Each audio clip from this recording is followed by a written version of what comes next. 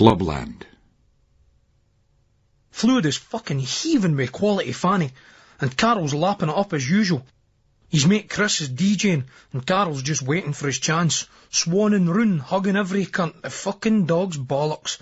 He's got his arms round this lassie, and I recognise her as one of they Brook girls. They see me and comes over and gets us in a wee group hug.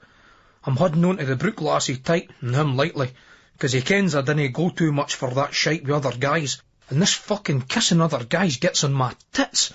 Ease her knees. "Oh, Terry, Terry, Terry," he goes, then we break off. "Good jackhands."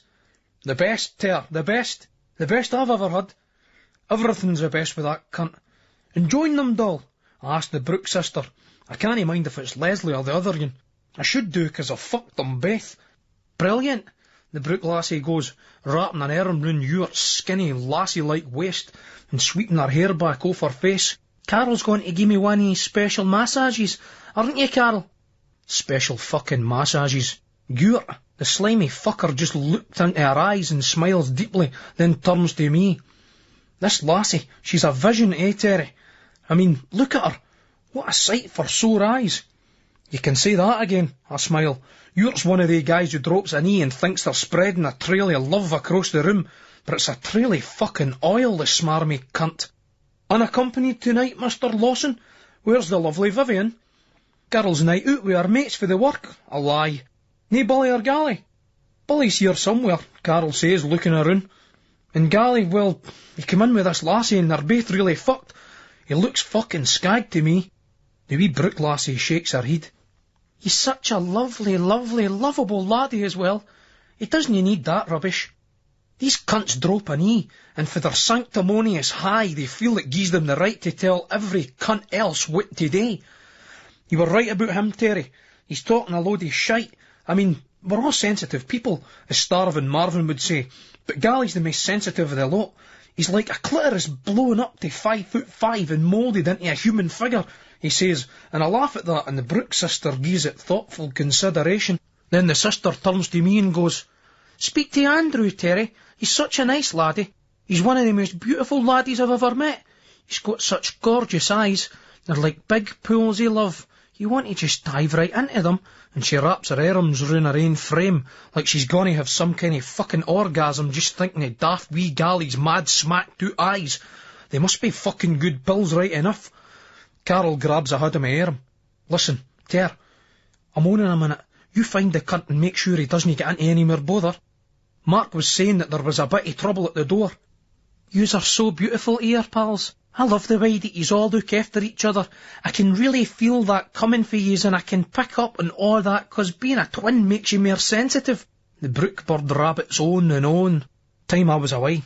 Right, I nod, heading off, giving her a kiss on her shiny cheek and squeezing her arse.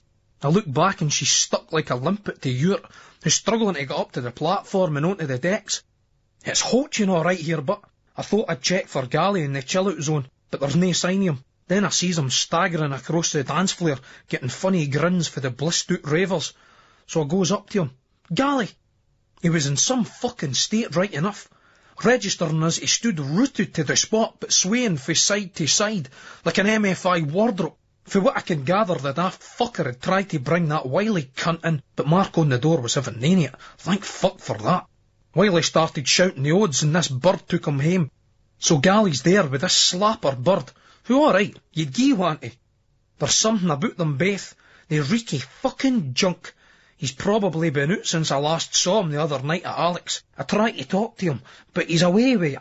Didn't ken what Mark was doing letting him in, Carol's mate or no.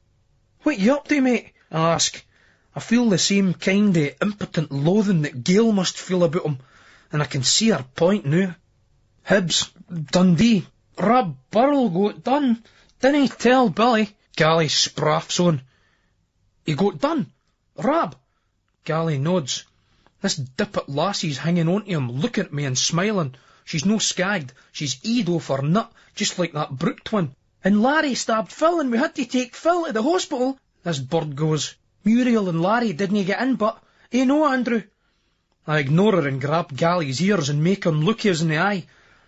"Listen to now, Gally. When you say Rab got done, do you mean by the police or by some boys?" Polis, he battered the boy. That's one for the book.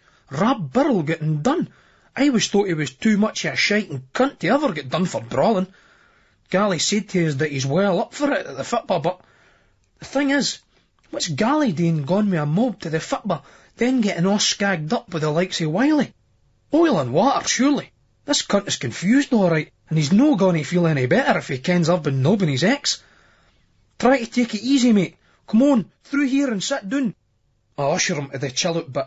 We came to dance. This bird whinges, wiping the sweat off her brow. No way Gally, she willna. The cunt can hardly stand. Gally slurs something about wanting to buy some ease. I take a couple fae and make my excuses, moving into the heart of the base. The daft lassie can look after him. There's some barry-looking birds. But if I was just like chatting up lassies in pubs rather than clubs, the music ruins the art of conversation. There's one in particular that I like. Real Italian-style Serie A class. After that bit of fun in Italy, I've decided that it's more upmarket fanny for me for now on. You get involved with schemy birds and it's no bad at first, but all this stuff with Gale and Gally, it's far too close to home. Aye, her at the bar. She blues away when I first clocked her. She's looking fucking gorgeous. Tight t-shirt on, leather trousers, her hair flowing long and straight, as cool as, well, that full pint of lager in her hand.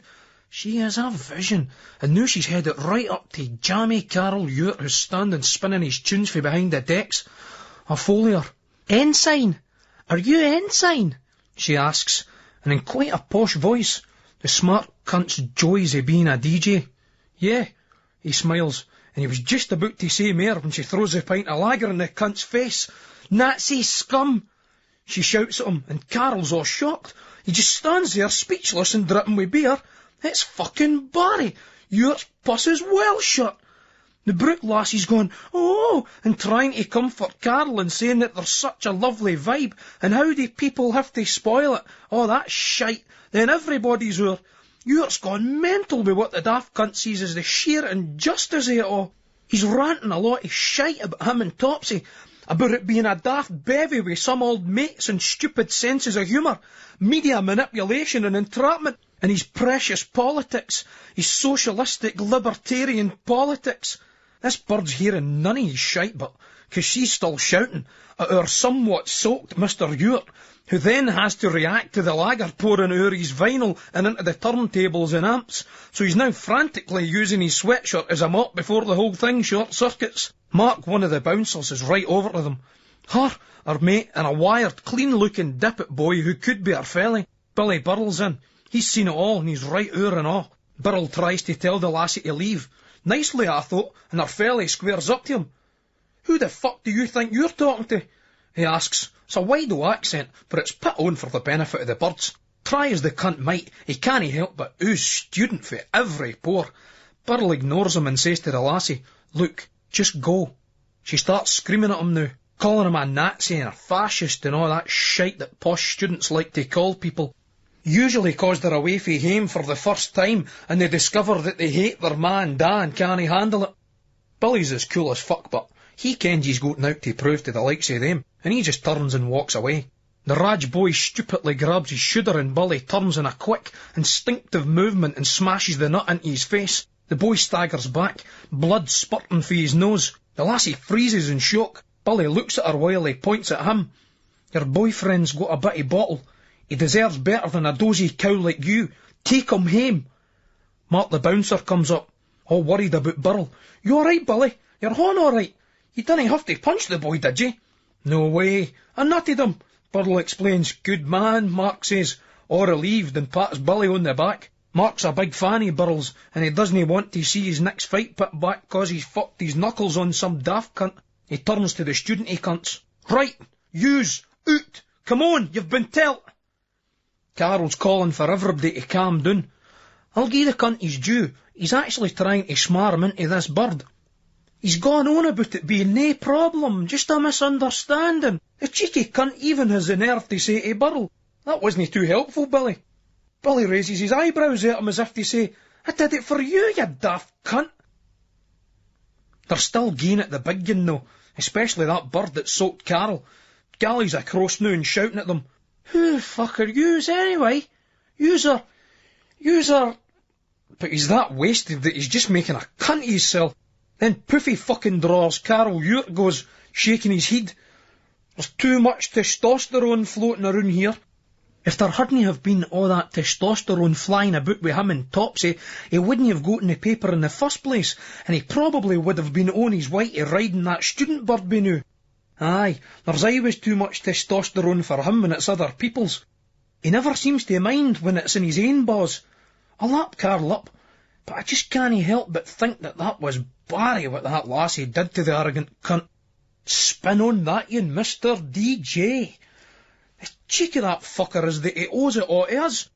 If he hadn't been mates with me and Burl, he would have been bullied to fuck at school. That's a cert. Fucking guaranteed. The fucking Milky Bar kid there. And then he wouldn't have had the confidence to ponce around behind a set of decks like he had a coke the size of Blackpool Tower. Aye, the smart cunt thinks he's God's gift to Fanny nowadays. But I can mind him when he was grateful to any fucking hounds that would give him it. Used to think he was it, with that shite band him and Topsy had.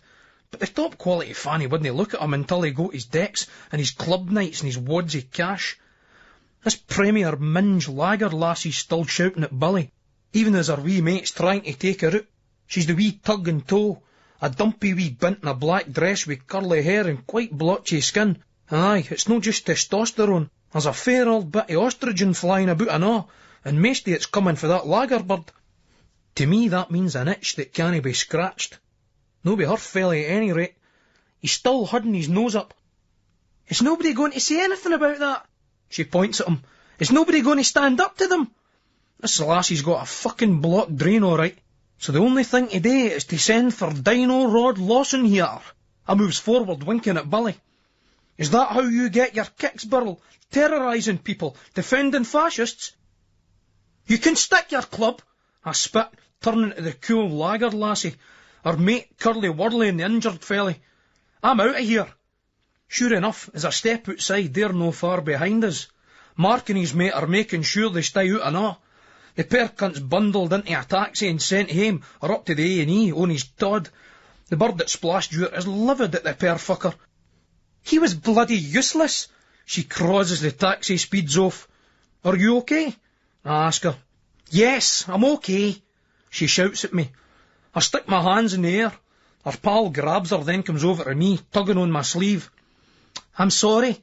Thanks for sticking up for us in there. The lassie that splashed you is all tense. She's biting at the skin around her nails. I wink at her, all placatory like, and she gives us a tense smile back. Listen, I says to her mate, I think your pal's in a bit of shock. I'm going to get us another taxi. This lassie, the wee curly wurly, nods thankfully at me. I jump into the street and shout one down, diving in the back and holding the door open. They look at me for a second, then pile in. We're heading back to their flat in South Clerk Street. I chat up the wee curly wurly, thinking that if I gie her the time of day, I'm double bound to be asked up. Sure enough, they invite us up for a drink and a spliff. It's a cooler pad than I reckoned. Young, professional rather than studenty. We sit and talk about clubbing and politics. I'm sitting back letting them lead the conversation, but it's typical studenty shite, and I have to admit I'm finding it hard to feign interest. The main objective is to slip in the odd telling glance, which I do on occasion. The lager lout's too wired to notice, but her mate's ganting on it. They both seem a bit jagged, as if they're on a come-down, and they tell me that they've been caning it a bit since they went out on Friday night. I wish we could get more fucking pills, the lager lassie goes. I pulls out the couple that Gally gied us and dishes them out. Take these, they're really good. Whoa, snowballs, are you sure? Be my guest, I shrug. That's really so lovely of you, the lager lassie smiles at us. I act cool, 'cause this type of fanny'll just coke tease you till your buzz explode if you seem too keen. Within half an hour they're up again. They were calling the boyfriend guy all the tossers under the sun, but now we're all sitting wrapped round each other on the couch and the heating's up full, and they're telling us how nice I am, stroking my face and hair and clothes and all that. Bam to the fucking ego, this is. But I've never really had problems with the ego. It's the fucking id I'm interested in. I'm thinking that I should maybe try and screw the nut, but there's the old amphetamine pervert in my head, blazing away all sleazy and licentious, and egging you on to further depravities. Have we got a take on then, girls? Ask two aside, with one man sent off? That's the odds I like. They look at me, then at each other, and slowly but surely the clothes start to come off and we have a great wee night to ourselves. And the night I woke up and had a wee peek at the Scarlet Harlots. Sleep can be a cheating cunt. It's gi'n them a sort of bearing and demeanour of innocence they didn't warrant. What the fuck is that all about? Sleep my arse. It's unconsciousness. Any undertaker could make a dead Charlie Manson look peaceful in half an hour. I get dressed and out into the cold night, feeling lonelier and more guilty than I've felt in my life, and longing to see Viv, but I've got some scent and fluids to get ready first. Competition. This gaff certainly looks fucking easy. Alec came through on the surveillance. I'll have to give the minging old toe-rag his due. Just as well, 'cause I never got a chance to, not with a secret squirrel pulling us up like he did. The house is completely detached, and there's a huge back and front garden with a wooded driveway to the side, leading to a garage. You can't see the side lane from the road, 'cause of the bushes and the overhanging trees, Alec had explained, sounding like an estate agent.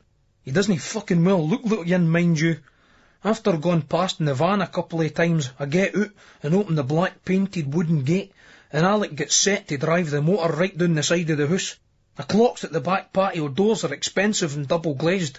Alec's right through. The mug's got a simple glass panelled door in the side lane which affords access to the kitchen. Alec's puffing and heaving with the old van here. At first the daft bastard tries to drive in head first, which means we'll have to reverse out in an emergency. No way. That old wank is fucking up badly, forgetting his own rules. Egress, Alec, mind egress, I hiss, tapping the van window. He reworks the manoeuvre, reversing clumsily into the driveway.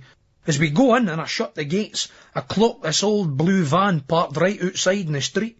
It's all beat up, even worse than ours. It looks abandoned. No way, this is an unmarked cop vehicle. If it has been dumped, it's bad news, 'cause it means that some nosy cunt round here will soon be on the blower to the tow-away fuckers. The risk factor's gone up all right. Alec gets out the van, and he's looking all tentatively at the fucking window pane in the kitchen door. As we go in, I see the reason for his worry. The cunt's been smashed right in. What the fuck's going on here? He whispers. I dinna like this. Let's get back in the van and get the fuck out of here. We're having none of that. No fucking way. Some cunt's trying to rob our fucking gaff. Let's get this sorted right out.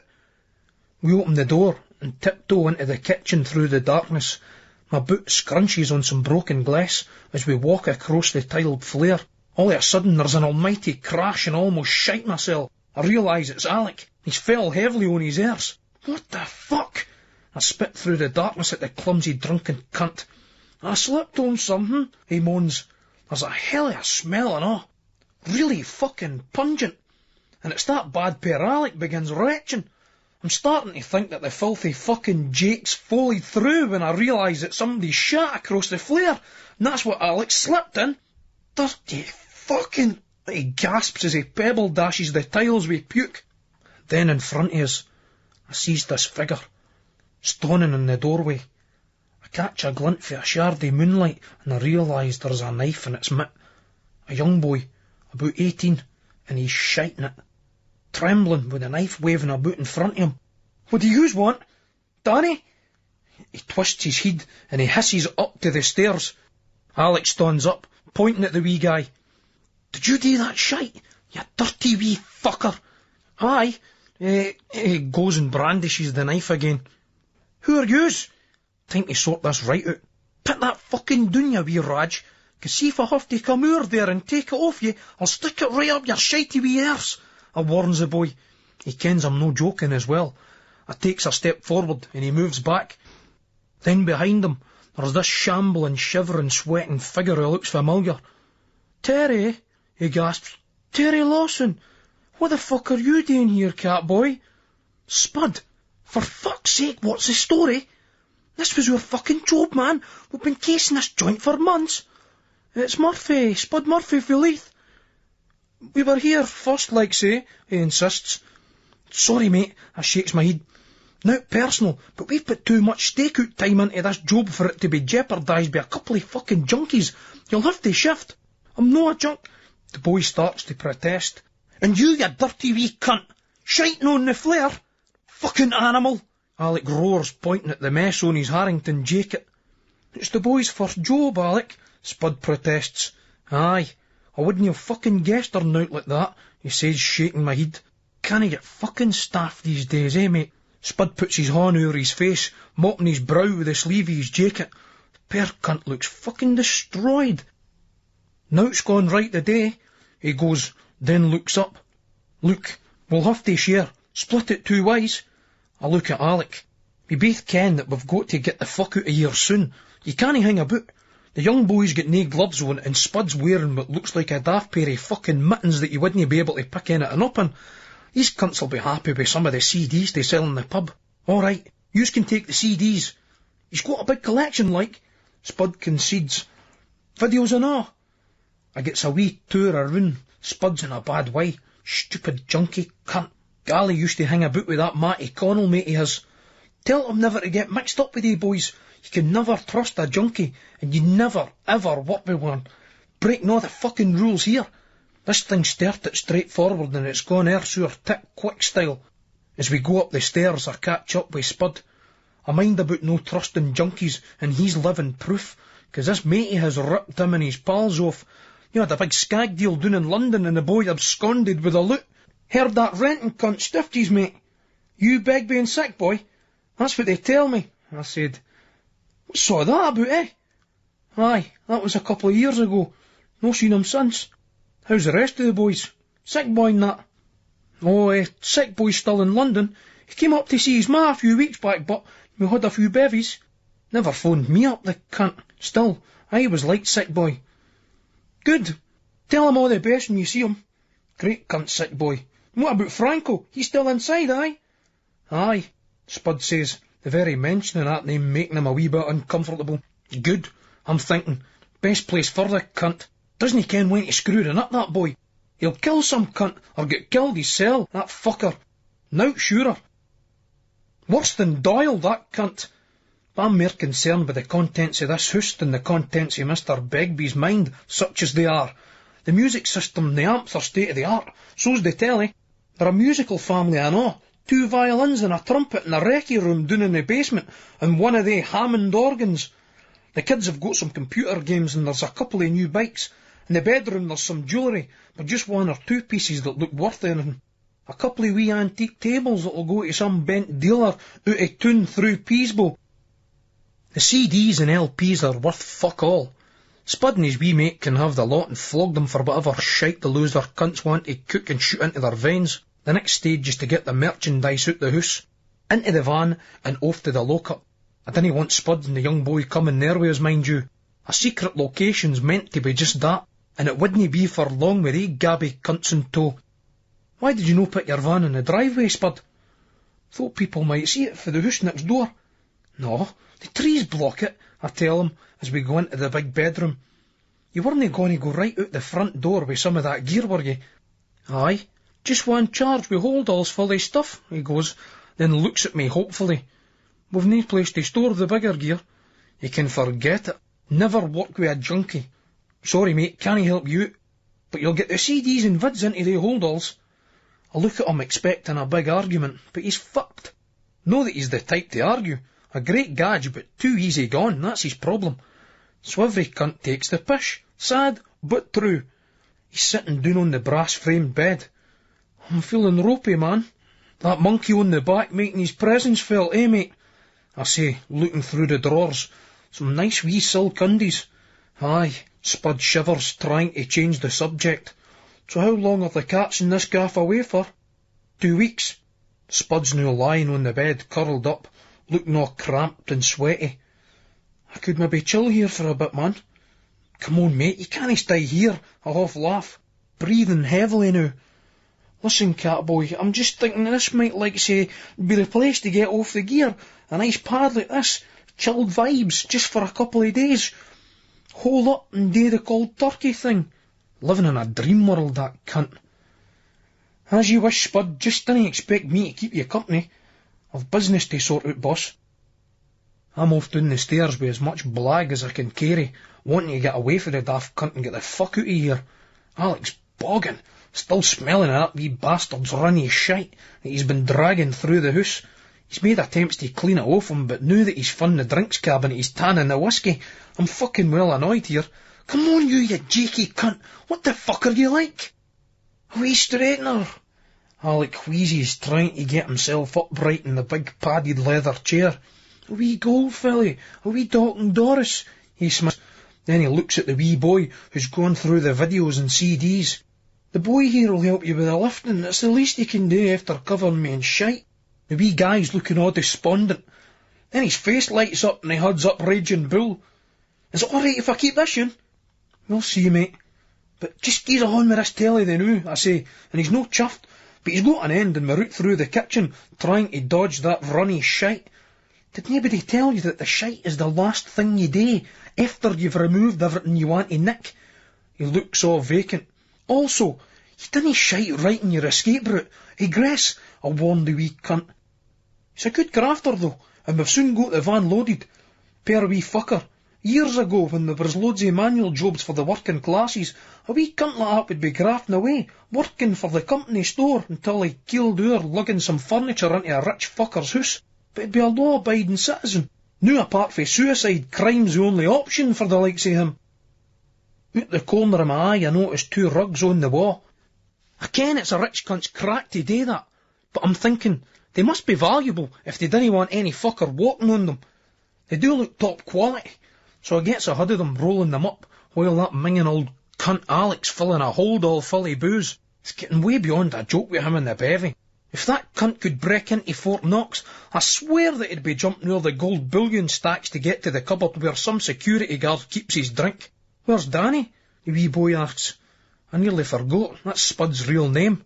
Up the stairs, in a bad way, I explains, then pointing to the end of the rugs I've stacked together, I tells him, Go and get an end of this, pal.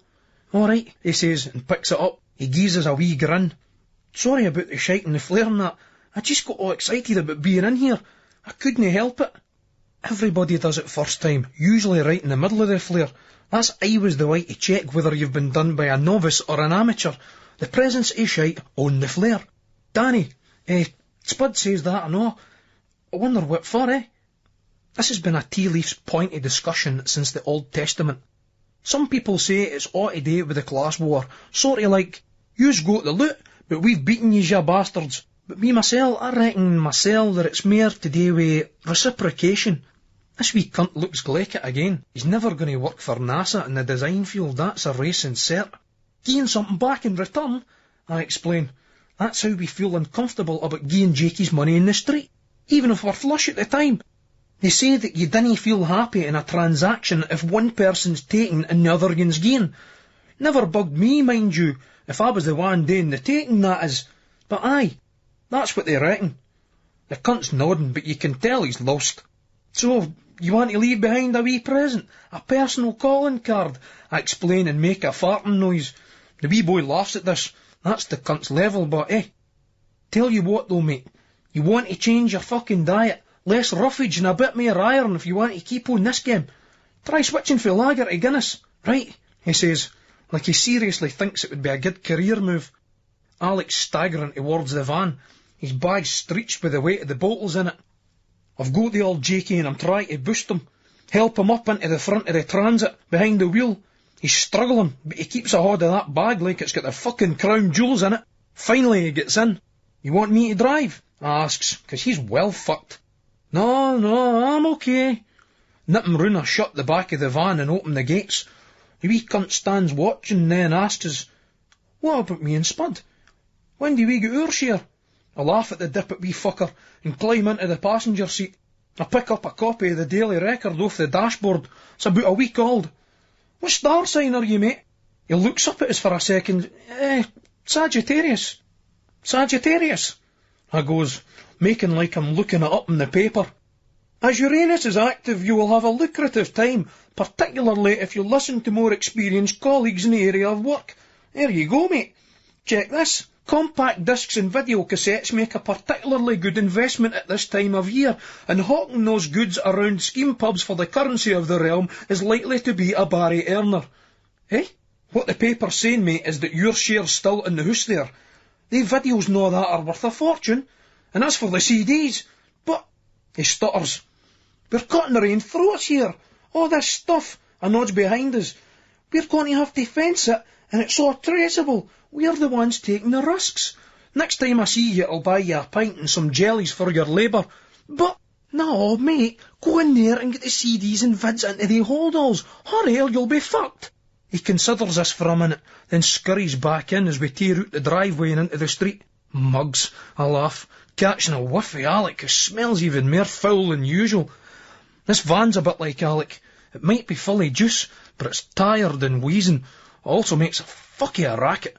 As Alec takes a corner a bit sharp, there's a clatter in the back, and I've no stacked the goods as well as I thought. Fucking hell, Alec, slow down or take a refresher driving test. You'll have the fucking police on our case. Straighten up. This seems to sober him up a wee bit, but by the time he gets to the industrial estate, he's running up the fucking curb and there's another crash in the back. I decide to say nout this time.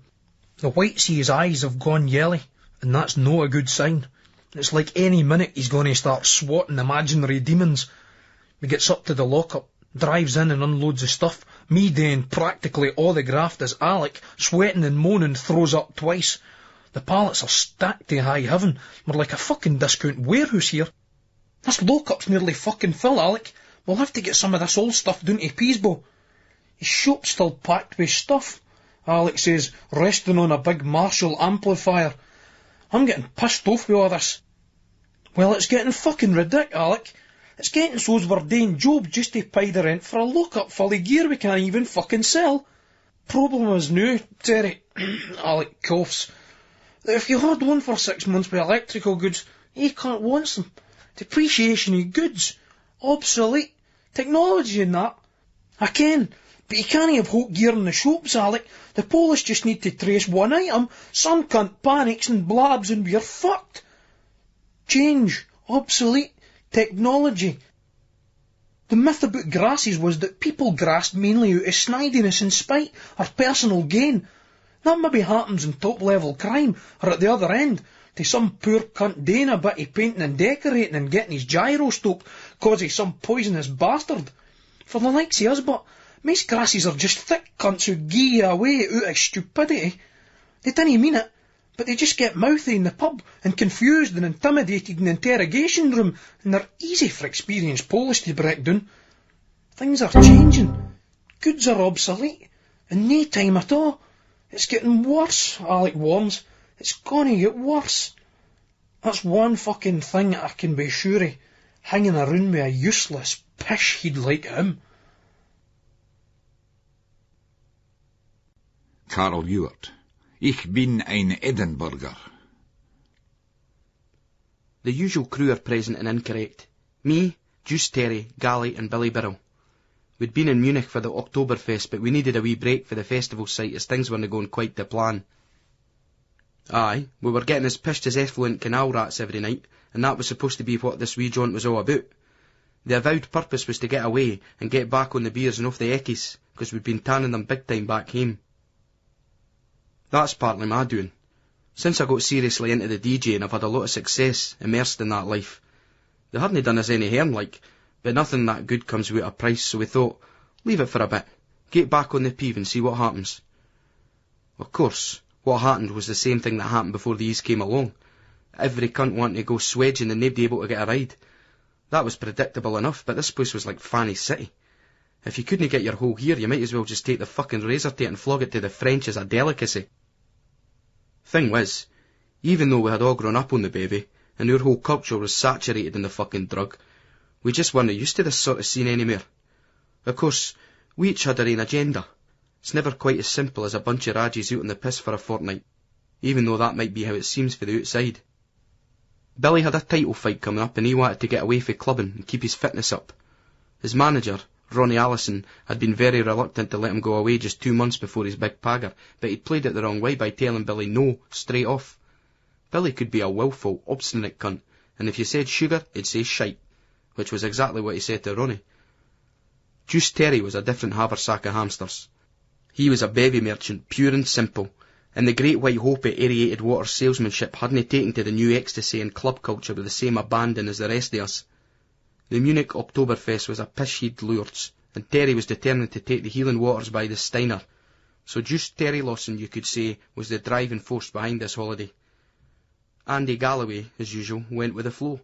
With Gally, there was nothing you couldn't tease a positive result out of. He'd had his fair share of problems back over the road recently. Gally was a nice guy who just seemed to attract bad luck. If any cunt deserved a good holiday, it was him. And me? Well, to be quite honest, I was alright. In fact, I was like a fly in the most deliciously toxic form of shite you could get, just swanning round the record shops checking out all the Euro-techno stuff. The scene was burgeoning here and that was my agenda. We'd been around a week and mostly I'd been checking out the record shops, but I'd managed to sneak into a couple of clubs one night with Billy, who was anxious to get away from the drinking. Terry and Gally didn't half give us jip for that. But we never got eat up, sticking to the bevy-only pact we'd made, as the Lord God Almighty is our witness. The beer festival was something else though. This place was a rampant inhibition-shedding, Sodom and drink-sodden Gomorrah land, and our pulling power was still shite. There was two basic problems. The first one being that we'd lost the ability to talk the drunken, innuendo-coded shite that constituted most chat-up lines, and the more open, honest stuff didn't seem appropriate.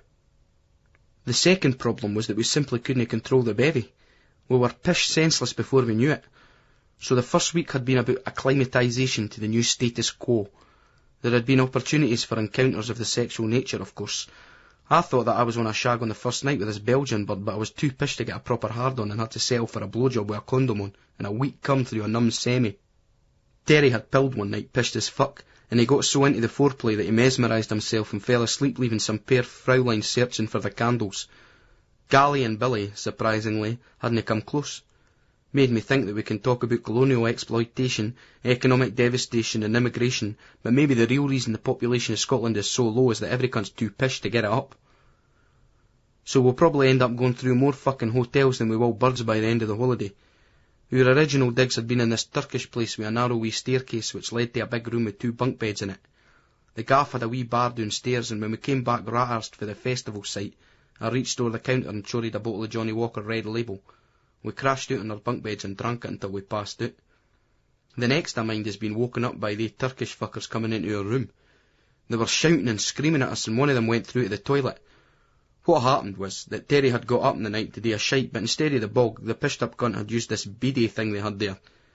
I assumed these things were only found in France, but this Dossus had one.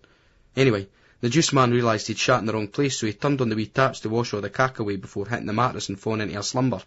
The problem was that most of it clogged up in the drainage holes, causing the water to overflow and go into the room downstairs for us, where some couple on honeymoon were trying to bang away in peace, but ended up being covered in wet, peeled plaster and Terry's shitey pish water.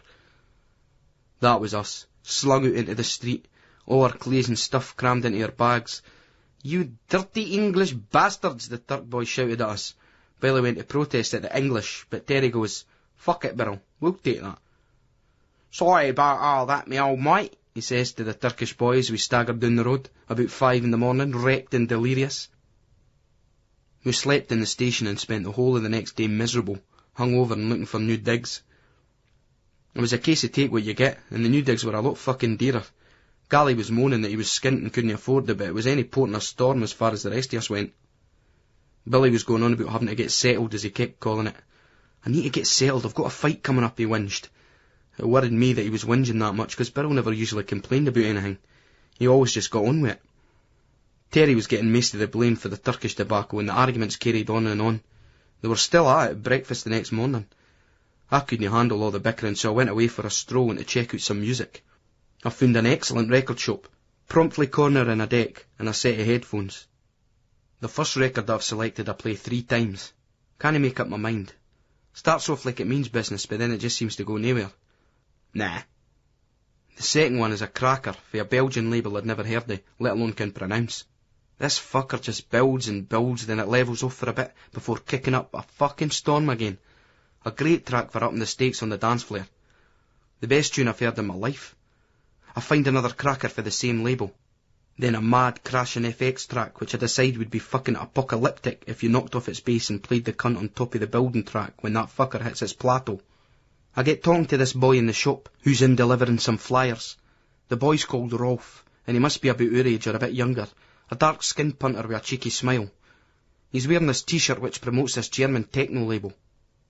These German cunts look that fucking fit and fresh it's no easy to tell their age. He's telling us about a party night, then he's pointing us out some tunes, one of which is an absolute cracker, so I'll have to have that as well. After a bit, a tidy bird, slim with long blonde hair wearing a white t-shirt but no bra, comes in to meet the Rolf boy.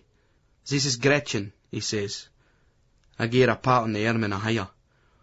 Rolf sees his number before they leave together. I watch them depart hoping this bird's got a sister at home, or maybe some mates that look like her. Bound as Liga Fanny, as Terry would say. After checking out some more soons, I'm cracking on with the guy behind the counter, Max, and some of his mates. We're talking tunes and the boys all seem as genuinely interested in what's going on with us back home as I am about what's going on down here. The truth of it is, and I feel a bit guilty about it, but this is what I like the most now. Cracking on with some heads about soons, checking out what cunts are listening to, sussing out what's going down. Apart from being on the decks, this is the highest form of enjoyment for me. Obviously I like hanging out with the boys and all, but every cunt's cooler now. We can all get together and have a laugh without being in each other's pockets all the time. So I spent most of the day in the shop. That's the thing about music. If you're really into it, you can go anywhere in the world and feel like you've got long lost mates within a couple of hours. Of course, the not-so-lean Lawson still goes on about us all sticking together, but that's only when it suits that cunt. Soon as there's Fanny showing any interest, he's off like a fucking shot. Like this morning after breakfast, he wanted us to stick around and spraff until it was time for him to head off to do his own wee bit of sniffing around. That's Terry. He finds a bird he fancies working in a pub or a shop, then he goes and hassles her till she comes out for a drink with him. He's got no shame, and he's obviously spotted a few targets. Terry can't bear to be alone, unless he's got a television set for company. But Billy wanted to get back and do some training while Gally was into bedding. Sure enough, when I got back late afternoon, Terry's away, and Birrell was out for a run in his tracksuit, and Gally was sitting on the hotel balcony half pished with a carry-out. "Excellent ales," he slurred theatrically. "Well," he goes, fixing his with these big lamps of his, "staying in a gaff like this, I'm not going to have the money to be able to go out drinking." I didn't like the idea of him sitting pissing it up like that on his Todd. That's no holiday drinking, no to me. But if that's what he wants to do, it's up to him. So this night we takes a wee jaunt up to the university area in order to take stock of the situ. We'd gone to the U-Bahn and got off at the university station, just because, I suppose, loads of birds seemed to be getting off there. We walked around for a bit and ended up in this place called the Shelling Saloon. It was a large bar with loads of pool tables. It had a lot of character. In fact, it probably had too much. A wee German gadge told us that it was Hitler's local, and he came in here a lot when he first moved to Munich. Anyway, that was us. Getting pished again, but this time we were far from the madding crowds in the festival site, just sitting up here in Adolf's old boozer. Aye, we were soon tanning it though, although Billy was holding back a wee bit because of the big fight coming up. Of course, just Terry was giving the pair cunt a hard time. "Come on, Birrell, you fucking blouse. You're supposed to be on holiday. Get a fucking jag in you," he goes, looking off superciliously down at Billy's orange juice. Billy just smiles back at him. "Later, Terry. I've got to watch me. I'm fighting in a few weeks' time, mind. Ronnie Allison will go raj if I didn't maintain my condition." "Hear the cunt. The fucking Rembrandt kid there. Never off the fucking canvas," the corkscrew-headed cavalier laughed. "Bullshit, Terry. I've never been pit down in my life. Although I would be if you were my trainer," Billy retorted, looking dismissively at Terry. That was true. We were all really proud of Billy. Ronnie Allison had warned him off hanging about with us, drinking, clubbing and football, but Billy didn't give a fuck. The boy Birrell had it. He could give a punch and he could take one and all. No that he had to very often with his reflexes. I suppose that I had taken it on myself to be Billy's conscience, so I chipped in. "No, that's right, you take it easy, Billy," I encouraged him, turning to Terry. "You're no wanting Billy to blow his chances, just no for the sake of a few scoops. That's been the trouble with this fucking break, too much sauce and no enough hole," I advanced. Nobody was really listening to us though. Terry and Billy were lost in the pool and Gally was checking out the lasses that worked behind the bar.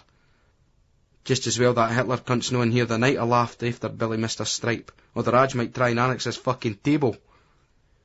Wee Nazi cunt would get this fucking cure his chops if he tried it, Terry went, slapping the fat end into his open palm. The pool tables wouldn't have been here in Hitler's day, but, Billy observed. That was the Yanks that broke that after the war. This fairly got his thinking. The thing is, though, I goes, imagine if there had been tables in this place when Hitler was here, when he was drinking in here likes. The course of human history might have changed. I mean, you ken how obsessive the cunt was, right? Suppose the wee fucker put all his energies into being the master of the pool table. Pool Führer Hitler, Terry said, giving the Nazi salute and clicking his heels together. A few German cunts at the other tables looked round, know that he was giving a fuck. I wasn't either, 'cause there was nae photographers to blow a harmless joke up into a Nuremberg rally. Seriously, bit, I goes, it's the kind of game that sucks you in. Look at it another way. How many potential dictators have been thwarted in their dreams of world domination by a fucking pool table in their local? Terry wasn't listening, but he was admiring the waitress who was bringing us out another round of drinks.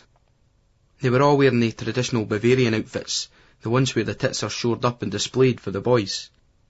That's a delightful costume, Terry says to her as she puts the drinks down. The lassie just grins at him. I didn't like the way he was staring down her cleavage. I've worked in restaurants and bars, and I hate cunts that think that they're just nout. You're just an object or a skivvy that's only put on the serve to meet their gratification. And she went away, I goes, you shut the fuck up, just get the fuck out of here with your delightful dresses. What the fuck are you on about? Just passing a compliment to the lassie, Terry goes. I'm not having that, 'cause Lawson, one of the crudest cunts on God's earth, has been a bit too high and mighty about all that Nazi nonsense. That cunt is tomorrow on intellectual high ground what Paul Daniels is to comedy. Listen, man, the lassie's forced to wear that gear. It's not what she's picked out for herself. She's at the beck and call of cunts like us all night. We wave our lazy mitts and she's right there. On top of that, she's all trussed up like that with her tits hanging out just to fucking well please the likes of us. If the lassie had have picked the fucking threads herself, then aye, by all means give her a genuine compliment. I'm not saying nought against that, but not when the lassie's been forced to dress that way. Look, Terry said to us, you've no had your hole here and it's making you nippy. Then he fucking well take it out on every other cunt. The lassie can't understand a fucking word we're saying anyway, he goes, lining up a shot. Terry always did have a way of reducing a principled stance right down to the base drives. Doesn't matter about the language, man. Lassies ken when they're being leered at by some fucking half-pish creep. That's an international language. Mr. Outraged is socht in mains, isn't he having it? Didn't you start? You've never got your fucking hands off lassies when you're out back home, pawn cunt. Where's the creepy lecherous cunt then? His face twists in accusation as his bottom jaw shoots out an extra couple inches. Nobody can accuse like that cunt. Should have been a Crown prosecutor. Different, I goes, 'cause that's when I'm eed up. I've never got my hands off any cunt then. I get tactile, it's the fucking ease. I was even pawing your black velvet jacket one night, mind? He's ignoring me though, 'cause he's down at the table, and his cue runs along that jaw as the ball's potted in a smooth stroke. Gotta hand it to the cunt, he can play pool. Mind you, all the time he spends on pool tables and pubs, if he couldn't play there would be something wrong. Look, Hughes, Gally cut in. We're here on the sniff, let's no kid ourselves. Personally, I've never shagged a German bird, and I'm no going home before I've done yin, even if it's any old hound. This cunt, he points to Billy, brought us here under false pretences, tell us German birds were ganting on it. Worse than the English, he goes.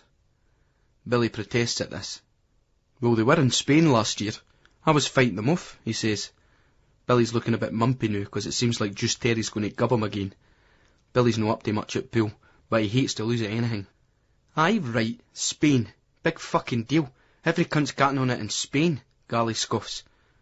Course, that's why birds go there, to get their hole. Well, their cock. But you ken what I mean. It's different when they're in their own backyard. The lassies didn't want to get called slags. You've a better chance of bagging off with anybody but German birds here, Terry goes. I shakes my head. It's no the fucking birds, and it's no the Oktoberfest. It's just one big fucking pickup joint, I goes. It's us. We're the problem. Have to try to stay off the fucking sauce a bit more. We're no used to it now, with all us fucking raving. And you, what's up with you? I turned on Billy. Did Ronnie Allison say that you weren't allowed to get your hole 6 weeks before a fight? Terry's ready to pot the black. Did he fuck? Beryl says. The reason I've no got my hole yet is 'cause I'm stuck with you ugly, pished up wankers in tow. I laughs at this, and Gally rolls his eyes doubtfully and exhales sharply, letting a farting sound wobble out through his lips. Oh, Terry pouted, dismissively smacking the black ball hame. Hark at fucking cunty boss Birrell there. Hope your fucking boxing's better than your pool, mate, eh? He laughs. No, it's true, you're cramping my style. Billy nods at Terry's mop. The Albert Kid Bobby Ball looks out nowadays, or has nobody telled you? This gets Terry's gander up a wee bit. Right then, we'll fucking well split up, he says, all brisk and cocky. See what's scoring the night? Didn't he wait up the night back at the digs? He goes with a swagger, hanging his cue on the wall rack and down in his steiner. 'Cause I'm on the fucking prowl, boys, I can tell yous, and it's going to be a lot different now that I'm freed for all this tiresome baggage. He looks us up and down, raises his head haughtily, and then skips out with his jaunty wee flourish. That cunt been on the speed or something? Cheeky fucker him, eh? Gally moans. Sounds like it, eh? I goes. Gally's looking a wee bit nippy. He shakes his head and starts fiddling with his earring. You ken when that cunt's got something on his mind, the earring gets tweaked all the time, since he packed in the fags. You shouldn't be acting that way with Viv back home there, Gally goes. Get away, Gally, Billy laughs. It's different when you're on holiday. It's 1990 your age, no 1690. Unfortunately, I goes, and Billy glares at us. Gally just shakes his head sternly. No, Billy, it's out of order. She's a nice lassie, too good for that fat fucker, just like Lucy was before her. Billy and me look at each other. It wasn't exactly easy to argue with the cunt on this point. The thing is, boys get the birds they get, no the ones that they deserve. I mean, Gally continues, it's all right for us, we're free agents. Billy isn't a free agent, Gally. He's staying with Anthea, I remind the wee man. Aye, Billy says doubtfully. Is it fizzling out a bit with you and her then, Billy? Gally asks. Never really fizzled in that much in the first place, he says. I noticed he wasn't up where it fluid a couple of weeks back, and I'm sure he said something about her staying longer down in London. Aye, Gally goes, all right. But you didn't bore every cunt about your relationships, Billy. Nae cunt here does. Terry's different. Only a few weeks ago, he's going on about how special it was where. We've had to listen to all this shite for ages, Vivian this, Vivian that. I love wee Vivi. Bullshit. Terry's Terry, I shrugs, turning back to Gally. You'll stop the Pope for prayer before you'll stop that cunt wanting to get his hole. Gally goes to speak, but I carry on over him. I like Viv, and I think it's out of order, but it's their business.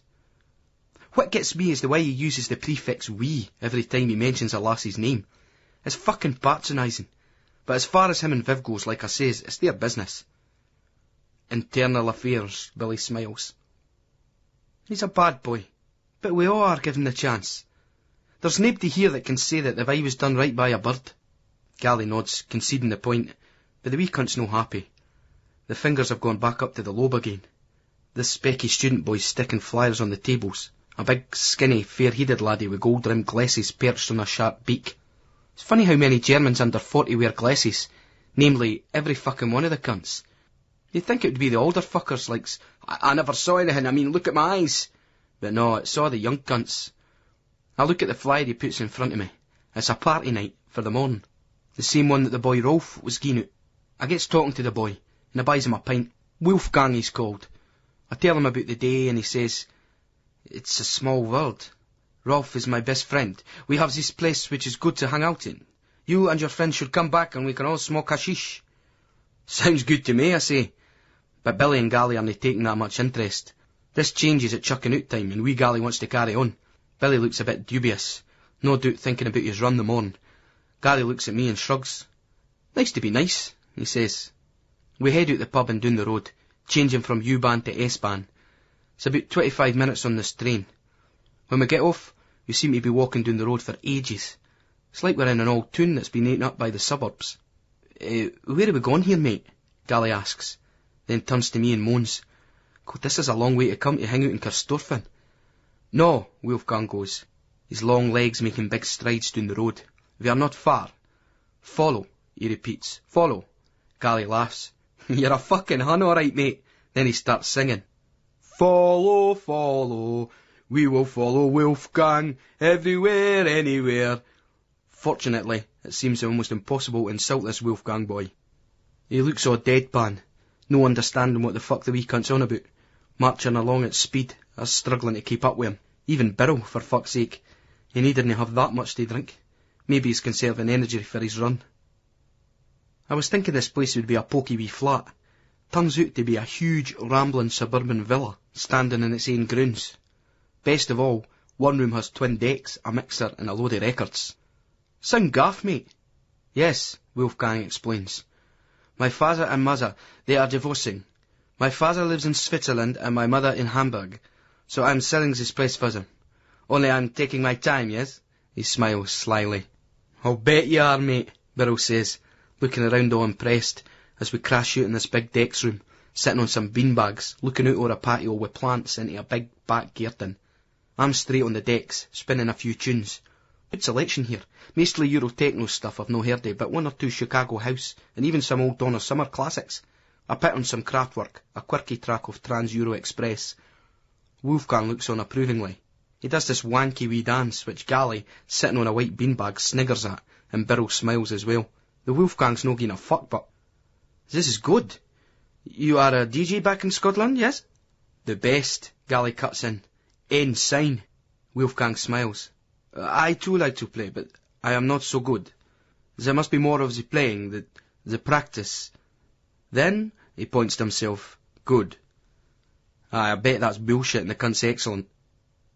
He doesn't seem to need the money, the spoiled rich fucker, so you bet he's never off the decks. But he's brought us out here, so fair fannies to the boy. Now we're getting a wee tour of the house. It's a barry gaff, full of spare rooms. He tells us that he's got 2 wee sisters and 2 wee brothers, and they're all in Hamburg with his ma. The doorbell rings and Wolfgang goes to answer it, leaving us upstairs. Acceptable, Mr. Ewart? Gally asks. Most palatial, Mr. Galloway. I'm just fucking relieved that just Terry's no here. The cunt would have cleaned the place out by now. Gally laughs. He'd have had Alec Connolly over for Dalry with a van.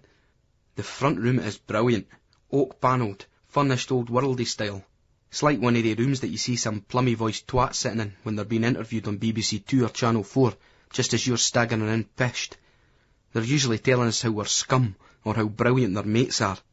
In some ways, Hitler could be termed the first postmodernist. He should be reclaimed as such, as we're already starting to do with Benny Hill. Hitler. Heil Hitler! I was so fucking stupid. Drunk and farting about with the boys from the old last furlong bus, and a wee trip down memory lane. Some arsehole with a camera working as a freelance recognised me for this article in the music press, on the club. He asked if we were fascists, and a couple of us did the John Cleese thing as a piss take. I was stupid. Stupid not to realise that they can be as ironic as they like, but schemers are never allowed to be the same. Even if it's what we grew up on, only we just called it taking the piss. But fuck that. This room's bigger than my old man and old girl's old council place, and their new Babbitt Main shoebox put together. Now Rolf's in with his girlfriend Gretchen, and these 3 other lassies, Elsa, Gudrun and Marcia. Gally's so uncool when he fancies a bird. It's like his eyes just go flying out his head, and you can tell that he's mental on that Gudrun lassie. But all these lassies look great. There's nothing to choose between any of them. It's that wall-to-wall effect of class fanny en masse that just blows you away. I feel as if I'm struggling to be cool, but at least Birrell behaves with some dignity, getting up and shaking everybody's hand. There's some joints of grass and hash on the go, and we all have a good puff, except for Birrell, who politely declines. This strangely impresses the lassies. I explain that Billy's got a fight coming up. Boxing?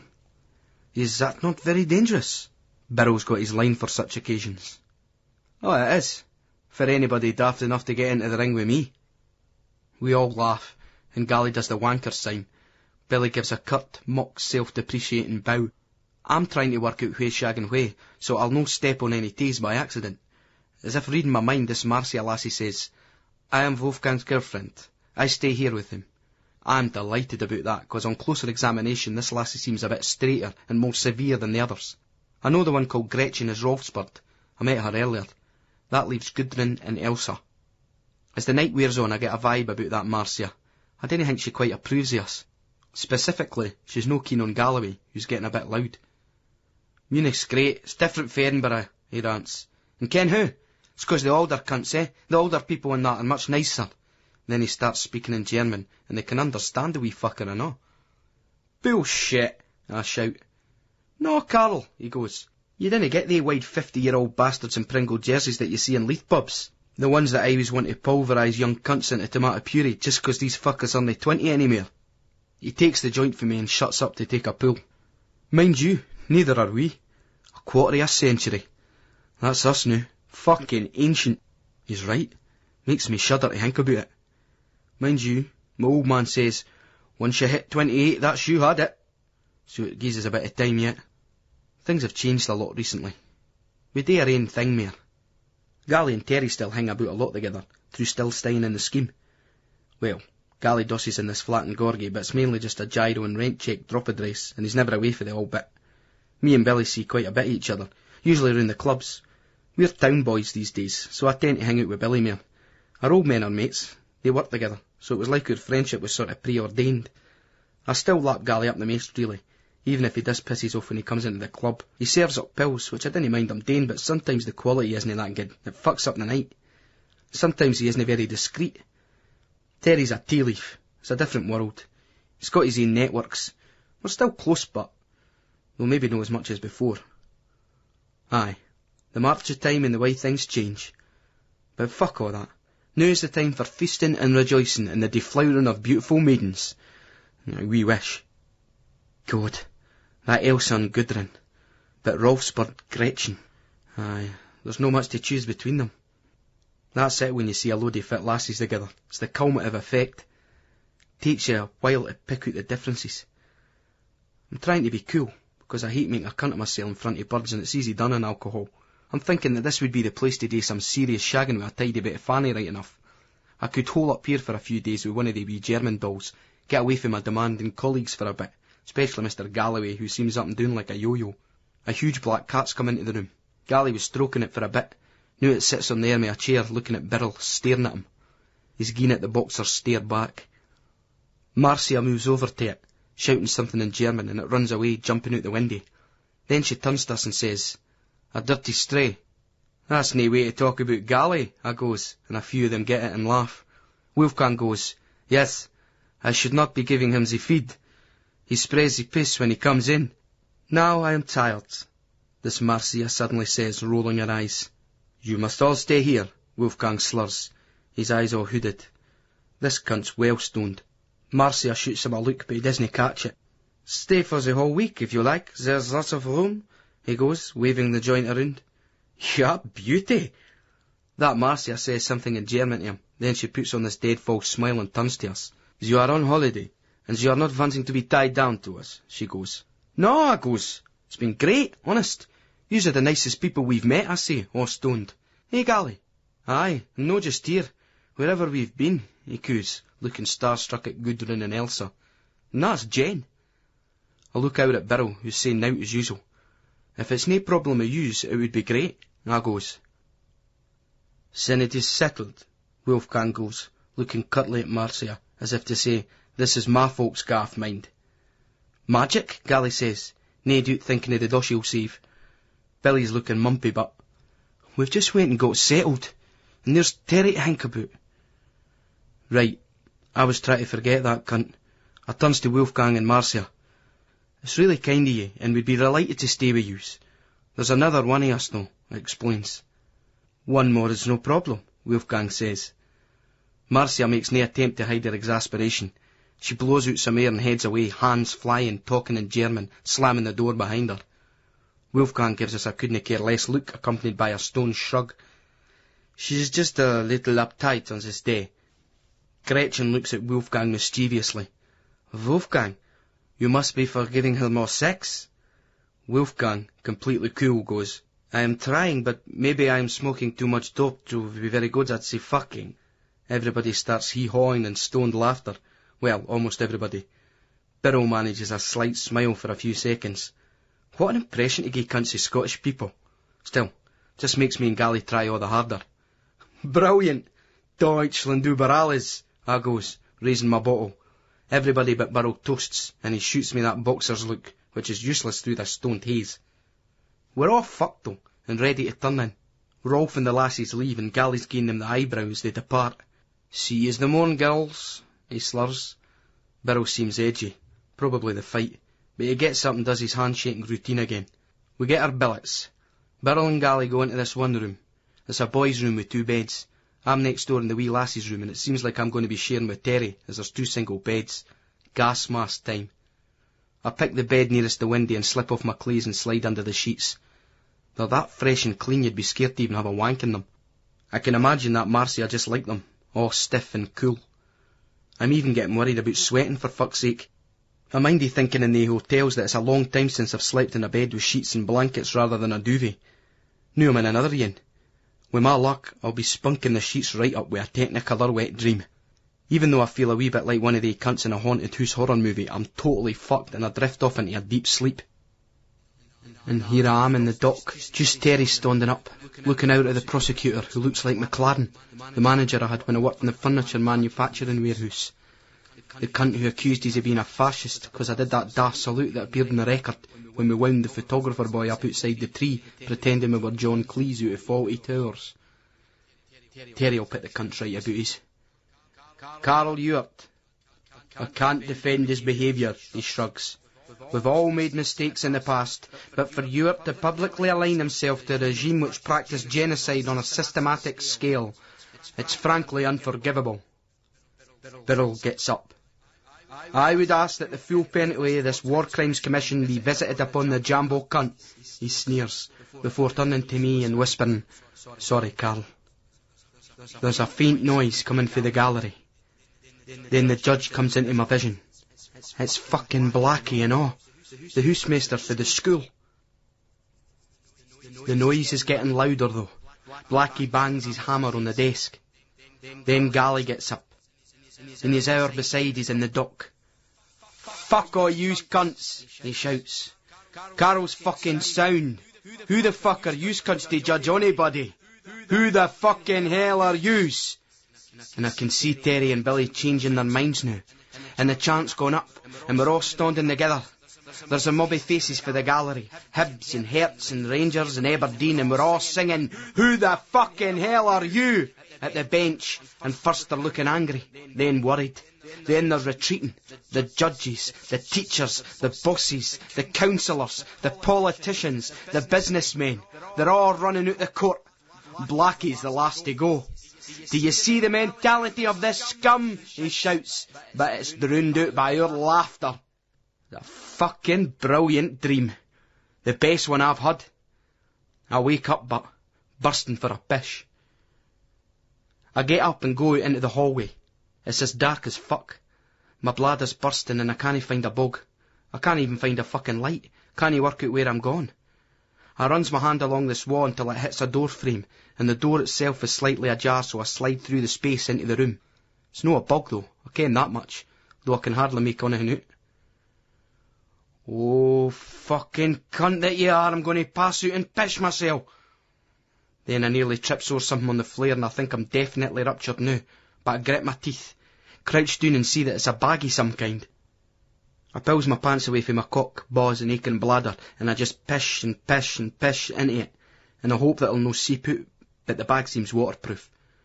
I don't know what's in it, but fucking hell. Oh, fuck orgasms and drug highs, this is the best feeling in the world, to have this pain taken away. I finish in grateful relief as the pain subsides and the room comes more into definition.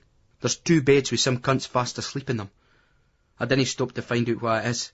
I nip swiftly and silently back out and into my own room and get under the sheets, and I'm back in the landing odd in nae time. Contingency planning. I gets up in the morning and immediately clock that the bog was right next door on the other side, but I fucking missed it. So fucking what? Unless you're caught red-handed, fingers in the till, you have to deny all knowledge. The shower's excellent and high-tech for such an old gaff, and I stay under it for a long time, letting the jets pummel his awake. Then I dry off and get dressed and head downstairs. Gally's already up, sitting out on the patio overlooking a big garden. It's a misty morning though, and we can't see much. There's no sign of Birrell yet. Good morning, Mr. Galloway, I goes, Morningside tea-room style. Oh, Mr. Ewart, he goes back in the same voice. The cunt seems on the up again. How goes it, my fine fellow? How's the capital gadget this morning? Excellent, Mr. G. Whar's secret squirrel? What's happened to the big fit sportsman then? He's no still got the hump with us for sorting him out some free digs, has he? I laughs. Thought he'd be up in the trees looking for nuts. Playing with his nuts and his fucking scratcher, I bet, the lazy cunt, Gally laughs. Couldn't he wake the fucker up? Some sportsman. I starts to tell Gally about my dream. Dreams are funny cunts, no doubt about that. I've read a lot about them, from pop psychology to Freud, but nobody kens for sure. That's what I hate most about the world.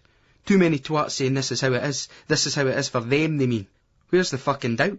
Where's the fucking humility in the face of the wondrous complexity of this great cosmic universe? Sounds a load of shite to me, he laughs, but I think he's chuffed that he came out the best in it. But you must have some weird dreams and all, you cunt, I says to him, as Billy comes out onto the balcony. Gally shakes his head. No, I never dream, he goes. Billy's looking really angry and he's holding up a wet tracksuit. I decide to tactically ignore Billy for a bit. Gally hasn't seen him yet. What Gally says sounds like a load of shite to me. Every cunt dreams. You must fucking dream, Gally. You just can't mind it. Maybe 'cause you're a deep sleeper and that, I tell him. Nah, I've never dreamt, he says, shaking his head. The cunts haven't known it. Even as a wee laddie? No since I was a kid. What did you dream of then? Can't mind. Just daft stuff, he goes, looking out of the garden as the mist starts to clear. Billy's carrying the soaking wet tracksuit and running shoes by his fingertips, holding them out for him. He's got this sports bag turned inside out. He wrings them out for a bit. He's looking well nippy as he hangs the dripping tracksuit out of the balcony. I feel myself shrinking down in the seat. Galloway, did you piss on my tracksuit last night? What's all this, Billy? Gally asks. Billy wrings out the legs of the tracky bottoms again. I had to wash out the running cleats in my bag. They were soaked and they were bugging. It was like some cunt had pissed on him, he says, lowering his voice. It'll be that cat through there, that filthy bag of shite. This is brutal. If it comes near me, it's getting tanned. I'll tell yous that for now. We're enjoying their hospitality, Gally goes. Didn't start getting all wide with folk, Billy. I'm not getting wide with anybody. You'd ken all about it if I was getting wide. My fucking tracky is fucking desperate. And we'll hate to pay them back. Have them over to Edinburgh, I goes. Gally goes, aye, to the scheme. They'll fucking well lap that up right enough. No, I goes. I've got my gaff. Billy's got his. There'll be plenty of room. Oh, aye. You and Billy have got your nice city pads. How could I forget that? He sneers. And I did not piss on your precious fucking tracksuit. He turns to Billy. I just raise my eyes. Billy doesn't know. This isn't like Gally. Fucking hell, I goes. You two got right out of the wrong side of bed this morning. I'm almost looking forward to seeing Juice Terry again. Wolfgang and Marcia come through. They've got some breakfast together by in the kitchen. Good morning, my friends. How are you? Wolfgang goes. Just keep that cat out my road, Billy says. I am sorry. What has happened? Gally tells him the story. I am sorry, he repeats. So you should be, Birrell goes. Gally nudges him. Well, my tracksuit. I've got to keep training, Gally. I need to at least 5 miles a day. We get out our breakfast and agree that we'll stay for the week. To be quite frank, Gally and I were embarrassed by Birrell's moaning, thinking that he would be the lashing to let the side down. We head out back to the hotel to get our bags. Gally and I open the door on Terry's room, and he's lying on the bed channel hopping, but he seems furtive before he sees it's us. Disturb you having a wank there, Tezo? I asks. A delicious smile plays across the cunt's mouth as he raises his eyebrows. Some of us didn't need to handle our cocks to shoot spunk, son. Some of us can get other people to do it for us. Who was the unfortunate fella you paid, and how much did he cost you? Gally asked. Our dear Mr. Lawson gives Gally the type of glance a gate-crashing community care Jakey would get at a cheese and wine party. Aye, well, he was a she, and yes'll meet her later. But speaking of fucking puss, where have yous cunts been? Cosy wee threesome? We told him about the gaff and wondered whether he'd be up for it. At first he wasn't too sure. He'd pilled this bird and he was meant to be seeing her later on. Also, Terry's stepfather was German and he hated the cunt, so by extension he hated all Germans, except ones with fannies. That was the way the cunt's mind tended to work. When we mentioned the words big hoose and rent-free, the bastard's attitude changed pretty fucking sharpish, but... Sounds no bad, but... Mere dosh to spend on drinking that, eh? As long as it's no too far out. Some of us have got shagging duties to attend to in the city. Birrell's getting nippy with all this poof's talk. This fight must be on his mind. In the past it never seemed to bother him, but he was always dead phlegmatic about things. No new, but... You said you liked this hotel, Terry. I've went and got settled here now, he moans, breaking into a yawn. Never mind, Wilhelm, Terry goes, never yin to see a good thing passed up. Mon, let's get packed and check out of this dos. I need to save some cash, Billy, Gally pleads, turning the big lamps onto Birrell. Right then, come on, he concedes, rising from the bed. Poor Billy looks knackered. This change in routine really seems to have knocked the cunt out of kilter. As we're getting our gear packed out again, he pulls me aside. We'll need to hear a word with Lawson about behaving himself at this boy's gaff. I didn't want to have the embarrassment of searching the rads for pieces of silverware every time we go out. I'd been thinking about this and all. He'll surely not take the piss. The boy's hospitality and that, I consider warily. But you're right, we'll monitor the situation. The cunts at the hotel were far from pleased when we told them that we were checking out a week early. You booked for 2 weeks, the manager goes. 2 weeks, he repeats, holding up 2 fingers. Aye, change your plan, Batty. Gotta be fucking flexible, mate, Terry winks, pulling his rucksack onto his shoulder. That's a wee lesson to yous cunts. That's how yous fucked up in the war. Sometimes you've got to change the plan, take advantage of the new situ that arises. Contingency fucking plans, Batty. The manager fella isn't amused at all. He's a big fat ruddy-faced cunt with silver, slick-back hair and glasses. He's dressed in a smart jacket and tie. Looks more like one of my old man's mates for the Gorgie BMC club on a Friday night than he does in Münchener. But how can I find someone to take the rooms at his notice? He moans at us. Terry shakes his head in tired annoyance. Your problem, mate.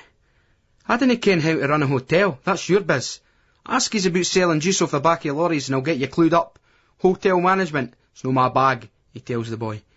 You have to get to Lawson standing there acting as if the manager of a German hotel should automatically ken the biography of Scottish schemie.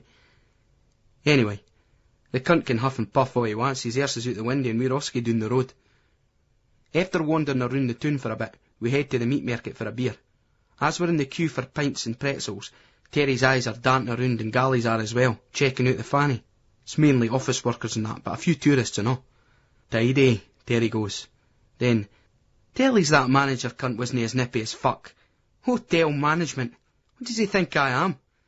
Mind you, Irvine did some of that at Telford, he considers. Then he turns to Birrell. Your bra Rab not going to college? Aye. Dinna ken what he's doing, but Billy's getting the drinks in and he's got to sell a Steinery lager. I nods at him, thinking about the fight. Take it easy, Billy. Entitled to the odd drink on holiday, he goes. I think he's a bit miffed that his routine's been upset with the pish-saturated running clays. That's the game, Birrell. Get it down your neck, Terry toasts, smashing their Steiners together. Birrell means business. I'm thinking about Terry's sister, Yvonne.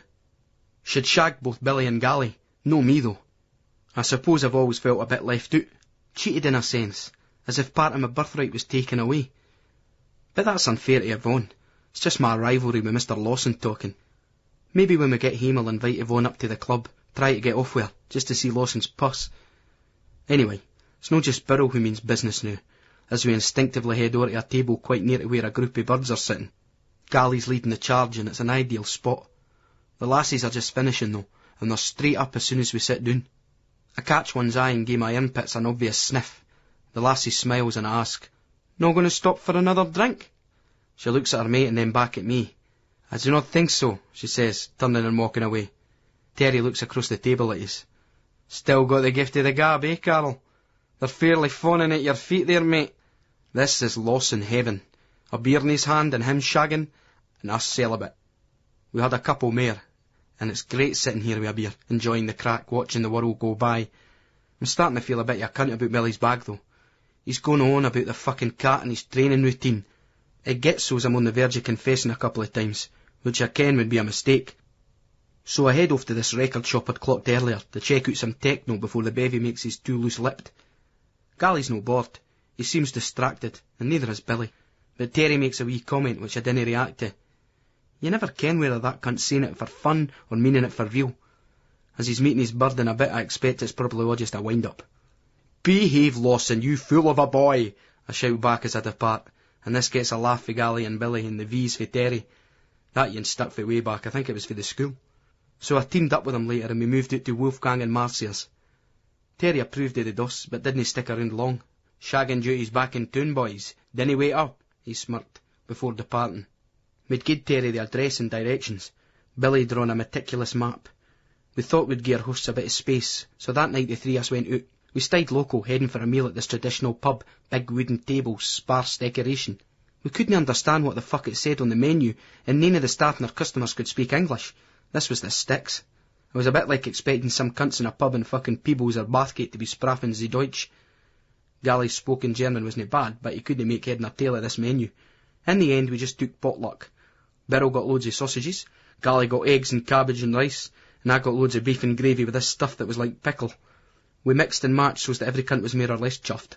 Then after a few drinks, we moved on to a posher lakeside bar and watched all these rich old cunts in their pastel suits walk their wee scabby dugs along the banks of the lake, and all the yachts head into the marina and the sun go down on the Alps like a leith hoor on a sweaty knob. A chill got into the air, so we headed inside for another few beers.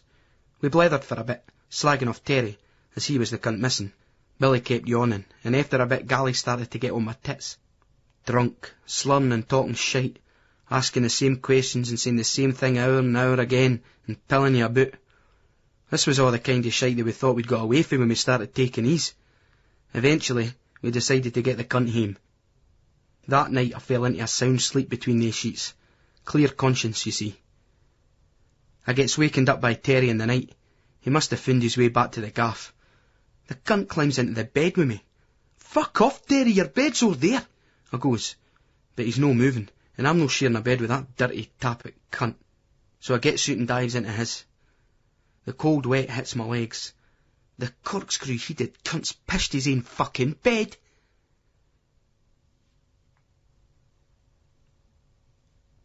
Foreskin. It was a terrible night, and I'm annoyed as fuck at Terry. The cunt wouldn't move, so I had to turn the mattress over in his bed and try and conceal the pish, and put the sheets over the radiator to dry them out. He just lay there in a fucking coma. I ripped my sheets and blankets off the cunt and slept on the overturned mattress. The next morning I wakes up to the sight of no Celine Lawson and his stained Y's lying on the bed opposite. I goes through to see Billy and Gally. Galloway's up. Looks like he's been up all night. He's reading a German phrase book. Billy takes ages waking up and struggles into his tracksuit. All I get is him mumbling brutal or desperate as he heads out for his run. I go down to the kitchen and get some coffee. Marcia's down there. She tells me that Wolfgang's gone to see some lawyer about the sale of the gaff. We struggle to make polite conversation. It's pretty clear to us that this Fraulein feels our presence is unwelcome, and it's just as clear to her that we ken this, but didn't give a fuck. It's dawned on her that she's not going to be able to shame us into packing our bags, so it's just a matter of counting the days. So we head back down to the local pub. It's lunchtime, it's a cracking day, so we sit in the busy beer garden next to a couple of old boys. I'm sitting in silence, thinking about this part of the world, how beautiful it is, how it was the centre of the movement, as my old mate Topsy said excitedly when I told him we were off here. Terry Kensam nipped at the cunt. "I've no come to Germany to clean up some Jakey's pish. These German cunts are your mates, Carl, so I thought they'd be more likely to forgive us if they thought you pished the bed. You've got to think tactically." "I didn't ken these people, Terry. I've just met the cunts and I didn't piss their fucking bed. You did." Terry sticks two palms up. "You going to keep this fucking strop on all morning? An international comradeship of like-minded musical souls throughout the world, that's your bag," he goes. "Tell you what, but," he says, "well, I didn't stay at my new bird's. She wouldn't have been too happy if I'd pished the bed at hers. We went back to the festival, but then she stuck his on the train, that's all I mind. Thank fuck for that cunt in the taxi. When we get back, you sort out the sheets, Terry, right?" "Chill out, you fucking rag," he goes, then winks. "Mind you, mate, you picked a good doss. I'm no so sure about that Marcia bird. A bit nippy, but now that I get length will only sort out. And you'll sort out these sheets, right?" The cunt ignores me. "You going to phone your ma or on Soughton Mains to get her to come and do them for you?" I snaps. Terry thinks for a second as if considering the possibility. Then he turns his back and starts talking away to the old fellies. Wanker. Gally's sitting with his daft baseball cap he bought yesterday, Bayern Munich. I think it's just 'cause they luckily knocked us out in Europe. It looks like a community care cunt in it. Few people look the part in these things, especially these twats that turn them round and pull a lock of hair through them. At least the cunt's not done that. There'll be a few cunts into burning old 40s, that's for sure. He's staring off into space as usual, but Billy's got a grin on his face, watching me and Terry getting on to each other. Good to see you smiling again, I comment. Aye, I ken, he says, shaking his head. It's just this training. Aye, would get me doing right enough, doing all that running and having to watch what I ate and drank on holiday and that, I say. Billy shakes his head. It's no that, Carl. I don't really like training. It's just the last week or so, even before we came here, it's been desperate. I just feel so tired all the time. It isn't me, he says, ruefully. It's brutal. And all this pissing about hasn't helped. What do you mean tired, like no well? I didn't feel right. Inside. It's like I've got some virus or something. No energy. Gally chips in at this. What do you mean a virus? How the fuck can you have a virus? Billy looks at him. I didn't ken. I just feel knackered, it's desperate. Gally nods slowly, as if he's trying to understand, then has a wee chuckle to himself. I'll get the drinks in. Orange juice again, Billy? Just a water. There was silence for a while, but it wasn't uncomfortable, it was welcome. Terry was sitting back all cool, but with that, I'm sure of myself bearing, so I have to ask. All right, Lawson, you win. What about you then? How did you get on last night? I clocks his beer gut coming out under his red shirt and over his blue shorts. Then I turn and look at Billy's washboard stomach. Doesn't seem that long that their guts look the same. Blackpool back in '86. Terry runs his hand through that corkscrew mop with a flourish. Spot on. I'm meeting her again later on, he says, but his voice is trailing off a bit doubtfully. You didn't seem that chuffed, Gally says, picking up the vibe. Well, the thing is, I've got a bit of an itchy knob. Didn't bother with a condom, no? Can't fucking well get them here in the chemists. I spot a chance of a wind-up. Typical fucking Pape stronghold, I goes. One of the great myths about Scotland is that it's Protestant versus Catholic. The truth is that it's anti-Catholic versus Catholic. Most anti-Catholics have never been to a church outside weddings and funerals. No, I never believed in that Protestant and Catholic shite. It's a load of nonsense. But these fucking Pape cunts should come into the 20th century, has to be said. And it's good to noise up the heavy bastards occasionally as well, even if not one person here is really Catholic. I think Birrell's half Catholic like me, but I'm not sure. Was wondering when you were going to come out with the first sectarian shite of the day. Mind you, it's 10 o'clock already, so you've done all right, Billy tells us. Billy's been soaking up the sun, but he gets up and smacks the back of my head, which hurts more than I let on. The cunt's got heavy hands and I'm dizzy. Bastard. I look out over the garden and take a deep breath of air. Aye, I think Billy's ma might be Catholic like mine. Mind you, it was a bit itchy before last night, Terry says, moving things on. I'm quite glad, because I didn't want to get into an argument about who's got the biggest support. Us used to be them. The hardest mob. Them used to be us. Whether there's more or less scruffs, yuppies, bigots, pubs, whores, ravers, aids, schools, shops or hospitals in Leith or Gorgie. Fuck all that. It's a fucking holiday. Gally's face has lit up. I ken that mischievous demonic expression and I'm no wrong. The thing is, bit mate, you do have quite a long foreskin, eh? He says to Juice Terry. Eh? Terry's aghast at this. Billy sniggers, and I don't know, even though I'm still rubbing my head. Our Mr. Galloway's gone all wide-eyed and innocent looking now. Just saying, you've got quite a long foreskin and, 'cause of that, it must be harder to keep it clean, like under the helmet and that, he casually explains. Me and Billy smile at each other 'cause Juice Terry's a bit ripped. He points at Gally. What the fuck's all this about? Well, you have, haven't you? Gally asks. The wee man's on a mega wind-up here. Doesn't fucking well matter whether I have or I haven't. Is that any way for a guy to talk about his mate? Gally's staying deadpan. When he's on form, he's about the only cunt that's a match for Terry in the wind-up, just on sheer persistence. Listen, mate, he explains. We've played football together for years. I've seen your foreskin tons of times. And before you accuse us of staring at your cock, it's no exactly as if you hide it under a bushel. Have to be a big bushel to cover his foreskin, Billy laughed. Eh? Terry responded. Gally looks at Terry, then at me and Billy, then at Terry again. Look, you used to put fags underneath your foreskin pretending you were smoking them. That was your petty piece, mind. You used to see how many you could get under it. We've all seen each other's cocks, let's not deny it. All I'm saying is that you've got quite a long foreskin, as foreskins go, so that I imagine that you would have to be just that wee bit more careful when it came to personal hygiene, that's all. I was just making a point about the itching, Gally explained. turning back to me as he breaks into a snigger and we're all laughing away. All except Terry, that is. But you never really ken with Terry whether he's really upset or just playing at it in order to keep the crack going. You're a sick cunt. So you make a point of studying other guys' knobs? It's no a fucking study, Terry. It's a casual observation, Gally tells him. I didn't look at guys' cocks. I've just seen yours over the years, at school, playing football and that. I'm not making a big thing about it. It's big enough already, Billy winks. The foreskin, that is. So there's no need to get so fucking humpty, Gally adds. Terry's staring coldly at him. He sits up in his seat. So you think that's right? He nods at the old boys. Tell the fucking world about my cock? No, it's no that. I'm not telling the world, fuck. Alright, I'm sorry. Let's just drop it, Gally goes as Billy and me cackle at each other. Terry starts up like he's defending his cell in court. The cunts had plenty of practice of that, mind you, the thieving bastard. So you accept it isn't the sort of thing guys should talk about? Guys that are mates, that aren't poofs?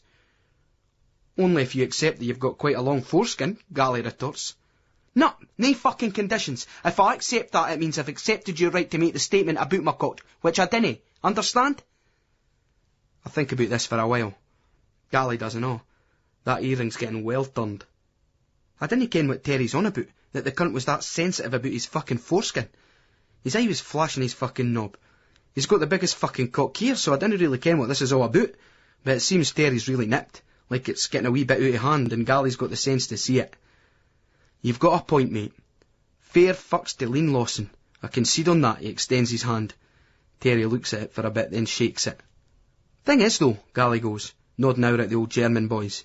You'd be alright with these cunts here, with your long foreskin. Eh? Terry's outraged again. Me and Billy are pissing ourselves. Then it's like Terry's trying to fight it back, but he isn't all. It'd be the likes of me that would have been up the road to Dachau. Me with this circumcision job. I mindy Gally's circumcision. I mindy him showing us it in the bogs in the last furlong, when it still had its stitches in. What did you get circumcised for? Billy goes. Too tight. It was when I was riding one of the Brooke twins, Gally explains. The Brooke sisters, I say fondly, and Billy smiles as well. Even Terry looks a bit more chilled. I fucking love they girls, the best lassies in the world. It got so fucking tight it just went ping, Gally elaborates. Up like a fucking Venetian blind. I was in agony. I thought it was just a burst Durex wrapped round there at first, but it was way too sore. Then I realised that it was my fucking foreskin. Aye, like a fucking broken roller blind wrapped round the bit where the shaft meets the bell end, cutting off the supply of blood. My bell end went blue, then black. The Brooke sister phoned the ambulance. They took us up to the hospital. Emergency circumcision job.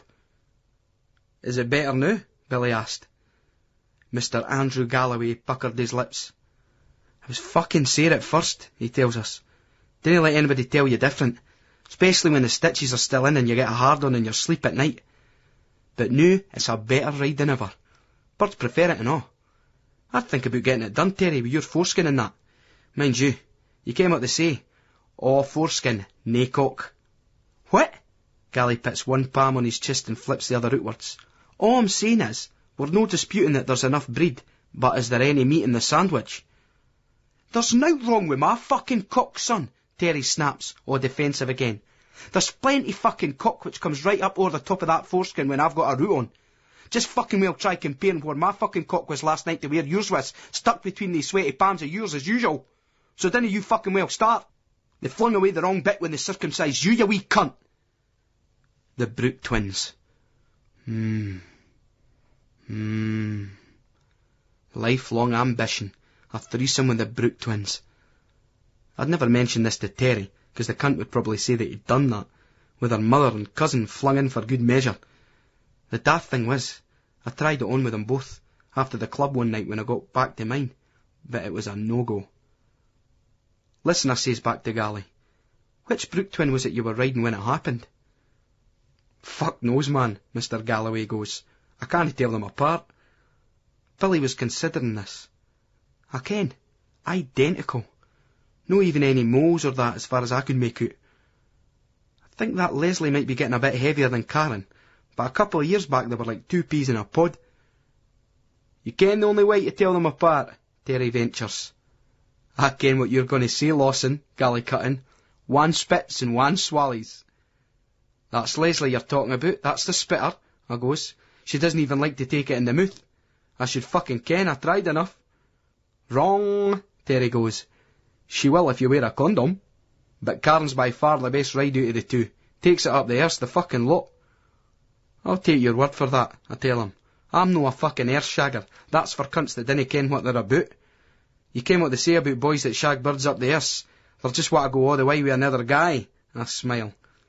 Terry fixed his in a challenging stare. His hair is all over the place. Bullshit! Dinna fucking geese that you're. It's just 'cause you're that fucking depressed and unadventurous. You've got to get the full hoose, pal. I can imagine you on the job. 5 minutes in the missionary position, then back to the boozer.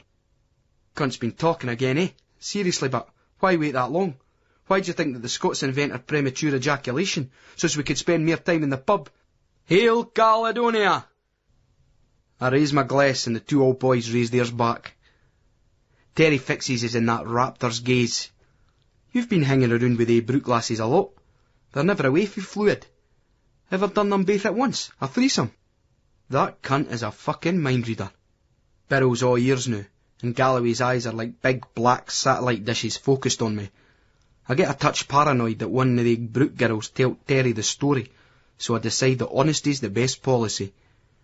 No, they came back to mine, the pair of them, one night after fluid. Aye, that bird certainly spilt some fluid o'er you that night, Gally goes. Terry's smiles like a blast furnace. Aye, well I got my ain back for you, mate, 'cause I spilt some in her, he tells us. The thing is, you ken it's no crap and all. That fat cunt, how the fuck he does it is beyond me. He's a good stone overweight. His clays and hairstyle are 15 years out of date. The fucking Rod Stewart of Acid House. Stroll on, Lawson, Gally snorts. Fuck this bullshit. Terry looks at him as if to say, aye, we all ken the state you were in that night. So before he can get in, Gally steams on. Come on, Ure, what happened with the brutes? Well, I goes, we're back at mines. All pilled up, just the 3 of us. You ken who it is. We're dancing and hugging and kissing and just spreading that big fucking love vibe. Then we got a bit knackered and started spacing out on the couch. So I suggested we all just go through to my big bed and crash out together. The thing was, I'd turned into a fucking lesbian with the ease by that time. I wasn't even thinking penetration, I just wanted a kind of sensual rump. Karen was up for it. She's all that, oh that would be beautiful, way. But Leslie wasn't having it. I'm not taking my clothes off and getting into bed with my own sister, she says. So I goes, come on, Les. I mean, yous two shared the same room for 9 months. Just think of that bed as one big room. She goes, it's no that bothers me. The problem is, I think of you being in there with us, and I think of you as the big placenta in that room. Gally looks slowly over at Terry, and a pneumatic hissy a laugh starts up for the cunt. Terry's joining in too, so's Birrell. Placenta you art, Gally chortles, and then goes all serious and points at me. That nickname could catch on. DJ Placenta, that sounds Barry, Terry laughs. We head out on the S-Bahn and decide to take it the other way, further out for a bit, stopping off for a beer in a bar on the lakefront at Starnberg. The lake is choppy for a clear, still day. I'm thinking, how could landlocked water have that movement? Was it from the boats, or maybe underground streams flowing into it? I'm about to discuss it, but I'm too lazy to pursue the thought, enjoying the sounds of the small waves slopping against the ridge of the boardwalk a few feet from our table. It's a pleasant, even arousing sound, bringing to mind 2 naked bodies, specifically mine and a shaggable lass's, or maybe 2, maybe both brute twins, slapping together in a 4-poster, king-sized bed. It had been too long. 10 fucking days. There's a wee Doug sniffing around which reminded me of Gally's old Doug Cropley. I feel as horny as Cropley in the summers before they got the pair cunt spied. Terry looks at this dog which was staring at him inquisitively. Hiya, boy, he goes. It's like he kens what I'm saying. Maybe he just fancies you. It'll no be the first yin you've fucked, Gally dealt him. As Terry grimaced, Billy says, Gally, ken your mate? He's my brer's mate and all, the posh boy that's going to be the vet. Aye, Gareth, Gally goes. Aye, he went to one of these snobby schools, but he's a Hibs boy, a game cunt likes, Terry says to me. Anyway, Birrell explains, Lab was going on about Doug's being able to ken what you say, and that Gareth goes, Don't anthropomorphise our four-legged friends, Robert. It merely serves to debase members of both species. That's Gareth, Gally laughs. I didn't ken this boy, only by his rep, but I say now. I'm tempted to say that's an awfully big word for a hibbie to use, but I shut it. The odds are stacked against me, but placenta Ewart. I'm just waiting for that yin to resurface. Terry's going on about this bird now. She's German, studying Spanish and Italian at Munich Uni, but apparently her English is shite the night after a Vindaloo hot as well. We're all pretty jealous, and that's probably where all Gally's stuff about Terry's knob came from. But the cunt does have a long foreskin. Basic statement of fact. Long foreskin or no long foreskin, we let the fucker go ahead and arrange to meet him later at the Hackers Psycher tent at the festival site. We're all having a wee snigger as he walks away, the corkscrew hair blown all over the place against the wind coming off the lake. He's wide for our game and turns round, smiling derisively, giving us the V's. Now that's what I call touring. A few peeves later, we're walking through the underpass of the local S station towards the town. There's a group of young girls, just kids really, congregated around the exit from the tunnel. There must be fuck all for them to do in a place like this, a town dominated by old cunts and rich commuters. Some wee rides around the day, eh? Gally goes. Things must be getting desperate with him and all. Bairns, I say, no very convincingly. So fuck, he goes, and he's right out of them. Entschuldigung bitte, mein Deutsch is not so good, sprechen Sie Engels? They start giggling, holding their hands over their mouths. They're just wee bairns, really. I'm starting to feel uncomfortable, and I can tell that Billy is and all. Where's the CD shop? Garly smiles. He's quite a striking-looking wee fella with these big eyes and teeth, and when he's chilled out, he's got this lazy smile. These lamps have an odd quality which seems to hit the spot with some birds. They could strip paint for the walls, and they sometimes work the same way on a bird's clays. Gally and Terry are never short of fanny because the cunts have got a bit of charm and confidence. Birds like that. Back home they used to go out together on the pool a lot, even if they wind each other up and can get on each other's nerves sometimes. So I dinna ken why he's trying it on with these wee yins. There's a shop which sells them. There, one attentive, serious-looking wee lassie goes, pointing out of the road. I practically has to pull Gally away for the wee birds. Cool it, Gally. Your wee lassie will be that age soon enough. You want her getting chatted up by 25-year-old guys when she's that age? I was just mucking about, he says. I feel like saying that the beast's winging Saughton's fillicunts that said that, but that would be out of order, even in a joke, 'cause Gally's sound. He is just mucking about, and it's maybe me that's being too sensitive. But stoat. Germany or Scotland, it makes nae odds. And I see Billy's looking a bit dubiously at Gally and all. I don't know what's going on with that wee cunt these days. Terry says he's been hanging about with some wankers, Larry Wiley and that crowd. That might be Terry exaggerating. Gally was knocking about with some heavy cunts a while back, but he's sacked that now. Billy's a bit of a dark horse when it comes to lassies. They like him 'cause he's fit and he was well turned out. The thing about Billy is, you can never imagine him chatting up a bird, talking to one like, but he seems to blether away to them. Whenever he gets a new bird, he never shows them off to the likes of us.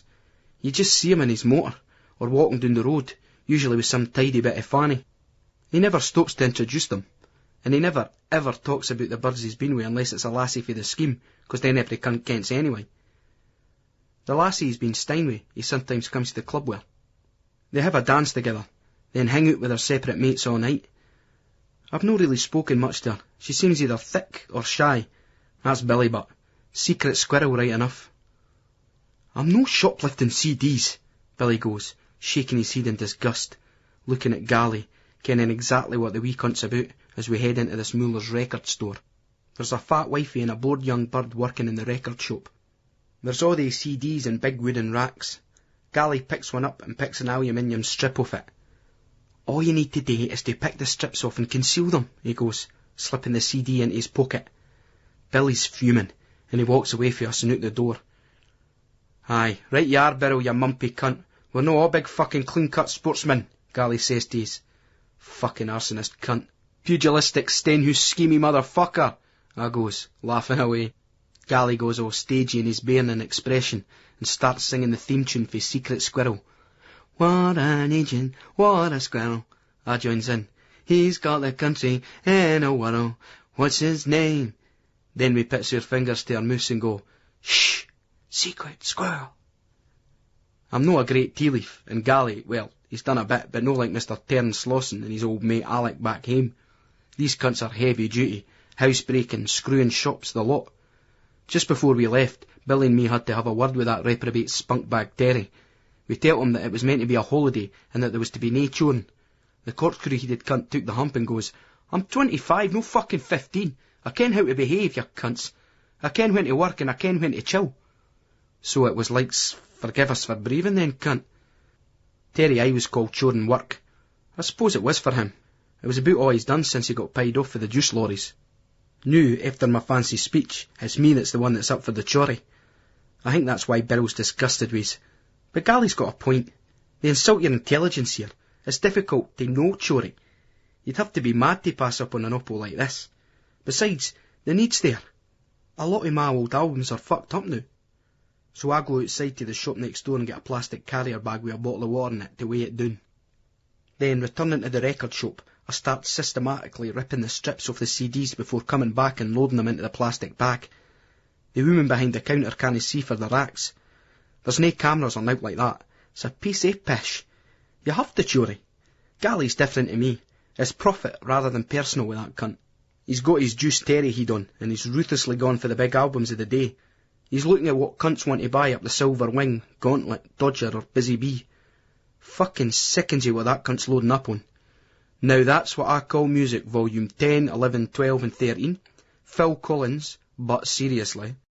Gloria Estefan, Cuts Both Ways. Tina Turner, Foreign Affair. Simply Red, A New Flame. Catherine Joyner, Sincere Love. Jason Donovan, 10 Good Reasons. Eurythmics, We Too Are One. Loads of Pavarotti after the World Cup. Oh, the shite you wouldn't be seen deed with, and it fair pits me off. The cunt keeps flashing them to me, all chuffed with his sale, his big eyes shining like lamps under that baseball cap. I can't see how you can get a buzz for nicking their records that you'll never play. I'm more interested in backlisting. That's what you call it when you replace your old albums with CDs. When you think about it, it's a con to get you to change from vinyl to CD, so they should replace your entire record collection with new CDs if you buy a CD player. A backlist most of the Beatles, Stones, Zeppelin, Bowie and Pink Floyd. It's only that old stuff that I ever listen to on CD, and dance music obviously has to be vinyl. Barry result. We're walking out with bags full of CDs. Secret Squirrel's looking moosey-faced as we get down the road to the gaff to drop them off. Him and Gally immediately start up on one of the pointless scruff snob arguments that you seem to have with each other in the scheme as soon as you can talk. When we get back, I phone Rolf and Gretchen and tell them to meet us up at the Oktoberfest site if they fancy a bevy. Then we're straight back out and down to the station to get the S-Bahn into Munich. We get out for a wee drink in town, and we're ready to head out to meet up with Terry and his bird at the Hacker Cyker tent on the festival site for some serious drinking, when who should we see but the cunt himself, coming towards us, holding this bird's hand. Terry's bird, Hedra, is as tidy as fuck. When he introduced us, though, he had to avoid Gally and Billy's eyes. I could tell the first thing they thought about was blowjobs and all. What this bird sees in Terry I'll never ken. I'm explaining this to Birrell as Terry and Gally get them in, Gally boasting to the cunt about our chorin', and Birrell's gone, "No, it's just 'cause she's foreign, she's exotic to you. No a bad-looking lassie, but if she was from Wester Hales you'd just think, ordinary bird." I look at the lassie again, imagining her in Wester Hales shopping centre tuning a Crawford's Bridie, and I suppose Birrell's got a point. But my point is that this isn't Wester Hales. We're heading down the road when Terry clocks this sign outside this big stained public building. "Check this, boys! Mon, stall the new." There's something in German, but underneath it says in English, "Munich, Edinburgh, Twin Cities Committee, Munich Council welcomes the youth of Edinburgh." "That is you, the youth of Edinburgh," Hedra giggles. "Too fucking right it is. We should be welling for a bevy here. But she likes. That's us, Edinburgh youth," Terry says with pride. "We can't go in there," Billy's shaking his head. Gally looks at him dismissively. Terry mimics a poofy voice. "We can't do this, we can't do that." He nodded. "Where's your bottle, Birrell? Leave it in the ring. Come on." He punches Billy's arm, diffusing his rising anger. "Think soonest. We'll brass your case." Graham Souness came for round our way, and he's still Terry's hero, even though he manages the Huns now. When Souness had the perm and Mauser, Terry even grew a daft bit of bum fluff to try and emulate him. Whenever he wants to motivate some cunt, to try and gee them up into his scam, he always goes, "Think Soonest."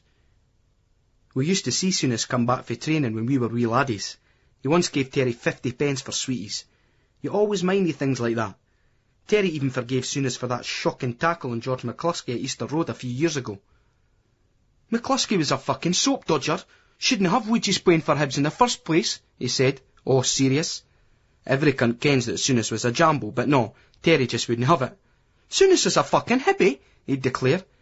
"If he was around the new, he'd be up the tune with the CCS boys in the designer gear, no hiding out in the scheme like you greasy jambo cunts." What the fuck is he talking about designer gear for? Terry is to fashion what Sidney Devine is to acid house. Anyway, thinking Soonest, we go purposefully up a set of stone steps into the building. 2 big doormen block our path. I'm no feeling quite so Soonest anymore. Thankfully, one guy in a suit comes out behind the big cunts and ushers them aside. I could see Birrell, pumped up by Terry, ready to have a go. The boy, a bearded Rolf Harris type of cunt, wearing a dress jacket and carrying some papers, smiles at us. "I am Horst. You are the Edinburgh contingent?" "That's us, Cap Gadge," Gally goes. "The young men o' Amsterdam shotgun squad to our pals." The horse guy strokes his beard. "Amsterdam is no good. We are wanting the people from Edinburgh." "He's chaffing you, mate. We're capital chaps through and through," Terry explained. 3 hippies and a jambo. Nae sad case Ouija impersonators here. Horst looks at us one by one, then at his piece of paper, then at us. "Good. We had a message that the flight was delayed. You did well to get from the airport so quickly. Which one of you is the squash champion, Murdo Campbell Lewis of Barton?" That's him." Terry points at Billy, because he looks like the fittest. Horst produces a delegate badge and gives it to Birrell, who self-consciously clips it on. Horst then looks at Hedra, who scrutinises him coolly. "She's all right, this lassie." "Fair as the rest of the girls." Gally rubs his earring. "Good question, mate. We've no had that much luck in getting our hole since we came here." Billy cuts in to silence our laughter. They're coming on behind. We're being ushered into this hall, which has huge chandeliers hanging for the ceiling and tables all set up with loads of delegates ready seated, eating and drinking, being served by waitresses and waiters. Horst's Guinness passes. Gally grabs one and says, "That's me, Christian Knox, schoolboy inventor for Stuart Melville College." "Who is Robert Jones, the violin player, from CFS, Craig Miller Festival Society?" Horst asks. "The token schemie," Terry whispers to me. "I'll take that. That's me, mate. And it's CSF, no CFS.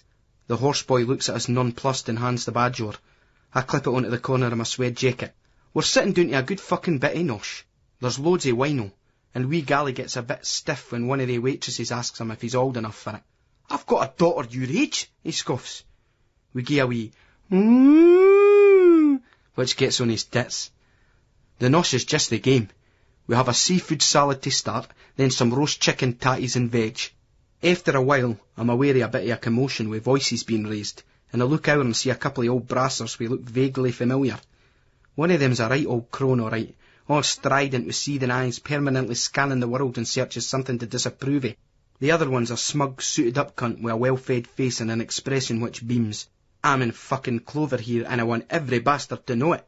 There's a load of young fuckers with them, laddies and lassies, scrubbed and clean-looking with keen, bright eyes unused to the casual observation of life's harshness. They look like the kind of sooky punters you kent back in the scheme, the weirgins that used to go shopping for the old fuckers. Like Birrell, the boxing social worker, I suppose. "Uh-oh," Terry goes, swigging back his wine, then pulling a fill bottle out for the ice bucket and sticking it under his jacket. "Looks like the party's over." "That's the councillor for Edinburgh, the raj old cunt that's in the news complaining about the filth at the festival," Birrell says, jogging my memory. Kent, I recognised her face somewhere. She knocked back our boxing club's grant for the recreation committee. They're looking out at us, and are about as pleased to see their fellow capital citizens as you are to encounter a blocked lavvy on a bad hangover day. Horst comes running over with 2 cunts for the door. "You should not be here! You must leave!" he shouts at us. "Hey, we've no had dessert yet," Gally laughs. "All right, Cappy Gadges," he shouts over at the council party, his thumbs raised. The smug boy's face has changed all right. Sure it has. That PR gloss has been well licked off now. "Go, or the police will be called immediately," Horst commands. Well, You didn't like to be spoken to like that, and there's no excuse to be rude to strangers, especially as there seems to be enough room and grub for all of us. But, well, these cunts are holding all the aces. Aye, right you are then, you cunt, I goes. "Come on, boys." We get to our feet, Gally stuffing a mouthful of bread into him as we depart. Terry's looking at one of the bouncers, staring at the cunt in a low, breathless laugh, making his eyes go all big. "Geese it then, cunt," he sniggers, shaking his hips and pursing his lips.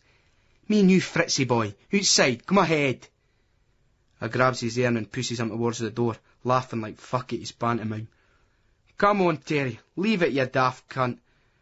The German boys are looking a bit confused, and you can tell they didn't want to start anything here, but I'm worried about the police being called. It would give that vindictive old boot on the council great pleasure to see some schemies get banged up. But on the other hand, it would be bad publicity for the city if it made the papers, so we've maybe got a bit of leeway yet. As long as nae cunt kicks it off, that is. We move out, with Terry walking slowly and provocatively, like he's daring the German boys to have a go. He looks round the hall and shouts, "CCS!"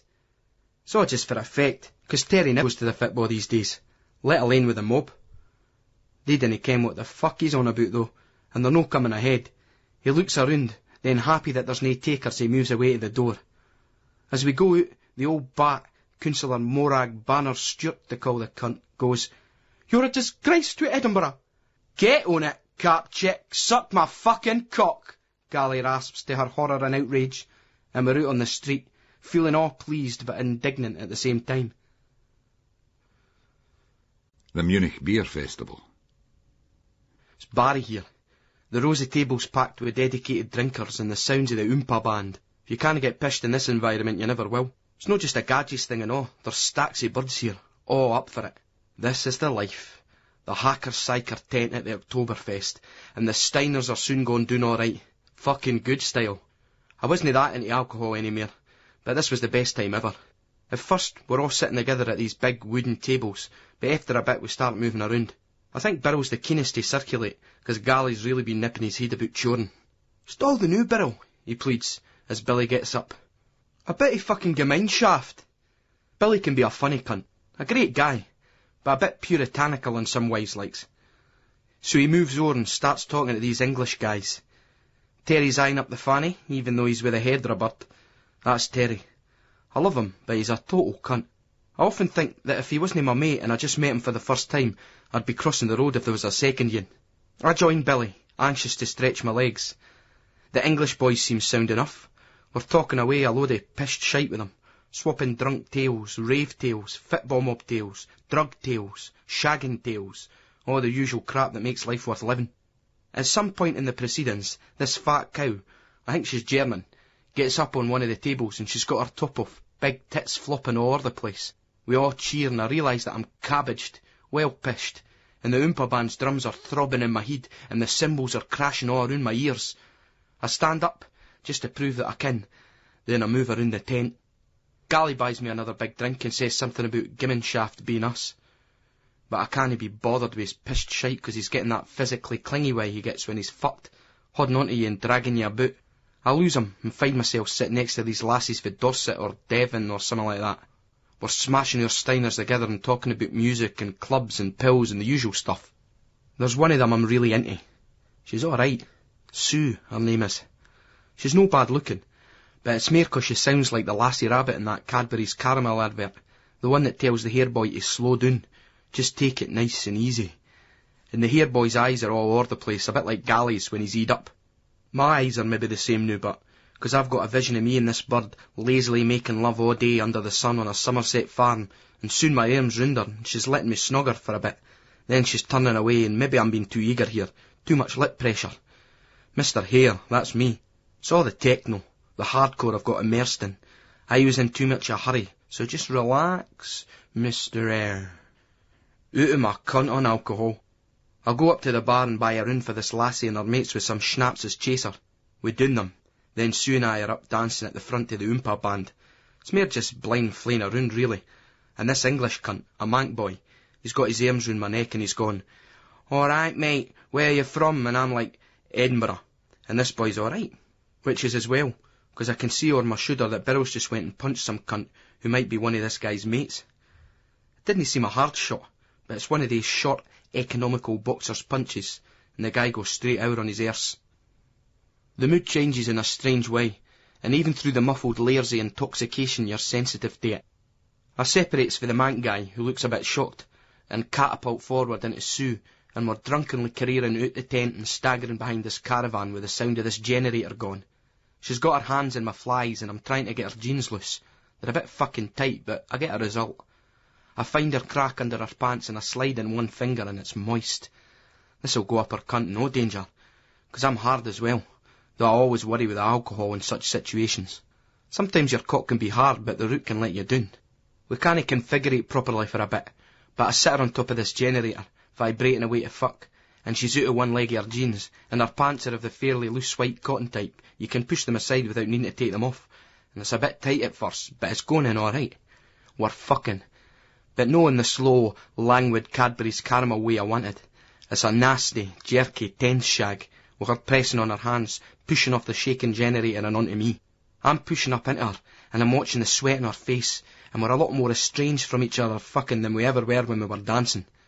There's shadows lurching past us, and there's assorted loud, agitated voices.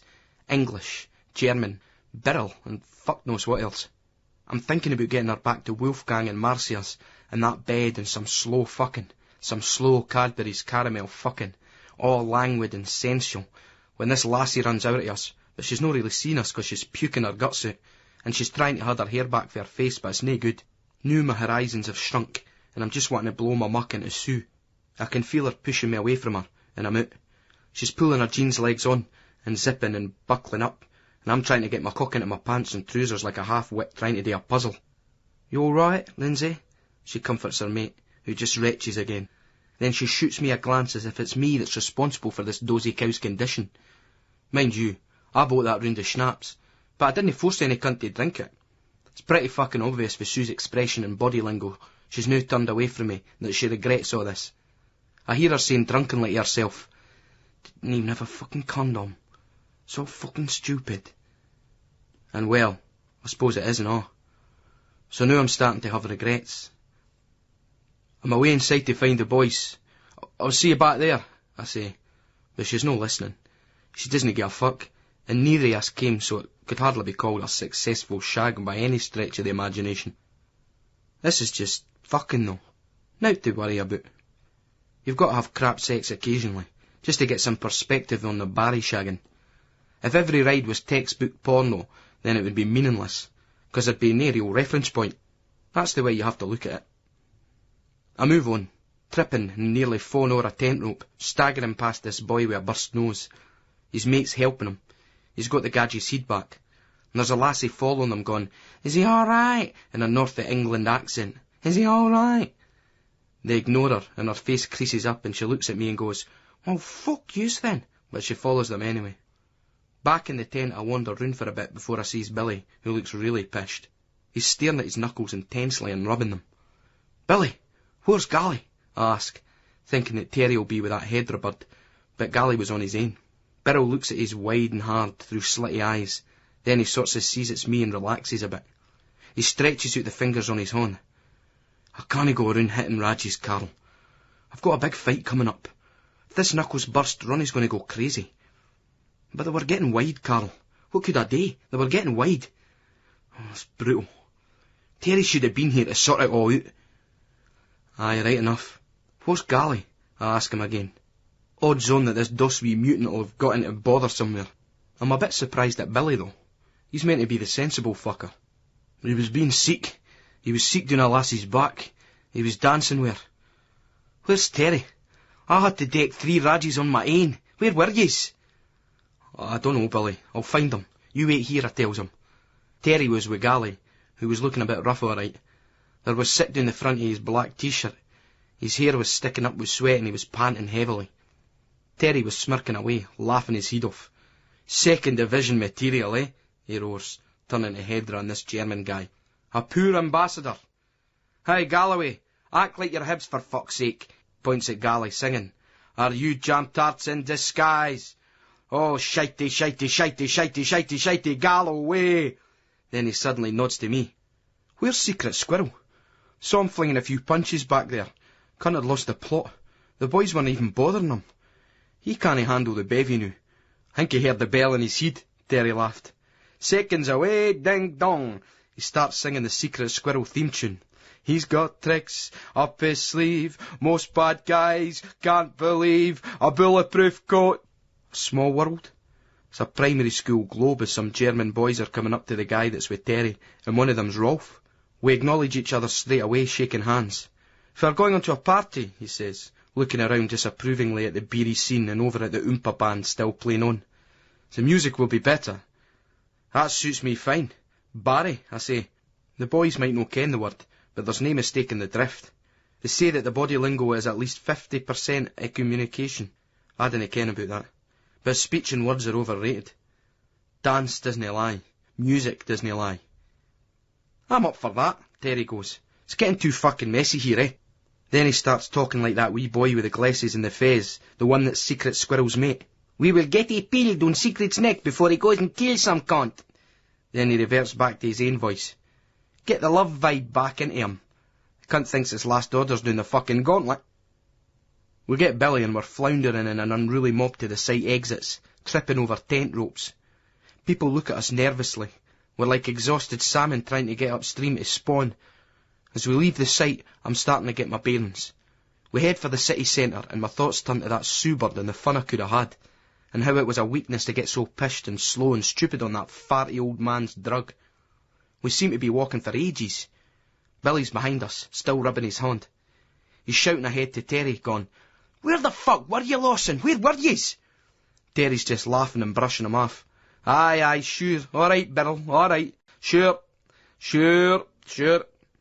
I'm worried, though, because Billy seldom, if ever, swears. He's like his old man that way. His brother Rab swears like a trooper, so do the rest of us. Any cunt, then! Birrow venomously screams into the darkened street, and everybody looks away. Terry rolls his eyes, purses his lips, and goes, Ooh. Rolf goes to me. If we will not get into the party with him this way he is now being, it is possible that perhaps we will be arrested instead. It's more than just fucking possible, mate, Terry laughs. He's got his arm round that hedger bird. He's no gain a fuck. I goes back and calms Billy down, pitting my arm around his shoulders. Stay cool, Billy. We want into the gig, for fuck's sake. Billy stops and goes all rigid. Then he winks at us and looks as if nothing has happened. Aye, I'm cool, he goes. Then adds, totally cool. Then he hugs me and says that I'm his best mate. I always have been. Terry and Gally there, great mates, but you're my best mate, mind that. Sometimes I'm harder on you than the rest, but that's 'cause you've got it. You've got what it takes, he says, almost like a threat. I've never seen Birrow like this in years. The pish has gone straight to his head, and there's a mob of demons behind his eyes. You've got what it takes, he repeats. Then he says, brutal, to his cell, under his breath. I dinna ken what the cunt means, although I appreciate the sentiment. Well, I suppose fluid's staying alright, but it's just a great night out and a laugh and some cash in my pocket. I slap him on the back as we walk across this wasteland by the railway sidings and come into this huge industrial estate. There's lights on and lorries. It's like some cunts are still working. The club or rave or party, as the German boys call it, is in a huge, cavernous old building, which is obviously illegally occupied. It's surrounded by what looks like still-working factory and office units. I turn to Gally. If this dust doesn't get busted within 20 minutes, I'll lick Juice Terry's foreskin. I laugh at him, but the pair wee cap gadgets still too pissed to respond. We walk inside. Gally's scrapped most of the Zorba off his t-shirt and zipped his bomber jacket up at the front. I'm delighted when we get in, because it turned really cold going down that road. There's just the bare sound system stacked up around a makeshift DJ area, but this rig looks like it could handle some noise. It's filling up and I'm thinking that I'd love to play here. Sure enough, a bass line throbs across the space, ricocheting off the walls in an echo, as the first tune gets dropped and the whole place ignites in that explosive excitement you can only get as part of a crowd. Birrell seems to chill out in the gaff, even before we get the raj all pilled up. It's like he associates the vibe and the music with peace. The German cunts are sound. Rolf's there with Gretchen. Gudrun and Elsa are present and all, and I'm highly delighted that Gretchen's got mates, quite a few of them. They look Bundesliga fanny and all, but every lassie does in my state, as the pill soon starts to dig in, cutting through the sludgy layers of alcohol, restoring some sharpness and clarity. I run into Wolfgang with Marcia. Shall we play some records, yes? I wish I'd brought my bag, mate, I really do. Even the yin's back at yours. There's always later, he goes. Marcia chips in at this point. Your friend with the hair is very strange and noisy. In the night he was standing in our room at the bottom of our bed. I saw him in the darkness with all his hair. There was no clothing on him. I did not know who he was. Wolfgang is laughing at this, and I am as well now. Yes, I had got up to let him in the house earlier. I showed him the bed in your room, but you were asleep.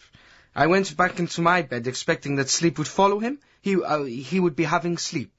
Then I hear the screams of Marcia, and I see him standing there above us. So I get up and take him back to bed. But he says he wants to go downstairs for more beer.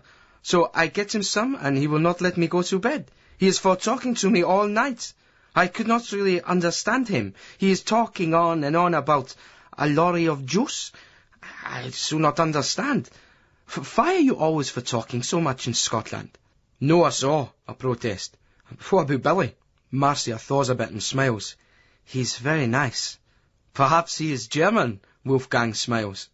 I laugh at this and pull him to me in a hug, anxious to Weidmere with this Marcia. Wolfgang's gone, oh, Carl, my friend. But Marcia still feels a bit tense. I doubt that she's had a pill. These eavesdrops sorted out are pretty fucking good, alright. You can always tell a good eckie by the speed that the night flies past. But when the music does stop, to loud gasps of exasperation, I'm thinking that this is ridiculous. They weren't that good. Despite the eckies, my thoughts are slow, probably the pish, and it takes a moment before it dawns on me that my own words have proved a wee bit too prophetic, as there's some uniforms milling through the dancing crowds towards the decks. The police are quite mob-handed and they want us to disperse. Terry shouts something, only to have the Germans all turn round and look in astonishment at the cunt. Rolf says to us, you should tell your friends that in this country there is little to be gained in antagonising the police. I'm about to make the point that it's the same in our country, but that doesn't stop us, when I suss that these boys are cool, because there's a plan B on the project roster here. We definitely all want to carry on. Besides, the police here have got shooters, and I dinna ken about Terry or any cunt else, but that makes a hoorie of difference to my attitude. My lips have mysteriously formed a layer of velcro, and I can't wait to get as far from here as possible. It's true that if you fuck with the police anyway, there's generally only going to be one winner. Rolf and his mates were telling us about how they were going to have another party, but they lost the dust they had earmarked. As we're all thinking about where to go, the gear's getting loaded up in a series of big vans, and the party seems to clear away as quickly as it started. German efficiency. The same process would take months out in the UK. Every cunt would be stoating about cabbaged. There's a bit of mild panic starting to set in, that might be the end of the night, especially for the non-Germans. There's an English boy with a high, posh voice gone, where are we off to next then? Birrell's smiling coldly at him. To dance. To fucking dance, he says, his head nodding like a clockwork toy's. The guy seems a bit nervous at this response, and tentatively extends his hand to Birrell, who, despite being eed up, shakes it in a way I thought was unnecessarily graceless. Terry's been listening to all the debate and chips into Wolfgang. Come on, Wolfie boy, let's get back to your bit then, mate. Wolfgang's no that chuffed. There are too many people, and there is work to be done tomorrow. Behave yourself, mate, Terry says, wrapping one arm around him and one around a stiff, tense Marcia. We're buddies. We'll see you all right back in Scotland. Mates, eh? He winks. Then he announces to everybody. As soon as I saw they cunts, I just thought, mates. That was it. One word that sprung right into my mind. Mates. Billy looks at Terry and raises his eyebrows. You weren't even there, he goes. He wasn't even there, he exclaims to the posh English boy. He's now decided that this boy's all right, and he's got his arm round his new best mate's shoulder. This is Guy, he says to me. He's some guy, he laughs, and the boy nervously joins in. I'm thinking, I wonder how many times the poor cunt's heard that yin. If I'd been there, I'd have helped and all, Birrell, Terry protests. Helped yourself the contents of the boy's house, you Raj, Billy goes. He even pished the boy's mattress. You're brutal, Lawson. Terry smiles, and just doesn't give a fuck. He's got that look on his face like a dog that's been licking its own paws, and the taste is so good that nothing else comes up to scratch. Fuck off, Birrell. Come on, a wee party. I think Wolfgang's starting to get the message about the mattress. What do you mean? What is he saying? The boy asks, still a bit confused. Terry puts his arm round his shoulders again. I'm just winding you up, mate. But we've got plenty of space back at yours, so let's get a move on. He shouts, throw a fucking party, spread a bit of love. Come on, get the boys here to bring the gear. Rolf nods his head, the unwitting stooge of the Suchten main Svengali. Wolfgang is good for a party. I'm thinking about my records back there, and getting a shot with them on their decks, showing the German cunts a bit of jock style. Jock style. That's a laugh. Like Gally. He's blethering shite to Elsa and Gudrun. He's taken his t-shirt off and flung it away. They're all eyes, teeth and smiles. He's gone on about how their hair is beautiful, and how German guys aren't as romantic as Scots guys, and I'm laughing my head off.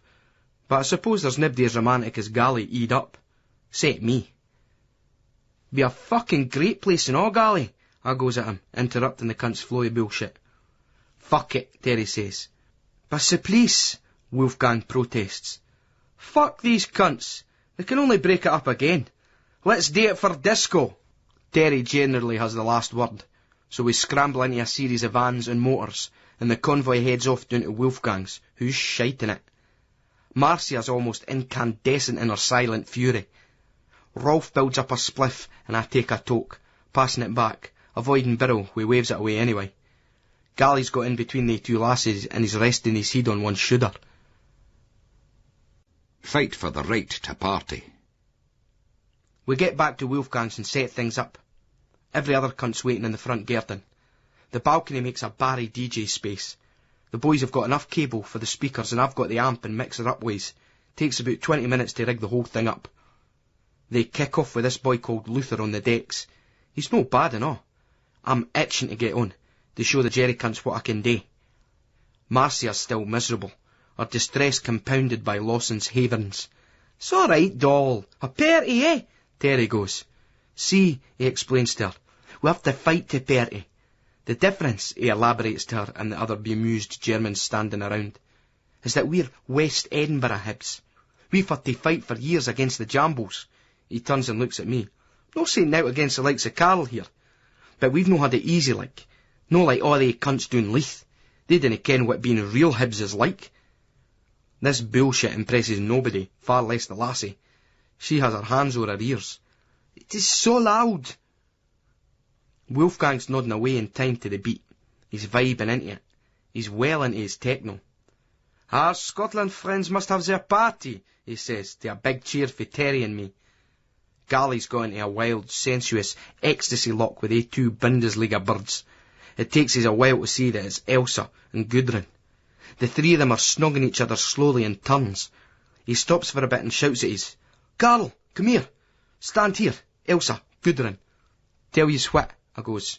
You two are the most beautiful looking birds I've ever seen in my life.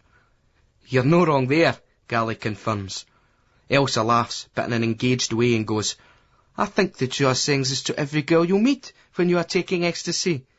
Too right, I tell her. But I always mean it. And I do. Elsa and Gudrun, what a package. Aye, that's what's so great about these kind of scenes. You can admire the beauty of a woman, but when you see a load of them standing together, the sheer, overwhelming effect really does just blow you away. He positions us close to them. Right, try this. The lassies are all smiles, so I go ahead, snogging with one bird, then the other. Then Gally snogs them both again. Then the two birds start snogging each other. My heart's gone boom, boom, boom, and Gally raises the eyebrows. Women are so fucking beautiful, and men are such dogs. If I was a bird, I'd be a dyke for defo. When they break off, one of them goes, Now you two must do the same. Gally and me just look at each other and laugh. Nae fucking chance, I goes. I'll give the cunt a hug, that's all, he says, 'cause I love the big bastard, even if he is a jambo cunt. I love that wee cunt and all. It was good of him to include me in his wee scene there. That's a true mate. I crushed the fucker in a hug, whispering, CSF, sweetly in his ear. Get the fucking mob, he laughs, breaking off and pushing us in the chest. I head off back to the decks to check out the Soon situ. I'm glad I bought some records, and after borrowing some for Rolf, I've got enough to do a good 45 minutes quality mixing. I get ready to hit the decks. The mixer looks a bit unfamiliar, or maybe it's just the pills, but fuck it, just get in there. Terry's jumping around beside us. Come on, Carl, blow these German cunts away. Ensign Ewart. That's my man, he says, shaking this German guy and pointing at his. Ensign. I gied him that stage name. Ensign Ewart. I don't know what Terry's doing talking about German cunts, 'cause his own ma was shagging one of them for long enough. But I get on and line up Beltram's energy flash. Instant explosion on the flare. I've soon got the punters gone. The music's flowing through me, through the vinyl, right out the speakers and into the crowd. Even though with some of the tunes I'm just hearing them in bits through the headphones before I play them. But it's coming out fine. It's a Doug's breakfast as well. I'm mixing UK acid house rave tracks like Beat This and We Call It Acid, in with old Chicago house anthems like Love Can't Turn Around, and taking it right back up through to Belgium hardcore like this track, Insomniac. But it all works. These shaking earthies in the filled dance space are sending me a message. I am fucking right on it here. Some cunt's been on the blower 'cause there's more cars coming in and the whole party's below me on that front lawn with their hands in the air, and I've never felt so good. This is the best gin ever. At the end yet, every cunt's hour, shaking my hand, hugging me, full of praise. It's real praise as well, no bullshit. You get so you can tell the difference. It embarrasses the fuck out of us when I'm straight, but eat up, you just accept it. Gally comes out of us. He's got one of the lasses by the hand and he's pointing her at Wolfgang, who's dancing slowly, shaking his head and hugging every cunt that crosses his path. That Wolfgang, eh? A definite capital gadge. He pulls out the eckies and he tries to gaze one.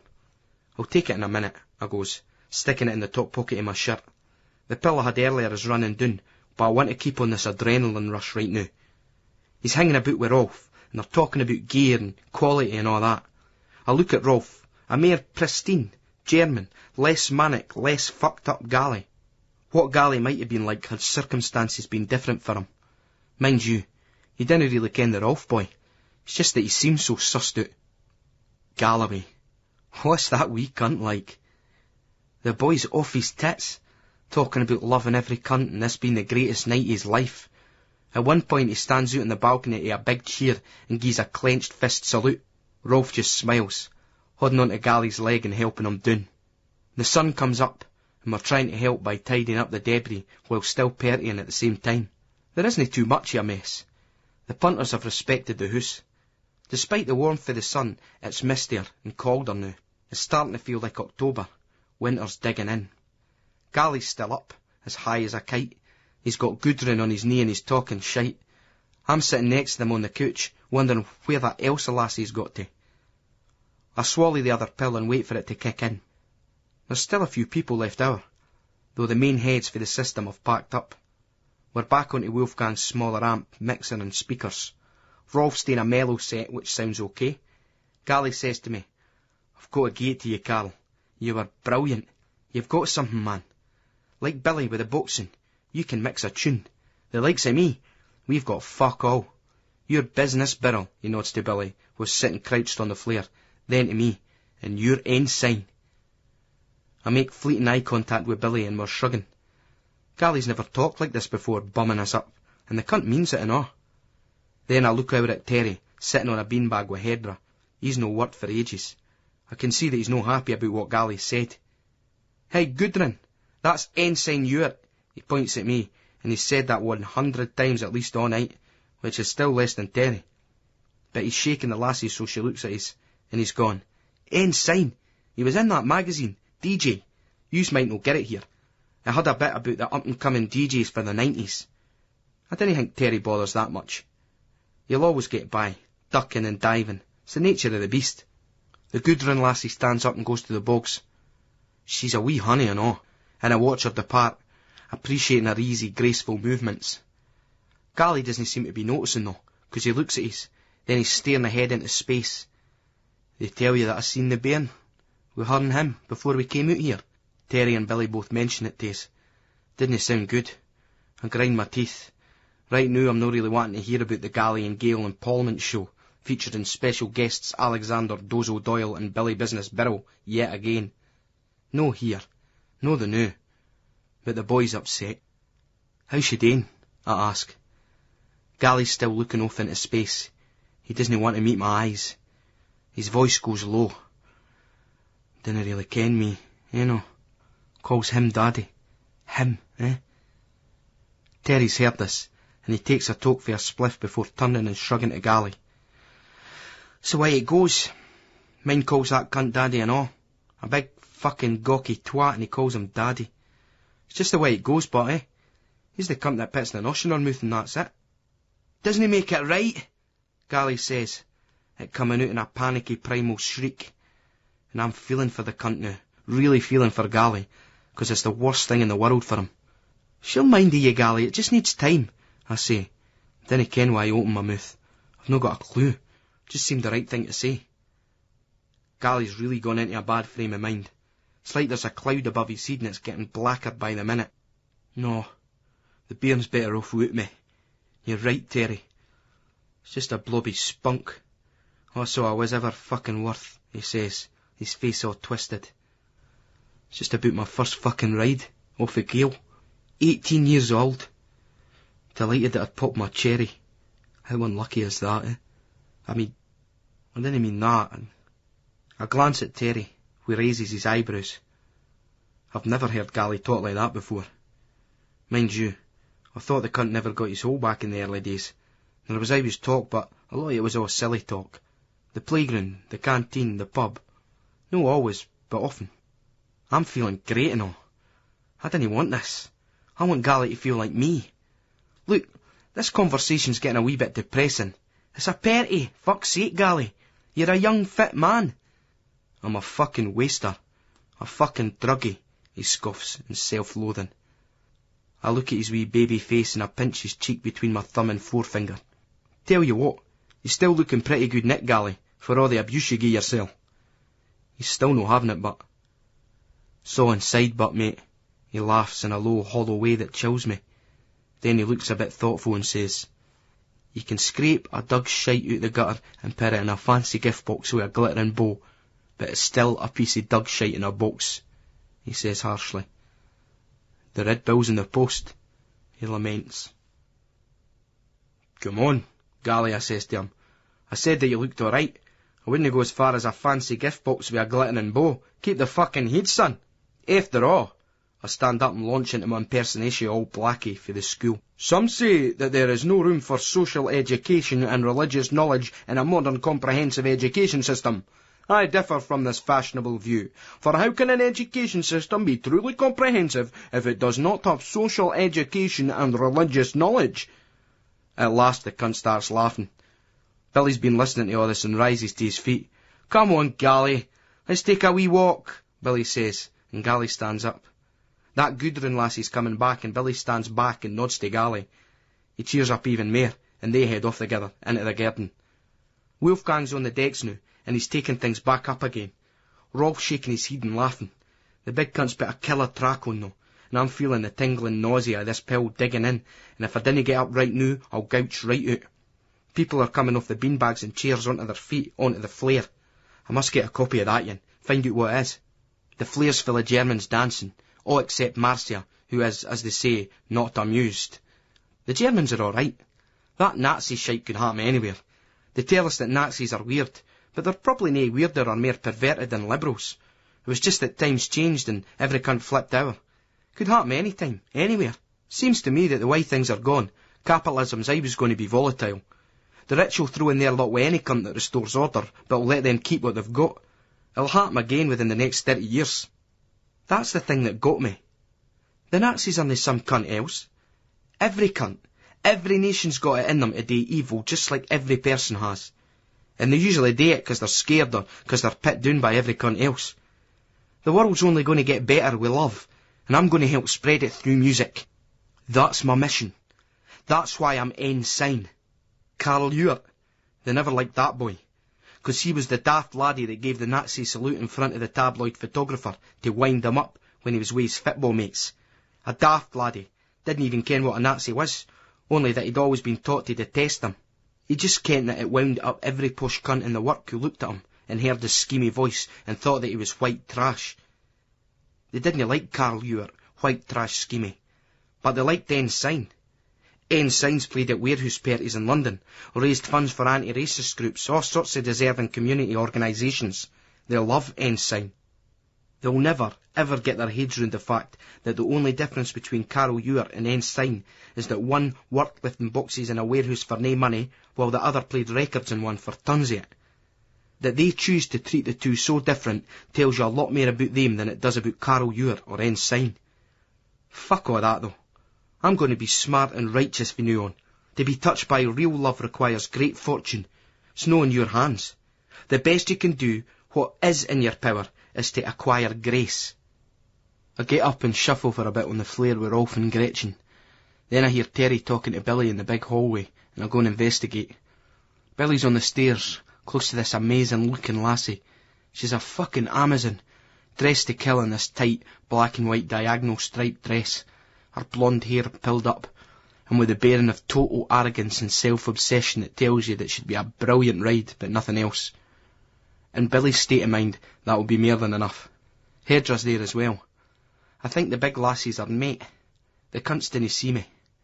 Gally's off his fucking head. I worry about that boy sometimes. Terry goes, "All that stuff about my foreskin, what was that about?" "You tell me." "He's just taking the pish, having a wee laugh, eh?" Billy says, annoyed that Terry's distracted him from that big bird he was obviously chatting up. Lawson's probably trying to muscle in, even though he's with Hedra. "Aye, but there's ways and means of having a laugh. I didn't ken what happened to him in the nick. Cunt was probably getting shagged by some big fucking soap dodger screw. That's how he's obsessed with other guys' cocks." "Your friend is for going both ways?" Hedra smiles. "Bullshit," Billy says at Terry though, looking at me to back him up. Terry's got a point he feels he has to make though. He never talks about it. Something went on with him in there. You see how he's been since we've been here. Up and down like a fucking yo-yo. I chips in, still a bit spangled with this pill. "Give the boy a break, Tez. His old man's never out the jail, and Gally did 2 years for nowt. And we all ken what happened after that. It was nowt to do with anything that went on in the nick." Terry looks grimly at me. He's a bit pissed, although he huds a drink well. Terry never really got into pills. "I ken he's had a bad time. I lapped the cunt up. You didn't have to bum up Gally to me, Carl. He's my best mate. Well, you two and all. And that's no the bevy talking. There's just some fucking funny shit going on with that cunt sometimes. He's all fucking competitive with you over nothing. Then he starts bumming up every cunt and pitting himself down. The thing about Gally, but," I goes, "is that he's got a real sense of injustice, with him going to the jail like that." Billy looks coldly at me. "Maybe his wee lassie's got a sense of injustice and all," he goes. I feel my blood freeze a wee bit, even through the pill. Terry looks at me, then at Birrell. "That was a fucking accident, Billy. You're out of order there." Billy raises his eyes in a brief flicker. "It was an accident, Billy, you ken that?" I agree. Billy nods. "I ken, but what I'm saying is that accidents have got a habit of happening when you act like an arse." Terry grinds his teeth. "It all started with that fucking head-the-ball cunt, that Pullman. Him and his mate Doyle. They need to be telt again. We just let that yin hang for a while, considering our impotence, feeling its range and our limitations." Terry's filling bullshit, and I look at Billy and raises my eyes, and I can tell he's thinking the same thing. Pullman's a wanker, but he's connected, and there's no way Terry's going to tell the likes of Doyle's mob anything. Billy had a go, but it's because he's connected with some real heavy cunts through what he does. But with the likes of me and Terry, you didn't get on the wrong side of they cunts, unless you want to make it your life's work. And it might be a short life, 'cause it never ends with those fuckers, never ever. Fuck that. I've got other things I want to do with my life. No matter how tidy you think your own mob is, you've got to ken your place in the pecking order. The cemetery's full of cunts that never learned that. There's certain levels you never want to go to. End of. Terry'll no let this go. He looks at Billy like a challenge. "Doyle and that Parliament cunt, they'll get theirs." Billy shrugs like he doesn't want to commit himself. Terry's a fly cunt. He kens how to work on us. He kens where to push and which buttons to hit. I'm wide for the cunt's game though. "No off of me they'll know," I tell him. "Fuck having a vendetta with they cunts, Terry. You'll never beat them, 'cause that's their life. We've got other things to do." "They're no as hard as you think," Terry goes to me. "Like up Lothian Road yon time, Doyle was tooled up and Gent was there, but Billy still did them both. Pullman got his ears kicked and all. Sucked and mains his foghorn leghorn goes. That's all I'm saying, Carl. We all ken that it's just talk, but drunks talk, the most boring kind when you read. Fuck it, I say to him, then turn to Billy. You've got the right idea. If you have to fight, do it in the ring, for money, I go. I'm trying to keep Billy in a good frame of mind, but I'm looking at that big scar on his chin that Doyle gave him with a flensing knife. You knock a nutter on the deck with a few punches after he's scarred you for life. Then you have to worry about comebacks, 'cause every cunt says you did 'em. Where's one? Nae cunt, it seems to me. It's often the way with violence. Every cunt suffers a scoring defeat. Birrell 3, Doyle 3. Aye, he goes non-committally. Then he thinks about it and says, I had a word with my wee brer about all this casual stuff, after him getting done at Dundee. I've always liked Billy's brother, Rab. He's a sound guy. These things happen, I say. Terry's looking all disdainful. Billy catches this and makes a point. It's as well all the Hibs boys were there that night we had the run-in with Doyle. It was Lexo and that sorted it all out, he tells Terry. It was you that decked Big Gent butt, Billy, Terry smiles. Billy's face is still like it's set in stone. Aye, he was getting right back up though, Terry. And he would have kept getting up till he got those big horns on his, Doyle and all. I was glad of Lexo and that getting in between us. They're all fucking rages and all, but, Terry goes. I just start laughing my head off at Lawson's cheek. It wasn't that when you got done at the Hibs Rangers game at Easter Road. Mind you that? Top Hibs thug Terence Lawson of the Emerald Mafia. It was a good opportunity to break the ice and we all started laughing. That was yonks ago. I was just a daft wee laddie, Terry says. I'd big changes since they days, right enough. I smile sarcastically. Cheeky cunt, Terry laughs. That cunt's got something up his sleeve, I ken it. Somebody's due for a slagging Lawson style, 'cause the bastard's still smarting for being turned over by Gally about the foreskin. Billy looks at Terry. So's your Rab. He's still young. He's 20, Billy. He should ken better by now, Terry says. Billy looks incredulous. You were 17, Terry. There's no much between 17 and 20. No in years, but in experience there is. This is going to get as pedantic as fuck. I look at Billy. Rab isn't a hard man, Billy. He's just doing it to try and impress you. I'll lap Rab up, but he's not a fighting guy. Billy shrugs again, but he kens it's true. Rab's eyes looked up to Billy. Billy's no that bothered though, 'cause he's caught the eye of yon big Amazon bird again, and she's sitting with her other mate further up the stair, talking and smoking blow. It's funny, but if I was pished, I'd be looking up her dress. But Eid, you never really think about being like that. I look at where Terry's eyes are, and sure enough, they're darting right up there. He's still got an earn-round head and all, and that beer bottle pressed to his lips. I get up and stretch. I'm not going to be sticking about in Scotland that much longer. Scotland. Britain. It's all a load of shite, I rant. I mean, Saturday telly, reruns of that Only Fools and Horses for way back to 1981. Fuck that, I tell them. That gets them gone. Billy's going on about Scotland being the best place in the world, while Terry starts to say something about Tales of the Unexpected being the only good thing on the box nowadays. No that I give a toss. I'm fucked, but I'm thinking about more pills for later. Bet you that wee cunt Gally's necked all they pills, I speculate, knowing the answer. Terry's got his hand on Hedra's thigh, and he's stroking it slowly in a relaxed manner. It's weird to see him that way, as you never think of Terry as being capable of sensuous, exploratory love-making. Then again, the cunt probably thinks just the same about me, that I'm just a sweaty humper. It's strange watching that motion. It seems to suggest other possibilities for Terry. Or maybe no, as the cunt starts pontificating. Galloway must have fucked himself good style by now. That wee Raj's answer to a night out is to keep it going as long as he can by throwing more pills and speed at it. Even though we're on holiday and we'll all be there for him in the morning, he can't just chill and hit the sack. He's got a wee doll in his arm, ganting to climb in with him, and he's still got to stay up. We're all spraffing away, and Rolf's come over with a couple of his mates. Gally and Gudrun come back and we go on through to the sofa and beanbags, leaving Birrell on the stairs with a big lassie in the striped dress and her mate. It's winding down a bit, so you can hear yourself think. I mentioned Sue, the festival site Cadbury's Caramel Rabbit lassie, which is a mistake, 'cause Terry's eyes light up. She might have sounded like a fucking rabbit, but she certainly didn't get the chance to shag like one, he laughs loudly. Gally started smirking. I can feel my jaw starting to slacken. What the fuck's going on here? See, Terry explains, we saw it all, mate. We had ringside seats until it all got too much. Galloway goes. Tell you what, you were lucky she was sitting on the generator. That was the only way she'd be thinking the earth moved. Terry's grinning like a paedophile that's landed a job as a department store Santa Claus. Aye, we deeks the Milky Bar kids sweaty, pimply white hairs going up and down like the clappers, and the lassie looking as bored as fuck. He explains for the benefit of Hedra, Rolf, Gretchen, Gudrun and the other German punters. She wasn't chuffed when she looked over her shoulder and saw us all watching. Then the lassie's mate came by. She was impressed. It really got her turned on. Terry's that shaking with laughter he can hardly get it out. We're all bricking ourselves though. She threw up. Gally laughs. It made me throw up and all. Delayed reaction. Terry's obviously been on a raid to the fridge because he's got some bottles of beer stashed under a beanbag. He opens one with his teeth and taking note of Burrell's absence goes. And there was our good friend Business Burrell through there, battering every cunt. He switches into school teacher mode.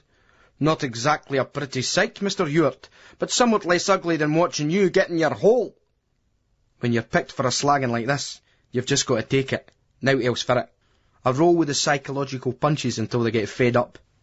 Then, after a respectable time, so's it isn't construed as taking the cream puff, I head off into the grounds for a stroll. Terry follows me. Says he needs to pish. You can tell he's really going to spy on Billy, but... As we go, we see Billy going past us, heading up the stairs towards the bedroom with this big, tall, supermodel lassie. I hear Terry's voice from behind me. It looks like secret squirrels on his Morocco mole. Billy shakes his head and smiles at me as I walk out to the patio. It never takes Terry long to find a new slagging target. I get outside into the garden. The light's still coming up, but mottled. Wide old clouds are coasting towards us from over the mountains, carrying the darkness with them, just in time for the come-down.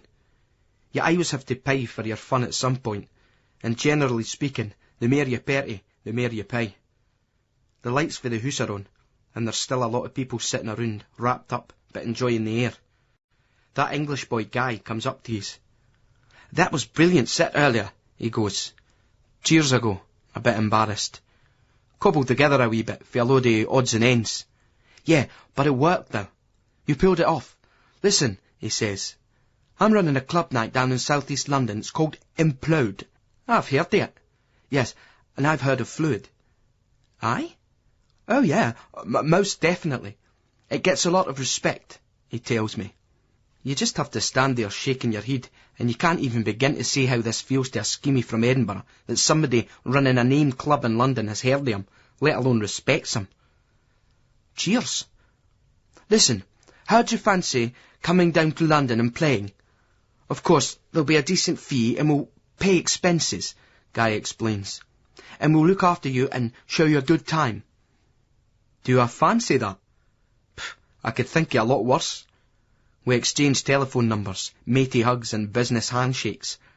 This boy's all right. I wasn't too sure at first, because I've got a bit of a chip on my shoulder with posh cunts. But he's all right.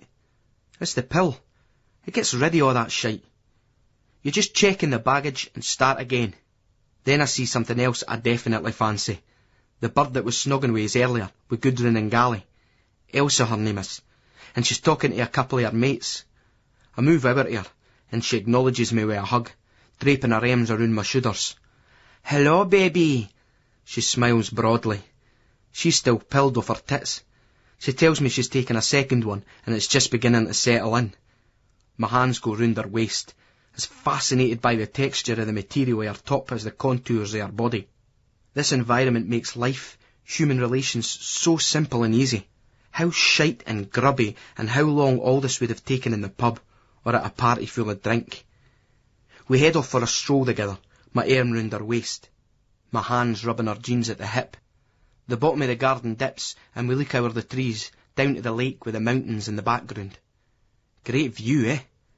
This is a beautiful part of the world, the best ever. I love it here, me. She gazes at me and lights her fag, smiling in a lazy, distracted way. I am from Berlin. It's very different, she says. We sit and look at each other saying nothing, but I'm thinking about the night and knowing that this is where I want to be forever.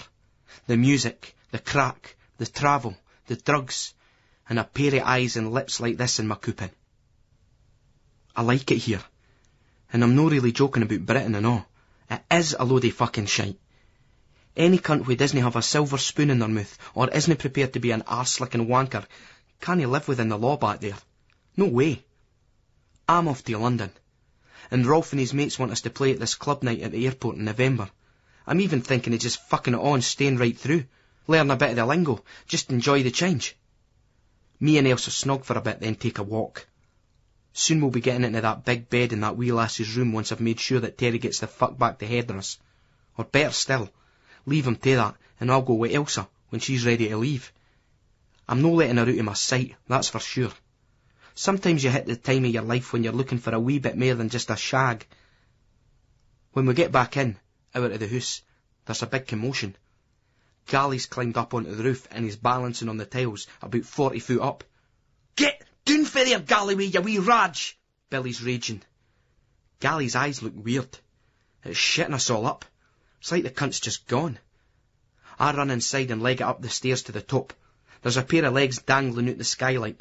For a second I think it's Gally coming down, but Rolf tells us it's Terry, and he's got stuck, trying to get up after him. Gudrun's looking all tense and worried. "He just kissed me and ran up there," she says, all fraught. "Is something wrong?" "He's just off his tits.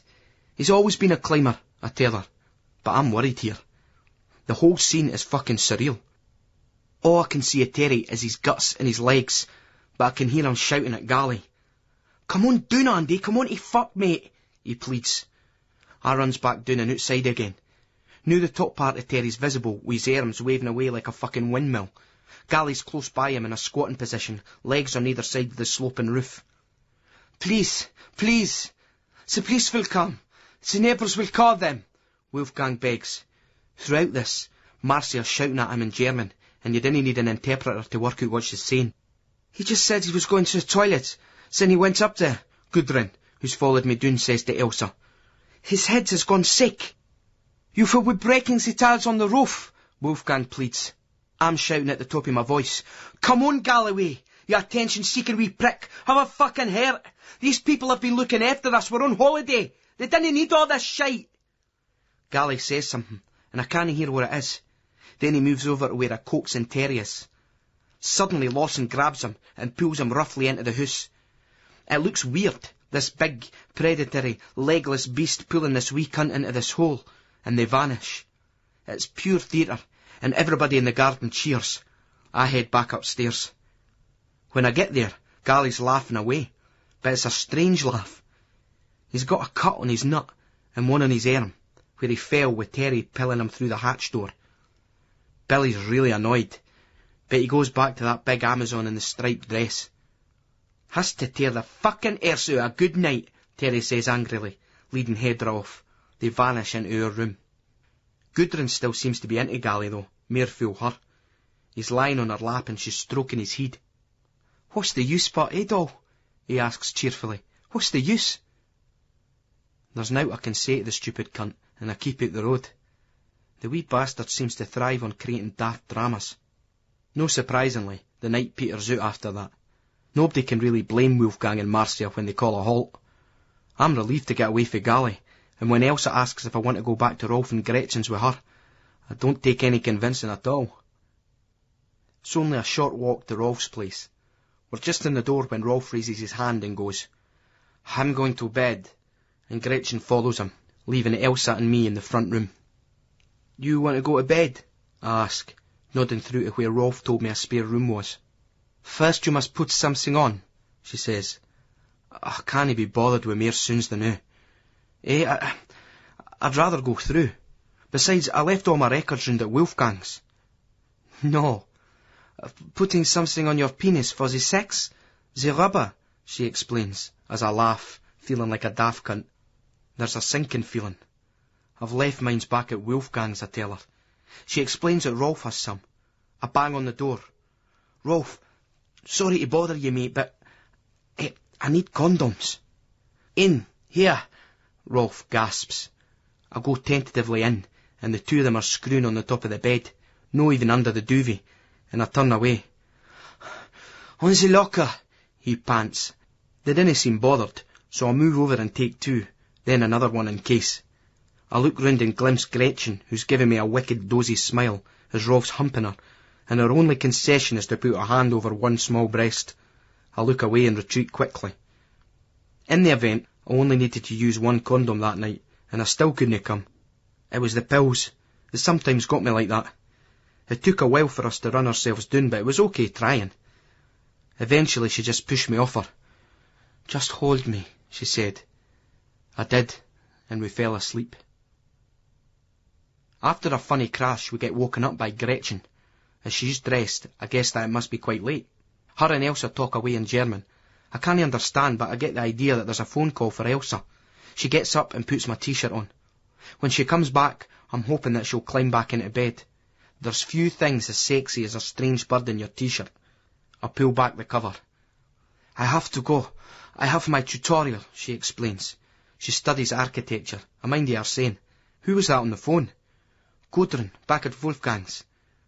"What's up with wee Gally?" "He is strange, your friend, the little one. Gudrun said she wanted to be with him, but they did not have sex. She said he did not want sex with her. This is not usual. She is very pretty. Most men would want to have sex with her." "Too right," I say, which, by her reaction, I can tell wasn't really what she wanted to hear. I should have said, "Aye, but no as much as they'd want to with you." But it sounds shite now, though. Besides, we'd shagged a good part of the night away, and I was now sliding into that come-down mood. The sex part of my brain was satiated and parcelled off. What I wanted was a few beers with the boys. She heads off for the university, leaving me her number. I can't settle in her absence. The bed feels big and cold. I get up to find that Rolf and Gretchen have gone as well. Rolf's left a note with a neatly drawn map of how to get back to Wolfgang's. Heading outdoors, I decide to walk for a bit, coming from this side street into a big main road.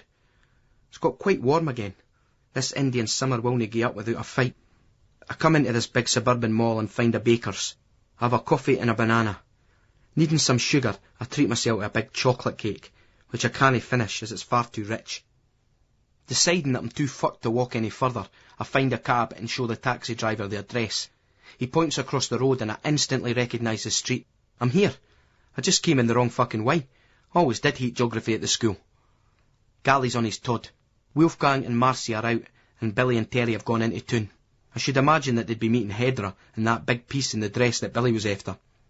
We head out, walking in silence to the local bar. It's got a bit colder again, and I put on the fleece top I had tied round my waist. Gally's got a top on with the hood pulled up. I'm shivering, even though it's no cold. I get up and buy 2 pints. We take them to a table near a big fire. "Where's that wee Gudrun?" I ask him. Fuck knows. I look at Gally. He's still got the hood up. There's dark circles under his eyes, and it's like his face is breaking out in spots, but just down the one side, like some kind of rash. She was a really sexy wee bird. But what about that big bird with a striped dress? Her that Birrell was after. Reckon he cowed it? Gally spits out some chewing gum into the fire. A woman behind the bar looks at us disgusted. We stand out a bit here. Full of old boys and families and nice couples. "Fucked if I ken," he goes on nippy, taking a big gulp out of his pint. Then he pulls his hood off. "Didn't go like that," I tells him. "You were off with a nice lassie. She was well into you. You're on holiday. What's the fucking problem with you?" He says now and looks down at the table. I can just see the top of that matted black-brown hair. "I couldn't have. With her. I mean, how no? She was game." He lifts up his head and looks me right in the eye. "'Cause I've got the fucking virus, that's how."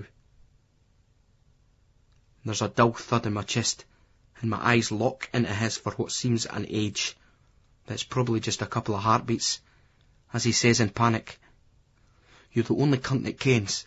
Didn't tell Terry or Billy, right? Didn't tell anybody." "Right, but promise. You fucking well promise." My brain's doing a fevered dance. This can't be right. This is wee Andrew Galloway, my mate.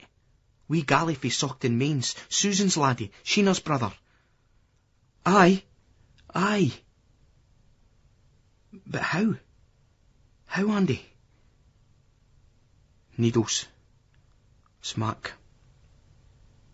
Only did it a couple of times, like. Looks like it was enough. Found out the other week there, he says, and he takes another gulp, but coughs, spitting out some beer in the fire, which hisses. I look around, but the wifey behind the bar's away. A couple of cunts look over, but I stare them down. Wee Andy Galloway. The trips away as kids, then as young cunts, on her ain. Burntisland, Kinghorn, Ullapool, Blackpool. Me, my ma, my dad and Gally. The football. The arguments, the fights. Him climbing as a kid, always climbing. There no been any trees in the scheme, it was concrete balconies, hanging off underpasses, all that shite. A wee monkey they used to call him, a cheeky wee monkey. But now I'm looking at his stupid, dirty face and his vacant eyes, and it's like he's changed into something else without me noticing. It's the dirty wee monkey, and it's right on his back. I look at him again through my come-down, my ain grotty lens, and I can't help it, but Gally looks dirty inside. He doesn't look like Gally anymore. Where am I getting these reactions from? I sip on my pint, and look at the side of his face as he stares into the fire. He's broken. He's destroyed. I didn't want to be with him. I want to be with Elsa, back in that bed. As I look, all I can wish is that we weren't here right now. Him, Terry and Billy. Because they don't belong here. I do. I belong everywhere.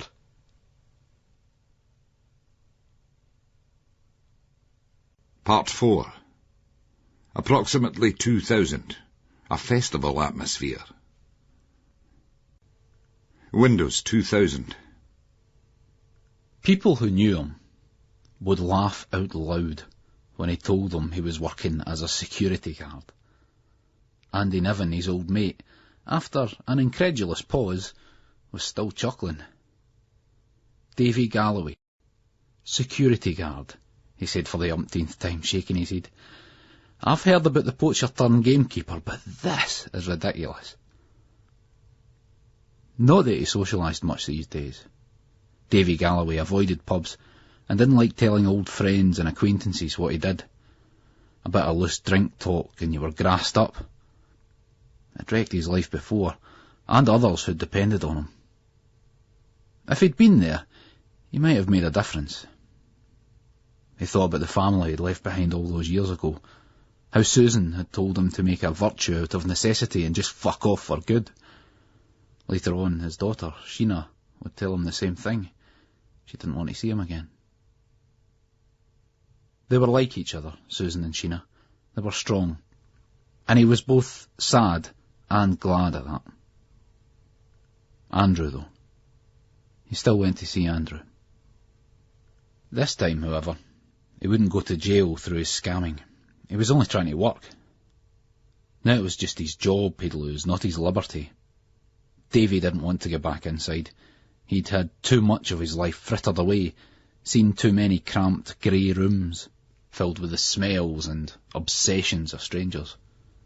Now he was working. The poacher turned gamekeeper. Looking out from the control centre across this large housing scheme, Davy Galloway considered that the monitors were his windows to the world, the black, grey, concrete world outside. Monitor 6 was his favourite, the overview camera sweeping beyond the tower blocks and over the river. The rest revealed drab underpasses and stairways and entrances to closes. The tapes were seldom switched on and running, because who'd be bothered looking through them for anything but a murder? The punters knew that as well. The bairns were as gallous as fuck. The wee ones would just stand under the cameras, giving them the V's for much of the day. Sometimes they got tanned in, often by masked youths. 2 monitors were blank. They couldn't be bothered replacing the broken cameras they were hooked up to. Alfie Murray, a recovering alcoholic and AA devotee, was working the shift with Davy.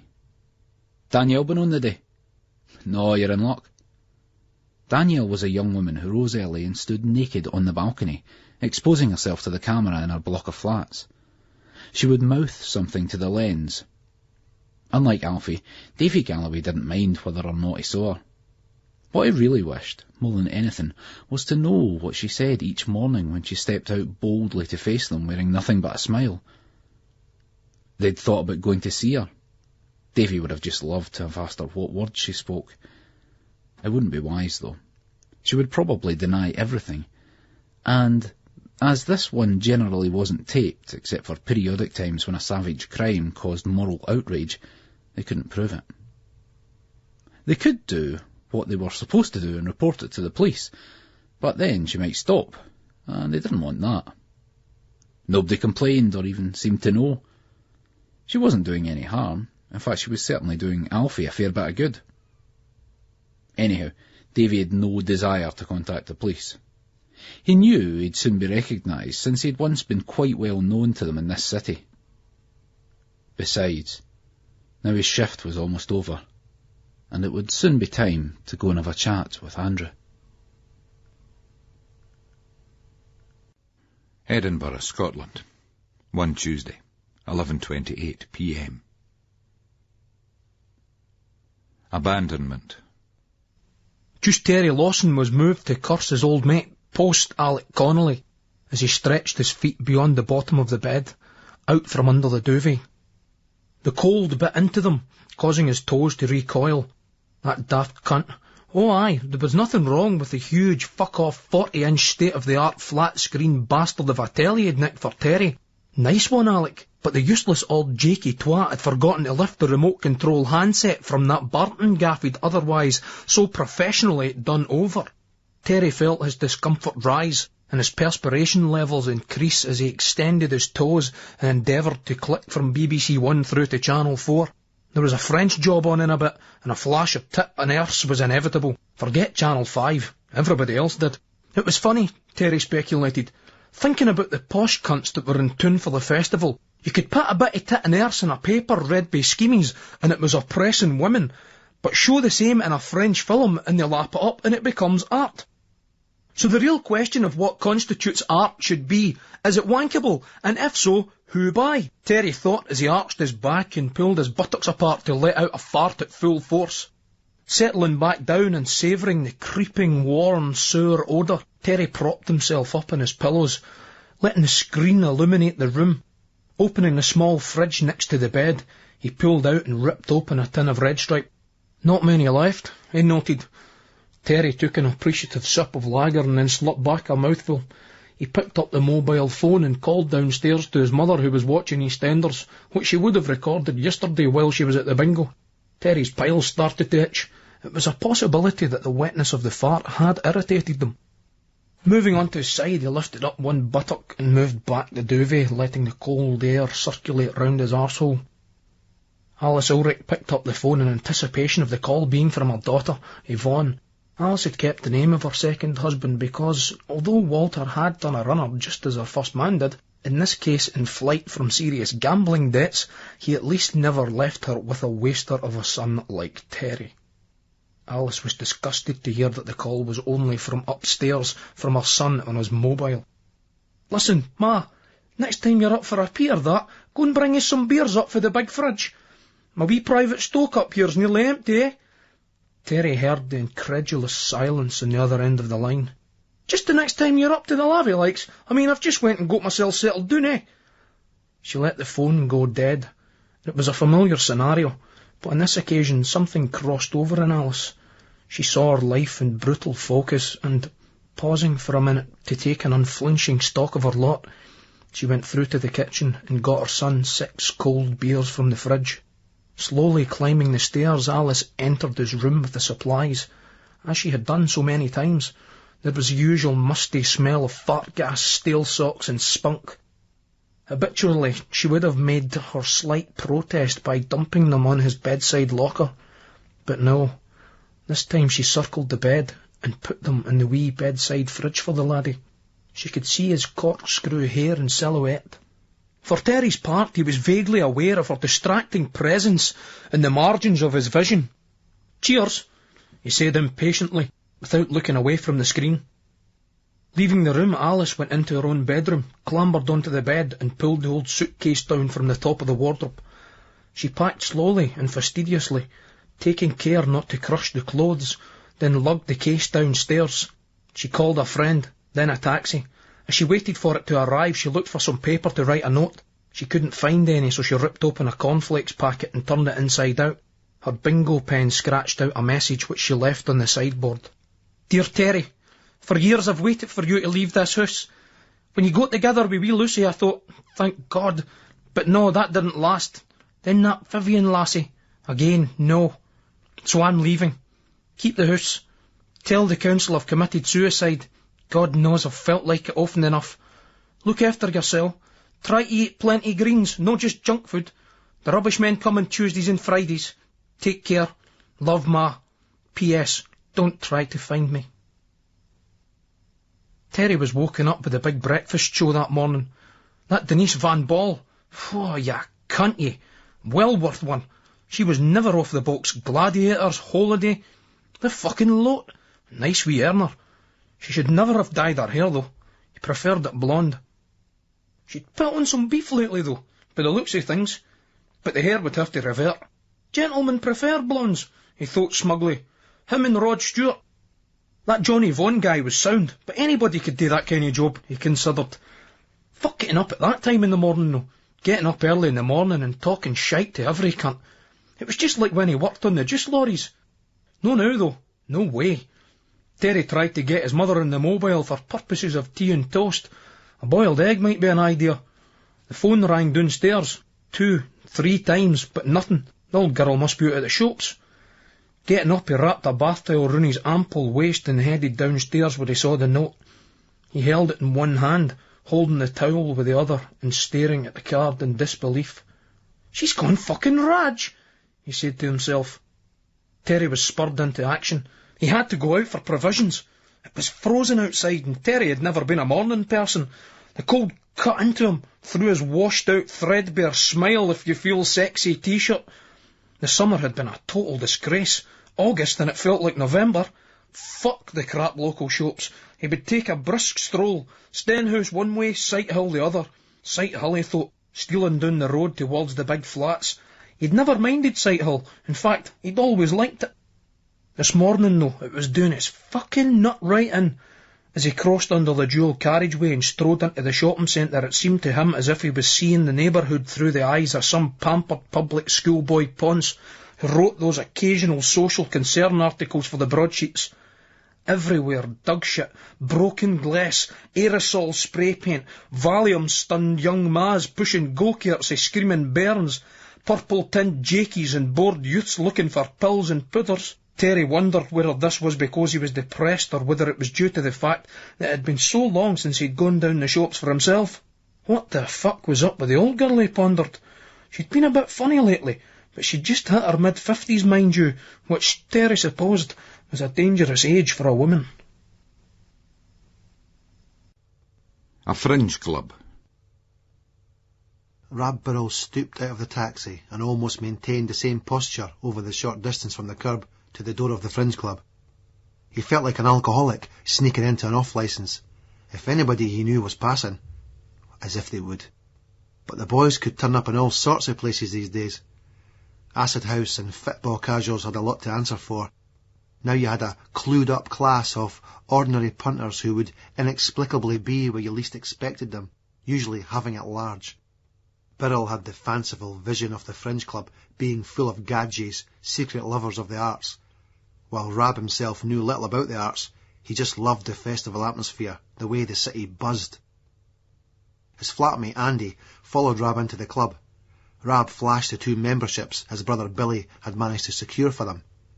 His brother also managed to get Rab 2 tickets for a preview of a film, which they'd both enjoyed. Rab Burrell looked around at the London media and arts crowd present. These cunts had even opened up branches of their own clubs up here for the duration of the festival, so that they could get through the whole 3 weeks without the risk of accidentally leaving the side of the wankers they incessantly bitched about the rest of the year. Burrell was bitter that it was this class of people who generally decided what you read, heard and saw. He cast critical, appraising glances around. Like a class war connoisseur, he savoured a perversely satisfying glow of affirmation when a certain look, gesture, comment or accent met his expectation. Andy saw his disdain and made a face at him. "Settle down, Mr. Birrell. It's all right for you. You went to Edinburgh Academy," Rab teased, clocking a pair of smart-looking women standing at the bar. "Exactly. That makes it worse for me. I went to school with the likes of those cunts," Andy replied. "Well, you should be able to communicate with them better, so get the drinks in, then go to the birds and start the chat." Andy raised his eyes in compliance, and Rab was just about to move over when he felt an arm on his shoulder. "They didn't tell us that they let skimmies in here," the huge figure grinned at him. Rab was 6 foot, but he felt like a midget beside this giant of a man. He was all muscle, with not an ounce of fat on him. "Fucking hell, Lexo, how you doing, man?" Rab smiled. "No bad. Come over and have a glass of champagne," Lexo said, gesturing into the corner where Rab spied a poncy-looking cunt and 2 women, 120s, 130s. "These twats are for this TV production company. They're doing a documentary on casuals, and they signed us up as a technical advisor." Rab clocked with approval the yellow pollen shark yachting jacket Lexo sported.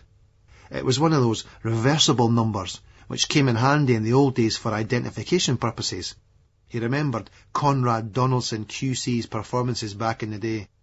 "You say one of the accused wore a red jacket, then it was black. This, while another had a black jacket, which miraculously turned blue. You admit you had been drinking alcohol. Did you take any other intoxicating substances that afternoon?" The prosecution would object, and it would be sustained, but the damage had been done. Lexo and Ghosty always insisted that the boys that went with him were well turned out.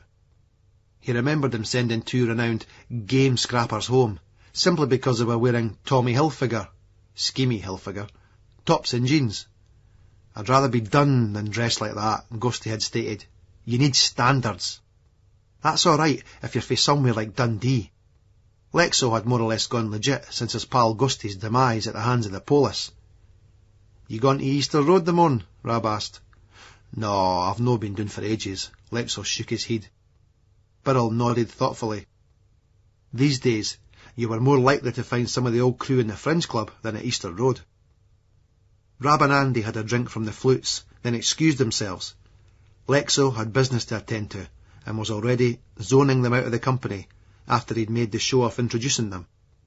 Through having shared a room with his elder brother Billy for years, Rab understood the attention span of the hard cunt better than most. They gave, they took, on their own terms. Forcing them to engage through pushy conversation only irritated them. Rab Birrell was also finding it a bit nauseating the way the TV people were hanging on Lexo's every word and getting visibly aroused at his anecdotes, selectively crafted to portray him as a great leader who pulled off spectacular swedging victories against all odds.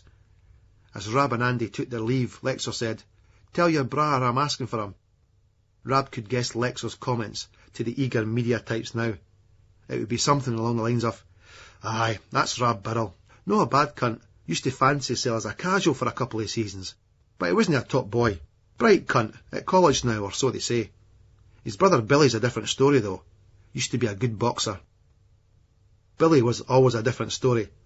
Rab was thinking about the envelope that his brother had given him a few days before at the family home.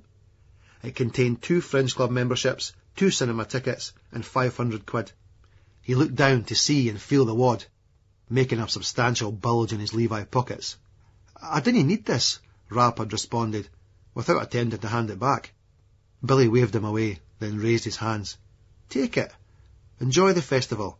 Students didn't have it easy," he added. Sandra nodded in agreement. Willie was plugged into his PC surfing the internet. He spent most of his time checking out websites on the computer Billy had bought them. The internet and cooking had become his twin obsessions since his retirement. "Oh, come on, Rab. It's now to me. I wouldn't do it if I couldn't afford it," Billy implored. And Billy wasn't being flash. Well, maybe a bit. But mainly he was just being Billy. He was looking after the people close to him, simply because he could, and that was that. But Rab saw the expression of cloying indulgence on his mother's face, and wondered why this couldn't have been done privately, just the 2 of them. As he pocketed the envelope with a restrained, lame-sounding "cheers," he thought how strange it was that your brother could be your hero and nemesis at the same time. Billy would be relaxed in a place like this, every bit as in his element as Lexo was now. Rab wasn't at ease though. He thought it might be a good idea to head over to Stewart's or Rutherford's. They would probably be full of festival types slumming it, he considered.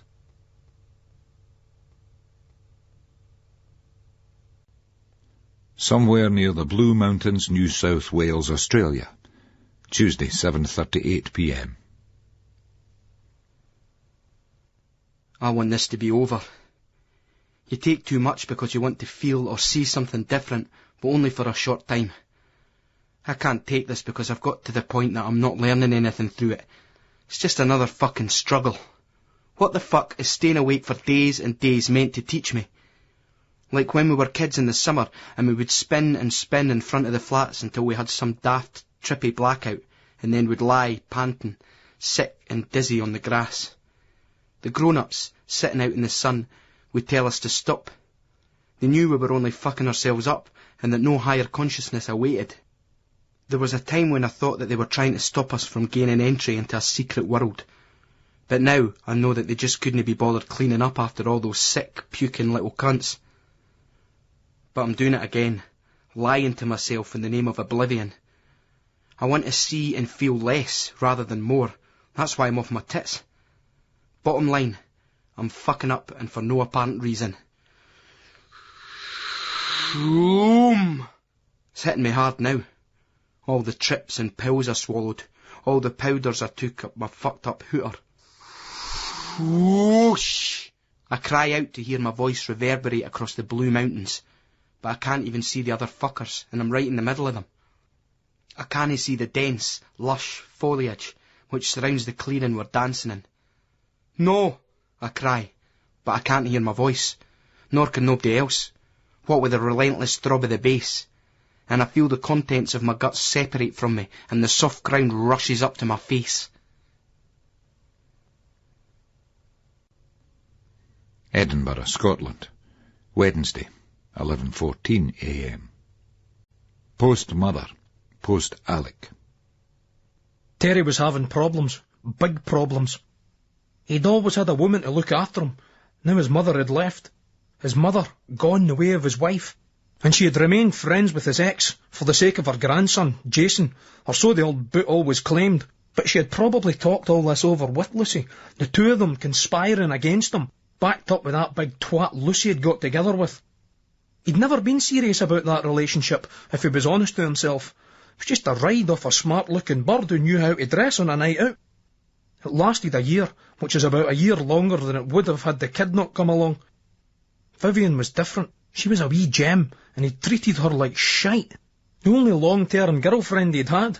3 years. Loved her, but treated her like shite, and she always forgave him. Loved and respected her enough to realise that he was damaged goods, to leave her, let her move on. After that night on the bridge, he went off the rails. Nah, he was never on the fucking rails. What was he on about? There had been other, episodic, short-term cohabitations. A series of women had occasionally moved him in, only to realise that the problems which led to their use of Valium, Prozac and other tranquilizers paled into insignificance beside this new status quo. In his mind's eye, their faces melded into one vague, disapproving pout. In no time at all, he would clean up and kick him out, back to his mother's. But now his own mother had gone.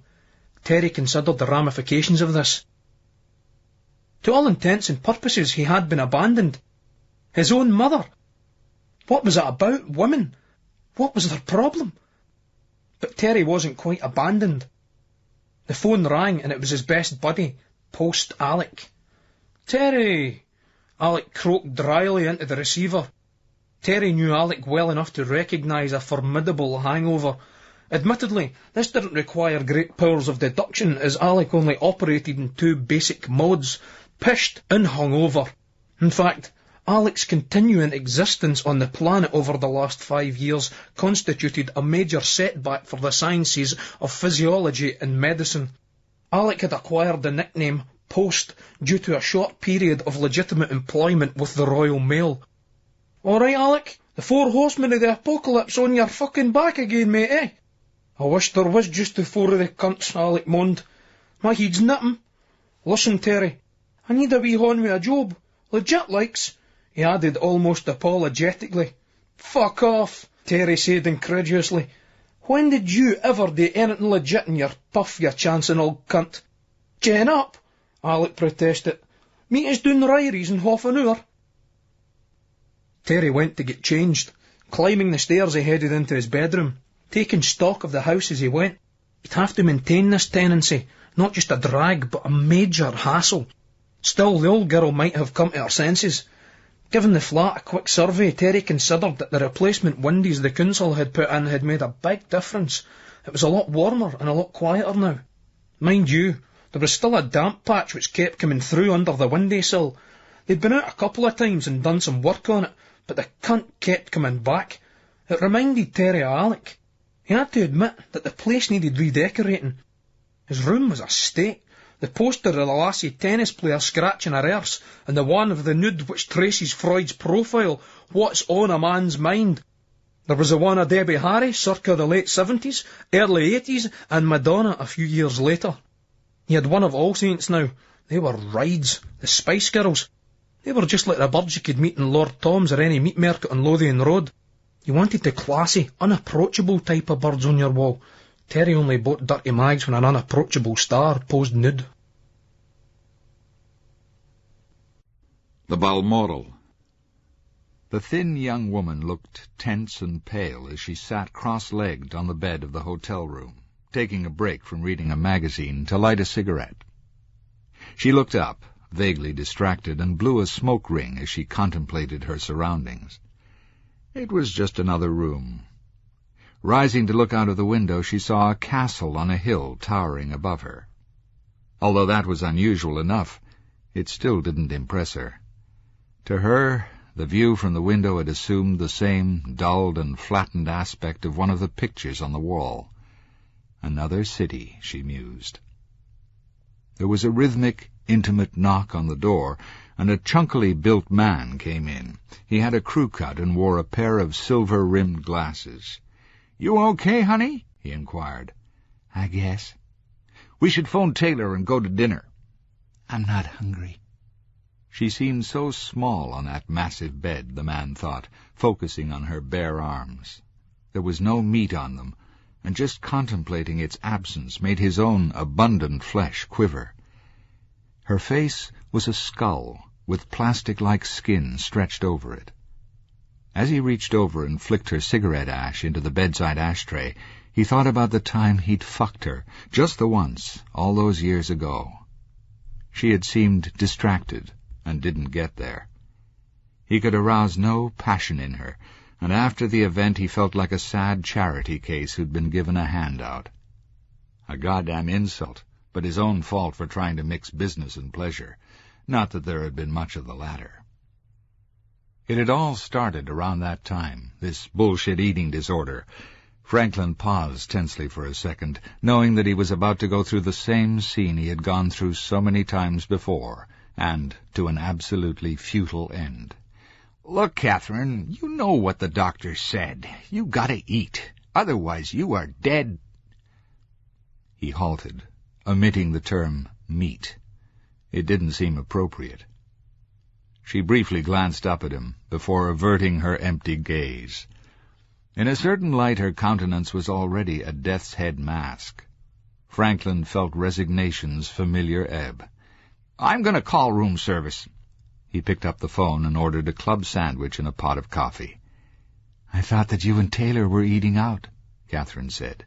"This is for you," he told her, trying to overlay the aggravation in his voice with a coat of lulling appeasement, and failing completely. "Don't want it." "Try, baby, will you? Please? Try for me," he begged, pointing to himself. But Catherine Joyner was miles away. She scarcely noticed her long-time friend and manager, Mitchell Franklin Delaney, Jr., leaving the room. Cocksuit for the lassies. "Cocksuit for the lassies!" Lisa shouted at the two young studenty guys who made their way past them down the train. One of the boys got a beamer, but the other smiled back at them. Angie and Sheila sniggered as their victims moved into the next carriage. Charlene, younger than the other three, who were in their mid-20s, forced a tight smile. They were always joking about wee Charlene and how they were a corrupting influence on her. Charlene considered that they three would be a corrupting influence on anybody. "They're just fucking wee laddies," Angie said, shaking her head and tossing back a mop of brown curls. Her huge, round face caked in makeup, her big hands with the implausibly long red and yellow nail extensions she'd got done in Ibiza. She made Charlene feel like a kid, and sometimes she just wanted to burrow into the security of those huge breasts which seemed to precede her friend's entrance into her room by about 10 minutes. Lisa stood up as Angie and Sheila started a drum roll. "You're not chasing the wee fuckers, are you? You're a fucking stoat hen," Sheila scoffed. Sheila, tall and gangling with short, spiky, peroxide blonde hair, so thin and fine just like the rest of her, ate and drank like a fish and still had a coat-hanger skinny frame, swore and cursed and drank the most mad-for-it laddies right under the table. Angie didn't like the way the rest of them could eat and drink anything, while she just had to look at a packet of crisps for it to register on the scales. "I'm a fuck," Lisa said, but with a sly nod. "Just gone for a smoke in the bogs." And she moved away in exaggerated movements, parodying a catwalk model. She glanced briefly back at her pals for a reaction, marvelling at their Mediterranean tans, just how good they make you look and feel. It was worth the skin cancer risk, worth spending middle age looking like a dried-out old boon. Later would take care of later. Angie winked at Charlene. "Aye, gone to apply the lip gloss, more like it," she shouted at Lisa's back. Turning to Sheila and Charlene, she asked, "You reckon that dirty cow's a way to make some waves for the wee man in the boat?" "Aye, it'll be a long time before she comes back down to earth for Ibiza, filthy tart," Sheila laughed. Charlene felt a little ache in her chest at the thought of it all coming to an end. Not so much finishing the holiday, or even going back to work. There would be plenty of stories to tell to make that bearable for a bit. It was just the fact of them not being together every day. She'd miss that. Miss them. Especially Lisa. The funny thing was that Charlene had known her for ages. They'd worked together at the transport department in the civil service. Lisa never really talked to her then, and Charlene supposed that she was a bit too young and uncool for her. But then Lisa had packed it in and headed off to India. It was only since she'd got back to Edinburgh last year, when Charlene had teamed up with Angie and Sheila, Lisa's old mates, that they'd become pals. Charlene thought that Lisa might have difficulty in accepting her. The reverse happened, and they rapidly became close friends. Lisa was some machine, all right. "Aye, she was saying that she wants to go out tonight, 'cause the festival's on," Charlene said. "Fuck that! I'm going to my bed," Sheila said, picking a crumb of sleep from the corner of her eye. "Alone?" Angie teased. "Too right. I've had enough. Some of us have got a normal fanny between our legs, hen, no the fucking Mersey tunnel. If that Leonardo DiCaprio came round to mine with 5 grams of Charlie, 2 bottles of Bacardi and said, 'Let's go to bed, baby,' I'd just turn round and say, 'Some other time, pal.'" Charlene watched in morbid fascination as Sheila rolled and flicked away the crumb, trying not to be too turned off by her pal's antics. She cursed herself for being so squeamish. Ibiza with that mob was no place for the faint-hearted, and at times she'd found it all too much. The scoreline had said it all. 8, 6, 5, and 1. The 1 was Charlene, of course. There had been another 2, where she hadn't gone all the way, one of them being a lot better than the tense and jagged occasion when she had. Charlene hated one-night stands, even on holiday. That guy, he'd sweated and slobbered all over her, then crashed out as soon as he'd shot his load into the condom he'd complained about having to wear. She'd been drunk, but as soon as he'd started, she wished she'd been drunker still. In the morning, he got dressed early and said, "See you later, Charlotte." Even the guy she'd had the petting session with, he had called her Arlene, and left a pile of sick on the floor of her bedroom in the chalet. That was the one who eventually got all nasty and called her peculiar for not wanting to shag him. San Antonio had been no place for the faint-hearted. Now she was going home to her mother's. Angie had lost one of her large hooped earrings, and Charlene thought that she would mention it, but it was Angie who spoke first. Aye, I've had it with cock and all, but no Lise. She'll no be going to her bed. Well, knowing her Todd anyway, what's she like? She's some machine, shagging that boy for Trinent in the bogs coming back on the plane. Trinent? You go all the way there to do that with somebody for Trinent? Charlene said aghast. Then she shuddered. The whole point of going there was to fuck somebody, and she'd had one crap encounter, and now they were going to talk about it. Angie slipped some gum into her mouth. Aye, that was your fault, but taking her to that manumission on the last night, getting her all juiced up. Aye, when that couple started shagging, I didn't ken where to put my face, Charlene said, relieved that they hadn't got on her case. Sheila looked at her, and sucking on the vodka and coke mix they'd prepared in Newcastle Airport, laughed. I did, right underneath that Geordie boy's arse. In the toilet, Lisa was pulling her blonde hair across her scalp to expose dark roots which needed touching up. She never did them herself, and Angie would try to fit her in next week. You needed a professional job, get the split ends sorted and make sure the condition was maintained. Avoid at all costs the greasy or dry extremes of the home efforts. The sun had brought out her freckles. Lisa pulled her top up to examine the tan line. It had taken a couple of days to get round to getting the top off. The tan was just coming on, just starting to look seamless, when it was back on the fucking plane and back to work next week to the fucking pods in the call centre at Scottish Spinsters. See you next year. Next year the tits were coming out from day one. Lisa had always wanted bigger tits. That wanker who said to her, if you had bigger tits, you'd have a perfect body. This was supposed to be a fucking compliment and all. She'd retorted by telling the guy that if his cock was as big as his nose, then he'd be okay as well. The sad fucker had gotten all paranoid and self-conscious. Some of them could give it all right, but they hated getting it back. The pretty boys were the worst. Narcissistic, self-absorbed bores with no personality. But then, the problem was that if you shagged too many dogs, it ate away at your self-esteem. And it was a problem, but one worth having. Wee Charlene had been a bit funny on the holiday. Lisa suspected that it had been all a bit too much for her. Lisa surprised herself with how protective she felt of her younger friend.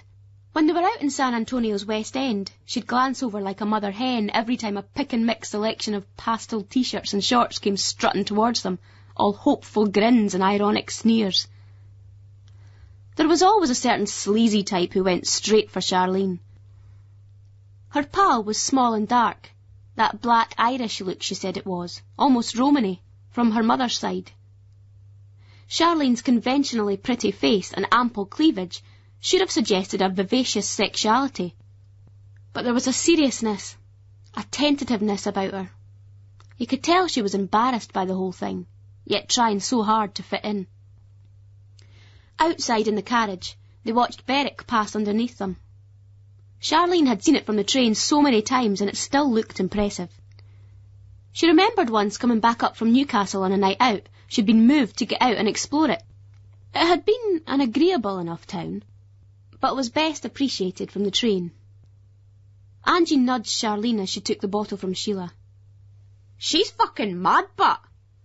She glanced over at Sheila. Nearly as bad as you. Mind the time he bagged off with that boy at Buster's? Aye. Right hen, Sheila said warily. She wasn't able to remember which time this was, but she sensed Angie's mood. He was pissed. Sheila minded now. It was best to tell it herself rather than have to suffer Angie's version. Aye, I goes back to his, but he couldn't get it up. In the morning, I'm getting dressed and he's all frisky trying it on. I tell him to fuck off. But that's out of order, Angie said, realising that this wasn't the story that she meant. But she was a bit pissed, and as she'd forgotten now the original one, this would do. It's all right when you're drunk, but no in the morning when you're sober, especially no if you couldn't get it up the night before. I ken, that makes it like going with somebody that's a stranger, like I'm a fucking slut or something. I tell him to fuck off. You had your chance, son, and you weren't up to the job. Ken what she says? Sheila explained, pointing through to the carriage where Lisa had gone. She says I was mad. She goes, should have done him in the morning. I says, fuck off. It took us 8 diamond whites to snog him, and I'm not going to fuck a dog I dinna ken with nothing but a hangover for protection. At this point, Lisa returned and raised her eyes doubtfully, slipping into the seat next to Sheila. Charlene looked wistfully out of the window as the train swept along the Berwickshire coast. She might be right, though. It's about diuretics. The boy can keep it up longer after a night on the pish. Read all about it. That's how it took my ma ages to leave my dad, even when he was an alky. He'd wake up in the morning and just gear a length with the drink stiffy he had. She thought it meant he still loved her. It was just chemical need. He'd have stuck it in a Greg's bridie if it had been hot and moist enough. They sensed that Charlene had said too much. There was a long, nervous silence as she twitched self-consciously before Lisa coolly said, "Wouldn't it be a Greg's bridie then?" The laughter was too loud for humour, but just right for catharsis. At this point, muddled, sick thoughts about Charlene and her father started to form in Lisa's drink-fuddled mind. Lisa looked at Charlene's dark eyes. They were hollow and sunken, as were Sheila and Angie's, and indeed her own when she had inspected them in the toilet. Why shouldn't they be? They'd been caning it on holiday. But Charlene's were different. They were more than a little bit haunted. It scared and concerned her. Record Company. Franklin Delaney sat with Colin Taylor in a busy bar cafe on Edinburgh's Market Street. Its style was not to his liking, a dreary, self-consciously trendy place, which could be in a fashionable quarter of any western city.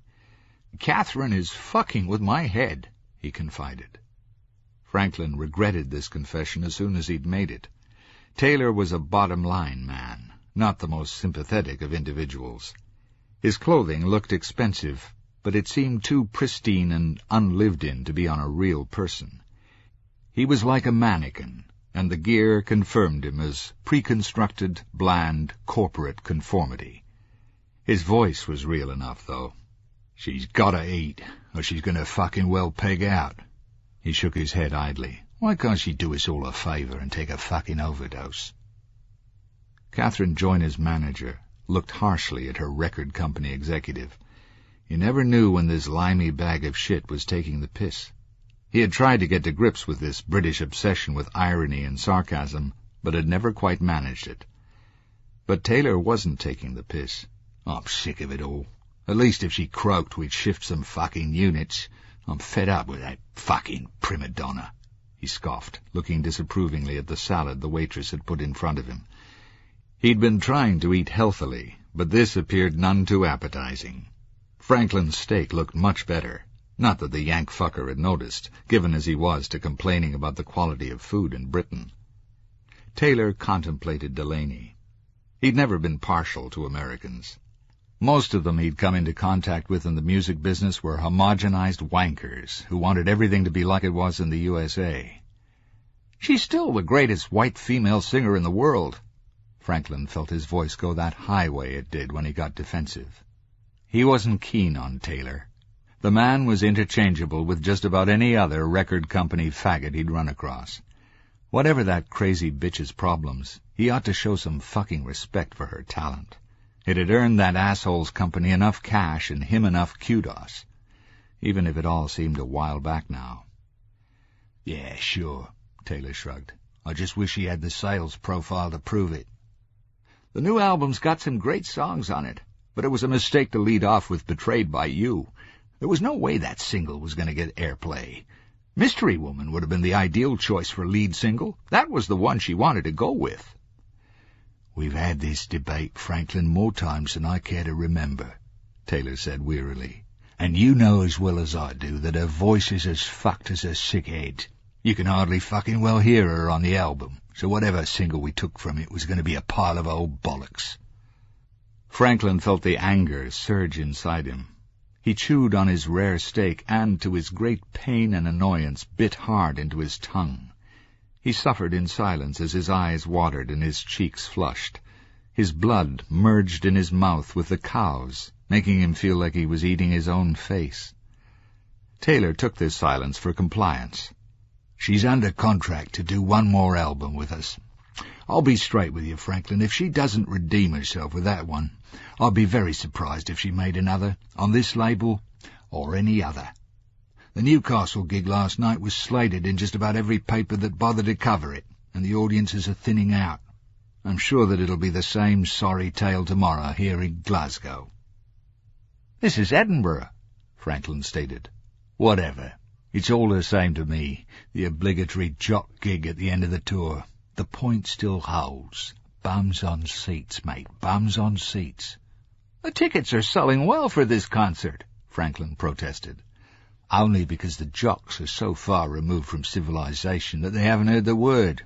Catherine Joyner has lost it. The news will filter across Adrian's wall at some point. But it was a good move, putting her on here, at the Edinburgh Festival. They'll take any old shit here. Any washed-up has-been can resurface, and the cunts that put the programme together call it daring or inspired. And the thing is, people are so used to going out, they actually go along. Next week she could be doing the same show at their local shit pit, and they wouldn't even fucking dream of going to see her. Taylor's eyes sparkled with mischief as he produced a newspaper cutting and slipped it over to him. You seen this review of last night? Franklin said nothing, trying to keep his features impassive, aware all the time of Taylor's sniggering gaze on him as he looked over the cutting. Too heavy on the mint sauce, Miss Joyner. Catherine Joyner, City Hall, Newcastle upon Tyne. The vibrato vocal technique is a controversial device, to say the least. It's often the last weapon of the songster scoundrel, the clapped-out chanteuse whose voice lacks its former range. In Catherine Joyner's case, it's sad almost to the point of being painful to witness the public humiliation of a vocal talent which was once, if not everybody's cup of tea, then at least a truly distinctive phenomenon. Now, Joyner, when audible, bleats through every song like a lamb on Mogadon, often sliding into this pathetic warble at the least challenging of obstacles. It's almost like our Cath's forgotten how to sing. A boozy, middle-aged crowd on a nostalgia trip might have shown some empathy to a more engaging performer. But Joyner, like her voice, seems elsewhere. Her communication with the audience is zero, exemplified by her stubborn and perverse refusal to give us a rendition of her biggest ever transatlantic hit, Sincere Love. Repeated calls from the floor for that old standard were studiously ignored. In the end, though, it matters not a jot.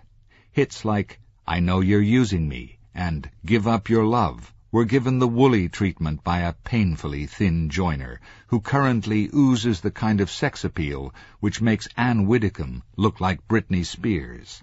The set positively reeks of mint sauce, and, for the good of music, this is one piece of mutton dressed as lamb we can only pray will fall into the clutches of a Hannibal Lecter very soon. Franklin struggled to contain his anger. The artist needed support, and here she was being written off and ridiculed by her own company. "Get it to eat, Franklin," Taylor smiled, holding a forkful of greasy chicken to his mouth. "Just get it to eat. Get her strong again." Franklin felt the pain in his mouth subside as his indignation rose further. "Don't you think I haven't been trying? I've tried every clinic and special diet and therapist known to man. I get them to send up club sandwiches every day." Taylor raised the glass of red wine to his mouth. "She needs a good fucking," he mused, looking conspiratorially at Franklin, who just then realized that the record company executive was a little drunk. "Mint sauce, eh? That's a good one." I Know You're Using Me. Just Terry didn't like heights. He wasn't cut out for this type of work. The window cleaning he didn't mind, but being up high, it just wasn't for him. Yet here he was, suspended on a platform above the city, cleaning the windows of the Balmoral Hotel. How the fuck he'd let that jakey old cunt post Alec talk him into this gig was beyond him. Alec had said it would be cash in hand as Norrie MacPhail was in hospital getting an operation on his shoulder. Norrie didn't want to lose the lucrative hotel contract, so had entrusted post Alec with completing the job. "Fucking view and a half up here, but Terry," quoth Alec, hacking up a lump of spittle from the back of his throat and gobbing it out. Even as far up as they were, and with the noise of the traffic, Alec fancied that he could hear the gobs splatter off the pavement. "Aye, Barry," Terry replied, without looking across and down at Princes Street. You could just step outside the scaffolding and let go. Just like that. It was too easy. It was a wonder more people didn't do it. A bad hangover would swing it. You'd only have to sense the futility of it all for just a split second. Then you'd be away. It was too tempting.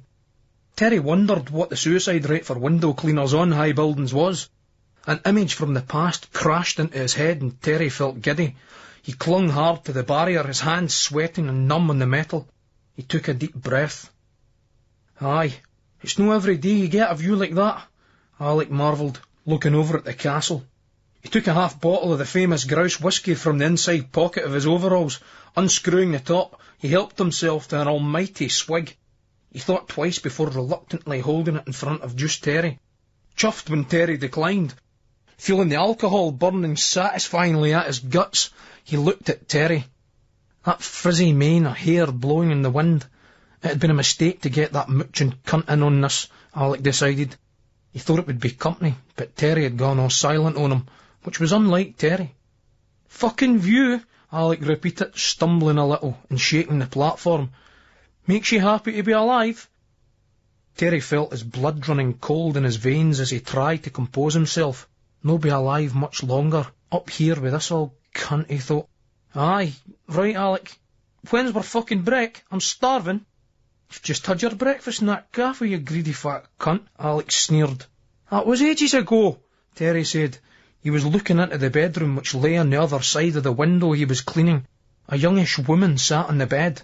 "Stop checking out the fanny, you dirty bastard," Alec spat with concern. Any complaints for guests and it's Norrie's livelihood that's at stake. But Terry was spying the club sandwich which lay untouched on the table. He tapped at the window.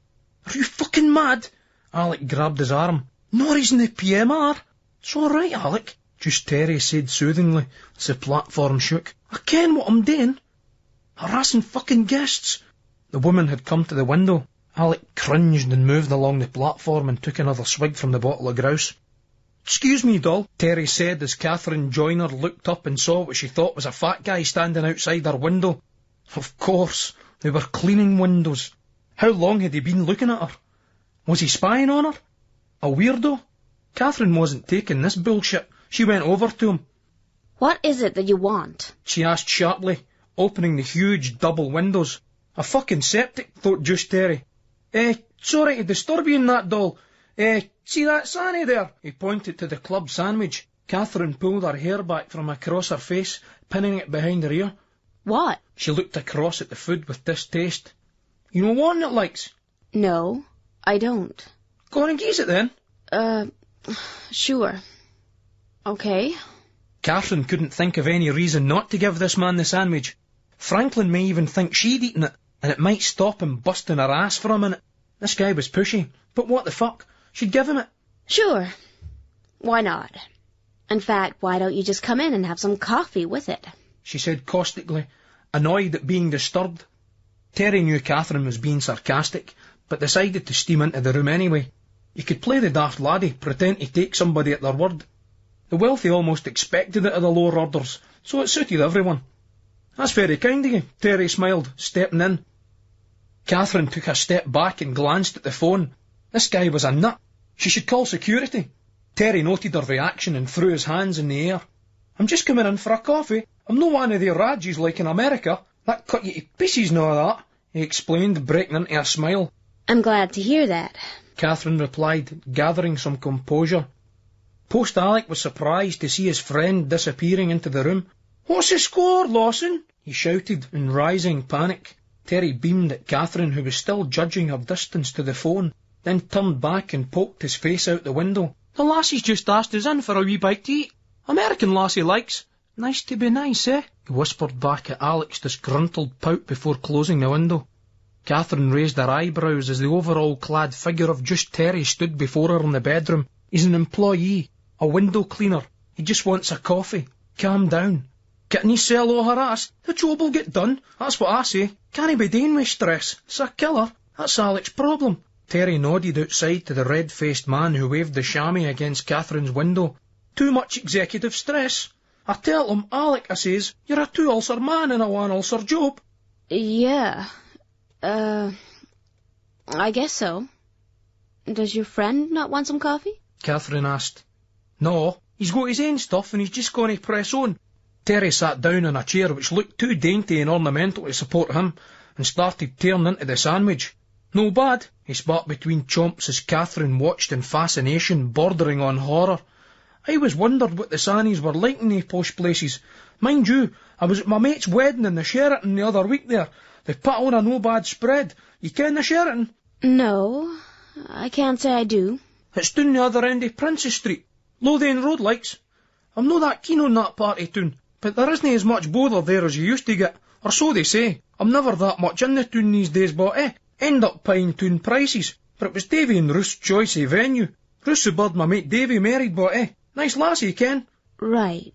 No my type, like say, bit top heavy and that. Terry cupped his hands to his chest, caressing large invisible breasts. Right.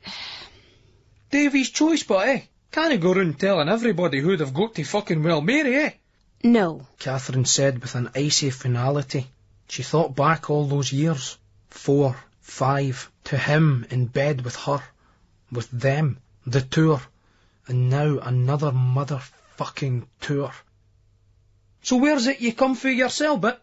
Terry's terse questioning snapped Catherine away from that Copenhagen hotel room back to the cornfields of her childhood. Well, I'm originally from Omaha, Nebraska. Is that in America, aye? Yeah. I was wanting to go to America. My mate Tony just got back from there. Mind you, he thought that it was overrated. Every cunt, pardon me, everybody after that. Terry rubbed his thumb and his index finger together. The fucking Yankee dollar. Mind you, it's getting that way over here. Down in that Waverley station you get charged 30 pence for the bogs, 30 pence for a pish. You want to make sure that it's a longin for that price. I'll have a fucking shiting off it's all the same to you, mate. Tell us what the fuck that's all about if you can. Catherine nodded glumly. She didn't really know what this man was saying. So what brings you to Scotland? First time in Edinburgh, aye? Yes. This fat oaf didn't know who she was. Catherine Joyner, one of the greatest singers in the world. Actually, she said snootily, I'm here to perform. You a dancer, likes? No, I sing. Catherine hissed through clenched teeth. Oh, I was thinking you might be a dancer up at Toll Cross or something, but then I thought that this shin's a bit fancy for the go-go's and that. He looked around the huge suite. If you didn't mind the saying so, likes, so what is it you sing? Have you ever heard of Must You Break My Heart Again? Or perhaps Victimized by You? Or I Know You're Using Me? Catherine couldn't bring herself to say, And Sincere Love. Terry's eyes widened in recognition, then focused in disbelief for a beat, before expanding once more in affirmation. Aye, I ken all them. He burst into song. After we've made love, a distant look it often fills your eyes. You aren't with me, but when I challenge you, you feign surprise. You get dressed quickly, switch on TV for the ball game. I mean so little, you even call me by the wrong name. I love that song, man. It's that true to life. I mean, there's boys like that, ken what I mean? Once they've had their after sex, it's like, that's it, ken? Yes. Catherine found herself laughing gently at Terry's performance. It was truly awful. It had been such a long time since anything had made her laugh. You ought to be on stage. She smiled. Terry bristled as if he had been injected with a hypo full of raw pride. I do sing, doing the karaoke in the Gauntlet at Broomhouse. Anyway, thanks for this, Annie. I'd better be getting back before before my colleague, Post Alex, starts nipping my head. He looked at her for a second, her stick-like figure. Tell you what, but you should let me get you a drink later. You off the night? Yes, I am, but I...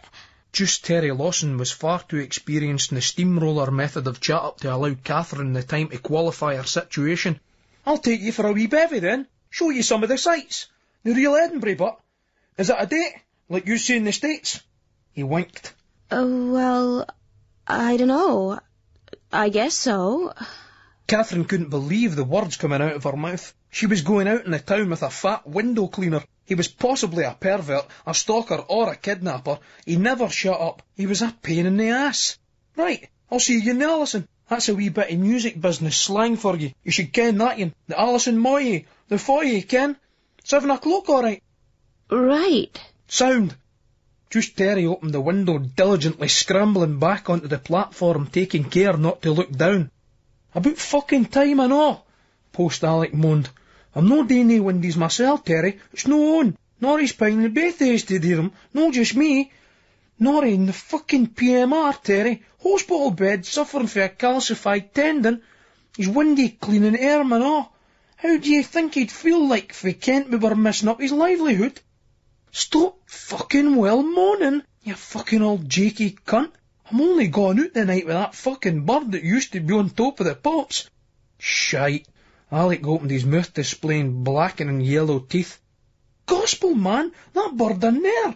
She did that, must you break my heart again? Alec gaped, open-mouthed, as Terry sang to illustrate his point. All my life I've been in pain, all my days no sunshine, just rain. Then you came into my world one day, and all the clouds just blew away. But your smile has grown colder, I feel the chill that's in your heart, and my soul it lives in terror of the time you said we must part. Must you break my heart again? Must you hurt me to my core? Why can you not be a very special one for me? Must you play those same old mind games, 'cause I know there's someone else whom you think of when we're together? Must you break my heart again? I minded that, yin. Here, what's her name? Alec peeped in the window and had a glance at Catherine. Catherine Joyner, Terry said, demonstrating the same arrogant flourish he employed at the Silver Wing pub quiz on the occasions when he was sure he was correct. Alice Cooper's real name, Vincent fucking Furier, piece of pish. See if you can get tickets for our show. Consider it sorted, Alec. Consider it sorted. We in the business can pull a few fucking strings. We dinna forget our old muckers. Cheeky cunt. 36-year-old and still living at home with his ma, Alec thought. Blue Mountains, New South Wales, Australia. Wednesday, 9:14 a.m. All I'm aware of is the bass throbbing away, that pulse of life, the steady boom, boom, boom of the beat. I'm alive. I've almost been aware of it for a while. Some unconsciousness isn't darkness. It's standing coldly in the centre of the sun, trying to gaze beyond its blinding fires outwards across the flawed, sumptuous universe. Your arse, your arse, your arse. I look up and I see the green canvas. I can't move. I can hear the voices around me, but I can't focus. What's he taking? How long's he been out? I know the voices, but I can't recall the names. There's maybe a best friend or an old lover in there somewhere. How easy it's been to collect loads of both over the last decade or so. How genuine it all seemed at the time. Now how frivolous and empty. That they're all around me now, all melted into one invisible force of human goodwill. Maybe I'm dying. Maybe this is what it feels like. The journey into death. The combination of souls, the melding, the communion into one spiritual force. Maybe this is how the world ends. A sweet smell sharpens and warps into a rancid chemical stench in my nostrils. I shudder. My body convulsing once, twice, and it's gone. But my head swells up so much, it's like the skull and jawbones are going to crack. Then it contracts back to normal. Fuck's sake, Reedy. The last thing he needs is Amulet up his fucking outer, a girl's voice complains. She's starting to come into focus. Golden dreadlocks, probably really just dirty fair, but I see them as golden. Her features bring to mind a feminine version of the Arsenal footballer Ray Parlour. Celeste, she's called, and she's from Brighton. Brighton in England, not Brighton here. There must be one here, surely. Something's sticking in my head. thoughts playing like on a loop. I suppose that's what's going loopy means. Obsession times obsession. Reedy's beginning to take shape in front of my eyes now. His big blue eyes, his crew cut, his weather-beaten skin, those old rags stitched together so haphazardly that it's almost impossible to discern what the fuck constituted the original garment. It's all patch. Everything. Everything here is patched up, held together by fuck all, just waiting to fall apart. Sorry, Carl, mate. Reedy apologises. Just trying to revive you there. I should call Helena. But thankfully my mobile's fucked. You get no reception up here anyway. I'm in no position to say sorry, to admit I've been a cunt. That's what getting fucked up does. It suspends time. Putting you into this place where attempting to apologise can only make things worse, so you don't even try. It's fine now. I can feel a smile twist on my mouth. Soon, though, I'll be in that lonely waiting room of horror and anxiety. Anxiety. My tunes. Where's my fucking tunes? You're now stiped to spin, Carol. Where's the fucking tunes? Relax. They're right here, mate. You won't be playing any, though. Just take it easy, Reedy urges. I'll fucking blow them away, I hear myself saying. I form a gun with my index finger and make a pathetic exploding noise. Look, Carl, Celeste Parler says. You just sit there for a bit and get your head together. You've got an egg on it. Celeste from Brighton, Reedy from Rotherham. Thousands of English, Irish, and yes, Scots, wherever I go. All sound heads and all. California, Thailand, Sydney, New York. No just hanging out, no just having it, no even just living it. They're fucking well running the show. Legal or illegal, corporate or crusty. All that wasted entrepreneurial talent, free as fuck. Accents no consideration, showing the locals how to do it. Australia was different. It really was the last frontier. So many heads had ended up here after the dream had been smashed by the riot police and the black economy drug-dealing nutters which the Thatcher years had thrown up. Britain felt old and shoddy. Strangely even more so with its new labour and its modernisation, its wine bars and coke-snorting media and advertising ponces everywhere. It only took one glum, "Time, gentlemen, please," to send the citizens of cool Britannia scuttling home for the last bus or tube before the stroke of midnight. That old fist of repression still lurked under the smarmy banality of everyday life. No Australia, though. It felt real and fresh again out there. The raves behind Sydney Central Station were just something to do while you went out to get the supplies. Then it was back out into the bush, to the makeshift Mad Max-style encampments, going feral, going to the point where you tranced yourself out into the sun to the hybrid of didgeridoo and techno. Leaving it and losing it, no authorities to worry about, being free to experiment as capitalism devoured itself. It was not the point. Let them get on with fucking it up, accumulating wealth they could never hope to spend. The sad cunts were missing the point. 50 grand a week for a football player, 10 grand a night for a DJ. Fuck off. Fuck off and behave. I feel safe here, though. This place is full of chilled heads. Better than that last crew I got mixed up with up in the Megalong. It was fun for a while, but I never was much cop at picking friends. They say that leaders always emerge, no matter what the ideals or the systems of democracy that are put in place. Well, this may or may not be true, but what is the case is that arseholes certainly do. The air was cool and light, and it was damp, yet I remember it as a furnace. The Northern Territory, last summer. All the frying heat around, sucking out your juices. Breath Thompson, nonetheless, looking at me. His face is like a moray eel, it really is. Snorkelling out on the reef. I came face to face with one of those bastards. They're bad fuckers. I'm a threat. He says wordlessly, "You're the DJ. Play the music. Don't challenge me. Don't think. Relinquish all thought. I can do that for all of us. I'm a fucking great charismatic leader." No. Sorry, Breath. All you are is a smelly, rich, crusty cunt with a sound system. You fucked a few daft chicks who don't know their own mind. But haven't we all? Thank fuck I'm a schemie. Much too fucking cynical to be mesmerised by an idiot who sounds like a fairy. The love and peace vibes soon went when the authority was challenged. It wasn't the Northern Territory, it was the Megalong Valley. But that summer it was so hot it could have been Alice Springs. No, it was damp and wet. I can't fucking well think. I'm thinking about how I've always felt an outsider, a misfit. Even with the posse, the tribe, the crew, I was a misfit. Then I see him again. Breath. The controlling, manipulating cunt. He always says to you, I haven't got an agenda. And even when you're mashed out of your nut, he's as subtle as a kick in the balls. I see him again. He's spouting some biblical shite at me. How I'll lose my power like Samson for cutting off my white hair, which has fallen out anyway, for fuck's sake. He wishes. I play the best set I've ever played in my life. Fucking blinding. Afterwards he's sulking.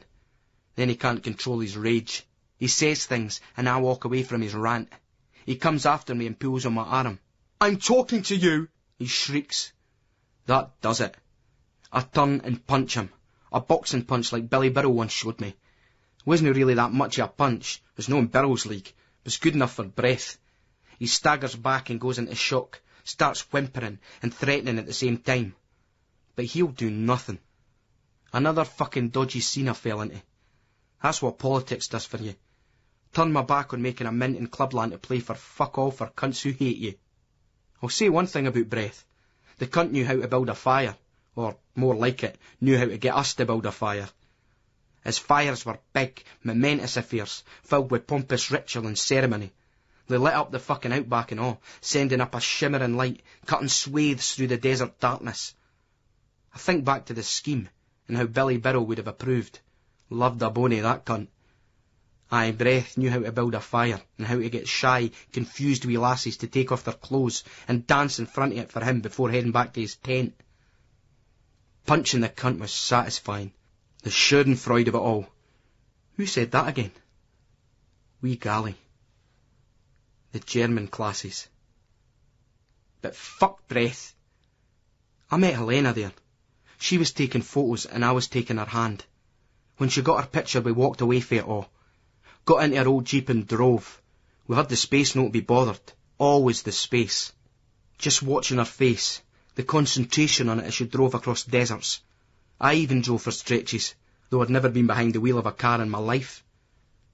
You go there and you see it all. That space, that freedom. You see how we're running out of space, out of time.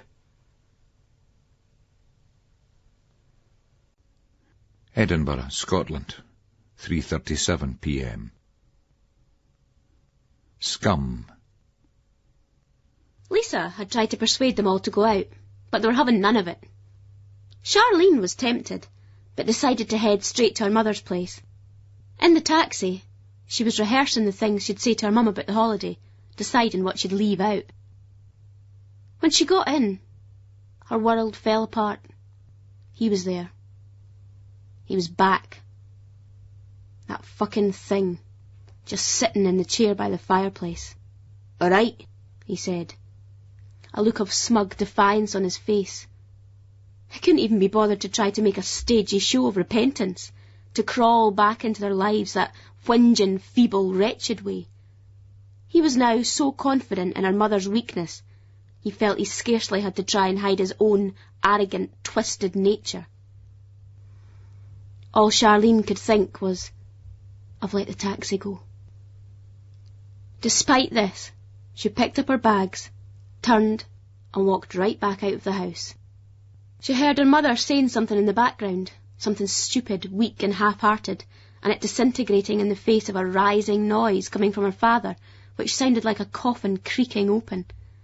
It wasn't that cold, but she was feeling the chill and the wind through to her bones after Ibiza, and the shock of seeing him again. In sick resignation she realised that while the shock was great, there was actually no surprise. Charlene walked in a purposeful manner, without realising where she was going. Fortunately, it was in the direction of town. You fucking stupid, weak, foolish cow. Why? Why the fuck had she? She headed for Lisa's place. On the bus, Charlene felt an escalating sense of loss. a diminishing of herself, until the very breath seemed to be being crushed from her. She looked at the youngish man sitting on the seat across from her, bouncing a baby on his knee. The indulgence set to his face. Something twisted again inside her, and she averted her gaze. Outside in the street, a woman was pushing a buggy. A woman. A mother. Why did she have him back again? Because she couldn't stop. She wouldn't stop doing it, couldn't stop doing it until he killed her. And then he'd be kneeling down by her grave, pleading for forgiveness, saying that he'd gone too far this time. He knew this, and he was so sorry. And her fucking ghost would rise and look at him in the twisted, ignorant love of the imbecile, arms extended, and she'd softly bleat, "It's okay, Keith. It's okay." Charlene was going to see Lisa. Needed to see Lisa. They'd drunk, joked, done pills, called each other sisters, but they were closer than that. Lisa was all that was left. It wasn't that she had to accept that she'd written off her father. That happened a long time ago. But the realisation dawned on Charlene that she'd now done the same to her mother. The replica shot problem. Rab Birrell drew the razor slowly across the contours of his face. He'd noticed that some of the hairs on his chin were coming in white. Considering bleakly that he and the type of girls he fancied, i.e. young and slim, would soon be operating in a different sexual marketplace, Rab gave himself a methodical, thorough shave. Love had slipped through Rab's fingers a few times, and most recently and traumatically several months ago. Maybe, he reflected, it was what he really wanted. Joanne and him. Ending it all after 6 years. Ending it. She'd given him the elbow and moved on. All she wanted was some sex, some affection, and, well, not ambition really. She was much too cool for that. But momentum. Instead, he'd vacillated, got into a rut, and allowed the relationship to stagnate and rot like food left outside the fridge. When you ran into her in a club with her new felly the other week, his throat went dry. They were all smiles and polite handshakes, but something was warping inside him. He'd never seen her look so beautiful, so full of life. The cunt she was with. He wanted to rip the fucker's head off his shoulders and stuff up his arse. Rab towelled his face. That was one thing he and Brother Billy had in common. No luck in love. Moving through to the bedroom, Rab pulled on a green Lacoste shirt. There was a knock at the door. When he went through and opened it, he saw his parents standing in front of him. They stood, open-mouthed for a couple of seconds, like institutionalised package holidaymakers who'd just stepped off the coach and were waiting for a guide to tell them what to do next. Rab stood aside. "Come in." "We were passing on our way to Vy's," his mother Sandra said, stepping over the threshold and looking around cautiously. Rab was a bit shaken. His ma and dad had never been to his flat before. "They thought we'd check out the new pad," Willie laughed. "I've been here 2 years, Rab said. "Christ, is it that long?" "How time flies," Willie said, picking a piece of shaving foam out of his son's ear. "Scruff order, son," he chided. Rab felt both violated and comforted by his father's easy intimacy. They followed him into the front room. "You eating right now, that your wife's gone?" Sandra asked, her eyes focused on her sons for any sign of duplicity in them. She wasn't my wife. 6 years sharing the same house, the same bed. That's husband and wife in my book, Sandra said briskly, as Rab felt his spine stiffen. Wally smiled helpfully. "Common law, but, son." Rab glanced at the clock on the wall. "I'd make yous a cup of tea, but the thing is, I was just on my way out. I was just going down to Easter Road. There's a match on the night." "I need to spend a penny, son," Sandra said. Rab shepherded her through the hallway and pointed at a frosted glass door as Willie gratefully sat down on the couch. "If you're going to the game, you'll be able to wear that strip your ma bought for your Christmas. The luminous green away-in," he urged encouragingly. No. I will sometime, but I've got to Nash," Rab countered in haste. That strip was fucking horrendous. Sandra had heard this exchange, stalled and moved back into the doorway, unbeknown to Rab. "He's never wore it. He doesn't like it, she accused, her eyes filling with tears. Then she added, as she turned on her heels and headed through towards Rab's toilet, I can do nothing right, it seems. Willie rose, grabbed Rab's arm and pulled his shocked son close to him. Listen, son, he whispered urgently. Your ma's no been well. Since she came out of hospital, after that hysterectomy, she's been awfully emotional. He shook his head. It's like being walking on eggshells, son. Is that you on that internet again? Or if I'm no, it's, Billy bought you that expensive computer, you no gonna use it? He shrugged. Rab gave him a empathetic smile. Indulge your son, make it easy for me. Put that bloody strip on for the football, just the once. A favour to your old man, Willie pleaded desperately. She's got this into her head, it's all she talks about. I like to buy and wear my own clothes, Dad, Rab said. Willie squeezed his arm again. Oh, go on, son, just the once, a wee favour. Rab raised his eyes to the ceiling. He went through to his bedroom and opened the bottom drawer in his chest. The electric yellow-green strip lay unopened in its cellophane packet. It was repulsive. He couldn't go out like that. If the boys saw him, a fucking replica shirt. He'd ripped it from the wrapping, jerked off his Lacoste shirt and pulled the garment on. I look like a fucking lollipop man, he thought, as he examined himself in the mirror. I'm wearing the replica shirt. The mark of the wanker everywhere. All I need now is to get a fucking number. 9 toss, 10 twat, 11 wanker, 15 sheep, 25 silly wee laddie, 6 spoiled brat, 8 glory hunter. He went back through the front room. Oh, it's awfully smart, Sandra cooed, seemingly pleased. It's really space age. At Millennium Hibs, Willie smiled. Rab's countenance remained poker-faced. He believed that if you let people take liberties, even, or perhaps especially, those closest to you, then it set a bad precedent. I didn't want to chase yous folks, but I'm running late. I'll gie yous a bell and yous can come up and I'll cook yous a meal. No, son, we've satisfied our curiosity. You can come to your mother's for some proper food, Sandra said, her face lifting in a tight smile. We'll get you down the road, son, Willie said. It's on our way to your Aunt Vi's. Rab's heart seemed to fall an inch in his chest cavity. Vi stayed on the way to the ground. There would be no time to double back and get rid of this monstrosity. He put his brown leather jacket over it, zipping it up to check that it covered the strip. Noticing his mobile phone on the coffee table, he picked it up and stuck it in his pocket. As he went down the street to the bus stop, Sandra grabbed the zip and yanked it down. Wear your colours with pride. It's a warm night. You'll no ken the benefit later on if it turns chilly. 30 next month, and she's still trying to dress his up like a fucking doll, Rab thought. He'd never been so pleased to part company with his parents. He stood for a while and watched them go, his mother stout, his father still lean. He thrust the zip on his jacket up and went into the pub. Entering the bar, Rab clocked the boys sitting in the corner. Johnny Qatar, Phil Nelson, Barry Scott. To his horror, Rab didn't even realise that, as he came in, he'd instinctively undone his jacket again. Johnny Qatar looked at Rab's top, first in disbelief, then with a crocodile grin. Rab realised what had happened. Dinny, Johnny, just dinny, he said. Then Gareth approached him. Gareth, the most style-conscious cunt ever to stride a terracing.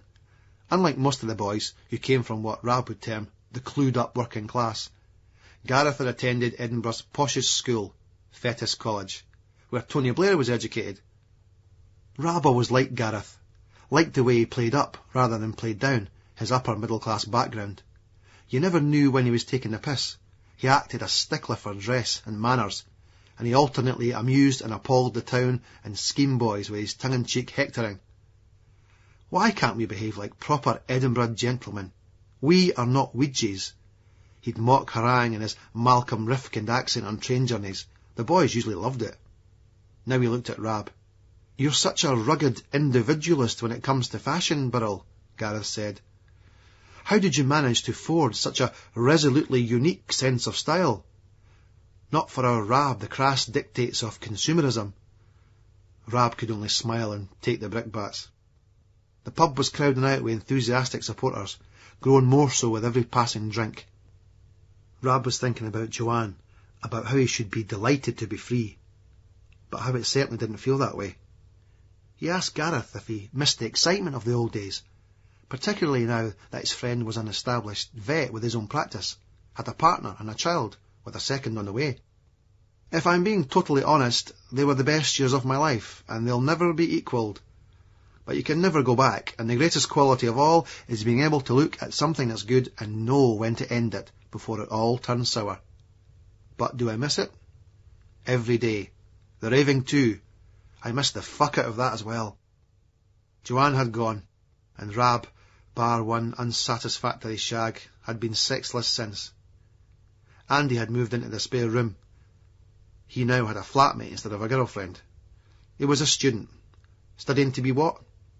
30 years old, no bird, practically unemployable. What a scoreline. Rab envied Gareth. He seemed to know what he wanted to do straight from the off. His training had taken a long time, but he just stuck right at it. What made you become a vet anyway? Rab once asked him, half thinking he'd get a discourse on animal welfare and spirituality and anti-species fascism. Gareth set his face deadpan and spoke in measured tones. I see it as a way of making amends. In the past, I've been responsible for causing a fair bit of suffering to animals, he added, smiling, particularly on trips to Parkhead and Ibrox.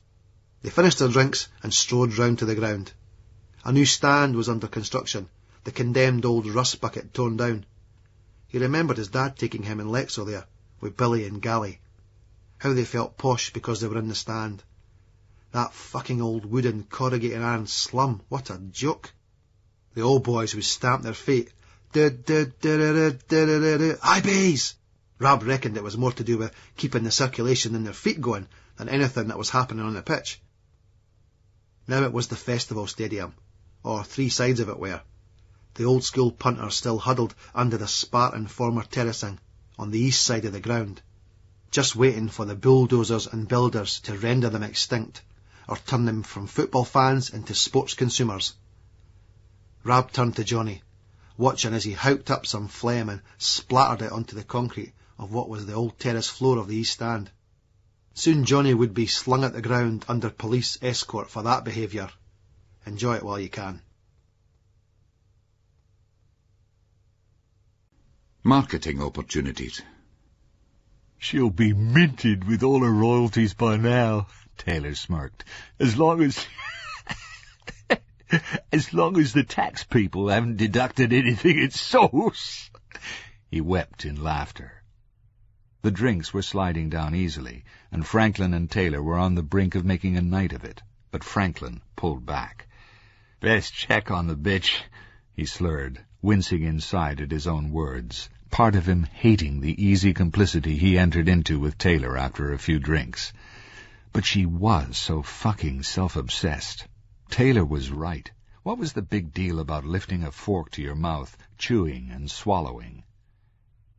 He rang her room from his mobile phone, but there was no reply. In mounting panic, he hurried back to the hotel, envisaging a bony corpse on the bed alongside a bottle of vodka and some sleeping pills. Taylor followed eagerly, a similar image burning his head. But for him the same prospect instigated a state of excited arousal, and he was already thinking of the track listings for the Best Of double album. Then there was the box set, and of course the tribute album. Alanis would cover a Catherine Joyner number, essential. Annie Lennox, a must. Tanita Tikaram, Tracy Chapman, Sinead, those were the names which immediately sprung to mind. It had to be broader based, though, and you needed quality. Aretha was a long shot, but it was possible. Joan Jett as a wild card entry, Dolly Parton for a country number. Perhaps even Debbie Harry or Macy Gray could be enticed. Maybe even Madonna.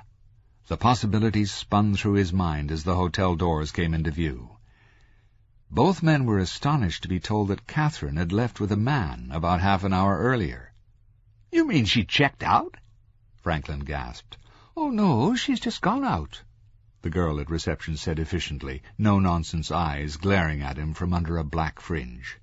"She never went out with strangers. The bitch was agoraphobic.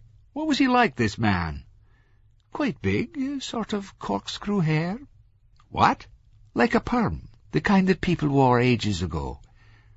What state of mind would you say she was in? Franklin asked the receptionist. We don't attempt to psychoanalyze our guests, sir, she told him briskly. Taylor allowed himself a little smirk at that. Richard Gere. After a long bath, she put the Pretty Woman video on the VCR. Lisa felt a rush of guilt with the surge of power that brought the vibrator in her hand to life.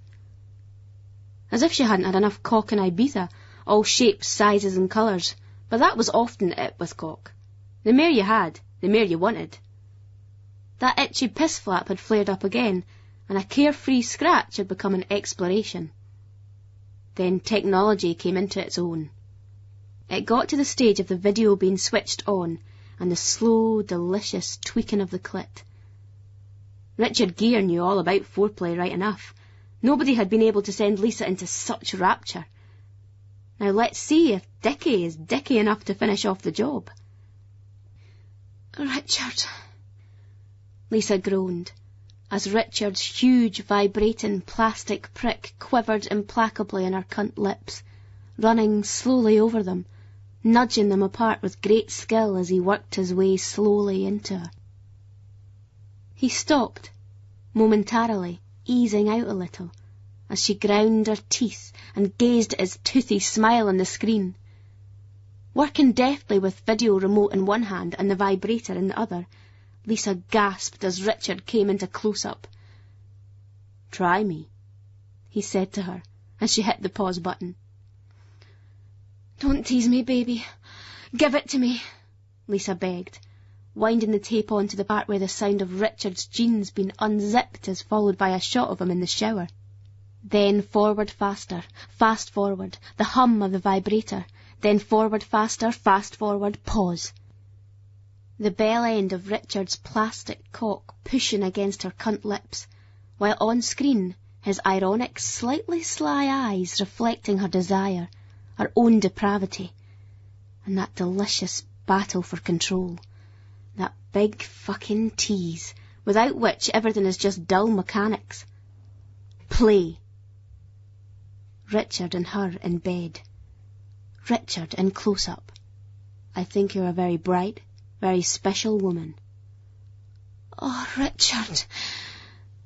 Rewind, rewind, rewind, rewind, pause. Zzz. Oh, Richard. Play. Richard's toothy smile fades and his face sets into business mode. I will pay you to be at my beck and call. Rewind, my beck and call. Rewind, I will pay you to be at my beck and call. You've never had a woman like me before, son. None of these fucking frigid Hollywood bitches now, pal. Zzz. Oh, you fucker. Fast forward, forward past the simpering image of that fucking Julia Roberts. Her inclusion spoils everything, because for Lisa, it's got to be just her and Richard. Pause. Play. I'm coming up, Richard tells Lisa. Zzz. Oh my God. Richard. Zzz.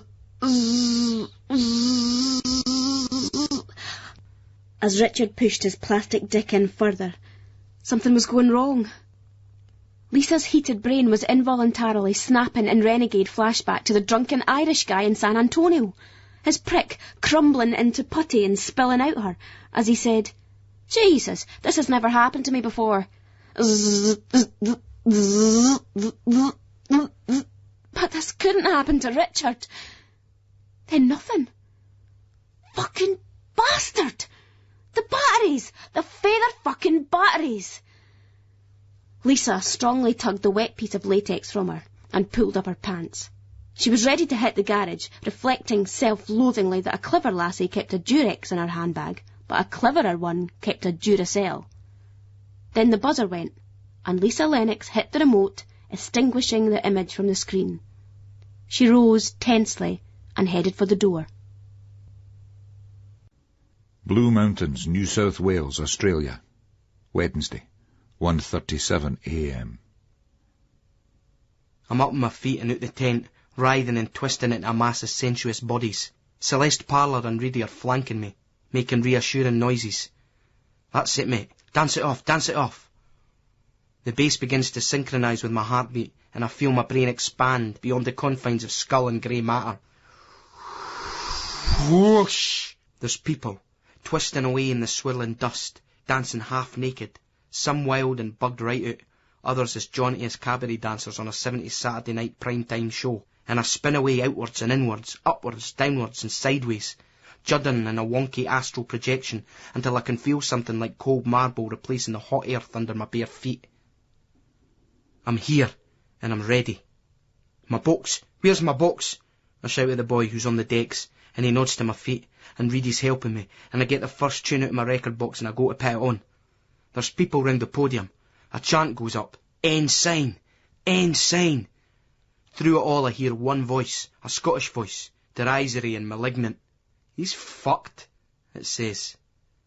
They're twisting into form out of the dust, cliched movements defining identity to me before features, which never seem to come into sharp enough focus. I hear concerned voices, and suffocating clothes are draped on me, across my shoulders, stopping my skin breathing, choking me. Something's stuck on my head. I want to take all the layers off, strip the flesh from my bone, free my spirit from this festering, suffocating cage. The serpentine currents of hot air twist around me, tormenting and entrapping. I go right across the decks, arse over tit, and watch the open-mouthed horror of the boys and girls as the music scrunches and I crash onto the hard ground. I feel that way like those superheroes look when they've been blasted by a ray gun and blown from a tall building, tired out rather than in specific pain. I just laugh and laugh and laugh. There's the man. He's dumped that jacket. He's just wearing the combat trousers and the vest. There's a brilliant boy's fit with a tattoo on his arm. Bertie Blade is looking all smug, flexing his muscles as a dishevelled Aussie owl lies at his feet. Reedy, he's asking me if I'm okay. Now Helena's here as well. She's trying to talk to me, but I'm grinning stupidly at her. Helena! Helena's here! I must be fucking well dreaming. Helena! How the fuck... I'm petting something, a kind of well-fed carnivore of some description, as her words become meaningless, evaporating in the heat of my brain.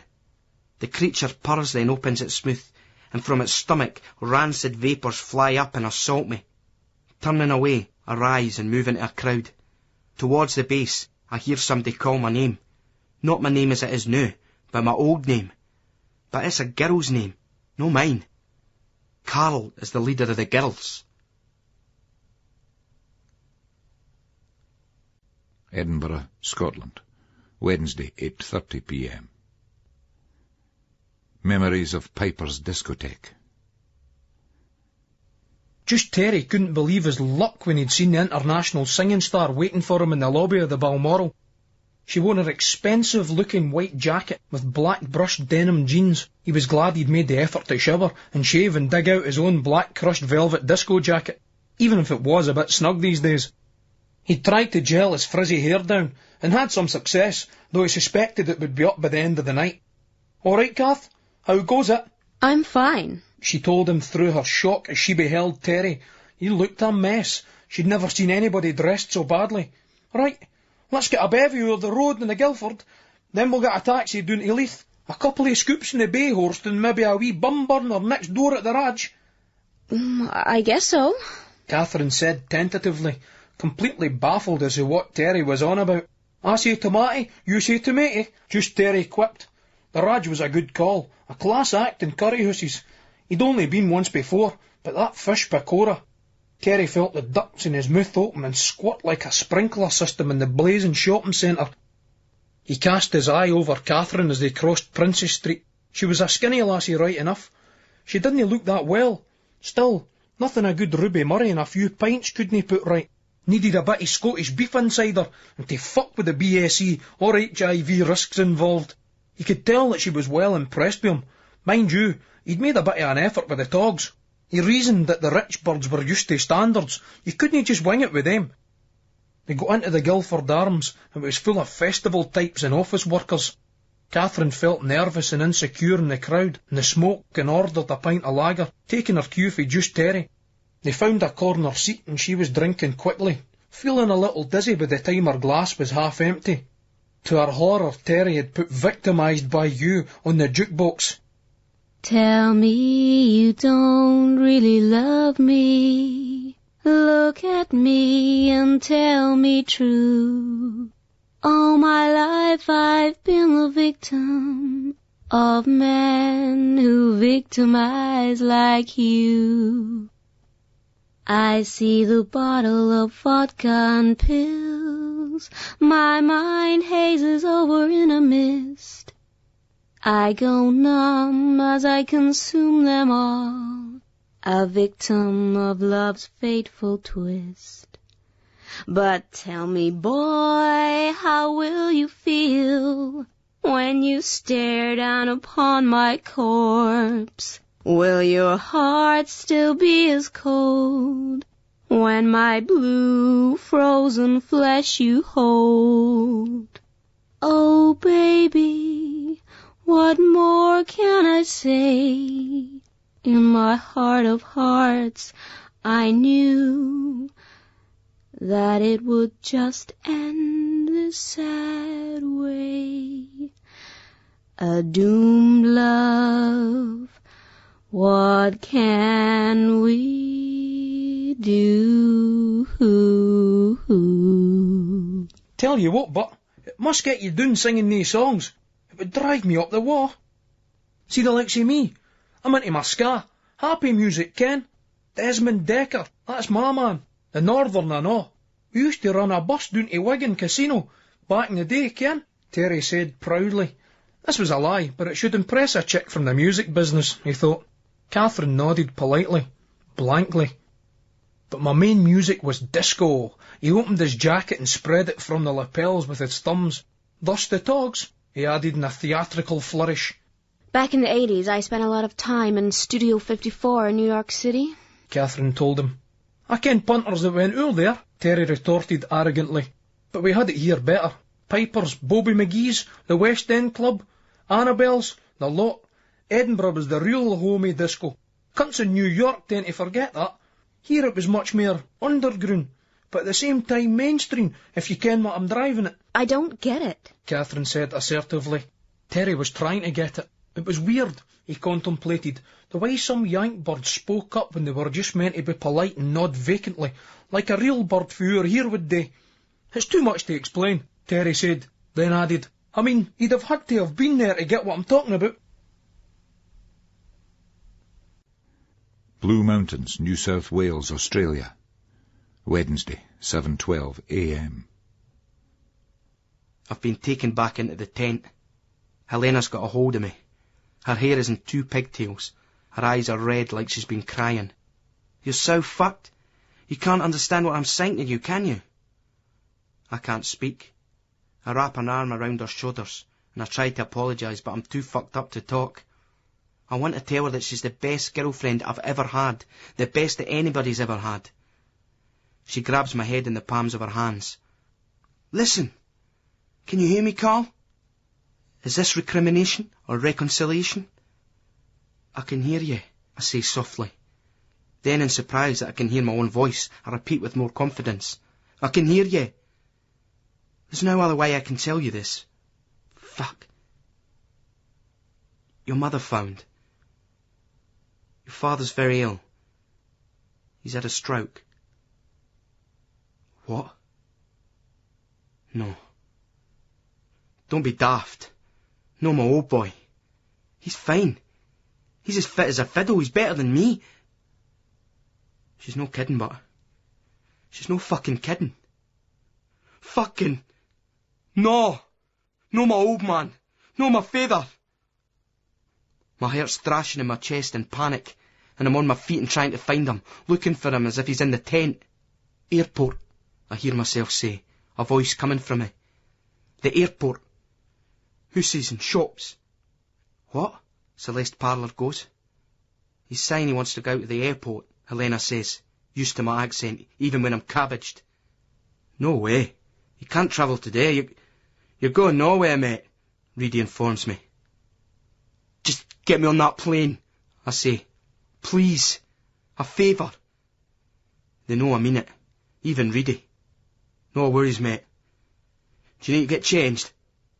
Just get me on that plane, I repeat. Broken record. Just get me on that plane. Oh my God. I've got to get to the fucking airport. I want to see him. No, I don't. No. No, you're not on. I'm not having this. No. I want to remember him as he was, as he's always been to me. A stroke. How the fuck can he have had a stroke? Reedy shakes his head. Carl, you smell like a filthy old dog. They ain't going to let you on no plane in that state. A moment of, no exactly clarity, but control. The exercise of will. How horrible it must be to always be straight, to have the burden of will all the time, to never be able to surrender it. But I've surrendered it at the wrong fucking time. A drawn breath. An attempt to open my eyes and focus through the noise, dislocation, and hold up those tired shutters of eyelids. What do you think I'm saying to you? Yeah, Carl, I hear you. You want me to get you on that plane? Helena says. I nod. Helena starts to look and sound like my mother. I just don't think it's a feasible option at the moment. But it's your call. Your bag's here. I've got your passport and I've booked a ticket on my credit card. You'll pick it up at the British Airways desk. I've got the locator number here. I'll take you to the airport now. She's done it all for me. I nod humbly. She is the best. Thanks for doing this for me. I'll pay you back. I'll clean up. I'll sort myself out. There's a bigger issue here, you selfish bastard. You tried to kill yourself. I laugh loudly. What bollocks. If I tried to kill myself, I wouldn't do it with drugs. I'd jump off a cliff or something. I was just looking for somebody. Don't laugh at me, she shouts. You took all those pills and wandered off into the bush. I just took too many drugs. I wanted to stay awake. Now I need to see my dad. Oh my God, my poor fucking feather. Celeste's arms go round me. How long's he been up now? Helena asks Reedy. I'm sorry, Helena. I'm weak. I'm running again, holding out and running from a good thing. Elsa, Alison, Candice, then you, and all the other ones I wouldn't let get anywhere near as close. 4 days. I feel like I've become a subject again. I think loudly. Airport, please, do it for me, please. And I hope it comes out as a shout. He's dying, and I'm lying fucked in the bush on the other side of the world. Now we're in the jeep, and tumbling over the stones put down to stop the old dirt track washing away. It jolts and it tears, and a rattle in the back seat. I see the nape of Helena's neck, the braided bunches of her hair. There's a trickle of sweat on the back of her neck, and I've an almost overwhelming urge to lick it, kiss it, suck it, eat her like I was a fucking vampire, which I probably am, though of the social kind. I resist as the road forks and the mountains cast long shadows, and I think in a second of panic that we've taken the wrong fork, but what the fuck do I know? The rest of them seem cool enough. Celeste Parlour spots my anxiety and asks, You all right, Carl? I ask her if she supports Arsenal. She looks at me as if I'm mad, and then she goes, No, Brighton, mate. The Seagulls, I smile. They still going? They were in trouble when I was last back in the UK. Celeste smiles benignly. I look round at Reedy with his coppered, weather-beaten skin, tough and slick as expensive leather. Leeds, eh, Reedy? Fuck Leeds. I'm Sheffield United. Of course, I say, as we pull onto another gravel track, then onto a tarmac road. Lucky Reedy's sound. I deserve the nut worked onto me for a faux pas like that. He was a boy, back in the day. Blade's business crew. It's plain sailing all the way. Helena driving in a silence which I sense is violent, but which I feel too weak to try and break up anymore, and Parlour and Reedy are comfy enough with it. I doze off, or trip into a strange zone, and then I wake up with a start, feeling my life force snapping back into the jeep from far away. We're on the highway to the airport. A nightmare of travel with a bigger one to come, but I have to do this. My father's dying. He's maybe even dead. Fuck that. What was it wee Gally said when he told me he was sick? Let's no bother having any fucking funerals until we've got some cunt to bury. Please let it no be my father. Duncan Hewitt from Kilmarnock. What were his 10 rules? 1. Never hit a woman. 2. Always back up your mates.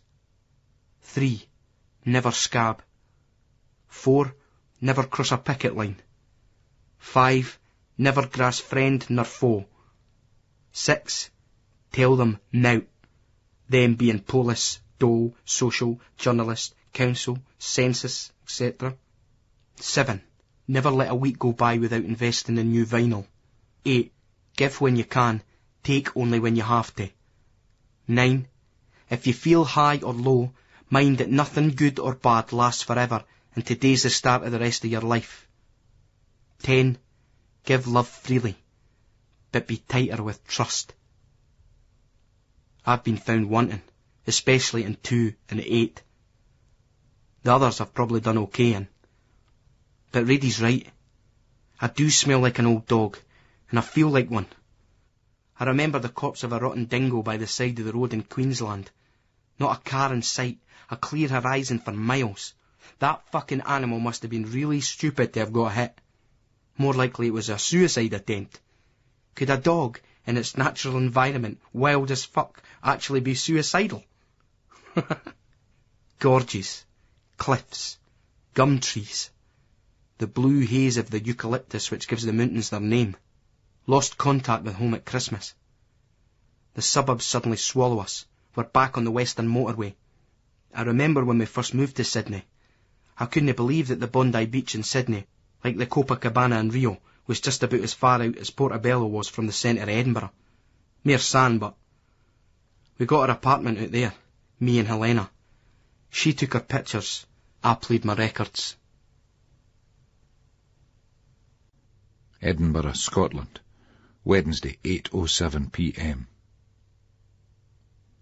Airbrush it. Franklin was devastated. Where the hell could she have gone? The gig was tomorrow night. He had to keep this out of the press, or Taylor would just drop her. He picked up the album cover, which featured an airbrushed photo of a fresh and healthy Catherine. He saw a pen on the writing desk in his room, and scrawled with great venom and spite the words, "Dumb fuck," across it. "Mutton dressed as mutton," he said bitterly to her smiling portrait. And now he had that fucking reception for her, the one the Edinburgh Festival people had put on for them. What was he going to say to them? An urban myth. Catherine was wary when Terry flagged down a taxi. A drink in the pub across the road was one thing, but getting into a cab with this guy was up in the stakes. But his face seemed so eager and friendly as he held open the door of the taxi that Catherine couldn't do anything other than step in. He was chattering incessantly as she was trying to find her bearings as a busy street flashed by. To her relief, it seemed to be still the inner city when they alighted, even though it was a less affluent quarter. They had taken the taxi to Leith and went into a pub in Junction Street. Terry was from the west side of the city and reckoned that there was less chance of running into someone he knew down here. He set up more pints. Catherine was soon drunk and found that the lager was making her babble. "I don't want to tour or make records anymore," she fretted. "I feel my life isn't my own." "Ken what you mean? That Tony Blair cunt, worse than Thatcher, that wanker. He's got this New Deal shite. You have to do 18 hours work or the cunt stop your gyro. 18 hours graft a week some cunt gets out of you for fuck all. Slave fucking labour. What's all that about? You tell me." "I don't know." "You've no got him though, eh? You've got that cunt that's shagging him. That cunt with the hair." "President Clinton." "That's the boy. Aye, that Monica bird gied him a blowjob, so he goes and says to Tony Blair, you can replace Monica if you back us up with bombing that Milosevic cunt." "That's nonsense." Catherine shook her head at Terry. Terry was a believer in the force rather than the detail of argument. That's what they want you to believe, all they cunts. I go to off with a gadge in the boozer whose sister married a top civil servant boy down in London. All the news they try to keep back for you. Couldn't run a message on twats. New Deal my arse. The thing is, I hate working and all. I'm only doing windies to help out post-Alec. But, the juice lorries, that was my game. To give me a proper title, I was an aerated waters salesman. Got paid off back in 1981. I used to do all the juice lorries round the schemes. Henry's, Globe, Bars. I think Bars are the only ones left. The Iron Brew kept them gone. So these dole cunts, restart fuckers, turn round and says to us, we'll get you a job selling juice. Catherine looked at Terry in utter bewilderment. To her he sounded like the rasping engine of an outboard motor, only much louder. Cunts only wanted us to work in an R.S. McCall's, Terry explained, seeming oblivious to her lack of understanding. But that would have meant selling sweeties and newspapers as well as juice, and I wasn't up for that. That's how I got the name Juice Terry, ken? The cunt that started R.S. McCall used to play for the Huns and all, so there was no way I could work there. Listen, doll, I wouldn't ask, but you must be flush. Can you sub as a score? Catherine considered this. What? Yeah, I got money. Sound. Fuck.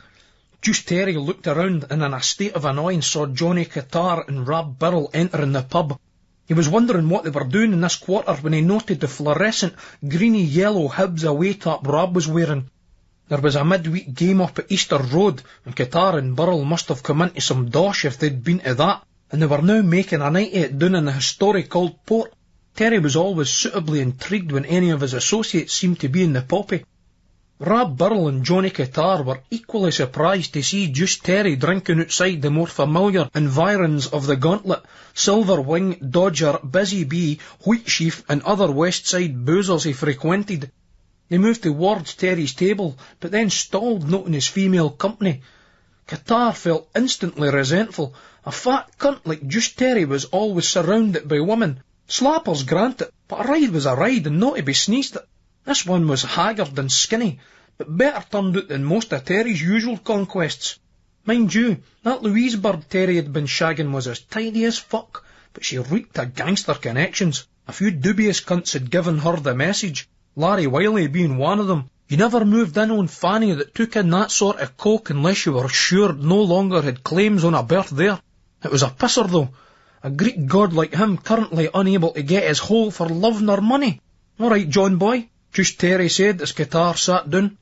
Qatar hated it when Terry referred to him in that way, as he was only a couple of years younger than the fat, slovenly cunt. It was almost as bad as being called Johnny Qatar.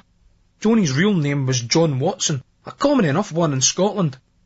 His older brother Davy was a blues and rock and roll fan, and started calling him Johnny Guitar after Johnny Guitar Watson. Unfortunately for Johnny, he was cursed with bad sinus and guitar problems, and had spent many years unaware that his nickname had been corrupted. Rab Birrell had stopped off at the fag machine to purchase some Embassy Regal before joining them. Terry made the introductions. Qatar had heard of Catherine all right. Mama's your #1 fan. She's got tons of your records. She laps you up. She's gone to the concert tomorrow. I read about you in the evening news. Says you had split up with that boy fae Love Syndicate. That's correct, retorted Catherine steelily, thinking of that Copenhagen hotel room.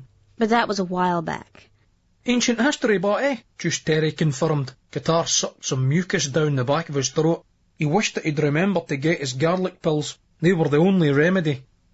I could settle for your life right enough, Rab Birrell considered, declining as Juice Terry crashed to ash. Johnny didn't want one either. They were silk cut, and Qatar was a purist when it came to cigarettes. I'm a Regal Eagle, he smiled, pulling out an Emby. Aye, Rab continued, addressing Catherine. The rock and roll lifestyle, but I could go for that. Tons of birds. Mind you didn't have to worry about that. No with you being a bird and all. I mean, unless you're like, ken what I mean, but Juice Terry had been mildly pissed off about his friend's intrusion into his and Catherine's little scene. Now Birrell's rambling was starting to really irritate him. So what are you fucking well trying to say, Rab? Rab climbed down, realising that he was a bit drunk and pretty stoned from all the joints he'd smoked at Easter Road, and that Juice Terry could be a nippy cunt who was known to be able to punch his considerable weight. How the fuck did that fat tea-leaf pull a bird like that? 36 years old and still living at home with his ma? Just making the point, Terry, he said defensively. The point being that guys in bands can have their picky birds, if they're famous, like say, but any bird can have their picky guys. Is that no right, Johnny? He turned to Qatar in appeal. Qatar was suitably flattered. It meant that Rab was acknowledging his background of playing in bands or his expertise with women, neither of which he'd seen fit to refer to before. He was flummoxed by this welcome, if obscure flattery. Aye, just about. No an old hound, couldn't he? But any young bird likes. They considered this point for a while, and then looked at Catherine in appeal. Their accents were almost impenetrable to her, but being drunk was helping. Just Terry slowly explained the proposition to her. I guess so, she replied warily. Now to guess, Qatar laughed. That's the way it goes. Always has been, always will be. End of story. Catherine shrugged. Just Terry drummed his empty glass on the table. Set him up then, Kath, hen? There's the bar. He pointed a few feet away. Catherine looked uneasy at the throng of packed bodies between her and the bar. The alcohol was definitely assisting, though. The doctor had told her not to drink in those antidepressants, but Catherine had to admit that she was enjoying herself. Not the company especially, though it was certainly different to what she was used to, but the lack of inhibition, the feeling of breaking out and letting go. It was good to be away from all the management, band, crew and record company assholes for a while. They would be wondering about her. Catherine smiled to herself and pressed towards the bar. Just Terry looked up and watched as she jostled to the bar. She's into that woman's lib and all day songs, so she can go up and get the Don Revy in. Qatar nodded in empathetic agreement. Rob Burrell studiously avoided reacting, which vexed Terry a little. While she waited as the pints of lager were being poured, Catherine was apprehended by a large woman with thick arms, steel wool hair and glasses. It's you, eh? She asked. I'm Catherine. I ken it was you. What are you doing here? I'm in with some friends. Terry, over there. You're joking. That fucking waster, Just Terry, a friend of yours? The woman wobbled incredulously. It's all he can do to get out of his bed once a fortnight to sign on. How do you ken him? We just got talking, Catherine said, her own amazement mirroring the woman's as she contemplated the question. Oh, aye, he can do that all right. That's the one thing he can do, just like his father. She spat with real hostility. Listen, hen, the woman pulled out a taxi card. Will you sign this for us? Yeah, of course. You got a pen? No. The woman turned to the barman. Seymour, he's a fucking pen. He's it, here. Her raucous tones stung the already overworked barman into further activity. Terry heard them, recognised him and looked up in slow apprehension. It was that big cow his old man had been with after he'd left Just Terry's ma. Big Paul off of Bonington Road. Her that used to run the pub. Catherine was talking to her and all. This was fucking nonsense, Terry thought. You come down to Leith to avoid country ken, you find yourself surrounded by them. Catherine was happy to sign and get back to Terry and the boys with the drinks. Terry had resolved to ask her what Big Paula was saying about him, but had got into an argument with Rab Burrell which was becoming increasingly hostile.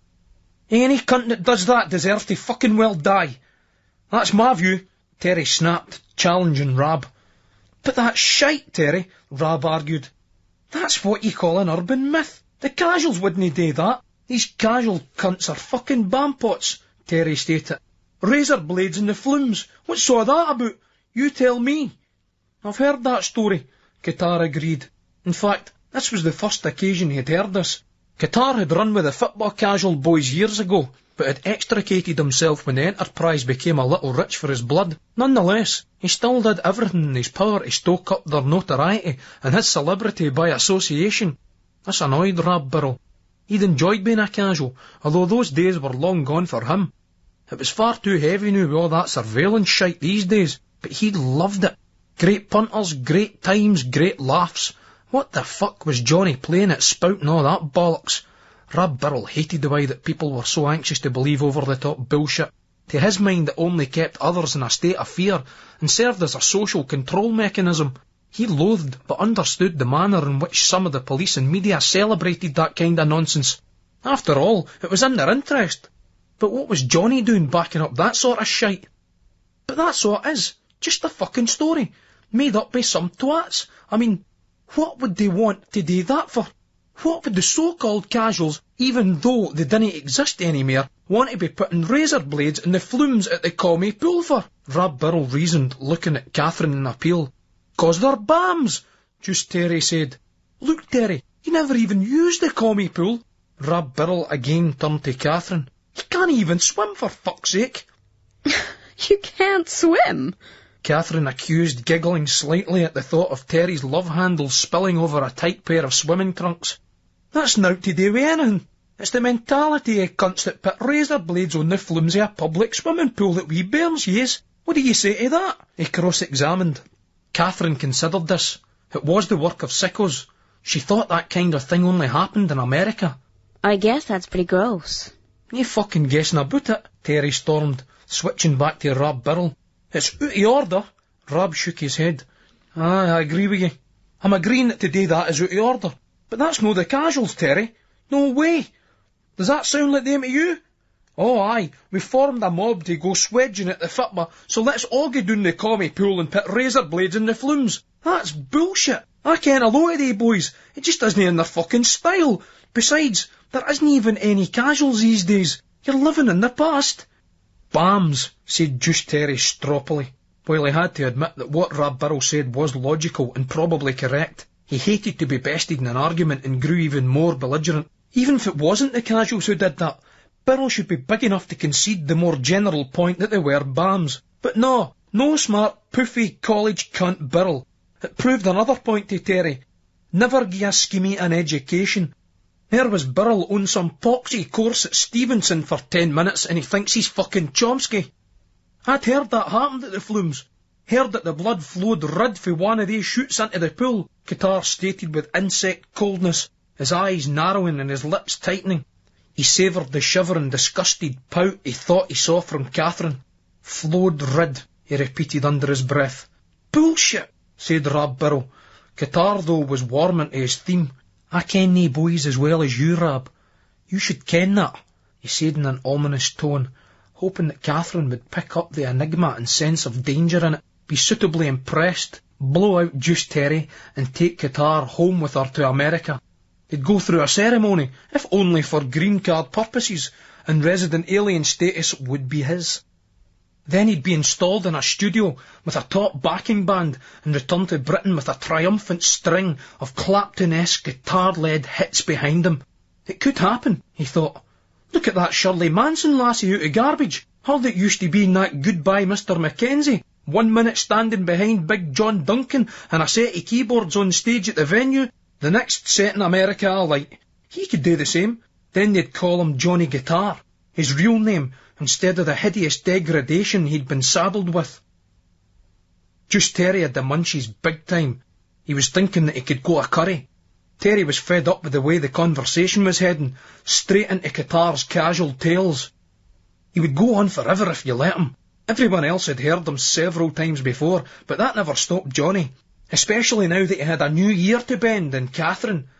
Terry fancied that he could see way down the line to Qatar on his deathbed. There he would be lying, a 90-year-old wizened Qatar with tubes hanging out of him, a dithering, sedated old wife and concerned children and grandchildren would have their ears close to him to hear his breathless, croaking last words, and they would be, "And then there was that time we were at Motherwell, 1988... 89 season, I think. We had a mob of about 300. Then the line in the ECG would go flat. Qatar would head off to the great swedge in the sky. No, Terry wasn't having any of that shite this evening. That cunt forgot that it was people like him, Juice Terry, who had put in their shift on the terracing before there was a big, hard, fashionable team as backup. The old Scarfer crew back in those days were admittedly a pretty crap mob. They tended to romanticise the odd glorious victory, but gloss over or ignore the numerous times that they were ran, Nairn County, pre-season friendly, Forfar, Montrose. Also, they had more vindictive battles with each other than with anybody else. A shite mob, really. He had to admit that the casuals who followed them were a class apart, but not Birrell or Qatar. They were never anything like top boys. Terry changed the subject quickly. Bet you've got tons of doshbot, eh? Or they hit records, he ventured at Catherine, returning to one of his own familiar themes. Fuck Qatar. He was the one setting the agenda here. Catherine smiled benignly. I'm lucky, I guess. I get well paid for what I do.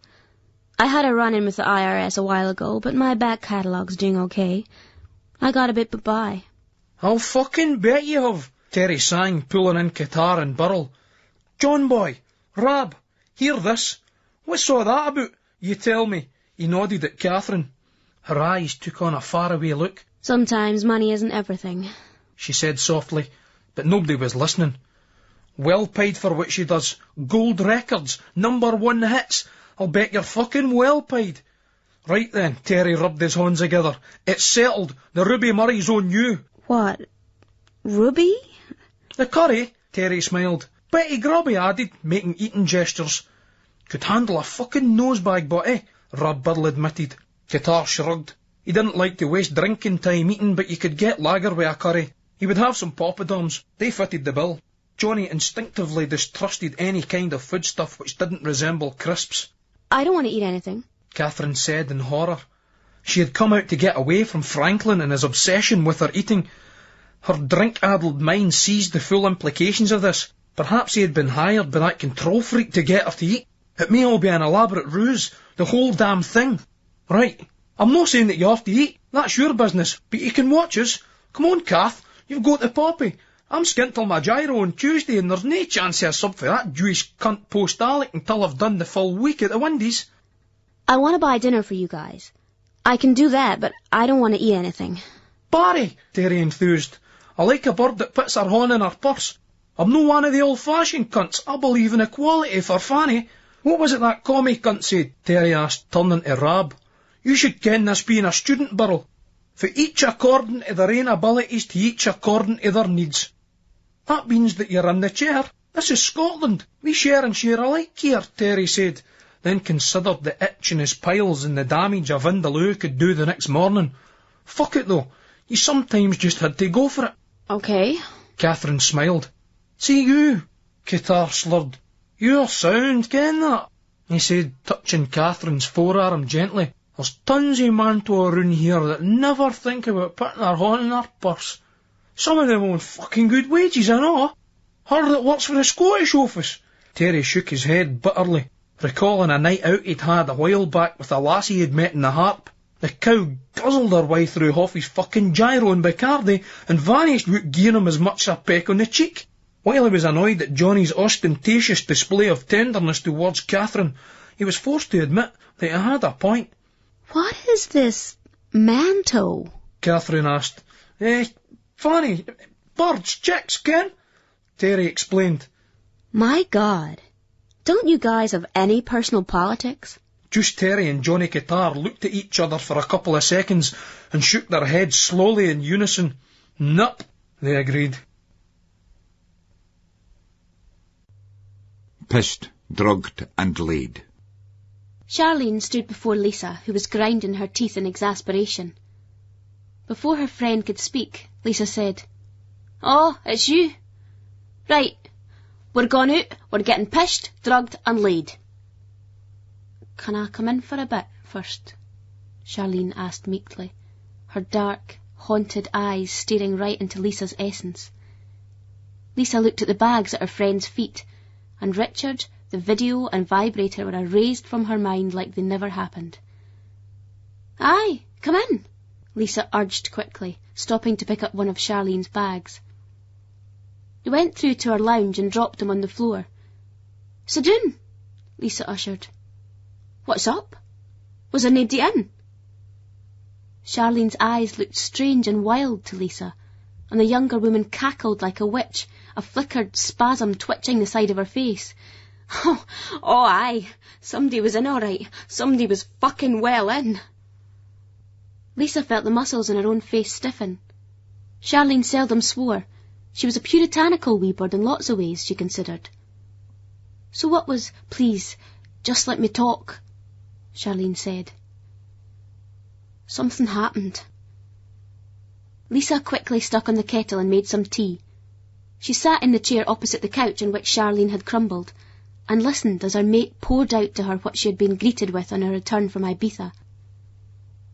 As she talked, Lisa saw the reflecting light hitting the silk walls which framed Charlene, so small on the couch opposite her.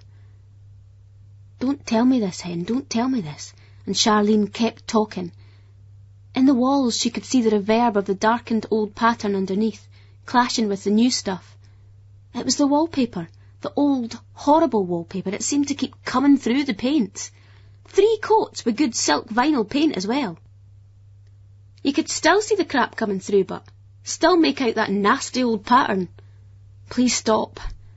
Then, just when she thought her mate had finished, Charlene abruptly recommenced, switching into this cold monologue. For all the terror and nausea it induced in her, Lisa couldn't bring herself to interrupt. His stumpy, nicotine-stained fingers with the dirt underneath the nails, pushing and thumping at my almost hairless vagina. The whisky breath, an accompanying gasp in my ear.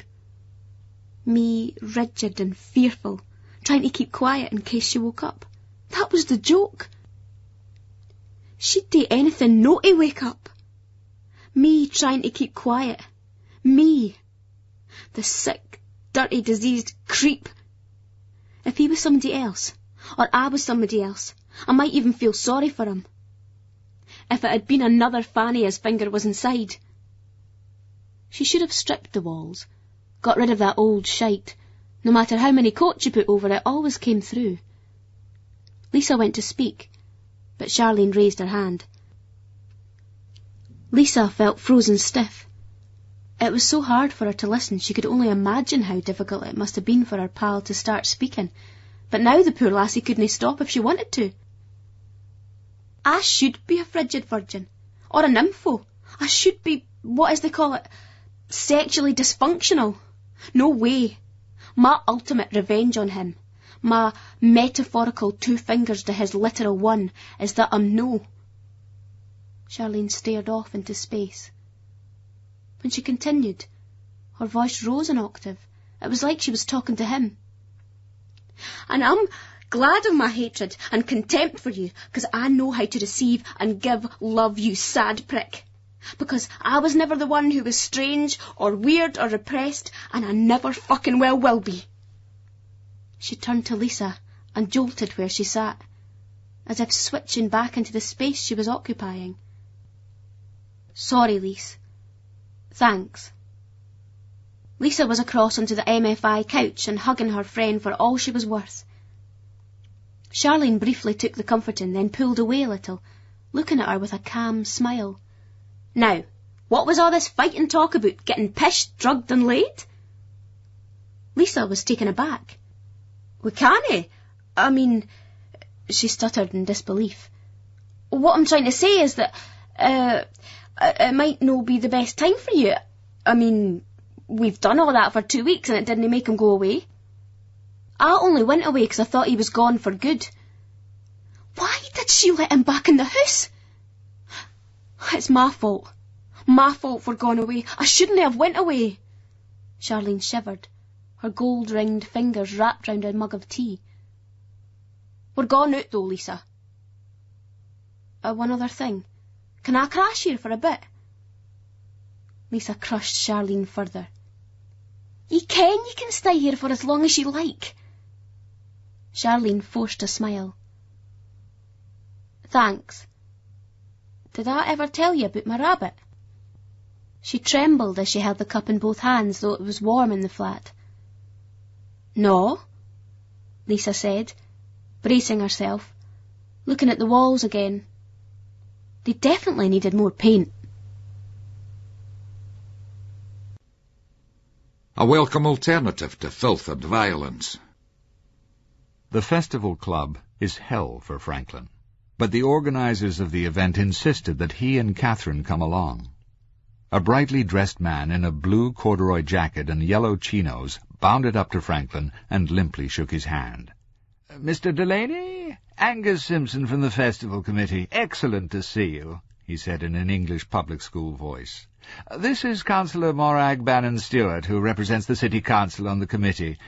Where's Miss Joyner? Franklin Delaney let his face twist in a saccharine smile. She had a slight cough and a tickle in her throat, so we decided that it was better she stayed in and had an early night. Oh, a pity. There's some people from the press and local radio here. Apparently Colin Melville from the Evening News just had a phone call on his mobile saying that she'd been seen out in Leith tonight. Leith? Where in fuck's name was that? Franklin itched to ask. Instead, he said coolly, I think she did pop out earlier, but she's safely tucked up in bed now. Morag Bannon-Stewart took a step forward into Delaney's personal space and whispered, whiskey-breathed, "I do hope she's all right. It's so good having a popular artist that all the family can enjoy. This used to be such a wonderful festival. Now it's a celebration of filth and violence." He studied the broken blood vessels in her papier-mâché face as she ranted on. Tensing up, Franklin threw back his double scotch, then signaled for another. That fuck-up Catherine. Now he had this semi-drunk old bat from the council hitting on him. But the radio guy said she was seen in Leith. That couldn't be more than a taxi ride away. As soon as he could, Franklin excused himself by making out he was going to the toilet. Instead, he sneaked out the door into the night air. Give me medication. In the curry house, something strange was happening to Catherine Joyner. The American singer was feeling a real, deep, violent hunger. The lager in one of Rab Burrell's joints they'd smoked going round the corner had brought on the munchies, and the curry smells were intoxicating. Try as she might, Catherine could not stop a tight ball of hunger stick fast in her throat, almost choking her. The crisp, inviting badges, the aromatic and spicy sauce-covered tender chunks of the marinated beef, chicken and lamb dishes, the colourful vegetables sizzling in their pans, they made her taste buds throb from 2 tables away. Catherine couldn't help herself. She ordered up with the rest of them, and when the food came she attacked the dishes with a ferocity which might have raised more than an eyebrow in fussier company, but which seemed perfectly natural to Rab, Terry and Johnny. Catherine wanted the void inside of her filled, not with medication, but with curry, lager and naan bread. Terry and Rab had restarted the old argument. "Urban myth," Rab declared. "See, if I was to punch you in the mouth, would that be an urban myth?" "No," Rab replied warily. "Well, fucking shut it about urban fucking myths." Terry stared at Rab, who averted his gaze to his fork. Rab was angry, obviously at Terry, but also at himself. He'd picked up a load of jargon from the Media and Communication Studies course he had enrolled on at the local FE college, and he was tending to use it more and more in everyday conversation. He knew that it irritated and alienated his mates. It was just showboating, as he could express the same concepts adequately enough in words that were common currency. Then he thought, fuck it, am I not allowed to have new words? It seemed such a self-defeating cultural constraint. But this was really irrelevant, as he was mainly angry because he was Billy Business Burrell's brother. Being Business Burrell's brother carried certain burdens of expectation, one of them being that you didn't back down to cunts like Just Terry. Business was a heavy puncher, and won his first 6 professional fights inside the first few rounds on knockouts or stoppages. His 7th contest, though, was a disaster. Highly fancied, he was outboxed and outpointed by Port Talbot's Steve Morgan, a skillful southpaw. During the fight, the normally explosive Business looked listless and sluggish, rarely throwing a punch on target, and a sitting duck for Morgan's searing jab. The consensus was that had Morgan carried a punch, Business would have been in real trouble. The officials and ringside doctor picked up that something was wrong. A post-fight medical and subsequent tests revealed that Billy Business Burrell suffered from thyroid problems which adversely affected his levels of energy. While medication could control this, the British Board of Boxing Control were forced to revoke his licence. However, Business was respected and known to be a man not to mess with. The fact that he'd been beaten by his medical condition rather than by his opponent, and that he had refused to go down or capitulate in any way further enhanced his heroic status locally. Rather than curse the cruel luck which snatched possible greatness from him, Billy Burrell had cashed in on his local fame and opened a popular and profitable pre-club bar called, inevitably, the Business Bar. The problem that Rad Burrell had was that, as a thoughtful and speculative man, he lacked the explosive dynamicism to match his brother's fighting prowess or entrepreneurial zest. Rab felt that he was always going to play second fiddle to Business, and was caught between trying to establish himself in his own right and allowing himself to be carried along in his brother's slipstream. He felt, whether it was real or imagined, that he was looked down on by the type of people who idolised his brother. While Rab was pondering this, Just Terry was trying not to believe his ears. He had positioned himself on the same side of the table as Catherine, and was shocked when she pulled him to her and whispered in his ear, "Listen, Terry, one thing I want you to know. There ain't gonna be any sex between us.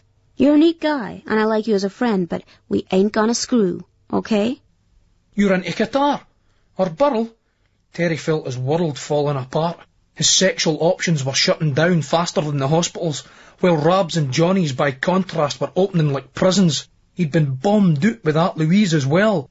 A tidy wee lassie, but a bit young for him, and more importantly, knocking about with Larry Wiley, who was back outside. So that was that. Louise, though, she never had any records on the Dukey and the Silver Wing or the Dodger. Catherine was repelled, and at the same time attracted by what she saw as the monstrous ego of Terry and his friends. There they were, 3 semi-bums from a shitty part of a city she had barely heard of, and they acted like they were at the centre of the universe. She never known any of the rock and roll greats to have egos that size. The thought of her, Catherine Joyner, who'd been all over the world, who'd graced the covers of style and fashion magazines, going with one of those underachieving slobs was ridiculous. Absolutely ridiculous. Catherine cleared her throat. She gripped Terry's arm lightly, as much to orientate herself as to comfort him, and she liked it when Johnny Qatar did it to her. No, I ain't into any of them. We're friends. You, me, and the boys. That's all it is. That's all it can ever be. She smiled and looked around. I gotta find the restroom, she announced, pulling herself up and moving with a slight stagger in the direction of the toilet. How is it they septics called a lavvy the restroom? You didn't go there for a rest, Rab Burrell laughed. You just go there to piss and do drugs, Johnny considered.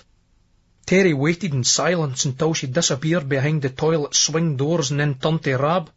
Fucking skinny, stuck-up rich American cunt. Rab Burrell smiled broadly in between his mouthfuls of chicken jalfrezi. You've changed your fucking tune. What happened to Catherine this and Catherine that? Pah, fucking septic cunt, Terry muttered bleakly. Few people took rejection well, but Terry was worse than most. Burrell's eyes lit up in realisation. She fucking KB'd you. You thought you were on your hole and she KB'd you. Fucking smart cow thinks she can just swan around with the likes of yours when it suits her. Dinna start hating her just 'cause she's no gonna gie you her hole. If you hated every fucker that didn't want to shag you, it'd be a fucking long list. Rab took an enjoyable gulp of Kingfisher, draining his glass, and signalled for another round as Qatar nodded in grim enthusiasm. It's 'cause I'm a pleb to the likes of her. That's what it is, Terry said, buoyed up slightly at the prospect of more beer paid for by Catherine. Terry, that's nowt to do with it, Rab dismissed. The lassie just doesn't fancy ye. No, just Terry said wearily. Dinna lecture his own birds, Burrell. I fucking understand birds. Nae cunt can tell me about Fanny. Nae cunt round this fucking table anyway, he said challengingly, drumming the table for effect. American birds are different, Qatar ventured, instantly regretting it. Just Terry's smile widened like the River Almond hitting the 4th estuary. Right then, John boy, you the big fucking expert on American Fanny. All the American birds you've shagged compared to all the Scottish ones. So you tell us the difference then. Terry let out a raucous, breathless laugh, and Rab Burrell could feel his sides shaking. Qatar shifted slightly in his seat, his expression and tone taking on a sheepish, defensive bent. I'm not saying that I've shagged tons of American birds, I'm just saying that American birds are different. Like on the telly and that. Shite, Terry snapped. Fanny's Fanny. Same the world o'er. Listen, said Rab, changing the subject to spare Johnny's blushes. You think that she's sticking her fingers down her throat and puking up all that curry in the bogs? She better fucking no be. A fucking waste, Terry stated. Fucking bairns starving on the telly and that, and some cunt doing that. That's what they do though, birds like that. Bulimia or whatever you call it, Qatar considered. Catherine returned from the toilet. At one stage she thought that she was going to be sick, but it passed. Normally she did go to vomit up that toxic food before it converted into fat cells, corrupting and warping her body. Now it felt comforting.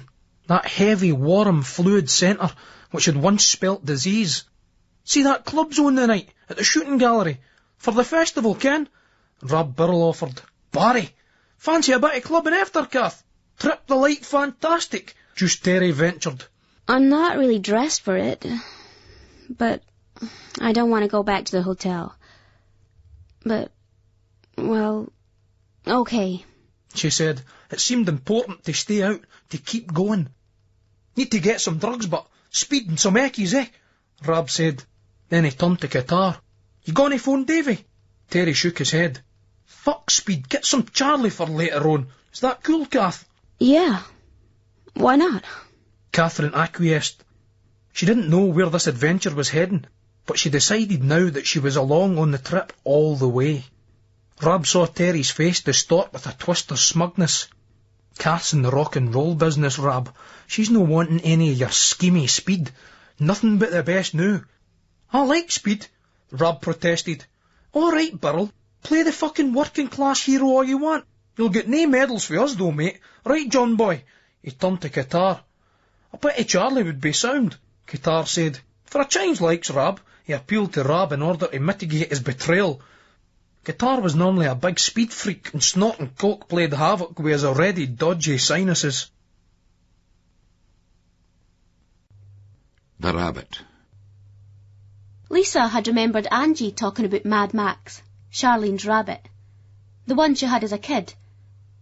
She minded her once saying something on a come-down after a night's clubbing and pill-popping. Something weird, where you can't quite remember the detail, but you recall the ugly, troubling sensation. Something that can be easily parcelled off and filed under druggy shite. Something happened to her rabbit. Something bad, 'cause Charlene had been off school for a bit.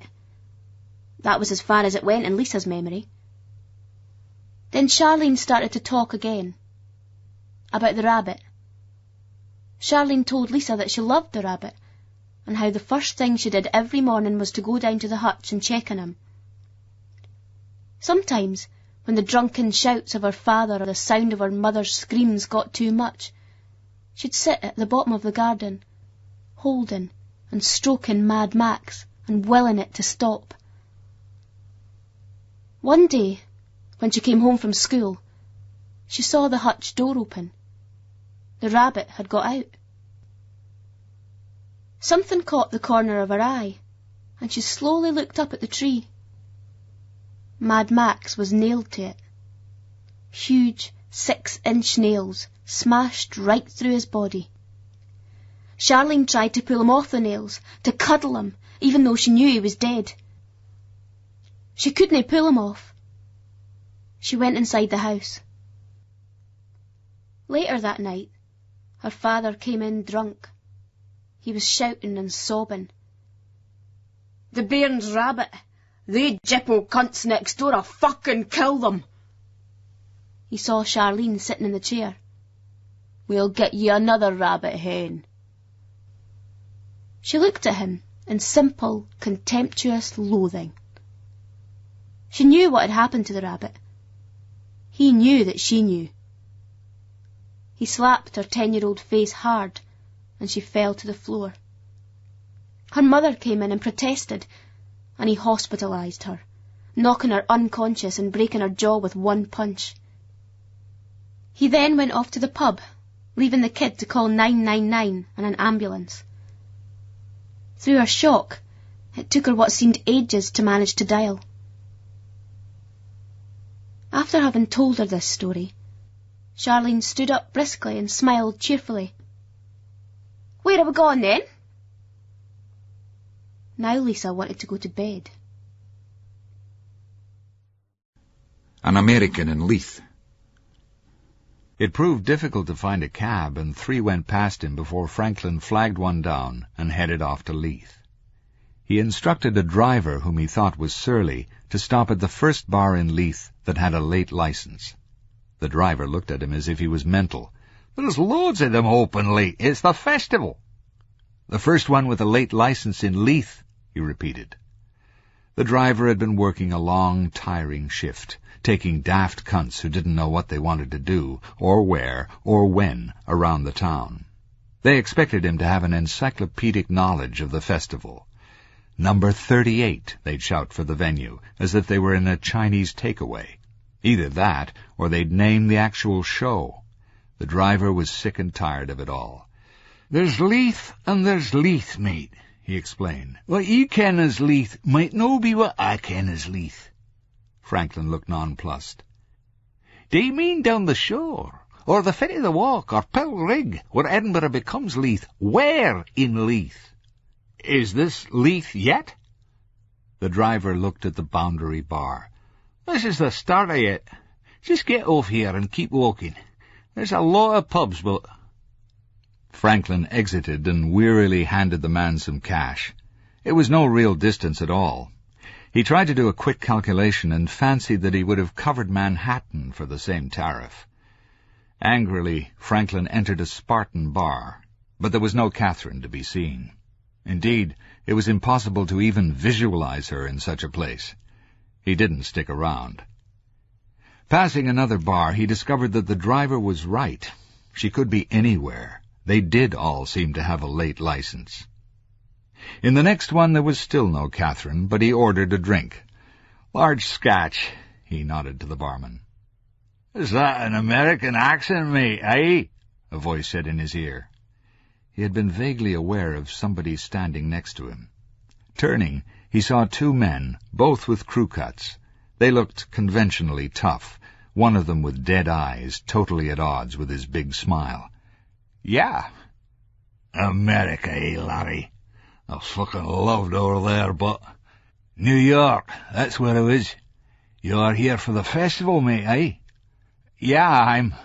The festival, the man snorted. Load of fucking piss, you ask me.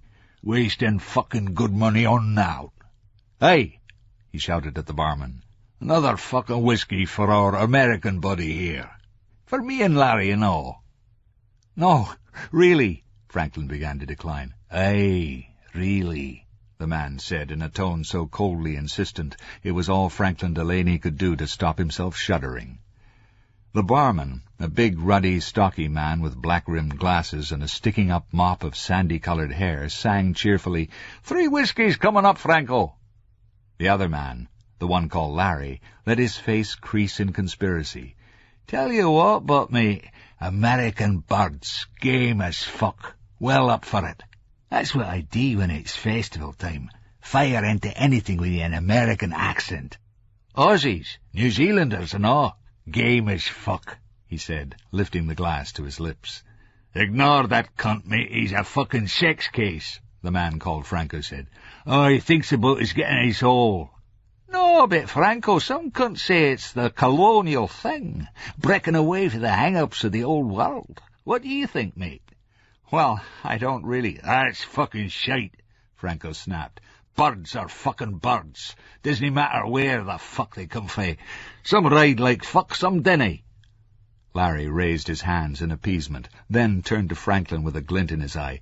Tell you what, but mate, ye settle an argument, between mates likes.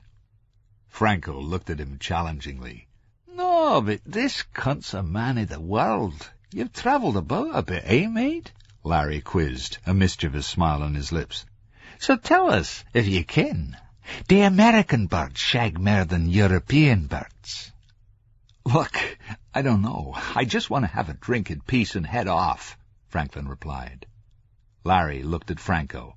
Then he lunged forward, grabbed Franklin's lapels, and bundled him against the bar. So we're no fucking good enough to drink with, eh, you fucking Sherman cunt? Take a fucking drink off us and all? Franco stepped in and started to slowly prise Larry away, but Larry kept his grip on Franklin, whose heart was pumping. Settle down now, lads, the barman said. Let go of that cunt, Larry, I'm fucking well telling you, Franco said in a low voice. No, he's going outside with me. He's getting done. If there's any cunt going outside with you, it's me. I'm fucking sick of your patter, Franco growled. I only wanted a drink, Franklin pleaded. Right, Larry said, letting go of Franklin. He pointed over Franco's shoulder at the American. You're getting it, he snarled before heading out the door. Franco followed him, turning quickly to the visitor and saying, You wait here. Franklin wasn't going anywhere. Those guys were animals. He watched the guys stride, gunfighter style, and with murderous intent, out the door after his former friend. The barman rolled his eyes. Who were those guys? Franklin inquired. The barman shook his head. Then he can. There are no regulars in here. They look bad news, so I just thought I'd better humour them. I'll take another scotch. A large one, Franklin said nervously. He needed it to stop shaking. The barman came back with a double. Franklin went to reach for his wallet in his inside pocket. It was gone. He ran outside to where the two fighting men would be. Only they weren't fighting. They were gone. He looked up and down the darkened thoroughfare. All his cards and his big notes were gone. He checked his money in his trouser pockets. 37 pounds. The barman appeared in the doorway of the bar. "You gonna pay me for that drink, or what?" he asked sourly. Stone Island. Davy Creed had got stocked up on the pills and powders for the weekend, but it seemed like every cunt wanted them tonight. That was a festival. That Lisa bird was tidy. Her mate was worth one as well, a bit po-faced though. Credo had tried to get them to stay, but they'd been anxious to move on. He would have caught up with them later, but the phone kept ringing. Later on, Rab Burrell come up with Johnny Qatar and some fat corkscrew-headed cunt and this skinny hag with an American accent. Looked like an older Belson version of that Ally McBeal on the telly. Possibly worth one, if a bit pissed. That corkscrew-headed cunt looked well dodgy. Credo didn't like the way he was eyeing the record decks of the telly. A tea leaf if ever there was one. And these threads, what a fucking jakey. And Rab Burrell in a replica away top. Credo fingered the button-on Stone Island label on his shirt, its comforting presence ensuring him that the world hadn't gone crazy after all, or, if it had, he'd managed to isolate himself from its lunacy. Terry had heard of Davy Creed. He hadn't realised that the boy had such prominent scars. It really was quite a bad pattern. Qatar had said that somebody had decked him, stuck a metal milk crate on his face and jumped on it. Normally you took Qatar's stories with a pinch of salt, but in this case it looked exactly like that had happened. Try as he might, Terry couldn't stop looking at Credo's scars. Credo caught him, and all Terry could do was smile and say, "Cheers for sorting us out, mate." "I sort out they boys any time," he said, taking care to coldly freeze Terry out of the equation. Rab Burrell was looking at Davy. He hadn't got fat, and he had the same thick, fair hair, but his face had bloated and reddened incongruously, probably due to the drink and Charlie. It goes some people like that. Catching the tense vibe in the room, Rab said the first thing that came into his head. "Saw Lexo the other night." His conviction faded as he recalled that Credo and Lexo had fallen out years ago and never got back on terms. "At the Fringe Club, likes." Terry said something like, "So that's where all the sartorial boys about town are drinking now." Credo choked in a silent rage. Burrell and Qatar had brought a wide jakey cunt up here, and they were new bandying Lexo fucking Setterington's name about in his fucking house. "Right, I've got things to do, I'll see yous." Credo nodded to the door, and Rab and Johnny were only too happy to leave. At the bottom of the stair, Terry said, "Tell us that cunt wasn't nippy as fuck." "You got the drugs, Terry. That's all that we wanted." "Manners cost now. What kind of impression is that to give an American guest to Scottish people?" Rab shrugged and opened the stair door. In his peripheral vision he noted a taxi and bounded into the street, flagging it down. Sydney Airport, New South Wales, Australia. Wednesday, 11 p.m. "I really need something for the plane. Tranquilizers or shit like that. I'm charging into the chemist and I almost knock over a display of razors. Cunt! Cunt! Cunt! Cunt! I spit through my teeth, and the wee lassie on the counter looks at me, sees a smelly fucking jakey. Helena's up alongside me, graceful and clean, like a care worker with an unruly client, sorting it out as change flies out my pocket, through my hand and across the floor. Reedy and the parlour maid stand back, a bit embarrassed at this. It's the same story at the booking desk, then the checking-in desk, then customs. But I got on the flight. Helena's powers of persuasion thankfully stronger than officialdom's bullshit. Without her, I'd never have lasted 5 minutes in the airport, let alone got on the plane. I've got to get home, though. My old man. All the poor old bastard ever asked of me was that I keep in touch. I couldn't even do that. A selfish cunt. It was never in my genetic inheritance to be that way. My mother, My father, they were never like that, nor their parents. Never so spoiled, self-indulgent, weak and egotistical. Be yourself, he always used to say to me when I was a kid. I was always a bit hyperactive, always having to fucking well show off. And my mother used to worry how I'd be at family do's, whether or not I'd be an embarrassment. My old boy never bothered, but he'd just take me aside and tell me to be myself. That's all you need to do in life. Just be yourself, he'd tell me. Far from being an easy option, it was the most difficult, challenging thing anybody ever asked of me. Now I'm ready to go through the gates, and I've said goodbye to Reedy and Celeste Parlour, who've headed to the bar. Helena's here with me, and I'm squeezing on her hand, wanting to say, needing to go. I'm looking into her eyes, unable to speak, hoping that it's all in there, but fearing that all she can read is my fear and anxiety for my old boy. I think of the time she said to me that she'd love to see London. I launched into a tirade telling her that London was a dull, overhyped, repressive and snobbish city, that Leeds or Manchester were far more interesting places to be in England. I just hate the lazy, touristy complacency of her remark. Of course, I was giving away my own neurosis, all my own hang-ups. It was a simple, innocent comment, and I acted like a boorish, overbearing cunt, as I always did to anyone I was in a relationship with for too long. Excessive drug-taking has reduced me to a twitching, bitter shell. No, it's not even a good excuse. My head's fucking gone. All the drugs have done is help me along the way. She holds me tight. She's so scrubbed and clean. All the things I'd sneer at, which I really loved about her. I know that she's doing this out of duty, that this is her parting shot, and she's going to tell me that it's all over after this. I've been here before. It's no more than I deserve. But I want things to be different. I'll phone your mother, and I'll tell you you're on your way, she says. Try to call her from Bangkok, or if you feel too fucked and you think it's going to upset her, call me, and I'll phone her. Carl, you really should go through now. She moves away, and I feel her hand slip through and out of mine, with a sick, jarring blow to my heart. I'll phone you. I've got loads of things I need to say. You should go, she says, and turns away. Shell-shocked, I stagger through the airport security. I look around to see if she's there, but she's gone. Edinburgh, Scotland, Thursday, 12:41 a.m. The bitterest pill is mine to take.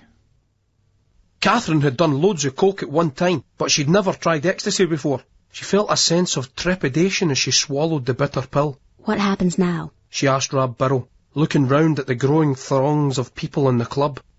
We just wait till it comes on, Rab winked. So they did. Catherine was just starting to get bored and she felt a beautiful nausea gripping her, but the queasy feelings quickly wore off as she was soon aware that she was never so light or tuned into the music. It was fantastic. She ran a hand down her bare arm, enjoying a delicious, rapturous unravelling of tension.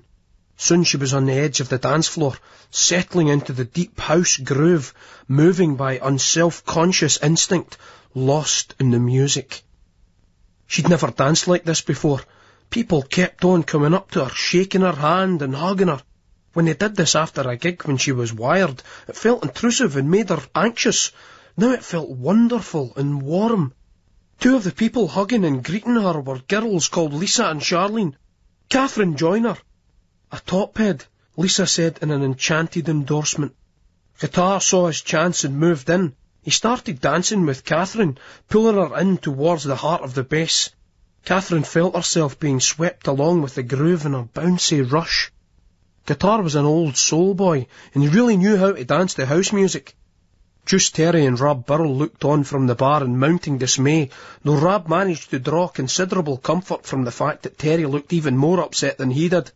Terry couldn't stand it any longer. He decided to head to the toilet, maybe take a line of that Charlie. He didn't go out so much these days, but when he did, he preferred Charlie to ease. In fact, he didn't know why he'd taken a pill. The booths were full of people doing lines though, and it was better to save the Charlie for later. Standing at the latrine, Terry whipped out his cock and did a long pish, the kind that never seemed to be finished, even when they are. Not enjoying the sensation that he was pissing his trousers and continually checking to make sure that it was just an illusion, Terry tried to fix his hair, then exited. Outside the toilet, 3 girls, done up to the nines in club gear, were talking, smoking cigarettes. One in particular looked stunning to him. She'd made a real effort, and he always appreciated lassies that did that. He approached cheerfully and said, "You look gorgeous, doll. It has to be said." The girl looks this fat guy in strange threads up and down. "And you look old enough to be my father," she replies. Terry winks at her pals, then smiles at the girl. "Aye, and I would have been an awe if that pit bull terrier hadn't have been chewing on your ma's minge at the time," he states cheerfully, exiting with the laughter of the lassie's friends' sweet music in his ears. Terry got back to the bar where Rab was still standing, watching Johnny and Catherine dancing. "John boy's enjoying his cell? That's the only way Qatar can bag off. Stick on a white shirt, neck and necky, and dance with a bird that's eed up," Terry sneered. Although he'd just put that cheeky fucker outside the toilets in her place, he was still rankled at her comment. He looked at Burl and Qatar. The 5 or 6 years between him and them seemed more like 10. Somewhere between his age and theirs, gadgets had started to look after themselves a bit better. Terry lamented the fact that he was just on the wrong side of a cultural schism. Qatar was well into his pills, and he loved the way they made him effortlessly surrender to the beat. He put Catherine through a pretty gruelling shuffle on that dance floor, waiting until the glistening beads of sweat which formed on her head underneath those strobes merged into their first rivulet before taking that as his cue to nod across to some free seats in the chill-out area. "You sure can dance, Johnny," Catherine said as they sat down close to each other and pulled on the Volvic. Johnny had a chaste arm round her thin torso, which felt good for them both. There was something really fresh and beautiful about this boy, Catherine told herself, feeling the pill flutter through her as she luxuriantly spread her arms. "I play guitar and all, Ken. That's how I got my name, Johnny Guitar. Played in bands for years. I love dance music, but my first love was rock and roll. Guitar, eh?" "Guitar?" Catherine smiled, looking searchingly into Johnny's magnificent dark eyes. "Aye, see, there was this boy called Johnny Guitar Watson, and that was Barry, 'cause we both played guitar and had the same name, eh? That was how I got the name Johnny Guitar, after the boy. Black boy likes, American and that." "Johnny Guitar Watson. I guess I've heard of him." Catherine lied in that vague American stoner way, which seemed designed not to cause too much offence. "I like my acoustic, but I can be the mad axe warrior for hell when I like to, and all. And we're not just talking about a few status quo numbers or smoking the water here. So," Qatar prepared his pitch, "if you're ever needing a guitarist, I'm your man." "I'll bear that in mind, Johnny," Catherine said, stroking the back of his hand. This was all the encouragement Qatar needed. A myriad of opportunities shuffled through his brain. Elton John and George Michael on stage in a massive, televised stadium charity extravaganza, when who should come on, from each wing, wielding their axes, looking cool and focused, but with those slightly ironic, knowing nods to the audience and the camera, but Eric Clapton and Johnny Guitar. Elton and George would ceremoniously bow and wave, each axeman to the front with a blistering, showy, but tight as a duck's arse guitar duet building up to new heights through its 20-minute duration would be picked and battered from the strings of those Gibson Les Paul by the legendary guitar hands, sending the audience into a state of uncontrolled rapture. Then Elton and George would move back to the front of the house and recommence "Don't Let the Sun Go Down on Me." And a close camera shot would reveal to billions of viewers the tears streaming down Elton's face. So overwrought would he be at the blinding performance of the maestros. At the end of the song, he'd completely break down and implore, "Come back on! Eric! Johnny!" And the two axemen would look at each other sagely in mutual respect, shrug and reappear to the biggest cheer of the night. Qatar would stride forward confidently. His talent deemed that he had a right to such a stage, but not arrogantly. He was, after all, still an ordinary guy from the Calders. That was why the punters loved him, and give that slightly self-deprecating smile which made the guys envious and the chicks wide and wet in the nether regions. Elton would extravagantly hug the maestros, overcome with emotion. Hysterically and in halting sobs, he'd introduced them as, "My great friends, Mr. Eric Clapton and Mr. Johnny Guitar," before being led from the mic by a sympathetic George. Elton and George would take turns to hug Guitar, which might be a bit dodgy with the boys watching it on the silver wing telly, what with them being poofs and all that, but the gadgets would surely understand that showbiz people, artists, were, by their nature, more expressive and passionate than the rest of humanity. Mind you, Guitar didn't want anybody taking the piss. The bitter punters left behind, just Terry being a prime example, would play up that one for all it was worth. Ugly rumours would be developed on the basis of one innocent, emotional, theatrical gesture. Johnny would have to think long and hard about those hugs from Elton and George. They could be misconstrued by the unaware and twisted by the jealous. He thought of Morrissey singing, "We hate it when our friends become successful." Well, they would just have to, because Johnny Guitar, yes, that was Guitar, not Qatar, and not Johnny Boy, was on the move. Catherine Joyner was just a stepping stone. She was a nobody. Once she was established, that old dog would be traded in for a succession of younger models, pop starlets, TV presenters, party chicks. They would all come and go as he played the circuit with ruthless abandon before finding true love with some intellectual but beautiful woman, perhaps a young postmodern academic who would have the brains but also the heart to understand the complexity of the mind and soul of a true artist like Johnny Guitar. Things couldn't be taken for granted though.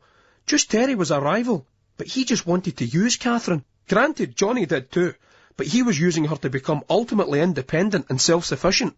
Terry's vision ended at her shelling out for a few beers, some Charlie, a curry, and then shagging him before they settled down to a night of watching the telly in that stagnant pit of his. That would be a result as far as that fat, frizzy-headed Jakey was concerned.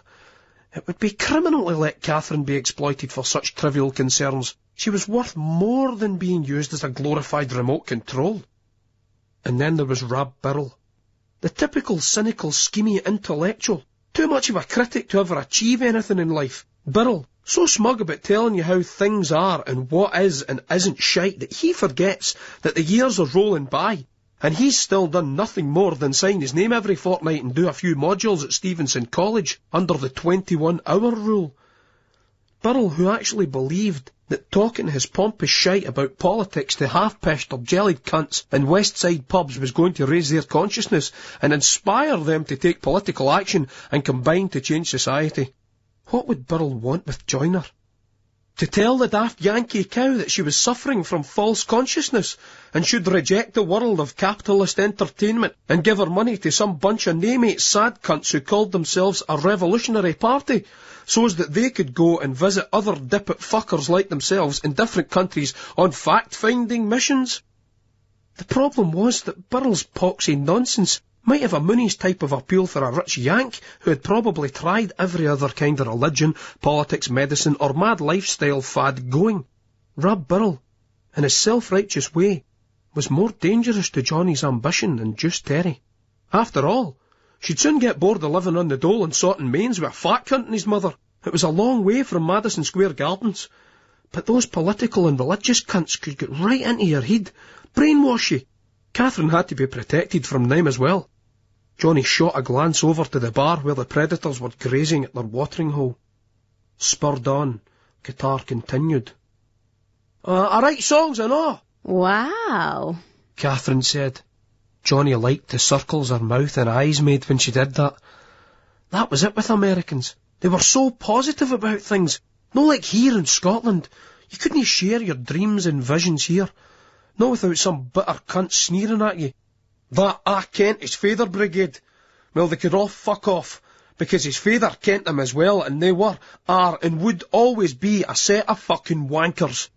Catherine felt another rush from the ecstasy, and she had a surge of goodwill towards Guitar. He was a really cute guy, in a dirty, ratty sort of way. Best of all, he was thin. There's one of these songs that I wrote. It's called Social Climber. I'll just sing you the chorus. You can be a social climber, you can get right off the dole, but remember who your friends are, or you'll fall down a black hole. Guitar crackled, sucking down more mucus from the back of his nasal cavities to lubricate his dry throat.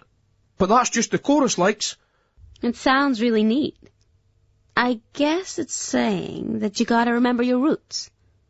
Dylan wrote something similar. Funny you saying that, 'cause Dylan's like one of my biggest influences. Back at the bar, Terry and Rab's brief unity didn't last. Frustrated at Qatar's success, Terry was getting a mischievous rather than loved-up buzz from the E. Business, Birrell. That's a good one, eh? He laughed, looking at Rab for a reaction. Rab looked away and shook his head with a tight smile. Business, Birrell, Terry repeated softly, his voice wobbling in a mirthful disdain. Even through the luxuriant, bullshit-free clarity the pills afforded him, Rab had to admit that Terry was a supreme wind-up merchant. Terry, if you've got anything to say to my brother, say it to him, no me. Rab smiled again. No, I'm just thinking about the headline in that paper that time. Birrell means business. Mind you that?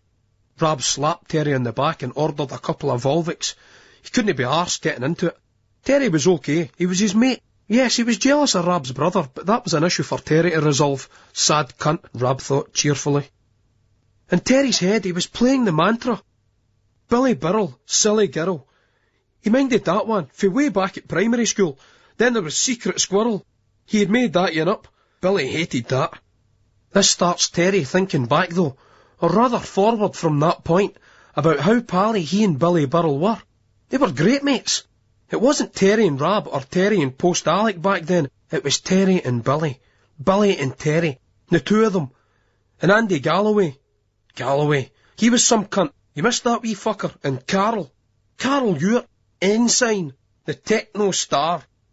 It had been Terry that had given him the name. Terry tried to think about the influence the name Ensign had on Carl's DJ career. It meant everything. He was entitled, surely, to a cut of his old mate's earnings for suggesting that. Carl Ewart. Where was the cunt now? Rab sucked on one of the Volvics and let the music take him into the dance. The pills were excellent. He was cynical of his potential as a life-changing force. It had motivated him into going to college, but he felt like he had taken it as far as it could go. It was now just an alcohol, speed, Charlie, and on occasions, downer mix which made up the menu on nights out. When you got pills of this quality, though, it made you reconsider. A vibe of the good old days of a few years back was apparent. The place was glowing in that sense of carefree unity, and now, without actually realising what he was doing, he was talking to not one, but two fucking gorgeous birds. More importantly, from Rab's point of view, he was doing it without any of the bullshit baggage or self-consciousness or trying to be smart or aggressive to hide the fact that he was a shy Scottish schemie with a brother and no sisters and had never really learned how to talk to women properly. But no problem now. It's easy. You just say, how's it going? Having a good one? And things flow without testosterone or social conditioning playing their ugly tricks. You see, one of the girls, Lisa's her name, she's dancing away, her long blonde hair swishing from side to side, her white top glowing with an electric blue sheen, her arse looking like it rules the world. And it does, as she swings in a sensuous groove. He sees the DJ, Craig Smith, executing a difficult mix and pulling it off with the casual nonchalance of an experienced New York pizza chef in Little Italy, throwing together one of those appetising creations. All those girls, and the DJ just working them all, knowing that the boys will fall into line. That's Lisa, a willing prisoner of the groove. But it's the other one, Charlene, that dark-headed wee gypsy lassie who Rab finds the real work of art in this exhibition of the sheer, overwhelming, magnificent beauty of women. She's telling him she's wanting to gouge, and now she's sitting on the knee of one Robert Birrell in order to do this. And she's rubbing his back, and he's stroking her arm, and she says to the boy Birrell, I like you. Does the Birrell gadge mumble something in gruff embarrassment? Does he spoil the moment by the alcoholic flighty? You fancy a shag then? Or does he look around all paranoid, worried that he's been set up for ridicule by some so-called mate like Juice Terry? Does he fuck? Robert Burrell just goes, "I like you enough," and there's no self-conscious, jerky, frozen time look into the eyes, no tense pause for the interpretation and misinterpretation of the signal. There's just two mouths and tongues coming together in a relaxed, languid way, and two psyches twisting together like snakes. Rab Burrell is both pleased and disappointed at the same time to note that there is no erection in sight, because he is on a transcendental love trip with this Charlene lassie. But a shag would be nice, and he must bear this in mind because priorities change later. But fuck that just now. Just sitting here snogging, touching her arm. After Joanne had gone, he'd spent a night screwing a girl he'd picked up in a pub, without getting anywhere near this level of intimacy. Lisa is next to them, and she says to Rab, who's come up for air, "You like cocktails?" "Aye," Rab says hesitantly, thinking that this lassie has no need to buy him a drink, an expensive cocktail. Besides, he's on the E-trip. Lisa looks at Charlene and laughs. She could tell you a few. Taxi. "You've got to admit, but, hey pal, that Scotland's a friendly place," the young guy at the bar said to him. Franklin thrust his hand further into his trouser pocket. "Eh? That's right, pal, eh?" "Yeah," he replied nervously. "We're different for the English," the young man emphasized. He was skinny, had short hair, bad skin, and wore a long sweatshirt, which hung on him like a tent, and baggy trousers frayed at the edges. The last couple of pubs had been brighter than the first ones, but there was still no Catherine. "I can get you anything you like, but, mate, you name it. You wantin' a bit of brune?" "No, I don't want anything at all, thank you," Franklin countered curtly. His hand tightened round the notes in his pocket. "I can get you some speed, good stuff, or some ease, pure MDMA, mate. Charlie, off the rock and all, mate, best you've ever had." The youth scratched at his arm. Two white marks out each side of his mouth gave his lower jaw a puppet-like appearance. Franklin gritted his teeth. "Nothing, thanks. Get you some jellies. The boy's just over the road. Get us 20 off you now, and I'll be back in a minute." Franklin just stared at the young man. The youth extended his palms. "All right, then. You can come out to the boy's house with me. Test the gear. How does that sound?" "I'm telling you, I'm not interested." A group of stout men in their 50s were playing darts. One of them came over. "The boy told you, you junkie cunt. He's no interested. Now get the fuck out of here." The young boy cowered away and headed for the door. As he exited, he shouted back at Franklin, "You're fucking well chipped, you fucking Yankee cunt!" The dart players laughed. One of them came up to Franklin. "I'd get out of here if I was you, mate. If you want to drink and Leith, you better go on down to the shore. Round here, your face got to be kent, or you'll get some cunt on your case. It might be welcome, it might be no, but that's what'll happen." Franklin gratefully took the man's advice, his own experience not exactly contradicting that proposition. He headed down to the waterfront and had a couple of lonely maudlin drinks. There was no sign of Catherine, and there were loads of pubs and restaurants here. It was useless. He'd called back at reception, but she hadn't returned to her room. Despite this, feeling defeated by now, he intended to turn in.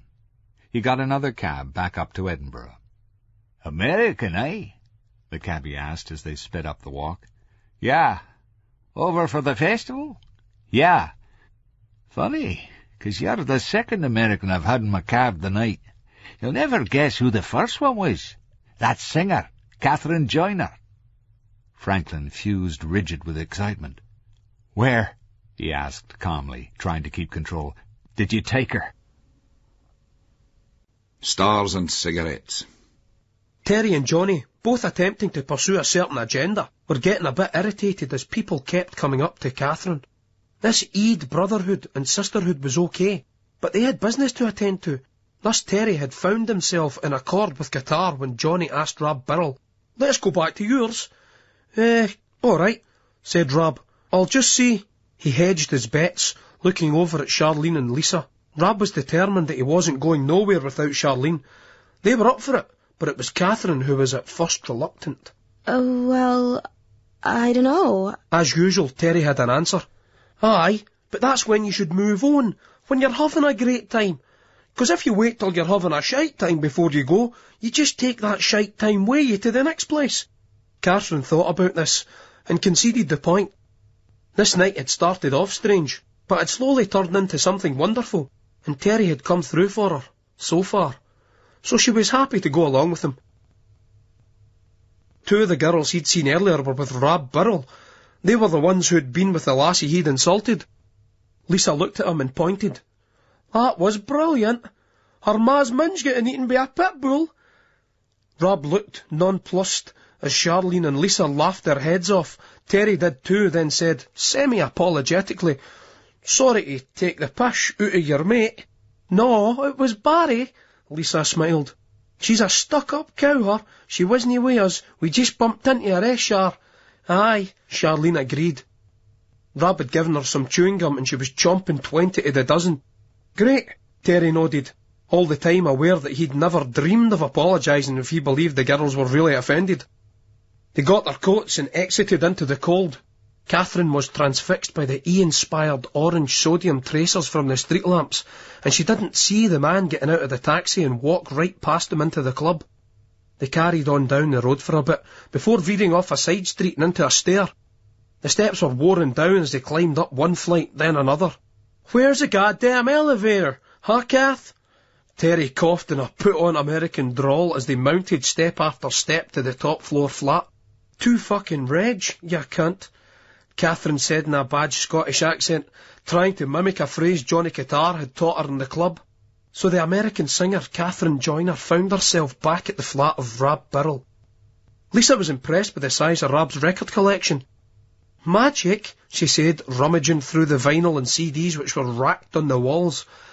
Rab Burrell neglected to mention that most of them were somebody else's, a DJ pal of theirs, and he was just looking after them. And the flat, for that matter. Anything anybody wants to hear? Kath Joyner, Terry shouts. Sincere love. No, Terry, damn you. She never sang that fucking song anymore. Never since Copenhagen. She hated it. It was the one she'd co-written with him. It was the one that every asshole seemed to ask her for. Charlene makes a plea. No more dance music the new, Lise. I'm danced to after that fortnight in Ibiza. Find some indie stuff, some rock and roll.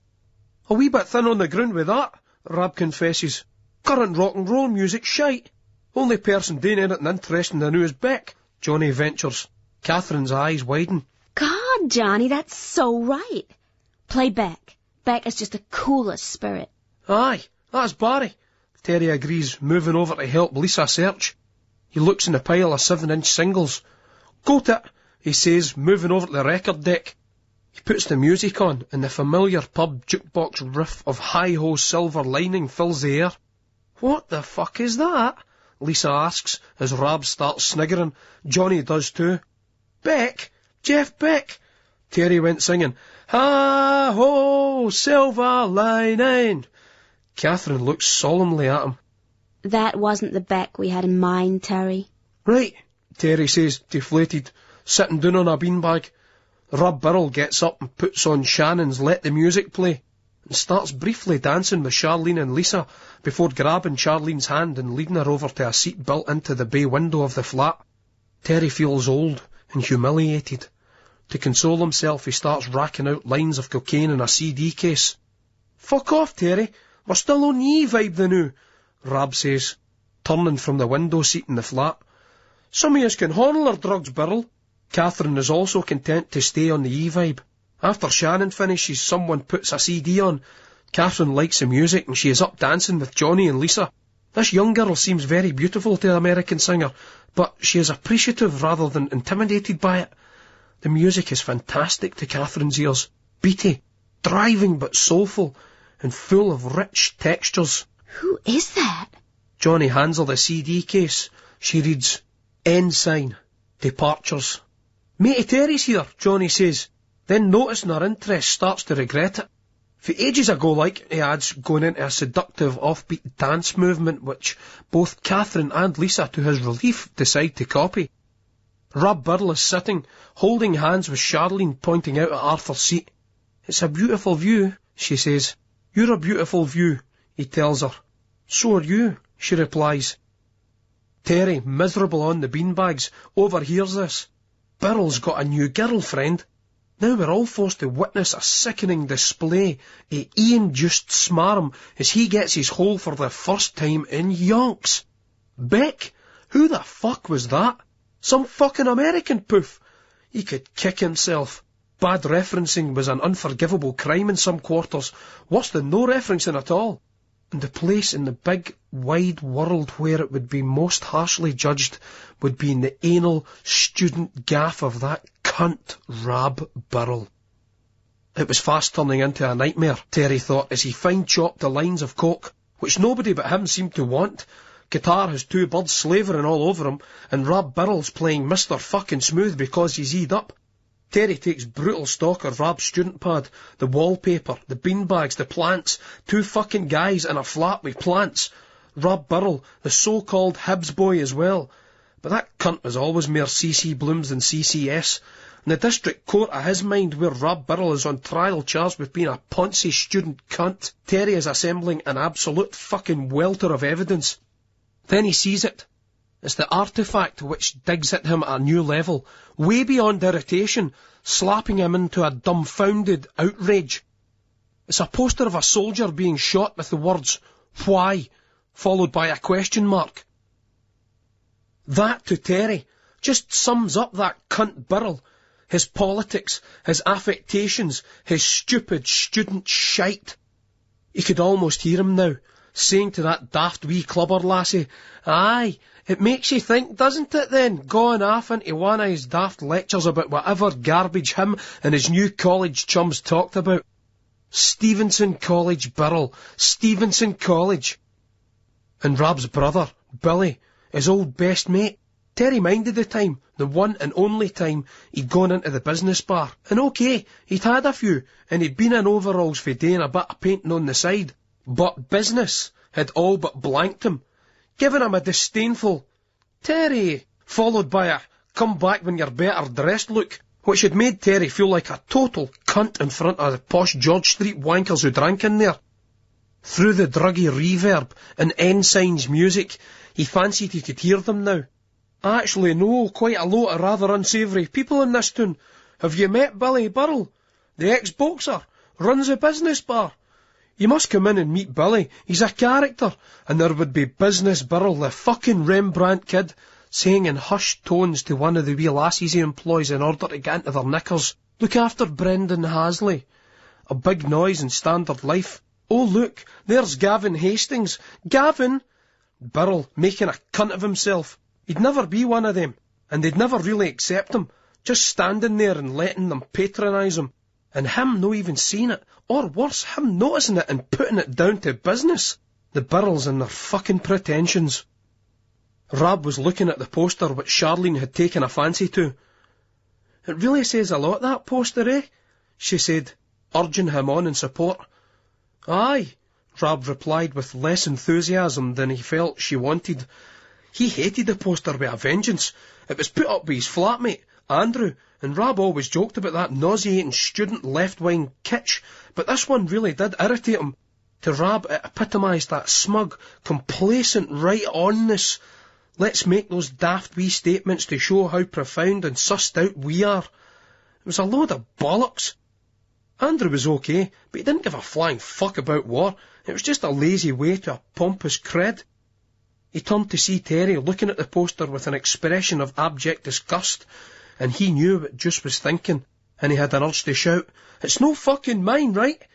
But Charlene was tugging at his hand, and they were off to his bedroom to cuddle, snog, whisper secrets, and if it led them to exploring each other and sharing body fluids as well, then that was okay by one Robert Stephen Biddle. Rab Biddle was enjoying the passivity, the freedom from the burden of being the uncool cunt in the transaction who was always pushing. Sometimes we still need a good pill to decondition us, loosen us up, get rid of all that uptight shit. Terry watched them go through to the bedroom with something approaching rank despair. Not only had Burrell and Guitar hijacked his night with Catherine, they'd rubbed his nose in it by pointing out that his prize he coveted was a mere bauble to be discarded when brighter ones came into view. Guitar was going home with the two of them if he wasn't careful. Guitar in a threesome and Terry on his puff. Guitar! The warning bells rang to a crescendo in Terry's head, snorting one line, then another. He felt his heart race and his spine fuse into a rod of iron. He stood up and bounded to the door, exiting into the hallway. A few moments later he returned draped in a white duvet, a similar colour and material to Johnny's shirt. Striding onto the floor, Terry slowly insinuated himself behind Johnny and started doing an exaggerated parody of Guitar's stylised dancing. Terry, what are you doing? Catherine laughed as Terry undulated and Johnny looked self-consciously over his shoulder. Lisa sniggered loudly like a washing machine in the spin cycle. That Terry was a raj. Just ripping off a wee bit of your style there, Johnny boy. He smiled at Johnny, who felt his lip involuntarily curled downwards. Guitar had always had problems with Terry's bluster and was instantly regretting letting him be so effortlessly forced into a subservient role. He could feel his confidence running down with the e-rushes. All he could do was dance on and ponder the dilemma. Catherine or Lisa, Catherine or Lisa. An old boiler, but a career or a tidy young bird in a Barry shag. That global stage with Elton and George was getting further away, but he didn't need showbiz poofs in tow. That sort of company would be more harmful to his career than good. The teen market was of prime consideration. That was the reason why so many members of boy bands stayed in the fucking closet. Fuck all that. Lisa or Catherine? That Lisa was a ride. OK, he'd give Catherine one, but she was definitely past her best. Lisa seemed a bit of a cock tease, mind you. Fuck it. Going for Catherine would be putting the career first and have the added bonus of leaving that fat cunt Juice Terry to a night of frustration. But Lisa was eyeing up Terry with much more interest than Johnny had cottoned on to. He was quite fat, but the nose, hands, feet matrix she used in such calculations added up to a well-packed lunchbox. Catherine was well into Johnny. Johnny was beautiful. Johnny's beautiful, she told Terry imperiously as Johnny sucked on some mucus. She put her arms around him, both of them oblivious to Terry's teeth chattering together. "Want to make out?" she whispered in his ear. "Eh?" Guitar replied. "What the fuck was she on about?" "I guess I want to sleep with you." "Barry? Eh? Back at the hotel then, but eh?" Guitar suggested, anxious to separate her from the pack. That wee Lisa, tidy but going nowhere. She'd still be waiting for one after he come back from the first tour stateside. He'd try and fit her in. The career, after all, had to come first. "No, I don't want to go there," Catherine said. "Is there a spare room?" "Aye. Rab's mate Andy's room," Guitar thought without enthusiasm. Who in their right mind would want to fuck on a worn-out mattress under the spunk-stained duvet of a student wanker's bedroom when they could be in a top suite at the Balmoral? There was only one possible answer. A rich cow slum in it. Johnny had heard that some rooms in the Balmoral had mirrors in the ceiling. Still, as the Yanks would say, it was her call. They vanished through to the hallway, leaving Terry in a high state of agitation. Lisa looked at him. "That's just you and me then, eh?" Terry looked at her pout, and beneath it her white top and black trousers. He felt a hoarse tickle in his throat. Terry hated chatting up lassies me was he'd. The nudge, nudge, wink, wink, carry-on ritualism of the British chat-up came easy to him, and he detested having its easy banalities undermined and subverted by the ecstasy. The bullshit tapes had served him well, and he didn't want them wiped clean. In their absence, he couldn't think of what to say. "I used to work on the juice lorries," he explained, "but this was way back." Johnny and Catherine were looking out the window, over the inky sky. There was a beautiful display of stars. Johnny tugged on his regal as he watched them twinkle. Catherine looked at Johnny, then the cigarette, then the stars. "I guess this is like some art house existentialist movie moment, Johnny," she speculated. Johnny nodded slowly, not looking down at Catherine, who was curled into his side. The stars were shimmering, sending strange codes across the universe to each other. "Don't you think there's anything beyond that?" Catherine asked. "I've tried to pack it in before, but it doesn't really bother us, eh, no?" Catherine wasn't hearing him. I just think... space, she said dreamily. Johnny looked up at the sky, then at the burning fag. Cigarettes, he reasoned, almost to himself. Of course Johnny appreciated the blistering array of starlit expanse and the possibilities it seemed to offer, but he declined to mention this to Catherine. It would be too much hassle to tell her that she was in a part of Scotland where sharing dreams was a bit like sharing needles. It seemed a good idea at the time, but it only served to fuck you up. Besides, he wanted a ride. He turned to her, and their lips met. It was a short stagger to the mattress and duvet, Qatar hoping that by the time they got there his passion would be such that bedding down in the stale crumbs and spunk of a student wanker would be an irrelevant consideration. In flight, 4 a.m. The air hostess is looking at me in a thinly disguised state of horror. I'm a mess.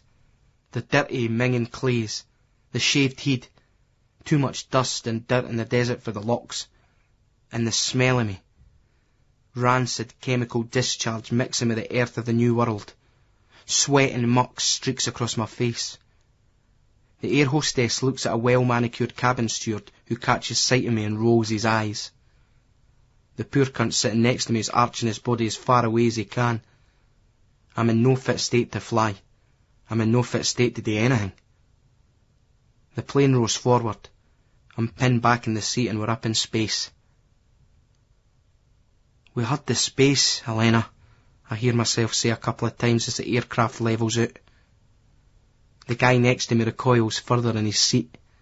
Another air hostess comes over to me. Are you okay? Yeah. Oh, please be quiet, you're disturbing people. Sorry. I'm trying to keep my eyes open, although I desperately need to sleep. As soon as they shut, I'm in a world of fucking madness. Demons and serpents surrounding me. The faces of the forgotten and the dead crowding in. And I start to rant before forcing myself into a consciousness which is impossible to maintain. Ignorant and enlightened. The ignorant will never stop the enlightened taking drugs. I agree with that old cant Emmanuel in The Last Cannibals. The phenomenal and the nominal are the same thing, but each person can only see the phenomenal through our own perspectives. That's why I remember the best piece of advice my old man ever gave me. Never trust a teetotaler. It's like saying, I'm an ignorant, small-minded wanker. All right if they try to compensate for the lack of drugs with a brilliant imagination, but if they have one, they keep it well hidden. What? A shadow at my side. What would you like to drink? The steward asks.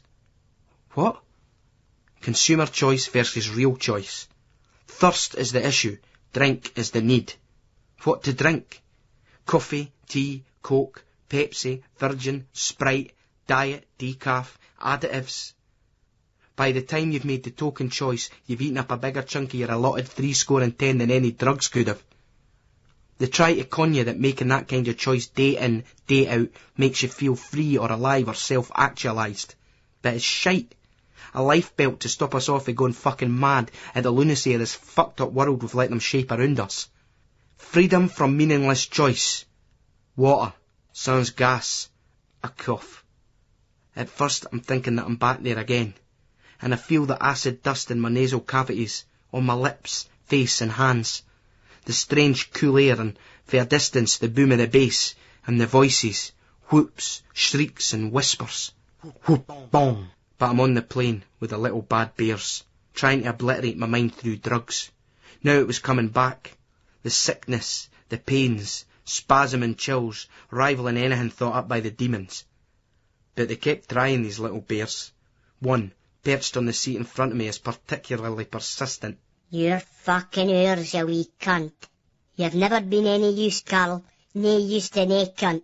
You can't kid us, mate. We ken you. We can smell your fear, taste your fear. We know you for the useless crapping, cowardly piece of shite you are. You didn't want to work. Your commie feather didn't want to work. Oh my God. And one wee bear's nipping at my hand, biting it, and it's me, with a lighter. I've been clicking it through the nerves. No fag to light, just burning my hand with a flame. Nae fags. Where's the fags? What's wrong? The hostess says. You got a cigarette? No smoking. It's against civil aviation laws, she says, tersely, and turns away.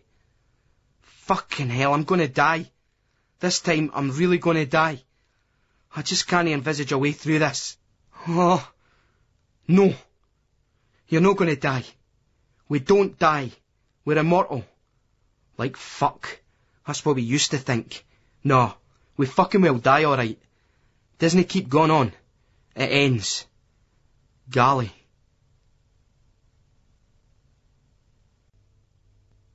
Edinburgh, Scotland, 8:26 a.m.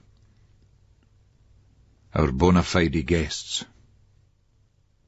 Lisa was pleasantly surprised to find out that Terry was a brilliant shag.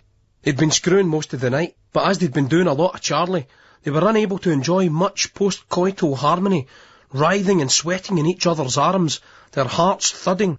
But that Terry knew what to do all right, and when he got fed up being inventive, that big knob of his could pound you until your ears bled. Now she was on top of him, and aye, he was a bit of a twisted fat cunt, always gone for her arse. She knew the type, but no way was she taking that thing up the shite tube. She rammed her finger up his hole to get the reaction. She did that to most guys who tried to bum her. It soon made them behave and treat her like a lady. Terry let out an agonised shriek, beyond desire or elation, and his erection crumbled as she pushed her away from him. Pain etched into his face. I never took you for the squeamish type. Thought you were nice and dirty. Different when it's your ain ring. Is it, son? Terry was breathing heavily, his eyes watering. Aye, no nice, is it? Lisa observed. Isn't that? He gasped through gritted teeth. It's the Rockfords. They've been gieing his jip for days. Terry had to get up and find something to put on his piles. After a while he settled for some of Lisa's Nivea hand cream. It helped, but he couldn't settle. They had another line of coke. Terry started rummaging around as he tended to do in people's houses, as he generally entered their homes without an invitation and in the company of Post Alec. He was conditioned into behaving in the same manner on occasions when he was a bona fide guest. To his delight he found an essay of Rab Birrell's from his college. He started to read it. This was so over the top it simply had to be shared. Terry decided to rap on every door, saying it was imperative that people got up straight away, offering the false inducement of breakfast. He banged on Johnny and Catherine's door first. John boy, Kath, check this out. Johnny was both irritated and grateful for Terry's intervention. Aye, he'd just got off to sleep and he was cursing that annoying fat cunt, but on the other hand, Catherine had been at him all night and he couldn't bring himself to fuck her again. He sucked in a breath as she stretched and turned to him, her eyes wide and lips wet. Johnny, you are bad, she said, her hand wrapping round his soft cock. We'd better make a wee move. What about a quickie? She quizzed, breaking into a smile. A crack of light illuminated the almost transparent skeletal frame of hers. Johnny tensed in horror and sucked back some mucus. There was a lot, and he couldn't spit it out, so he had to swallow. It went down his throat like a pebble, causing his eyes to water and his stomach to turn over. A quickie. That isn't a word in my dictionary, he said, steeling himself. You do it right, or no at all? Allowing herself a smile of encouragement, Catherine looked at the clock and asked, It's so damn early. What does Terry want? Johnny rummaged with his foot in the bottom of the bed. He found his underpants, sprang out of bed and put them on. But some sort of scam with Terry, he considered. Catherine didn't mind getting up. She was anxious to carry on the adventure. This crappy bed was full of scratchy crumbs and saturated with their sweat and body fluids. She got dressed slowly, thinking about asking for the shower, but maybe it was bad protocol. Did they wash here in Scotland? She heard things, but that was about Glasgow. Maybe Edinburgh was different. You know, this trip has been an education, Johnny. I learned that you guys live in your own world. It's like what happens to you and your friends is more important and more worth talking about than what happens to the likes of... She felt the word me freeze on her lips. Johnny felt that he should laugh dismissively or be offended. He did neither. Looking at her open mouth as he pulled on his jeans. It's just that when you've done what I've done, when you've devoted your life to... well, that's pretty hard to take. Catherine said distractedly. I just want to make things as easy as I possibly can for you, Catherine, Johnny said, chilling himself by reflecting how blandly sincere he sounded. That's the nicest thing anybody said to me. She smiled and kissed him on the mouth. Johnny ignored the stiffening prick, glad of Terry's second heavy-knuckle rap on the door. Rab and Charlene were draped around each other, fully clothed, on the bed when a wild Terry came in. "Wakey, wakey," he shouted. "Brekky's ready." Terry couldn't hide his elation at seeing Birrell in that state of full dress. That cunt hadn't got his hole. Probably bored the lassie to sleep with his college tales. The oral equivalent of that fucking date rape drug, although she'd wake up quick enough if Birrell tried to get her kicks off. Buzzing with coke, Terry stuck his hands down his jeans and boxers to feel his own sweaty tackle, which he considered even a full Charlie session hadn't diminished. A different story here, Birrell. A different fucking story here. The first face Rab wanted to see when he opened his eyes was the dozing Charlene. She was lovely. The last face he wanted to see was the next one. Just Terry's fat chops which awaited him shouting, "Wakey, wakey!" Terry was strutting around the hall like an actor rehearsing lines, while Lisa was laughing and wringing her hands together in anticipation as the others emerged. "What's the story here?" Johnny asked. Terry waited until everybody had gathered round in bleary confusion, and then produced the essay and began reading it out loud. "Listen to this. Stevenson College, Media and Cultural Studies, Robert S. Birrell. Ma, he's making eyes at me, but Lena Zavaroni, discussed from a neo-feminist perspective. Take this bit here.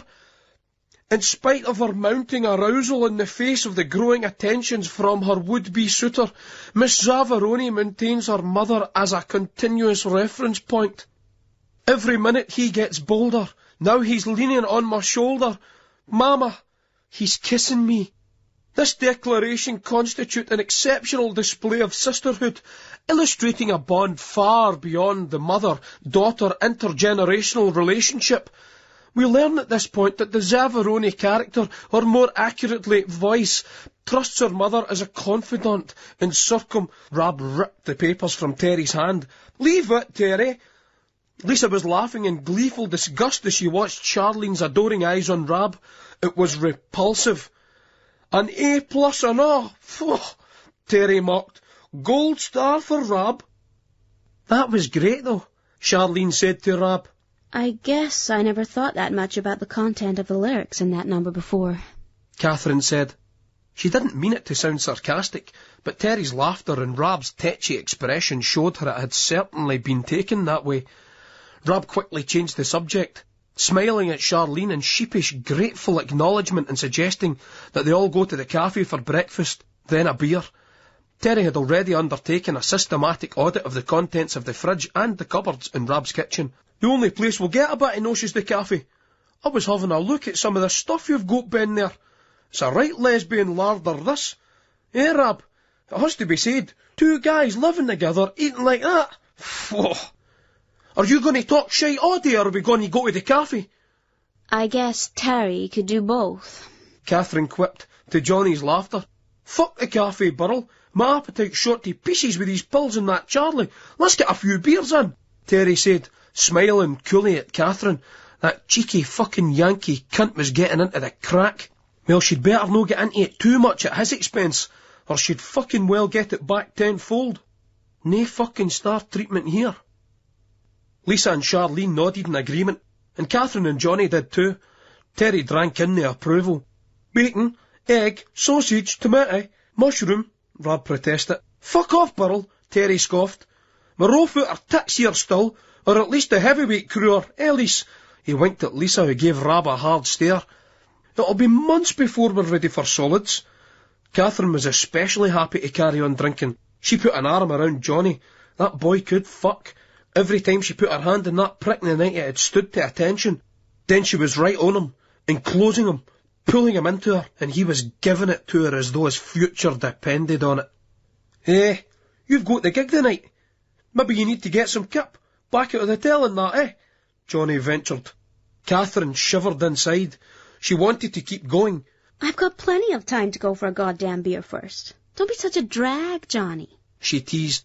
Just saying, likes, Johnny moped. He had to admit that he would have to recharge the batteries before getting back into the scratcher with her. The fucking randy cow wouldn't leave us alone all night, he reflected. She wanted that level of sex all the time. Well, apart from anything else, there was no way he'd be able to keep up the pace with a guitar. Contracts would have to be signed sharpish before he was shagged away to nothing. Aye, Johnny, dinna be a fucking raj. The lassie's entitled to a bevy when she's in Scotland, right, Kath? Terry felt like adding, especially after spending the night with a daft wee cunt like you. But he bit his tongue. Besides, he had done all right. Lisa stood up and took his hand. Come on, sexy, she laughed. Terry puffed himself up like a rooster and moved over to the coffee table. Rab Burrell felt almost physically sick. That minging fat, jakey cunt always seemed to get his fucking hole. He remembered Joanne, his old girlfriend, telling him that her pal Alison Brogan said that Terry was the best shag she'd ever had. Juice fucking Terry. It beggared belief. Erection like one tinny iron brew stuck on top of another, Alison had told Joanne, who gleefully passed the news on to Rab. The thing was, at the time, Rab minded being pleased for his friend. He wasn't fucking pleased now. Thing is, but Rab, Terry smiled, raising an eyebrow and squeezing Lisa's hand, I've got to tell Alec that I can't do the work with him at the hotel. The window's like. You got any beer left? Aye. Rab had plans for that carry-out, but he guessed that it would be futile to lie, as Terry would already have been through every cupboard in the gaff. But it's, Andrews. Well, fucking well replace it, Rab. Kath's got pop, eh? Terry snapped in stagey outrage. Yeah, that's cool. I can buy the drinks from you. Catherine volunteered. No, I didn't mean... Rab vainly protested. The bastard had got him again. Made him look petty. Rab Burrell turned in time to clock Terry's gleefully sadistic grin. He had really wanted to hit a cafe, or get some food in from the garage and do a fry. He wasn't hungry either, but his stomach tended to give up what he drank if there was no line enough food in it. Now they were out in the pish, heading straight out to Post Alex, and they were using his beer. He tried to grab a roll en route. This thought all but evaporated, though, after he had one of the killer lines of posh Terry had racked up. Catherine was relieved at this. Her eating disorder, aided by the pills and powders, had reasserted itself, and she couldn't handle the idea of fried food. Rab Burrell's attempts to tempt her with his description of the Scottish breakfast had merely restored her dread of solids. Alec's no going to be chuffed about this. Waking him up at this time in the morning and telling him he's working on his own, Johnny reasoned as the lager clanked in the bin liners he carried. Especially if we've nae purple tin. Alec will no be into this continental shite, which was purchased by a certain student ponce named Robert S. Burrell. Terry laughed, tensing into a seriousness as he flagged down two of a group of approaching taxis. We've got a carry-out, Terry. That's all he'll be worried about, Rab said, almost to himself. It had been a long time since Terry had been up the town. He normally never got further than the Haymarket, and only that far in a bleary state. The gentrification and commercialisation of his city was doing his head in. He looked across at the new financial district and up Errol Grey Street. Where the fuck's Tollcross going? Nobody answered, and soon they were rendezvousing at Alec's place in the Dalry colonies. Jumboland, Rab said, stepping out of the taxi. Neat, Catherine replied. No, really? Terry shot Rab a look of disapproval. Shut the fuck up about the football for a minute, you boring cunt. It's Hybe's this, Jumbo's that with you. Catherine's no interested. How do you ken? You can't speak for her. Terry let out a long, exasperated breath, then shook his head. This cunt Burrell was a glutton for punishment. He never knew when to give up. Well, that didn't matter, 'cause Juice Terry would slap the cunt down all day if he had to, savouring a vestige of twisted paternalistic affection. Terry looked at Rab Burrell and Catherine in turn. When he spoke, it was in clipped but indulgent tones. Right, Kath, Hibernian Football Club, Heart of Midlothian Football Club. What do these names mean to you? He asked.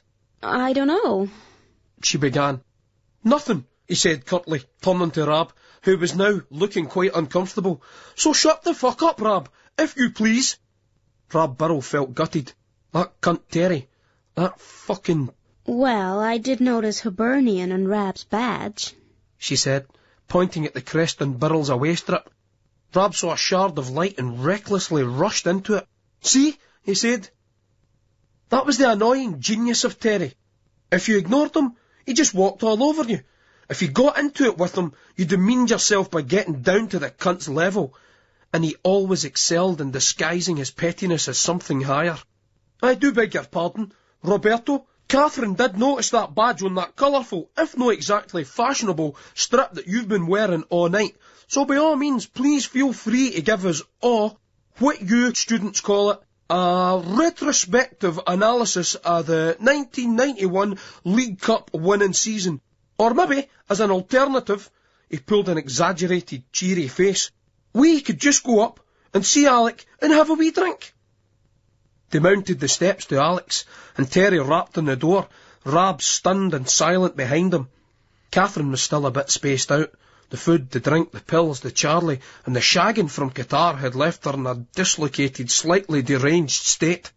Now a door was opening at the top of a set of steps, and a red-faced man appeared before them. Catherine was roughly aware that he was the same one who was cleaning her windows yesterday with Terry. He wore a yellow t-shirt with a withered plastic cartoon man on it. The shade-wearing man was in a big car with an implausibly large-breasted woman curled under his arm. One of his hands grasped a foaming glass of beer. The other was on the steering wheel. There was a faded slogan underneath it like, I like my cars fast, my chicks hot, and my beer cold. Post Alec looked in disbelief at their assembled ranks, letting out a throaty, incomprehensible sound. Catherine couldn't ascertain whether it was a greeting or a threat. Shut your fucking mouth, you moaning jakey cunt. We've got a carry out here. Terry shook the bottles at Alec. He nodded to Catherine. Catherine fucking Joyner, ya cunt!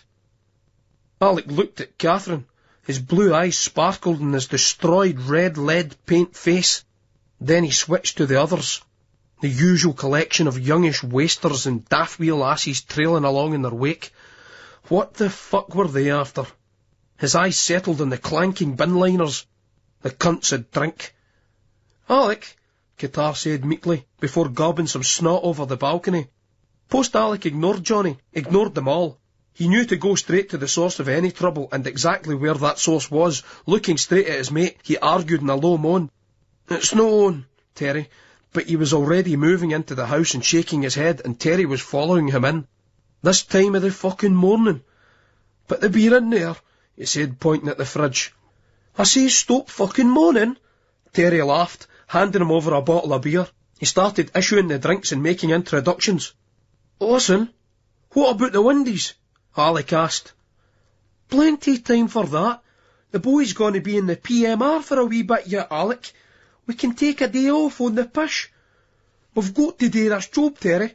I'm telling you, one day isn't going to make any fucking odds. A day for democracy, Alec. A day for the common man. Nor his livelihood. One day, Alec. Then we blitz the job. Soak up the festival atmosphere. Dinna be so fucking humpty. Get a bit of culture into the bones of yours, Alec. That's what you need. You're too caught up in the Philistine world of commerce. That's your problem. A wee bit of art for art's sake. Alec had already opened a beer, not bothering to check the label. Rab Burrell sat down around the big table, pulling Charlene onto his knee. He wanted Terry to register. Alec hadn't even noticed that the beers were continental lagers, but Terry wasn't paying attention. Lisa sat on a rickety chair and looked at Charlene canoodling with Burrell.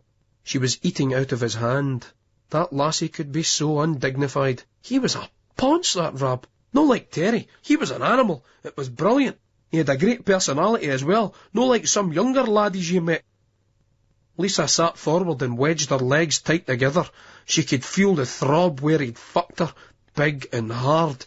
Yes, yes, yes. The coke still buzzed in her as she sipped at the beer and made a sour face. It was pony, but she let it shift some dregs of powder from the back of the throat. Lisa wanted to drink some cocktails and then go back with Terry for another session. He was into that Catherine Joyner, though. You could tell. She was okay, but she was an old boot and as skinny as fuck. Thinness looked daft on a woman that age. Scraggy. Catherine looked at the two young Scottish girls. At first she thought of Marlene Watts, the blonde cheerleader back at school in Omaha. Then Marlene became not one, but two blondes. The ones who looked up at her from the bed from either side of Love Syndicate's Lawrence Nettleworth, the man who was her fiancé.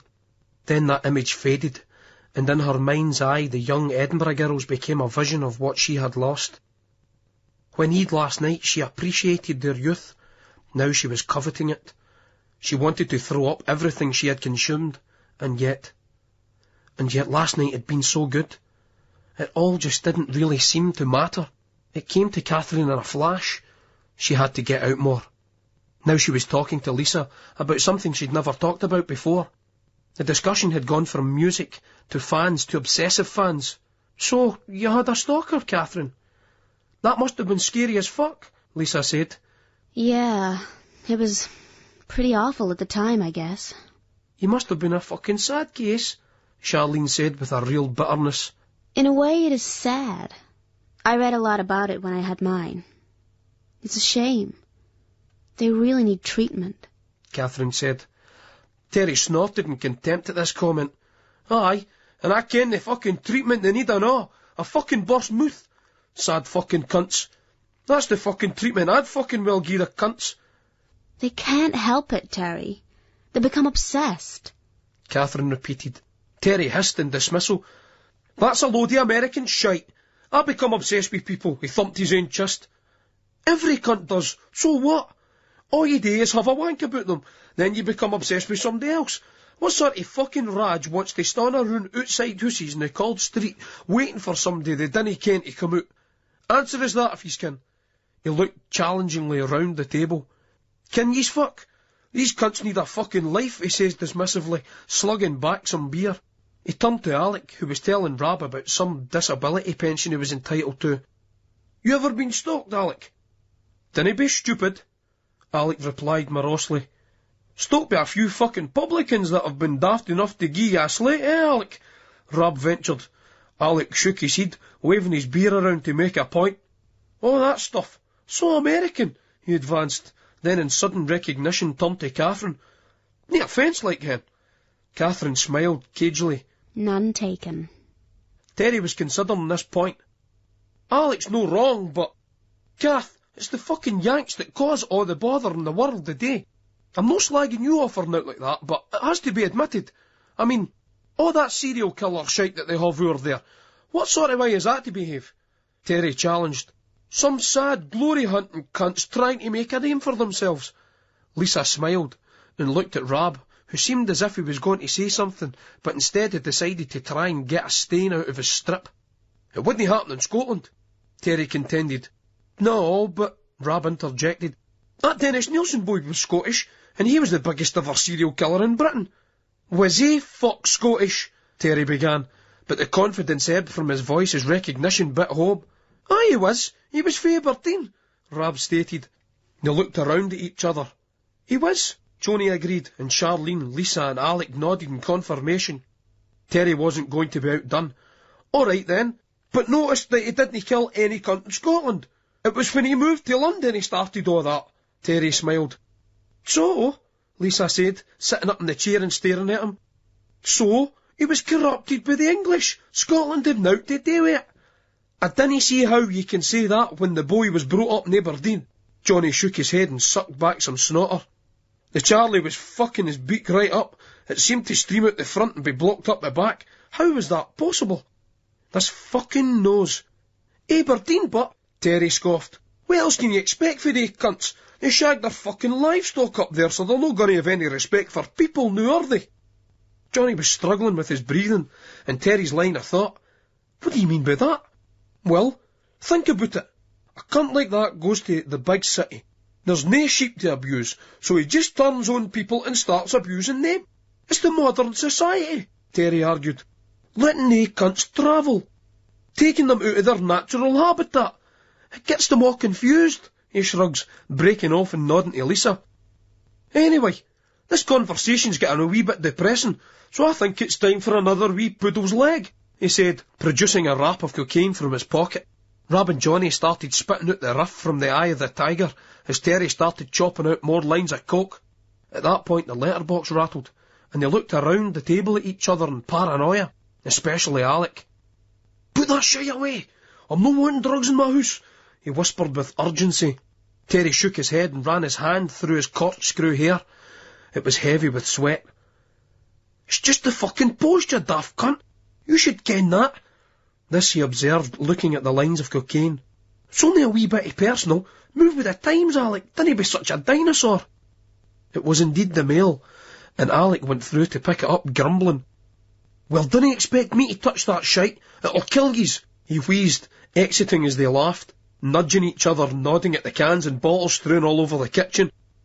They clammed up like naughty kids in the presence of a teacher as Alec headed back in, black-framed reading specs on, scrutinising a red phone bill. "I need to finish that job for Norrie, Terry," he moaned. "Soon, Alexis, soon." They snorted another line of posh, all except Alec. The cocaine seemed to change the dimensions of the kitchen. It at first seemed intimate and welcoming, even in its squalor, but now it was as if the walls were inching in, as they themselves expanded outwards. Everybody was talking over everyone else in a cacophony of noise. The dirty, unwashed dishes, the smells of stale, fried food. It all grew intrusive and distracting. They decided to hit the flies for a few beers. Bangkok Airport, Thailand, 4:10 p.m. Bangkok. The worst is still ahead. A terrifying thought. But the madness is abated. The girls in the gift counter at the airport look fantastic. Better than any of those whores downtown. I wonder how much they get paid for that. Their scrubbed decency. The way they smile all the time. Are they happy? Or is it just American customer care smarm at work? Emotional labour. You get all that in the service industry world we live in. Smile, though your heart is breaking. We're all like the slaves in the fields now, putting on the front that says everything's fine, boss, while we worry about how to make ends meet. You come out of Australia, travel northwest then west-west, and it all gets uglier. I got the lassie to sing that Bowie refrain, Draw the Blinds on yesterday, and it's all so much scarier, for that track I've been trying to do. It's shit, but my music is shite. I don't feel it anymore. This is the most sensible thought I've had in ages, which means that I'm getting it together a bit now. We are the HM, the HMFC. We won the fucking cup and I missed it. Sydney, but another world. Fuck the Scottish Cup. Pulling right up into the square between them and letting rip on the sound system. Mixmag, or maybe it was DJ, carried the article, has Ensign lost the plot? Lost the plot? Never fucking well had it to lose. As if any cunt cared. That's the beauty of being a DJ. You may have your acolytes, but you're eminently replaceable. In fact, you're just holding back those who've more to say. But it's the same with artists, writers, musicians, TV personalities, actors, businessmen, politicians. You carve out your wee niche and you just sit there, gumming up the social and cultural pipelines. Ensign cunts it up in Ibiza. Ensign top caner. Fucking shite. All the dance press. Fucking mythologising shite. I used to love it as well, I really did. Helena sorted this out for me. Helena. I can't stop thinking about her now, when it's too late. Story of my life. Care from afar. Pine from a distance. Pledge all the things I'm going to say to her until she's in the same room as me when I can only say something bland. I need to tell her I love her. I need a fucking phone. There's still the demon's face and the little bears that dance around with the accordions, and I'm trying to explain to them that I need my mobile phone to phone my girlfriend and tell her I love her. A woman sitting opposite me holding a child reaches over and shakes me. Please be quiet, you're frightening him. She turns to the advancing hostess. 35 and I'm already persona non grata. Fucked. Past it. A non-person. My needs are nothing. The kid there, he's the future. And why no? Oh, I'm sorry, I plead. I'm a coward. I've been running away from love. I need to phone my girlfriend. I need to tell her I love her. I look around at all the horrified faces, the O of the air hostess's mouth. I think that if it was an American film, they'd all be cheering and whooping now. In real life, they just think, Air Raj, a nutter on board who could feasibly jeopardise all our fucking existences, even though it may just be related to the fact that we're squashed up like sardines back here, and we lose 10 feet per year in the second class to the first class. And if I precipitated a crash, killing some of the finest business brains up front, would capitalism grind to a halt? Would the multinationals crumble? Of course. Just like there would be no more dance music with the demise of Ensign Ewart. A girl is talking to me. If you don't be quiet and keep your seatbelt fastened and sit still, we'll be forced to apply physical restraints. I think she says. I think that's what she said. Maybe I'm just giving my mind a treat. Another crap airline meal. Another Bloody Mary to stop the shakes. The voices in my head are still there, but are less threatening. Like tripping. Speeding friends chatting in the next room, maybe making one or two thoughtless but not really malicious comments. I didn't mind this kind of insanity, it can be quite comforting. I'm on the plane again, going home. All those bodies. No another funeral. Your mother seems to be feeling the worst. The worst? I don't know about the worst. Yes, I do. Gally died. Then came the second shock. It should have been a minor one, but it wasn't. The news was that on the day before Gally's death, Palmont had been viciously attacked in his own house. He barely survived. We never knew about this at the time. Aye, should have been a minor shock, because we didn't give a fuck about Palmont, but it seemed so inextricably linked to Gally's demise. There was a lot of rumours going around. There was a strange few days leading up to Gally's funeral. We seemed to need to believe that Gally had nothing to do with the assault on Palmont, and everything to do with it at the same time. It was as if both things were required to somehow vindicate his life, or more likely his death, in our eyes. Of course, you couldn't get both. You could only get the truth. Nobody seemed to know in those confused days just what exactly had happened to Palmont. Some say that he was shot in the neck, others that he had his throat cut. Whatever it was, he survived the attack and spent some time in the hospital. The wound had definitely been in the throat because his voice box was shattered. And in order to speak, he had one of those funny things installed, the ones that you press. The Dalek, we called them. Obviously, the finger was pointed at Gally, but I knew the wee man didn't have it in him. For my money, it had to be one of Doyle's mob. They were volatile cunts, and no matter how hard you believe you are, just because you're in that company, you're actually one of the most vulnerable people on earth when the fallout comes. As it always does. Palmont could have wound up one of them for any number of reasons. Grassing up, ripping off, shitting out, all valid reasons in their book for extreme chastisement. Shortly before the funeral I got a phone call from Gail. I was flabbergasted when she said that she wanted to see me. She pleaded, and I didn't have the heart to say no. I was Gally's best man, she said. Then she appealed to my vanity and sense of self by saying that I was always fair, that I never judged people. This was patent bullshit, but I always liked to hear what we want to hear. Gail was an ace manipulator, and she did it without realising, always the best way. I mind the wedding. I was a bit green for the best man's speech, but the older cunts indulged me. There was an ugly unspoken consensus, or maybe it was just my paranoia, that Terry would have been the best man for the job. More confident, worldly, that bit older, a married man with a kid on the way. Fuck knows what I said, can't remember. Gail looked beautiful. She looked like a real woman. Gally, by contrast, seemed to shrink further into the jacket with a ridiculous kilt. He looked about 12 years old instead of 18. No that long out the YOs. The wedding photos said it all. A complete fucking mismatch. There were some dodgy cunts on her side at the reception. A Doyle sister, and a couple of cunts who I didn't know but who hung about with Dozel. I still have some of the wedding pictures. The Doyle sister and Maggie Orr were the maids of honour. I look about 14 to Gally's 12. We laddies were ma's, or big sisters at any rate. I was chuffed because I was there with Amy, from the school.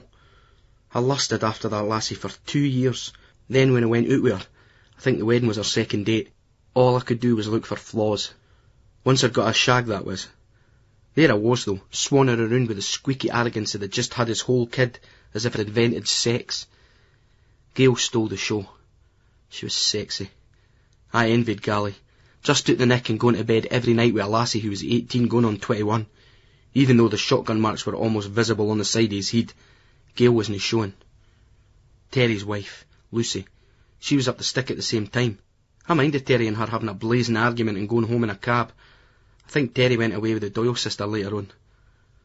I wanted to meet Gail in a bar, but she said she really needed to talk in private, and she came to my flat. I was concerned. I worried that if she wanted me to fuck her, I wouldn't be able to say no. In the event, I shouldn't have been bothered. Gail was a mess. She looked terrible. All her vivaciousness and aggressive sexuality had drained away. Her hair was lank, there was circles under her eyes. Her face looked swollen and puffy, and her body looked shapeless in the baggy, stretched, cheapo leisure wear she wore. I suppose it was hardly surprising. She'd lost her daughter's father, and now her boyfriend had been shot in the neck. "I ken you must hate me, Carol," she said. I said nothing. It would have been pointless to deny it. Even if I had been of a mind to want to try, she could see it writ large all over my face. All I saw was my best mate lying still on the ground. "Andrew wasn't a saint, Carol," she pleaded. "I ken you were his friend, but there's a side to people in relationships. None of us are saints," I said. "He hurt wee Jacqueline badly that time. He went mad that night," she bubbled. I looked coldly at her. Whose fault was that? She never heard me, or if she did, she chose to ignore the question. "Me and McMurray, we were finished. That was the daft thing. It was o'er. Andrew didn't need to do that, shooting him in the throat." I felt a dry, choking sensation in my own throat. "Andrew didn't do anything," I rasped. "And even if he did, dinna flatter yourself that he did it for you. He did it for him, 'cause of the way that McMurray cunt fucked things up for him." Gail looked at me, disappointment etched on her face. I'd obviously let her down. But I was annoyed that she should have any fucking expectations of me in the first place. The regal she had lit up seemed to have been smoked in 2 inhalations, and she got out another. She offered me one, and I really wanted a fag, but I said no, because taking anything off that fucking cow would have been an insult to Gally. I sat there unable to believe that I thought I might end up in bed with that fucking monstrous entity. I thought about her and McMurray, Paulman, the Dalek. "So you packed him in and all? You must be shagging some other sad cunt, eh? One of the Doyles, was it? Did you get him to do Paulman?" "I shouldn't have come," she said, getting up. "Aye, right, you shouldn't have. Just get the fuck out of here, you fucking murdering bitch," I sneered as she left. I heard the front door shut and felt a surge of regret and sprang to my feet. From the landing I saw her below, the top of her head disappearing round the stair bend. "Gail!" I shouted. "I'm sorry, right?" I heard her heels click on the stone steps, then stop for a second, then carry on. That was as much as she was getting.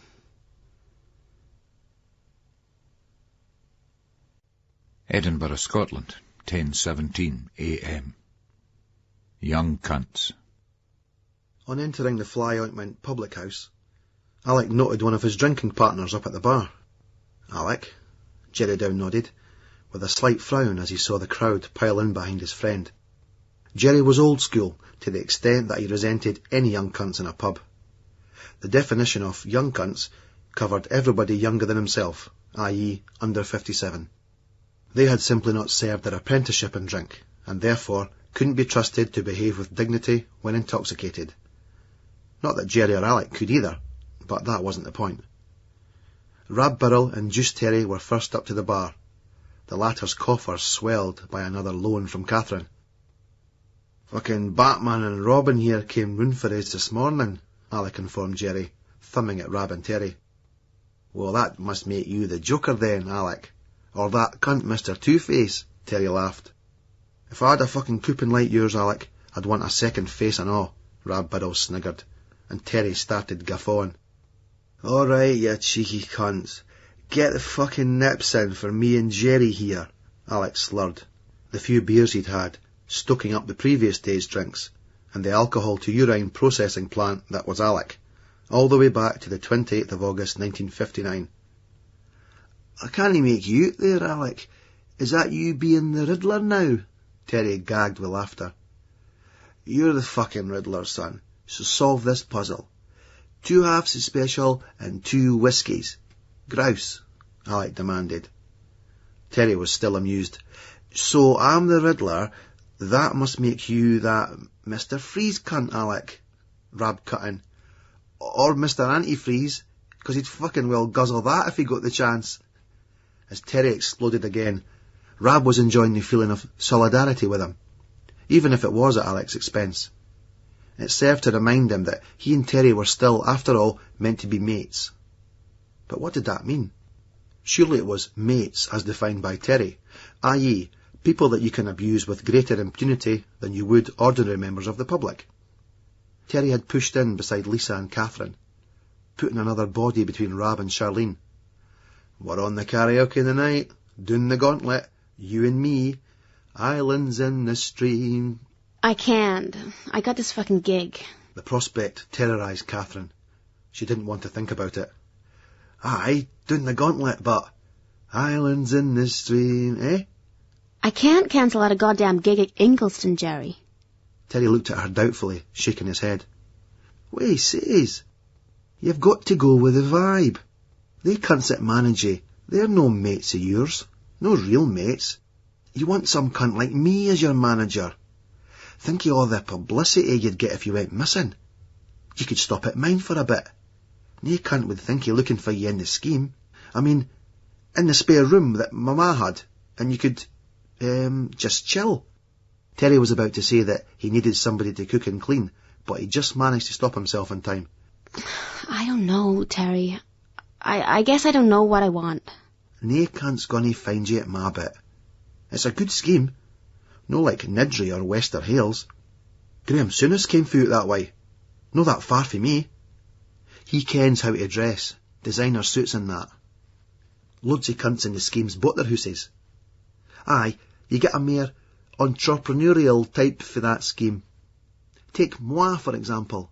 What? I didn't expect you to grasp all this now, but the offer's there, Terry told her. Out of the corner of his eye, he saw Johnny starting to doze off, his head falling forward and shuddering back awake. Qatar was fucked. Fucking lightweight cunt. What was needed was to keep moving, sort out some drugs, speed, or even mere Charlie. He had an idea, announcing it loudly across the table, and specifically at Rab. This is a wee bit low life for our American guest. What about one in the business bar? Rab was alarmed. Catherine noticed, but couldn't work out why. What's the business bar? His bras. Lisa looked at Rab in astonishment. She had thought him a bit of a wanker, the kind of sincere studenty type that Shar always seemed to go for. Are you Billy Burrow's brother? Aye, Rab said, feeling chuffed and hating himself for it. I had a mate that worked in the bar, Lisa informed Rab. Gina Caldwell. You ken her? She was almost going to add that Gina shagged business, but checked herself. It was more info than they needed. A weakness of hers, she reflected in amusement. No, I never really go there, Rab said. I'm happy to stay here, Charlene said, too quickly for Lisa not to give her a glance. There she was again. Rab turned to Lisa. She was a cool bird, but she was giving him a vibe. Through a wave of tiredness, he thought about how he wanted to get on with her, if only because she was Charlene's mate. It's only 'cause my mother's had a hysterectomy that I'm wearing this strip, he mumbled, but all she got was his lips moving. Terry steamed in. I'm sure that my old mucker business would be very, very hurt if he found out that we were on the tune with Kath Joyner and we didn't bring the lassie in to say hello. I think that a spot of early lunch in the business bar might just be the thing. He smirked, drinking in Rab's discomfort. Even jakied out, and with post-Alec in tow, they'd have to get in. It was his brother and Catherine Joyner. It's no just Billy's bar, he's a partner with Gilfillan. He's got to watch, it's no just Billy. Rab pleaded to nobody in particular, and consequently nobody was listening. He was full of trepidation. Terry was enjoying this. Qatar was coming intermittently out of his coma for long enough periods to nod encouragement to Terry, and to repeat the odd mantra of, business bar. Fuck it, Rab considered. He was with Charlene and nobody else. Terry could take Alec along, and Johnny. Why the fuck should Alec not be allowed to drink in a pub in his own city? Especially as it rolled out the red carpet for all those festival snobs who were just up here for 5 minutes. The fucking door policy. A stylish cafe. Style fascism was just another way of reasserting the class system. Fuck that. His own brother surely wouldn't be such a cunt. Surely not. Lisa didn't like this pub. She'd lost a nail extension and got a beer stain on her white top. She was keeping an eye on Charlene. She shouldn't have let her go with that Rab, with anybody come to think of it. She seemed all right just now, but the come-down was surely approaching. This pub wasn't the best place to have it. The business bar sounded better. The Fly's ointment seemed to her like a clearinghouse for lost souls. Lisa fancied that she could see the dramas of future despair in pre-production, the rapist chatting to his victim, the crook drinking easily with the guy who'd eventually grass him up, the boisterous bosom buddies in the corner, waiting for the alcohol to eventually overload and overheat the brain, when, in rage or paranoia, one would be smashing fist or glass into the other's face long before closing time. The ugliest and scariest thing of all, she thought, looking round at her own company, was that you couldn't sit back smugly and exclude yourself from the equation. Lisa saw a worn-out woman sitting, looking in distress, her looks gone before their time, and a fat, ruddy man sitting next to her, glowing, talking loudly in a half-laugh, half-sneer, words she couldn't make out. No doubt, though, who was in control there. Another woman in a man's world, always vulnerable, she thought. She felt her hand tighten on Charlene's, wanted to ask her if she was okay. Was the come-down kicking in? Were the demons starting their remorseless dance? But no, she was laughing, and her eyes were still big and engaged. Still off her tits, not yet turning in. But that might come. Who the fuck am I kidding? It will come. For everyone. Occupational caning hazard, so watch her. But somebody else was watching her, and no, Lisa still didn't trust him. She would trust Rab Birrell with any of her other mates. It wouldn't be an issue. It wouldn't be her business. But no Shar. No now. And now he was taking her by the hand and leading her up to the bar, and Lisa was up too, instinctively following them. Terry grabbed her hand as she went past in pursuit. He winked at her. She smiled back, then nodded to the bar, continuing her surveillance. She saw Rab with Charlene. He had ordered 2 pints of water, into which he poured the contents of a packet he took from his jacket pocket, making the liquid cloudier, the sediment not dissolving completely. "Drink it," he smiled, raising one glass and gulping. Charlene hesitated. It looked vile. "You're joking," she laughed. "What is it?" "Diorolite. One of these in you, and you replace the fluids and the salts the bevy and drugs take out. Cuts the severity of the hangover by about 50%. I used to think it was daft, a bit poncy, but for sessions like this, I always do it. No point in lying in your bed feeling ill for a few days and jumping out your skin when the phone rings, when you didn't have to. Well, no, as much," he smiled, raising his glass. That sounded good. She forced it down as Lisa approached in horror, her head full of images of Rohypnol and GHB. No way was he taking her home. "What's that you gied her?" she started to ask Rab, but felt her voice trailing off as he gulped down the last of it before explaining to her. On their second drink, Alec and Jerry were in song at the bar. "You coax the blues right out of the horn, May." "Keep it down, boys," the barman warned. "Drinking here enough. Only fucking singing a wee song," Post Alec grumbled, then ignited in sudden inspiration. "I'm a linesman from the county." Alec never got to mention that he guided the main line. "Right, Alec, that's it. Out," the barman snapped. He'd had enough. Yesterday, the day before. Alec had managed more last warnings than one of his heroes, Frank Sinatra, had last concerts. Now it was enough. Terry stood up. "Right, everybody, let's go." He turned towards the barman.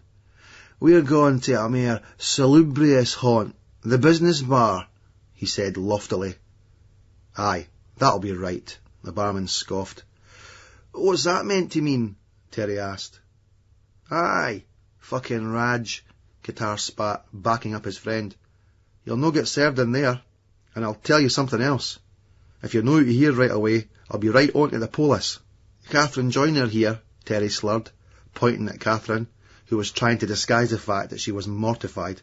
"Yeah, it's been swell. Let's go," she urged the others. As they were leaving, Charlene saw him. He was just sitting there. Bang! That fucking thing. It's your dad. And then he saw her, and smiled widely. "There's my wee lassie," he said, slightly drunk with his friends playing dominoes. Let them know, not your own feyther. Let them know." "Wee lassie?" "No, I'm no wee lassie now. I was when you interfered with me," she said calmly. "Nae mair silence, nae mair lies." She looked him in the eye, watched that sick, sugary sparkle leave it as his friends bristled in their seats. "What?" Charlene felt Rab's grip tighten on her shoulder, and she twisted and ducked to shrug it off. Lisa had recognised Charlene's father as well. She moved alongside her friend and Rab. "That's him," Charlene heard Rab ask Lisa, who nodded sombrely. Lisa thought then how she must have told Rab. Rab pointed at the man, his steady voice saying, "You are a fucking disgrace." He looked around at the men beside him. 1 or 2 of them had hard faces. 1 or 2 had reputations. "Yous are a fucking disgrace and all. Drinking with that rubbish." He shook his head. The men tensed up. They weren't used to being spoken to like that. One of them looked at Rab, his face set in annihilation mode. Who were these cunts? This young guy and these lassies, and why were they slagging off the company? Charlene sensed she had the ball at her feet. How to play it. "It's your father, dirty fucking sick prick. This is not the time or the place. When is? The dirty fucking sick prick. Embarrassment to everybody. Tell them all, there's a beast in this bar. Let him go. Walk away, he's not worth it. Tell the scumbag what he fucking is."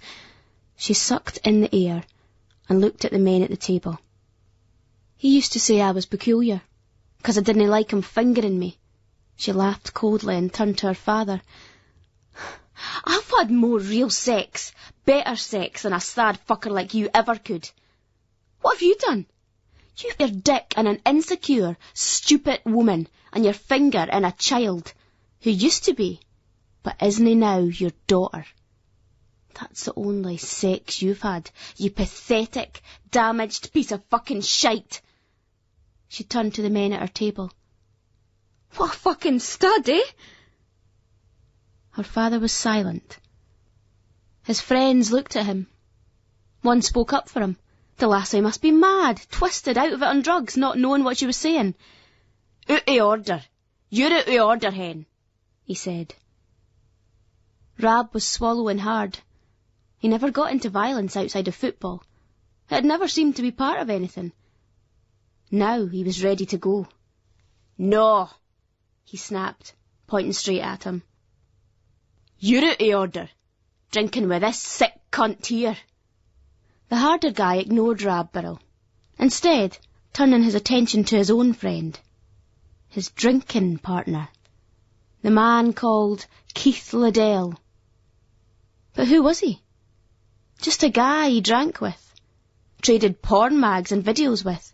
It was just a laugh, just a bit of relief for a single man. That was all he knew about him. But he saw it now. Saw something creepy and sick and diseased in him. He wasn't like this man. He wasn't like Keith Liddell. He drank with him, but this man was nothing to do with him. The man scrutinised Keith Liddell. "This your lassie?" "Aye, but is what he says right?" "No," Keith Liddell said, his eyes watering. It isn't. He shrieked like an animal in pain. In a blinding movement, his mate's huge, tattooed fist thrashed into his face. Love. Keith Liddell sat there, almost too shocked to even feel the blow. "Do me a favour, and especially do yourself a favour, and get the fuck out of here," his ex-friend said. Keith Liddell looked around the table, and they either glared or averted their eyes. He stood up. His head hung low while Charlene stood her ground, her eyes boring into the back of his head as he floated like a ghost to the far side door. Rab went to follow him, but Lisa tugged on his arm. "We're going the other way." For a second, Rab felt desperate to kick off, pumped up to the extent that his head and body were almost spinning with adrenaline. Johnny's face came into his line of vision, in backup mode, twisted and pinched. Rab felt himself almost sniggering as the tension drained from him. He grabbed Charlene's hand. Charlene was only in shock for a second. As she went to the door, images flooded her mind. A loving, dutiful, affectionate father. It wasn't hers. It was somebody else's. The one perhaps she wanted him to be. At least he'd always been a bastard. He'd left no real set of contradictions for her to resolve. You couldn't lament scum. Charlene thought she'd cry, but no. She was going to be strong. Lisa guided her into the toilets, Rab reluctantly loosening his grip.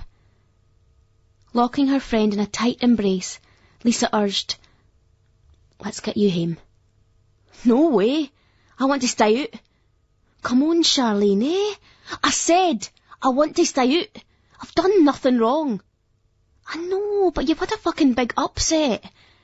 "No," she said, suddenly harder than Lisa had ever seen her. "I've done nothing wrong. All I've done is lanced a boil.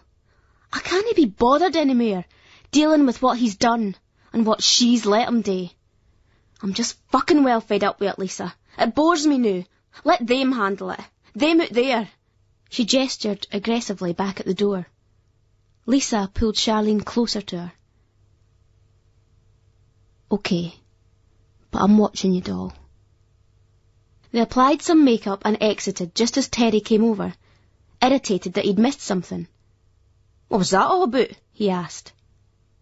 Lisa smiled. "Just some cunt getting wide." She linked arms with Charlene. "Rab sorted it," she said, pulling Rab to her and kissing him on the side of the face, noting that he was too focused on Charlene to even notice. Then she nipped Terry's arse. "Come on, let's get out of here." They headed outside and wound their way in twos and threes into town, squinting in the sun, dodging tourists as they straggled through the West End. "I dinna ken about this," Alec moaned. He preferred to drink in places where the spaces between pubs could be measured in yards at the most. "Not to worry, Alexis," Terry said, giving Lisa's shoulders a squeeze. "My good friend William Business Birrell will make us more than welcome at his charming little hostelry," he contended camply, before turning to Rab. "Is that not right, Roberto?" "Aye. Right," Rab said wearily. He'd been trying to explain something to Charlene without sounding like a patronising dick. Last night had been a disaster. The lassie saw him as a social worker, when all he wanted was a ride. Well, a bit of love and romance, really, but you needed a ride tacked on the end. It was essential. But last night, when they'd done the lot except put it in, she'd gone on about condoms before the sickening truth had come out. But she'd handled it well. He'd backed her up and they were closer than ever. Lisa was even up for him now. "It'll happen soon, Rab," she said to him. "Look, I just want to be with you. Let's just get on with that, and we can decide how as we go along." "I'm going nowhere," Rab said, surprising himself by how noble he sounded, how pure he felt. "I've fucking well fallen in love," Rab thought. "I came out for a drink and hoping for a ride, and I've fucking well fallen in love." And he felt like a foolish god. Even from the West End, cunted and without his glasses, Alec fancied that he could still see the cleaning platform outside the Balmoral Hotel. As they got closer before turning off towards George Street, Terry looked up and shuddered. He couldn't go up there again. It was too high. It was too easy to fall. Wanking. Franklin had been up all night, unable to settle. His stomach churned and he couldn't sleep. He'd scream in his head, "Fuck that selfish bitch, why should I bother?" Then, minutes later, he'd be fretting, phoning around clubs and late-night bars, checking Catherine's room. He tried wanking to the porn channel as a means of relaxing. Through his anxiety, he took ages to reach a climax, and when he did, he felt sick and hollow. Then he remembered, my God, the fucking wallet, the fucking cards. Noting the time difference in New York, he phoned up some numbers to cancel them. It took him ages to get through. By the time he did, the assholes who dipped him had got through about £2,000 worth of goods. Eventually, he fell into a sick slumber. When he awoke with a shuddering start, it was nearly lunchtime. Despair turned to gallows humor. Everything's gone, he told himself. It's over. She'd never done this before, gone missing on the eve of a gig. Everything's gone. He thought about Taylor. Franklin was off out. Fuck that bitch. If she could do it, then so could he. He was going to have a drink in every single bar he could find in this godforsaken hole. Heathrow Airport, London, England. 6:30 p.m. Britain. No, it's England. It's no Scotland. Britain never really existed. It was all some PR con in the service of the Empire. We've different empires to serve now, so they'll tell us that we're something else. Europe, or the 51st US state, or the Atlantic Islands, or some shite like that. It's all fucking lies. But it was always really Scotland, Ireland, England and Wales. Off the plane, onto the plane, off to Scotland. No much more than an hour away. I can't get on an Edinburgh plane. The first one's for Glasgow. I didn't want to sit here, even though the next Edinburgh one will get me home at almost the same time by the time I train it through. It seems important to keep moving though, so I'll buy a Glasgow ticket. I phone my mother. It's great to talk to her. She seems together, but she's a bit away, like she's on Valleys or something. My Auntie Avril comes on the phone, tells me that she's bearing up well. There's no change in the old man. They're just waiting, son, she says. It's the way she says it. They're just waiting. I go into the bogs, sit down in paralysed anguish. No tears come, and it would be pointless, like trying to empty a reservoir of grief by drip feed. I'm being daft. My old boy will be okay. He's invincible, and the doctors are fucking wankers. If he does die, it'll be because he's been left out in the fucking car park on the rubbish skip with another dozen non-rich patients, instead of in a proper hospital bed, getting treatment that he's fucking well paid for all his life through his stamps and his taxes. All I can think of is my ma's place. Get a kip, shave, and a shower, and wash off the external dust and grime, and then I'll see everybody. Maybe even catch up with some of the boys. Well, maybe yes and maybe no. I'm too fucked to feel anything about Scotland, only being an hour away. I just want a bed. Lies. It was all lies. We kept away from each other because we reminded each other of our failure as mates.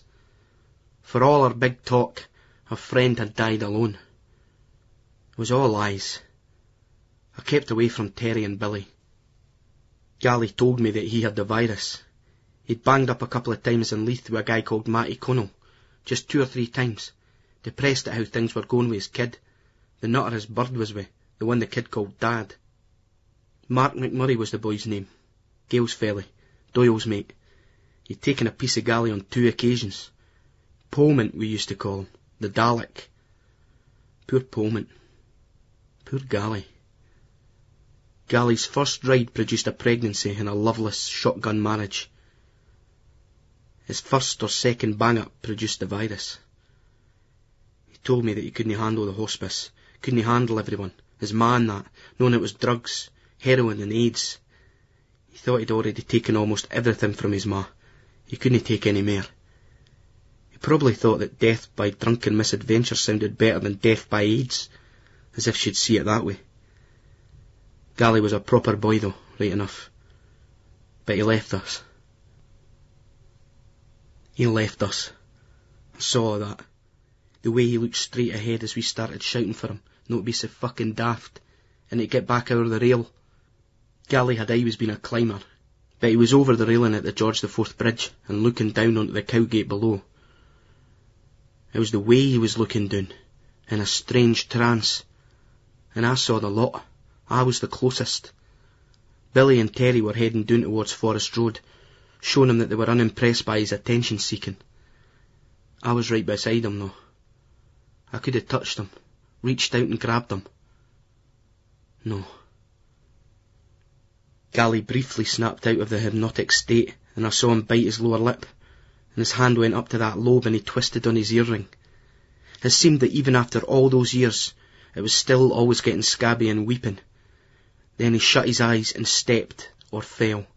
No, stepped off that bridge, falling 60 feet and smashing onto the road below. I roared. "Gally! What the fucking Gally!" Terry turned, froze for a second, shrieked something, then grabbed his own hair in his hand and started stomping his feet on the spot, like he was on fire and trying to put it out. It was a mad St. Vitus number, like something connected to him was perishing, being torn from him. Billy went straight down the small winding road which took him to the street below. I looked over the balustrade and saw Gally lying, almost like he was just playing dead on the road below. I mind thinking that it was somehow all a joke, a piss take, like he had somehow miraculously managed to climb down onto the road and was lying down, kidding on, like when we were kids and we shot each other at Japs and Commandos. The evidence of the eyes seemed weirdly contradicted by a horrific hope, so strong it nauseated that this was just a bizarre set-up. Then Terry looked at me and he shouted, "Come on!" And I followed him down the narrow lane to the main road below where Gally lay.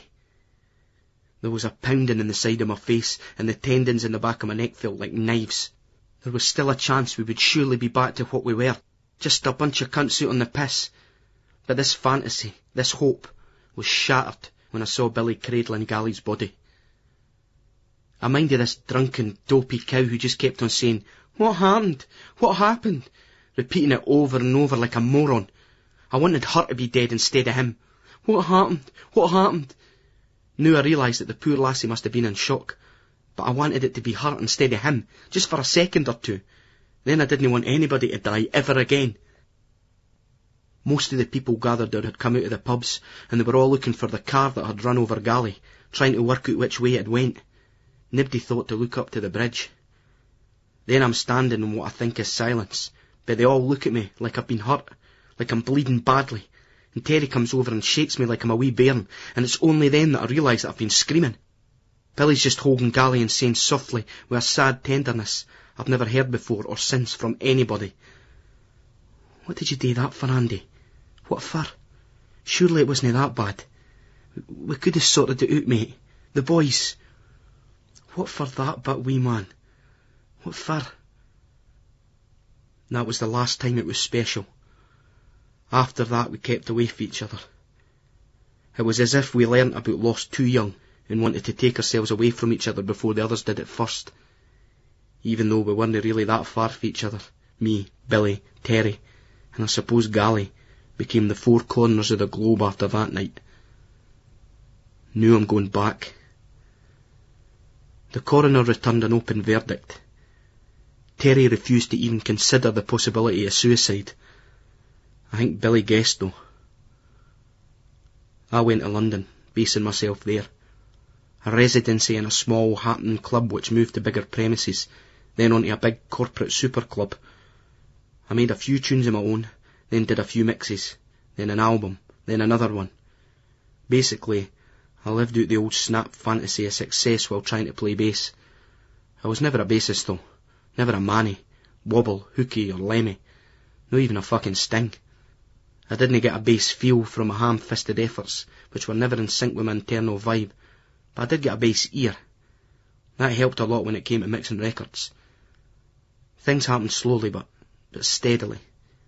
A big dance record, Groovy Sex Doll, which crossed over into the mainstream charts, that set me up big time. They played it on Top of the Pops with me pretending to play a keyboard while some lycra-clad models from an agency danced away. I took off on a vodka and cocaine binge, shagged one of the models, hung around the Met Bar and some Soho clubs, had deep and meaningful discussions with various pop stars, actors, writers, models, television presenters, artists, newspaper and magazine editors, and exchanged loads of phone numbers. Heard the accents on the voicemail change. What should have been an interesting 2 months, a summer, became a turgid 6 years. I didn't regret doing it. You have to run with it when it's your time, or else you'll lament it later. I do regret sticking around for too long, letting that sad, sickening, destructive process grind me down. On a plane back from New York and an excellent gig at the Twilo, I made a career decision.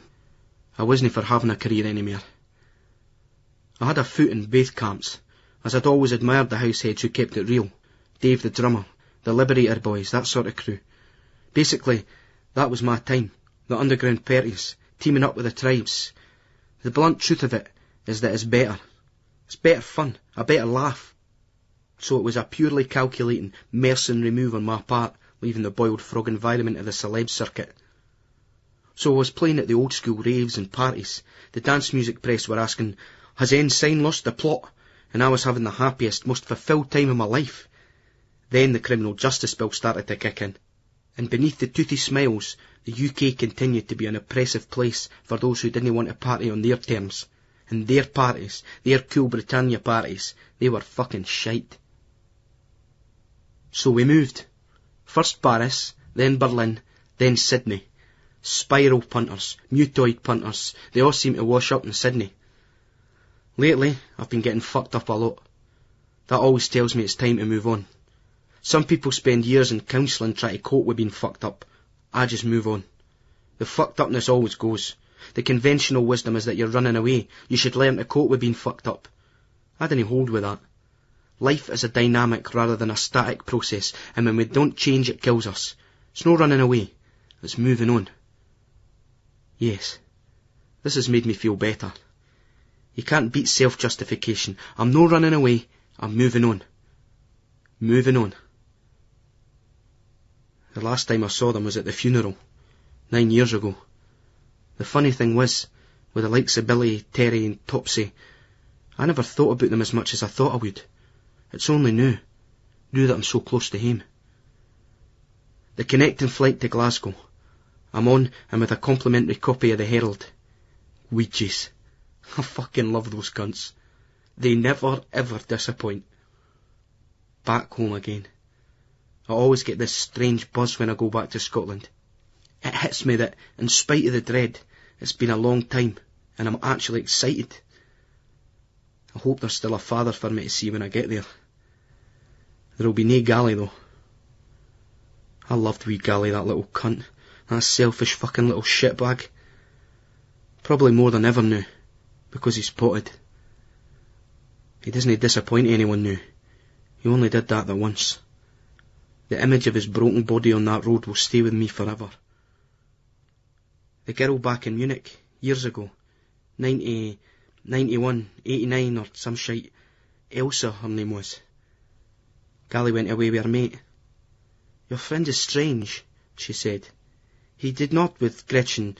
They did not... She liked him, but they did not have proper sex.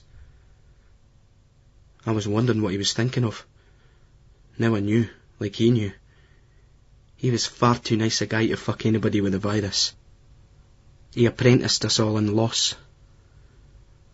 If only he loved himself as much as he loved the rest of the world. He's dead, so he's easier to love than Terry or Billy. I still like them though. So much I can't let them subvert the way I feel about them by allowing them anywhere near. I like the idea of them. But we can never have what we had. It's all gone. The innocence, the lager, the pills, the flags, the travel, the scheme. It's all so far away from me. What was that Bowie refrain we sampled? Draw the blinds on yesterday. The bus back into the city centre. I'm fucked. Actually, I'm beyond fucked. Sometimes I feel like I'm seeing through my ears instead of my eyes. Buchanan Street bus station.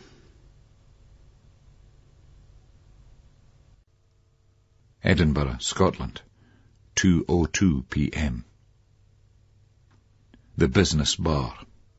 The business bar was crowded. Festival punters and office workers merged easily in a smug, but probably unfounded complicity, imagining that they were in a place which was at the centre of the world for those 3 weeks of the year.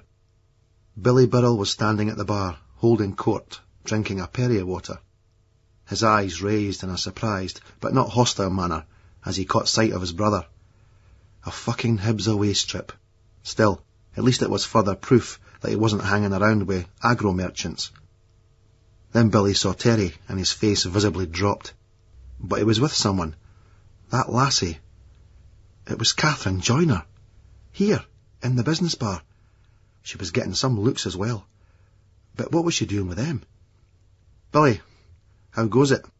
Juice Terry extended a hand which Billy Burrell grasped tentatively. Terry looked in bad shape. Overweight. He had really let himself go. "All right, Terry," Billy Burrell said. He shot his brother Rab a glance. Rab shrugged back sheepishly. Lisa looked Billy Burrell up and down, evaluating eyes blazing like Don King's. Terry ushered Catherine towards Billy. "Wilhelm, I'd like you to meet a good friend of mine. This is Catherine Joyner." Terry felt his shoulders shake as he added, "She's been known to chant the odd number. Catherine, this is an old associate of mine, Robert's brother Billy, or Business, to give him the title we locals are wont to use." Billy Burrell knew that Terry was wasted, and just being a wide cunt. He really never changes, Billy thought, with a contempt so fierce it caused his guts to burn and almost made him shudder. Attending to the American singer, Billy couldn't help but think, God, this woman looks rough. "Catherine," he smiled, extending his hand. He turned to a girl behind the bar. "Lena, can we have some champagne down here? A magnum of Dom Perignon, I think." Terry was looking at a picture of Business Burrell, with the footballer Mo Johnston on the wall. Mo Johnston. A character, eh, Billy? "Aye," Billy said, wearily. He looked at some more pictures behind the bar. Darren Jackson, John Robertson, Gordon Hunter, Ali McCoist, Gavin Hastings, Sandy Lyle, Stephen Hendry. Characters, eh, Billy? Business Burrell bit his lower lip and glanced swiftly over at his brother, an expression of accusation forming on his sharp features. While everybody was tentatively checking each other out, Post Alec had already arsed half the champagne and was talking to two arty, festival, touristy women. "Course, I can't work 'cause of my back, but I'm doing the Windies for a mate." The dissonance of this comment sank home, and Alex stood for a moment, stupefied by guilt and drink. He fought through this paralysis by bursting into song. A wee song. "'Cause you're mine, me, oh my special lady." Lisa smirked at this, eagerly lifting a glass of champagne and passing others to Rab and Charlene. Terry laughed. Cheeky alert. Then he turned to Catherine and put one arm round her waist and another round Billy Burrell's shoulder. "My old mate, Billy Burrell, Kath. We were mates, long before I was mates with Rab," he explained. "Of course, he doesn't like to be minded at A times now, ain't old Billy?" "I didn't need to be minded, Terry. I mind well enough," Billy told him coolly. To Terry, this sober Billy Burrell was so unyielding, it was like he was made out of bronze. The cunt looked well, but why wouldn't he? He was probably on every exercise programme and special healthy eating diet, and nothing to excess lifestyle you could think of. He'd aged a bit, of course. His hair was thinner, and his face a bit more lined. Burrell. How did that fucker get any lines on his face when you never moved it? But it was Billy. He did look good, and Terry felt a pang of nostalgia. "Mind we went to the National at Aintree, eh? The World Cup in Italy, 90. The Oktoberfest in Munich, Billy."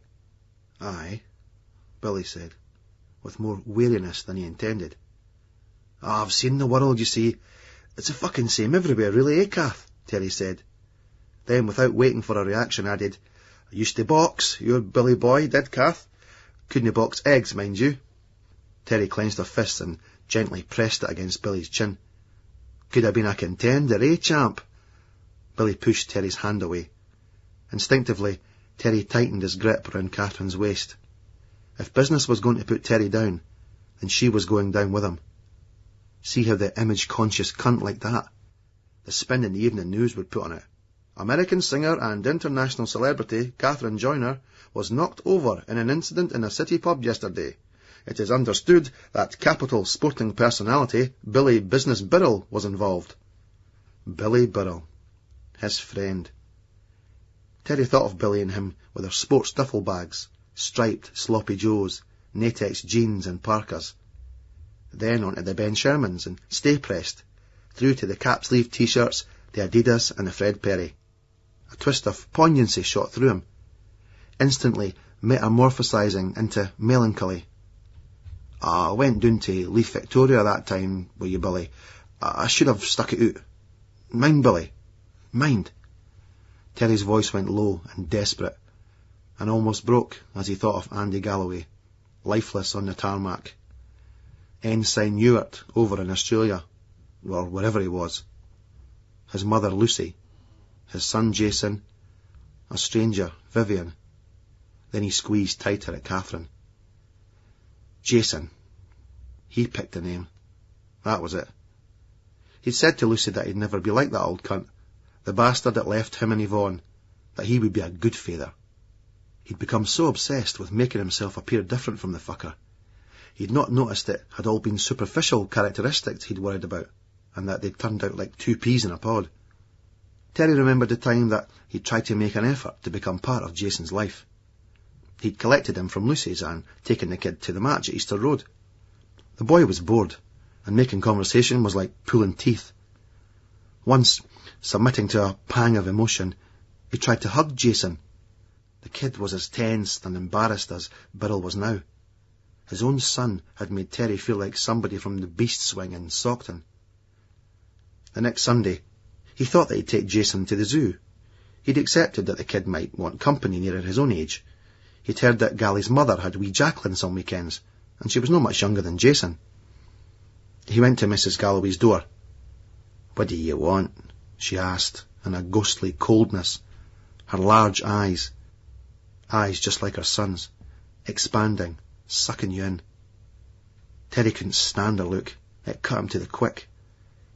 Under that gaze, he felt like a would-be escapee from a concentration camp, blinded by the searchlight beams.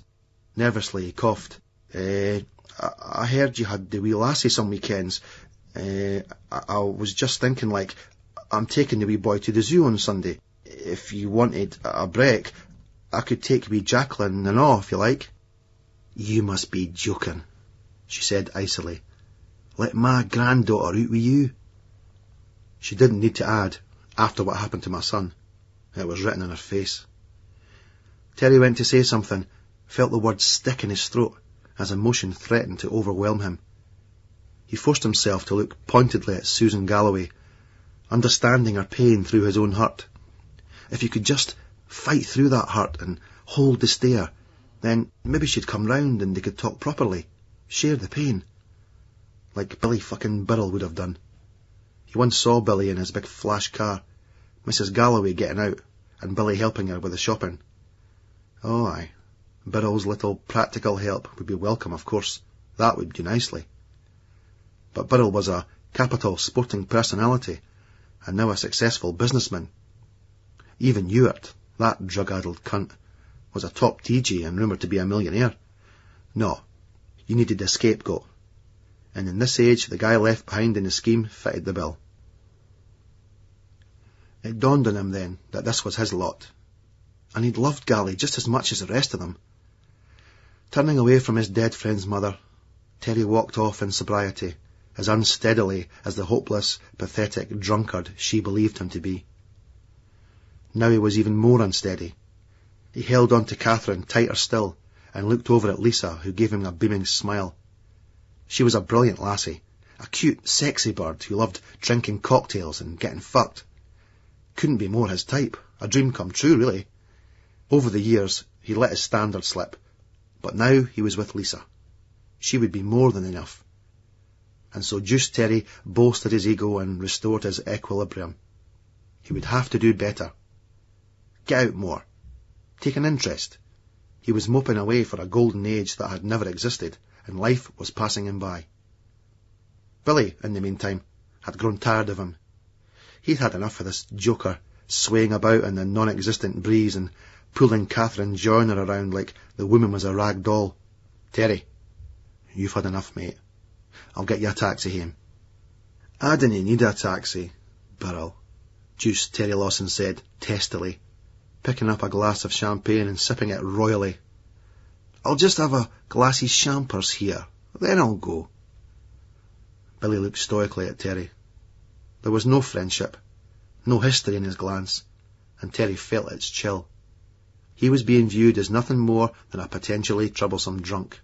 No past, no Andrew Galloway, like it never happened, like the boy never lived. Oh aye, they'd said a few things at the funeral, but they were still both in shock. After that, Billy never fucking well said anything. After it happened, he just focused on his fight.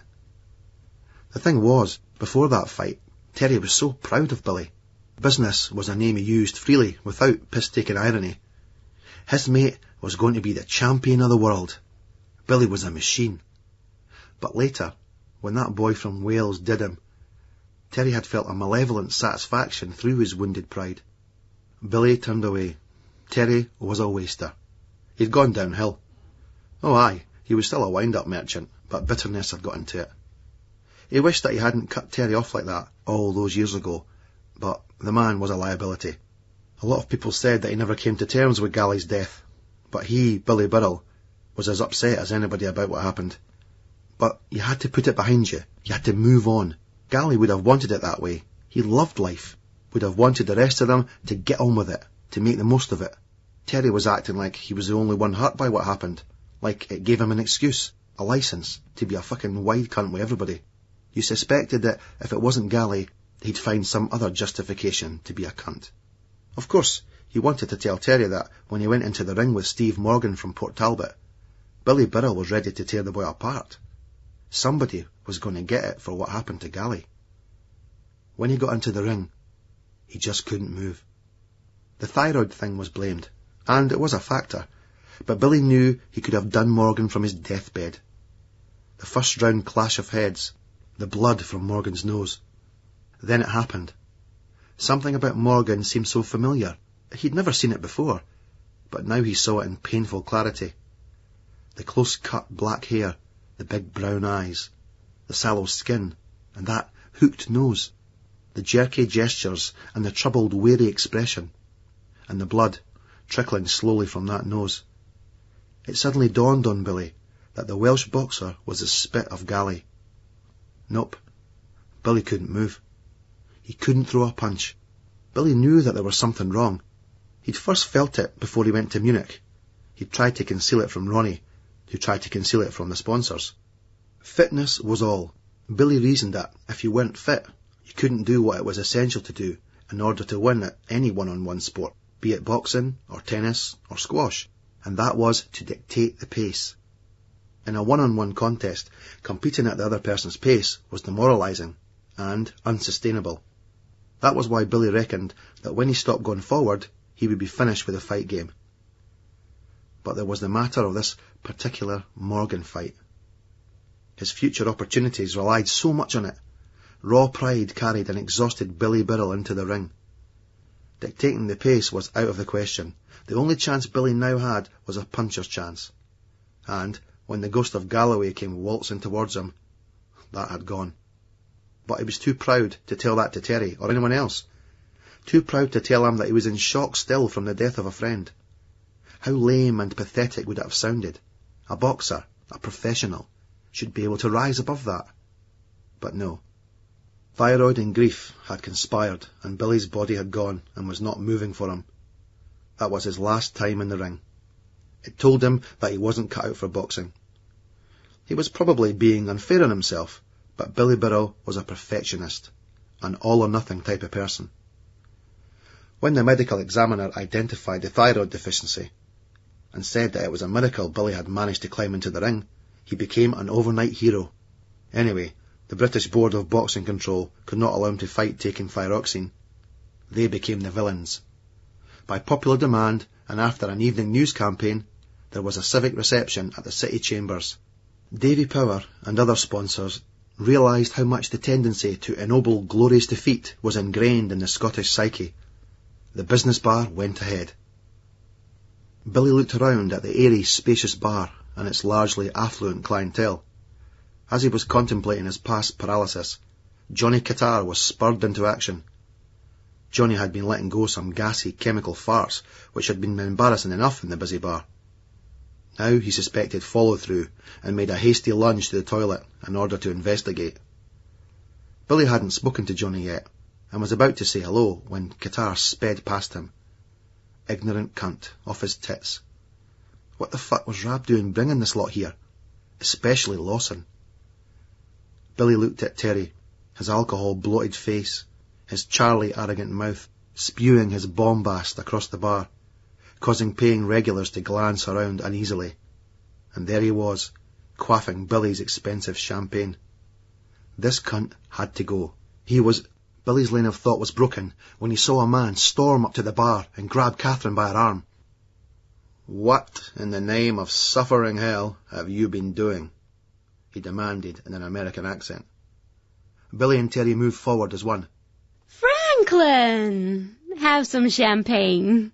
Catherine squealed happily. Billy backed off. She knew the guy. "I don't want champagne. I've been going fucking crazy, you goddamn fucked up, selfish, You're drunk. God damn it. You gotta sing tonight. Take your fucking hands off of her, cunty boss. Nobody's singing tonight." Juice Terry snarled. "Who the hell is this?" Franklin asked Catherine in outraged disdain. "This is a cunt that's going to burst your mouth, you fucking Raj." Terry snapped as he hit Franklin on the jaw. The American staggered back on his heels and fell over. Terry moved forward to put the boot in, but Billy was in between him and his intended prey. "You're out of order, Terry. Get out of here." "That cunt's out of order." Catherine was picking Franklin up. He was rubbing his jaw and looking unsteady on his feet. Then he started throwing up. There was a cheer from a beery crowd of rugby types in the corner. Billy grabbed Terry's arm. "Let's talk about this, mate." He ushered him to the back door of the pub. They stepped outside together into the small yard stacked with barrels and crates. The blinding sun shone overhead in a cloudless blue sky. "You and me need to have a proper blether, Terry." "It's too fucking late for that, Burrell." Terry swung at Billy, who easily sidestepped him and floored him with a sweet left hook. As Terry sprawled on the deck, Billy rubbed at his knuckles. He'd hurt himself, that fat, stupid cunt. Rab, Charlene, Catherine, Lisa and Post Alec followed him outside. Alec lurched up to Billy. "All right, champ." He assumed the stance and sparred for a bit, throwing short punches at a static Billy. Then he was seized by a violent coughing fit and leant against the wall, hacking up phlegm. While this was going on, Catherine and the others were attending to Terry. Franklin came up to them and shouted at her, "If you don't come back to the hotel now, you are goddamn finished." Turning around, Catherine screamed like a banshee at him. "You don't tell me I'm finished. You tell me nothing, asshole. Consider your fucking fat, sweaty ass fired." "Aye, that's you tell't. Now get to fuck." Lisa spat at him, thumbing in the direction of the door. Franklin stood and looked at them for a while. This crazy bitch had been brainwashed by a bunch of Scottish lowlifes. They must be part of a crazy cult. He knew this was waiting to happen. He looked at the badge of Rab's strip. What the fuck was all this shit? Some Celtic Scientologist brainwashing bullshit. He'd see about this. "Move," Billy Burrell said coldly. Franklin turned on his heels and stormed off. "No offence, Rab," Billy said, looking at him, then at Catherine. "But maybe you's better think about calling it a day and getting some sleep." They looked at each other, then at Billy. Rab nodded and they picked up Terry. Lisa shouted something at Billy, who looked straight at her. He watched them lurching out, his brother and one of his oldest pals, and shook his head slowly. Billy contemplated the difference between the likes of them and him. They saw the car, the clothes, and the smart bird on your arm. They never saw the graft, never faced the risks or felt the anxiety. And sometimes he envied them. Just to be able to let go and get fucked up like that. It had been a long time since he'd allowed himself that luxury. but he didn't regret what he was doing. You needed respect, and the only way you could get it in Britain, if you weren't born with a silver spoon in your mouth, or had the right accent, was through having money. You used to be able to get it in other ways, like his old man, or Duncan Ewart, Carl's dad. But not now. You see the contempt punters like that are held in now, even in their own communities. They say it's all changed, but had it fuck changed? Not really. All that happened was, oh, fuck this. What would Gally have been like now, if he was still here? Gally's eyes often haunted Billy. He saw them mostly if he was sleeping alone, when Fabian was stuck in France, an off period in their on-off relationship, and he hadn't got around to replacing her with a local version. The big eyes of wee Andy Galloway. Never those lively, busy ones, but vacant and black with death. And his mouth, open in a soundless scream, the blood pouring from it, staining his big white teeth. Still more of it had run out of his ear, past that gold stud in his lobe. The metallic smell of it on Billy's hands and clothes as he supported the lifeless head. And the weight of him. Gally, so small and slight in life, seeming so heavy in death. Billy's own mouth had seemed to fill with that metallic taste of blood, as if he'd been sucking on an old 2-pence piece. Later he tried to brush it out, but it kept coming back. Now, in this bar, all those years later, it seemed to be there again. Loss and trauma left its own phantom aftertaste. His stomach warped and cramped around something as unpliable as a chunk of marble. And then, the way the blood bubbled out of Gally's mouth, as if just for a second he was breathing, taking a final breath. But Billy didn't allow himself that thought. He knew Gally was gone, and it was just air in his lungs escaping. He minded Carl screaming, and Terry was pulling at his own hair. Billy wanted to batter them both and tell him to shut up. Shut the fuck up for Gally. Show some fucking respect for the boy. After a bit, Terry caught his eye. They nodded at each other. Terry slapped Carol. No, boys never slapped in Scotland. Cockneys gave the missus a slap. That was where it came from, a good slapping. This was a clout, a clatter. Terry kept his wrist firm. It wasn't a lassie's or a poof slap. Billy minded that. It seemed so fucking important at the time. Now, to him, it seemed beyond both sad and sick, and just completely bizarre. It wasn't our bad habits which really scared us. We got too used to them. They only worried others.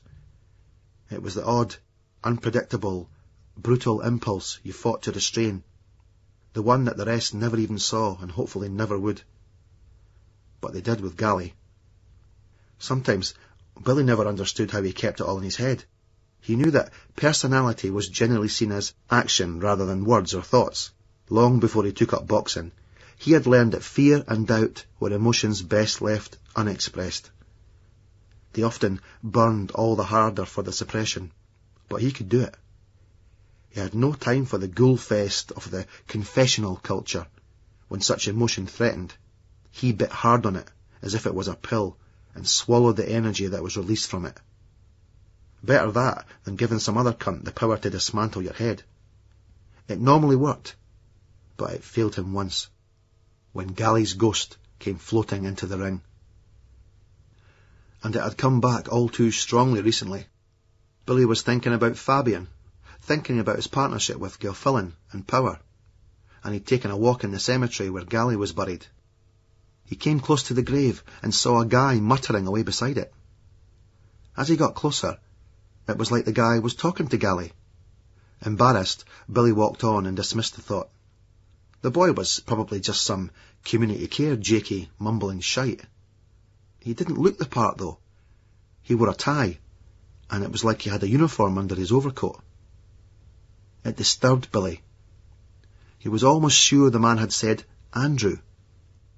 In all likelihood, just the phantom imprint of his old grief, but it twisted away through him like the weeds and vines in the cemetery. Islands in the Stream. Though feeling the dull ache in his jaw, Just Terry brimmed with victory as he struggled across Princess Street with one of Catherine's suitcases. He'd get her down the gauntlet, and everybody would see that he, Just Terry, was still the fucking boy when it came to, well, everything. It had been a mistake, though, having a go at Burrell. He admitted to himself. It was a good, clean shot, Terry's reflected in stubborn admiration. They say that a boxer's punch is the last thing that goes. Burrell's reflexes had been impressive too, though. Mind you, Terry thought, I'm fucking pissed, and you could probably see my punch coming for the other end of Princess Street. Now Terry was part of a wasted convoy carrying Catherine's luggage. Johnny and Rab also had a case each. Lisa and Charlene had some smaller bags. Catherine carried nothing. I should help you guys, she half-heartedly protested. Maybe we should get a cab. Terry's head was buzzing. They were all in there. Lucy, Vivian, Jason, his mother, all jockeying for position. The rest were lost causes. But surely no Jason. Why didn't he have a relationship with Jason? He pandered to the wee cunt. The zoo, my arse. I should have made him go to the fitba, he thought. Too fucking dear though these days. Besides, the wee guy had shown no interest. Terry had to concede that it was understandable, as he himself was starting to relate to the father he'd always hated. Before, all he saw was the bastard's actions, his cruel, negligent selfishness, not the underlying reasons for such actions. Now he was reluctantly coming to understand them in terms of his own motivations. The old cunt just wanted a decent ride, a hassle-free life, easy money, and a bit of respect. And yes, as a result he had treated his wife and kids badly. But the poor bastard had been born into circumstances whereby he couldn't accrue the monetary or social resources to put the satisfactory financial spin on things. Rich men treated their partners just as well, or just as shabbily, as schemies. The difference was that the cunts could keep them sweet with a big payoff, if and when it all started to go wrong. That was it, and they could do it impersonally through lawyers. Terry had to admit that the possibility that the wee man would turn out different might not be a bad thing. Would he be like Terry? Terry tried to look 20 years down the line and see a couple of fit blonde birds going through a lesbian sex ritual in front of a grown-up Jason, who was the image of Terry. Then he, Jason Terry, would join in, fucking one after the other in different positions before blowing his muck. Then he'd peel off the virtual reality glasses and headset and be sitting with a limp, leaking cock in a scabby, run-down room full of takeaway cartons, full ashtrays, dirty dishes and empty beer cans. Terry looked forward to the 21st century getting properly started. But that was the hereditary scenario. In the environmental one, he envisaged the wee man as a specky cunt with a dull wife and a couple of small consuming agents as kids, in a barrack box in the suburbs. And she'd be there, Lucy, visiting on a Sunday with Gawky for the roast. It would all be so nice and idyllic when they see a ragged, pish-sodden, jakey figure staring in the window. It would be post-Juice Terry. No, fuck that.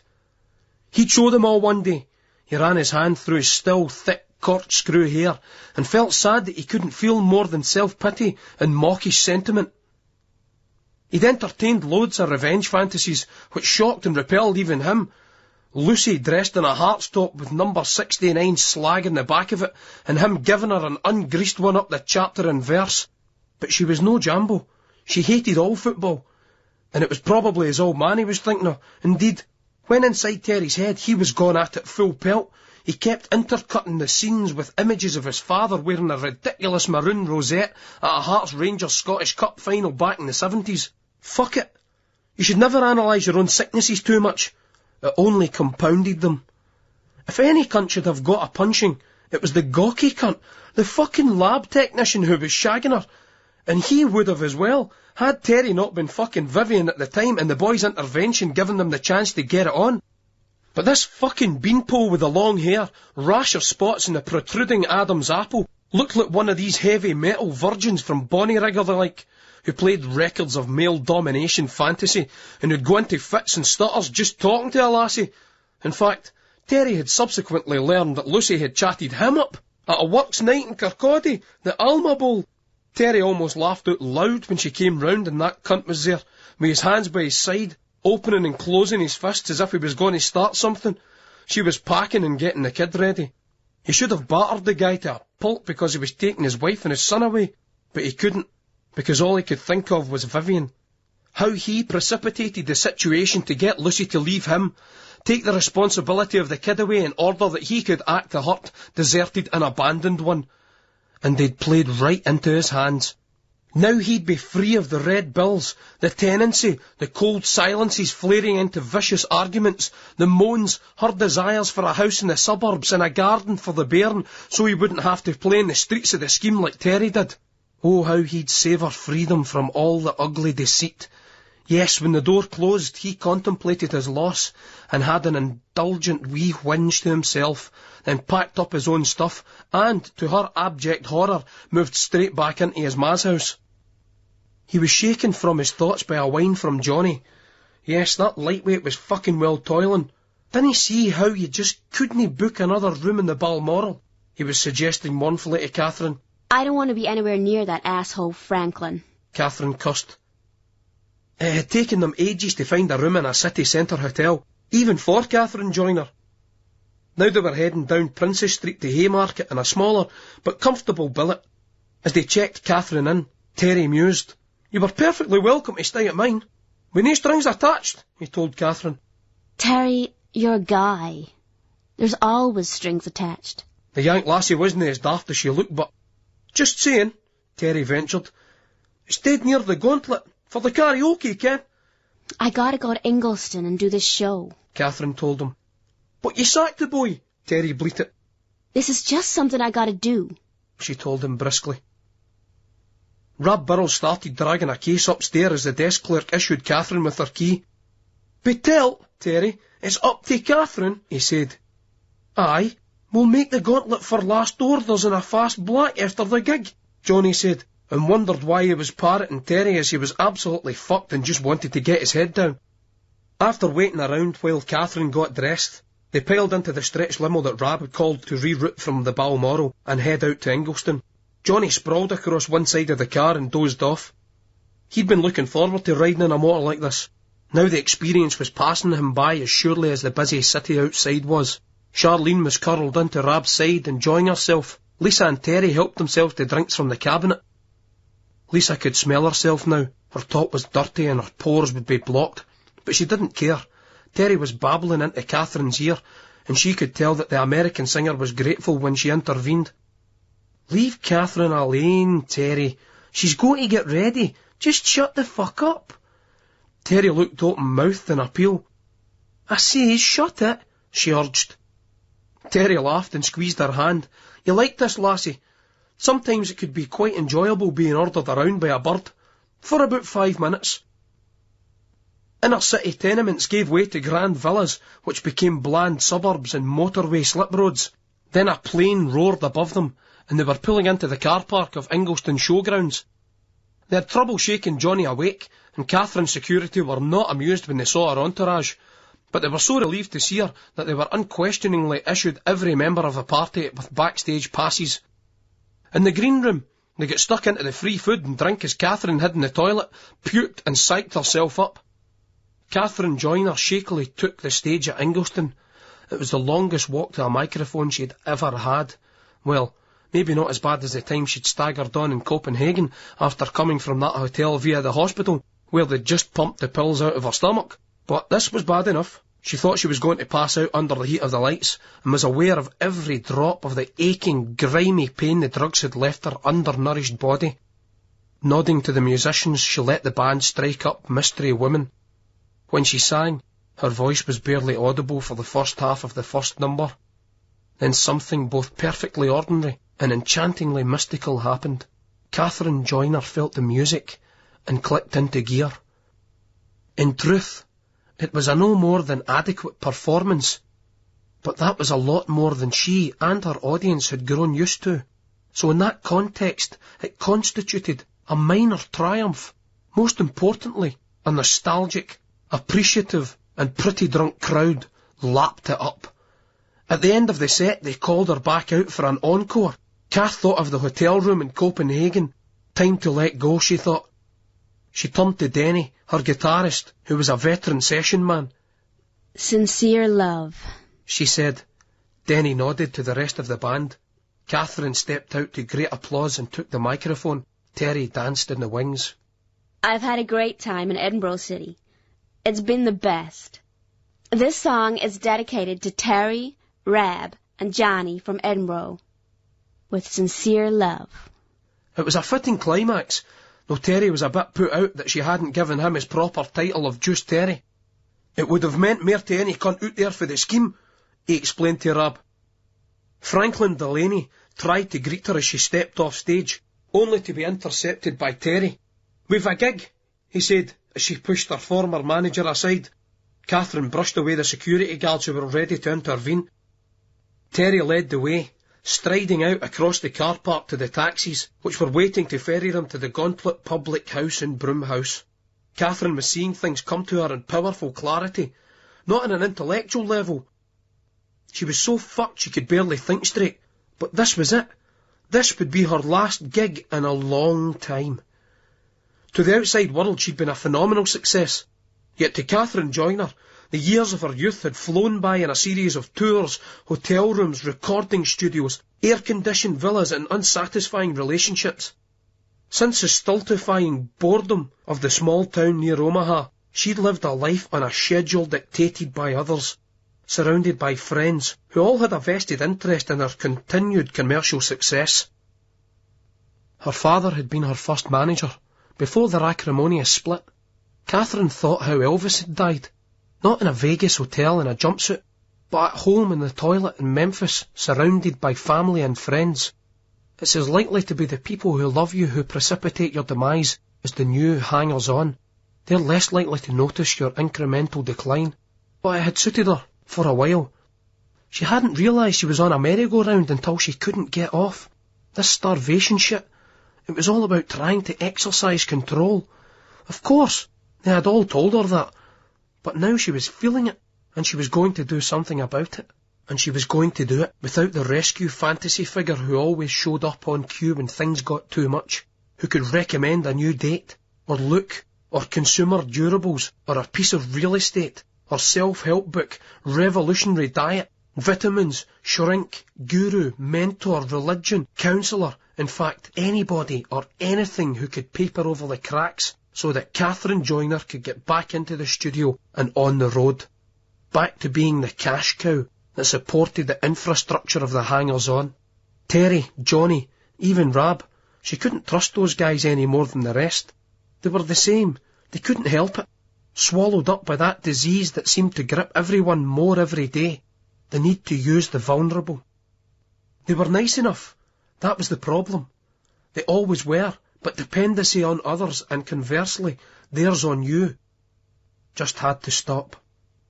They'd shown her something though, something useful and important during those last few days of drug-addled nonsense.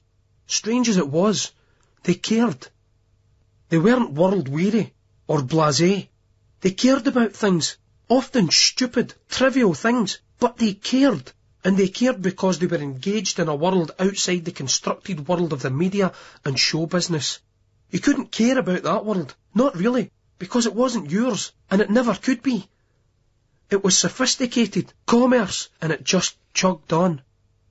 She was going to sleep for a few days, and then she was going home and disconnecting the phone. After that, she was going to rent a modest apartment somewhere, but first she'd sing to her public, just one more time. So it was that Juice Terry Lawson and Catherine Joyner duetted in Don't Go Breaking My Heart. When they were announced winners of the prize of a range of kitchen accessories supplied by Betterware, they encored with Islands in the Stream. Louise Malcolmson was hostile, especially as she and Brian Turvey had given a good account of themselves with You're All I Need to Get By. Fucking crawling up that rich yank cunt's arse, she said in a loud drunkenness. Lisa's face hardened, but she said nothing. Terry had a quiet word with Brian Turvey, who took Louise home.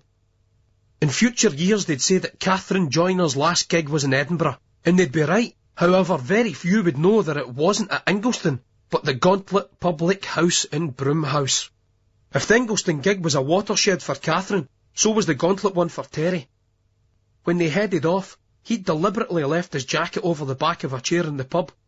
He'd never keep shagging cool young lassies like Lisa dressing like a twat. He resolved to make more of an effort to slim down, kick those Haagen-Dazs, white pudding supper and masturbation sessions into touch. Somewhere along the line, he realised he'd lost a bit of pride in himself, and it didn't necessarily mean dressing up like a poof, because Ben Sherman was back now. He'd had his first one at 10. Maybe this was the indication of a Juice Terry revival in middle age. Get a haircut as well. It grew so quickly. But a number 1 or 2 every other Saturday would be cool if we could lose the weight. Buy some Ben Shermans, new jeans, do over a fucking clothes shop, maybe a leather bomber jacket like Burrell's. He had to admit that was smart. New Terry, new clays. Aye, he'd be in that Tony Blair cunt's cabinet soon. That boy had it sussed. It didn't matter what you did, as long as you looked and talked the part. That was all people in Britain wanted. A sympathetic ear from a well-dressed and well-spoken man. Somebody who told them that they were all very important. Then you could sit back contentedly when they shat all over you and showed you that you were fucking nothing. It was the spin that was important though. After they planned to go back to Terry's for a party, Catherine was exhausted and wanted to crash in her hotel room. I need the goddamn hotel, she kept muttering deliriously. Johnny was comatose. No way was that dirty wee cunt kipping with her the night, Terry thought, slipping Lisa and Charlene his keys and instructing them to get Johnny's head down. Rab and him would take Catherine out the hotel, and then they'd come straight back to his. Rab wasn't too pleased, but Terry flagged a taxi and it was a fait accompli. Lisa and Charlene already had Johnny in another one. As they came into the scheme, Lisa minded that she had an auntie and a cousin who lived here. She didn't know them well. She did mind, as a kid, coming for spaghetti hoops on toast. One of her cousins had died years ago. He'd fallen off a bridge when he was drunk. Just another young guy who went out in town, full of life, and came back cold and dead. Her mum and dad had gone to the funeral. Since she'd last been here, the buildings had broken out in a rash of satellite dishes. Adjacent to the bucket holder, the wall had been pushed up against that often that the cladding had been badly stained, and it seemed to be dissolving in parts. She didn't know whether her Aunt Susan's was this one or the one behind. Maybe Terry knew her. Lisa saw that Charlene was totally fucked, and she wanted to get her head down. And that Johnny laddie, he was done in as well. Glasgow, Scotland, 5:27 p.m. Buchanan Street. The stench of diesel fumes and Ouija's filling the air. Disconnected currents of harshness that the new shopping malls and designer boutiques seem to strangely accentuate rather than cover up. I can't even mind where Queen Street Station is from here. It's been so long. Of course, it's only just down the road. My mobile doesn't work, so I call my mother for a payphone. Sandra Birrell answers. My ma's at the hospital with my Auntie Avril. She tells me how things are. I mumble some shite for a minute, then go to get the train, realising that I haven't asked after anybody. I haven't even asked after Billy. Billy Birrell. All those AKAs. Some that he liked, some that he was nippy as fuck about. Silly girl, primary. Secret squirrel, secondary. Biro, scheme mob name, arsonist thug. Business Birrell, boxer. It's been a long time. The best cunt I ever met in my life. Billy Birrell. Now I need to move back. I head round to Queen Street and get onto the train. I recognise a boy on this train. I think he's a DJ or something to do with clubs. A promoter. Runs a label. Who knows? I nod. He nods back.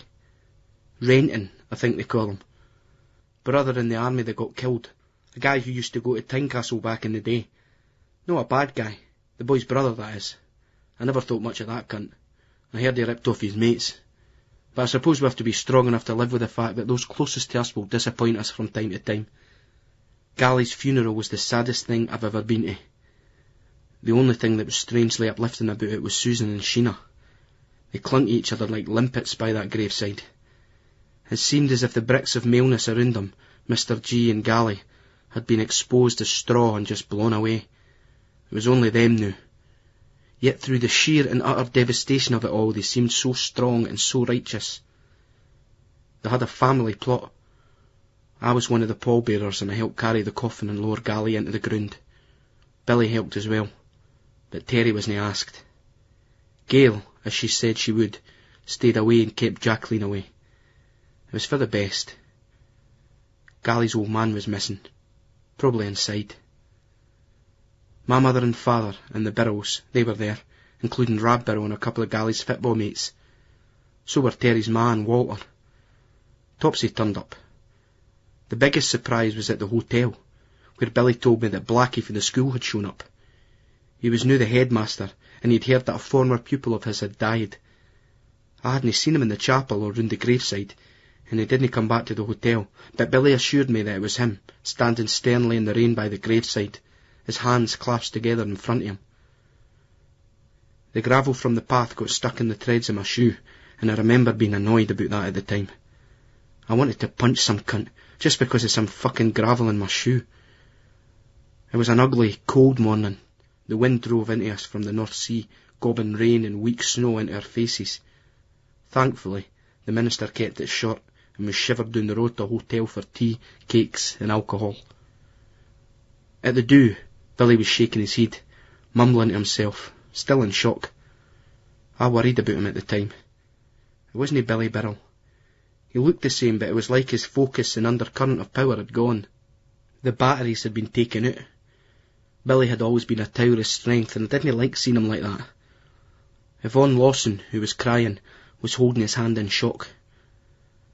Billy was fucked, and he had a fight coming up. I had one of Susan's hands in both of mine, and I was saying the old speech. If there's anything at all, and her tired, glassy eyes smiled at me, like her son's, as she told me that it was all right, that her and Sheena would manage.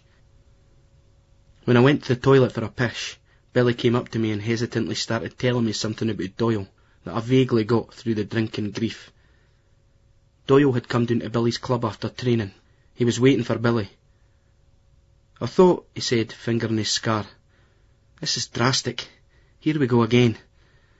So I tensed up, but he seemed to be on his own. He said that I kent I was in my poor and that, and he didn't want any bother. He just wanted to ken something. Then he says to us, were you with Gally down at Pullman's that night? But back then, at the funeral, I didn't really want to hear this. I'd had enough, and I was selfish.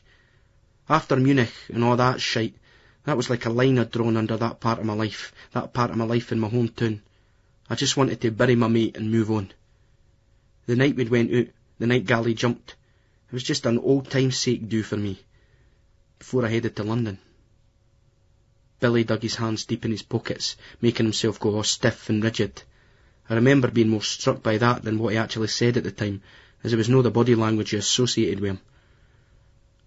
Billy normally moved in a fluid, graceful, easy way. I says to him, what's it to do with you? Doyle said Pullman said there was nobody else there, it was just Gally. I just want to ken if that's right. Well, I wasn't there, I told him. So Billy said, looking at me. If there was anybody else, well, Pullman obviously never grassed him up to Doyle. So? I asked, shaking out my cock and sticking it back in my flies. As I said, I wasn't interested. I suppose I still felt a great resentment towards Gally, at what I saw as his selfishness. Susan and Sheena were the main concerns for me now. As far as it stood with me, that day was about them. I certainly had no wish to discuss fucking Doyle or Pullman. Billy rubbed his close-cropped scalp. You see, what I didn't tell Doyle was that Gally belled me and asked me if I'd go down with him to see Pullman. Billy let out a long exhalation. Well, I kent what he meant by see. I told him to leave it. Tell him that we'd all got in enough bother because of that wanker. I couldn't take my eyes off Billy's scar, from the time he'd been smashed in the face with Doyle's flenser. I could see his point. He didn't need that shite again. He had a fight ahead. I think Billy wanted to move on as much as I did. I should have done more to talk him out of it, Carl. If only I just went round to see him. At that point, I came so close to telling Billy what Gally had told me about him being HIV. That, to me, was why Gally jumped. But I promised Gally. I thought about Sheena and Susan through in the lounge bar, how if you told one person something like that, they had a habit of telling somebody else. Then it was out. I didn't want them hurt further, knowing the wee man had jumped because he didn't want to die of AIDS. All I could say was, there was no you or anybody else could do, Billy. His mind was made up. And with that we went through and joined the rest of the mourners. Terry, so big, fat and loud, seemed to shrink, to diminish in that room. Even more than Billy, he wasn't himself. He wasn't just Terry. The quiet, powerful animosity coming at him from Susan Galloway was tangible. It was like we were kids again, and Terry, as the eldest, had let that happen to her boy. Billy and I seemed exempted from her rage at the death of her son. In contrast, she had this primal hatred for Terry, as though he was the big contaminating force in Andrew Galloway's life. It was like Terry had become the Mr. Galloway, the Pullman, the Doyles, the Gale that she could hate. Now I'm on this train looking out. It stopped at a station. A glimpse at the sign on the platform. Pullman. I turn back to my Herald, the one that I've read about 3 times, cover to cover.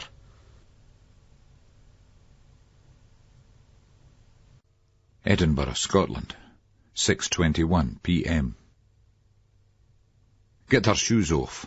Get her slacks off. In the cab, Rab heard Terry mutter something about Andy Galloway, his brother's mate. Rab had known Gally well. He was a nice guy. His suicide had cast a large shadow over them all, especially Terry, Billy, and, he supposed, Carl Ewart. Carl was doing okay now, though. At least he had been, and he probably never gave any of them a second thought. Gally's funeral had been weird. People you thought wouldn't know Gally were there. Gareth was there. He'd worked with Gally in the recreation department. Rab minded Gareth's words. We tend to be rather murky little ponds, containing many layers of suspended dirt and grime, and our greatest depths are stirred by the strangest of currents. This, Rab reflected, was the cunt's way of saying that we can never really ken each other. Up in the room of the hotel, a weary Catherine flopped onto the bed, and promptly slipped into unconsciousness. Right, Rab, help us get her in the bed, Terry said. Get her shoes off. Complying wearily, Rab deftly eased off one shoe, while Terry roughly twisted the other from Catherine's foot, making her wince through shut eyes. Help us get her slacks off. For some reason, Rab felt something rise in his chest. You're no taking the lassie's trousers off, Terry. Just stick the cover over her. I'm no going to fucking rape her, Rab. It's just to make her more comfy. I didn't need to do that to get my hole, Terry snorted. Rab stopped dead and looked Terry straight in the eye. What the fuck's that meant to mean? Shaking his head, Terry looked back at him and smiled. You with that wee Charlene bit. What were you playing at, Rab? I mean, what's all that about? You tell me. You fucking well mind your own business. Aye? Are you going to make us like? Rab moved forward and pushed Terry in the chest, forcing him back onto the bed and causing him to fall on top of the stunned Catherine, who groaned under his weight. Terry sprang to his feet. He was livid. He'd already been gubbed by one barrel today, and this other cunt was getting it for them both. Rab saw the signs and moved away swiftly, Terry chasing after him. Rab Burrell ran out the door and up, rather than down, the hotel staircase. Catherine groggily shouted after him. What are you guys doing? What is this? Terry was going to stomp that cunt Burrell into the ground. He should have years ago. In his frenzied mind, the Burrell brothers became indivisible as he charged up the steps in pursuit of Rab. As his quarry ran round the bend in the stairway, Terry lunged to grab at him, but his weight shifted and he lost his footing, tipping over the rail into the stairwell. As he cowed over, Terry made a frenzied grip at the sides of the banister. Fortunately for him, the well was very narrow and he became wedged in with his beer gut girth. Here it fucking is. This is how it ends.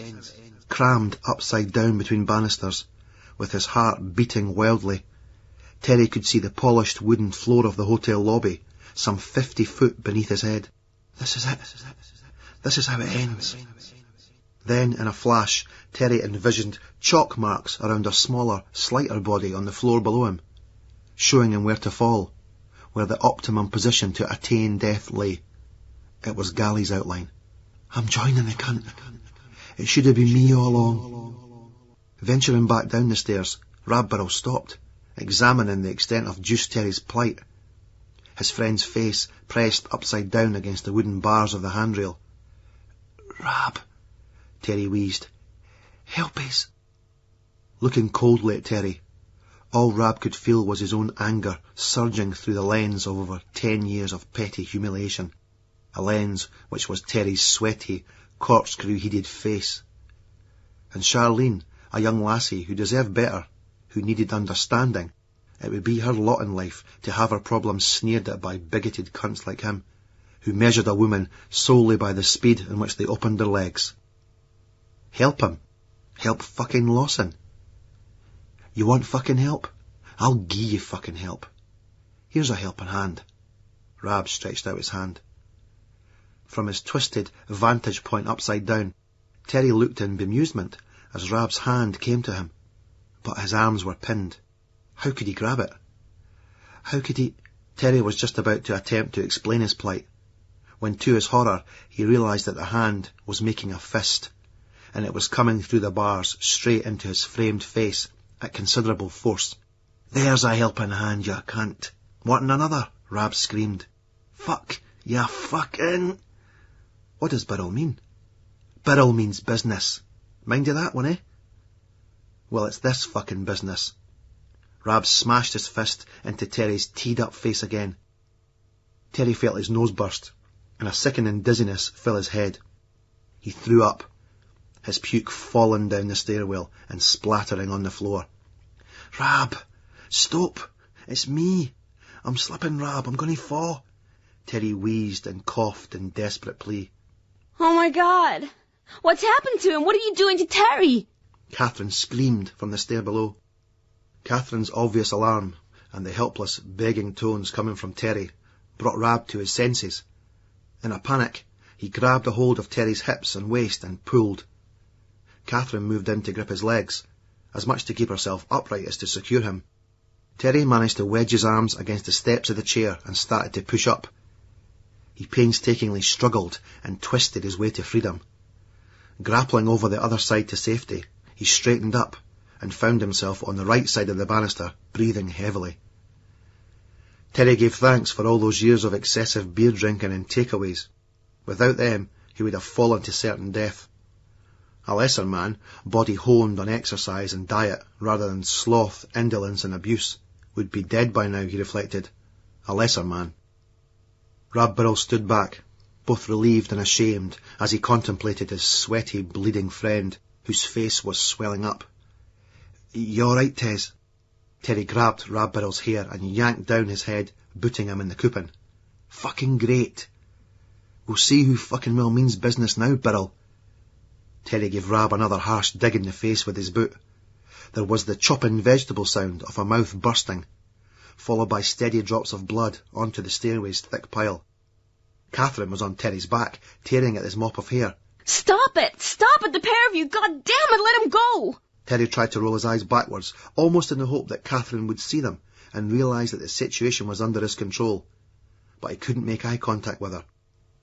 When he saw two uniformed men, one of whom he vaguely recognised, bounding up the stairs, two at a time, towards him, he complied, releasing Rab, whose eye was already swelling where Terry's boot had connected with it, and who was trying to staunch the flow of blood from his mouth. Rab raised his head as Terry's gub came into his sights.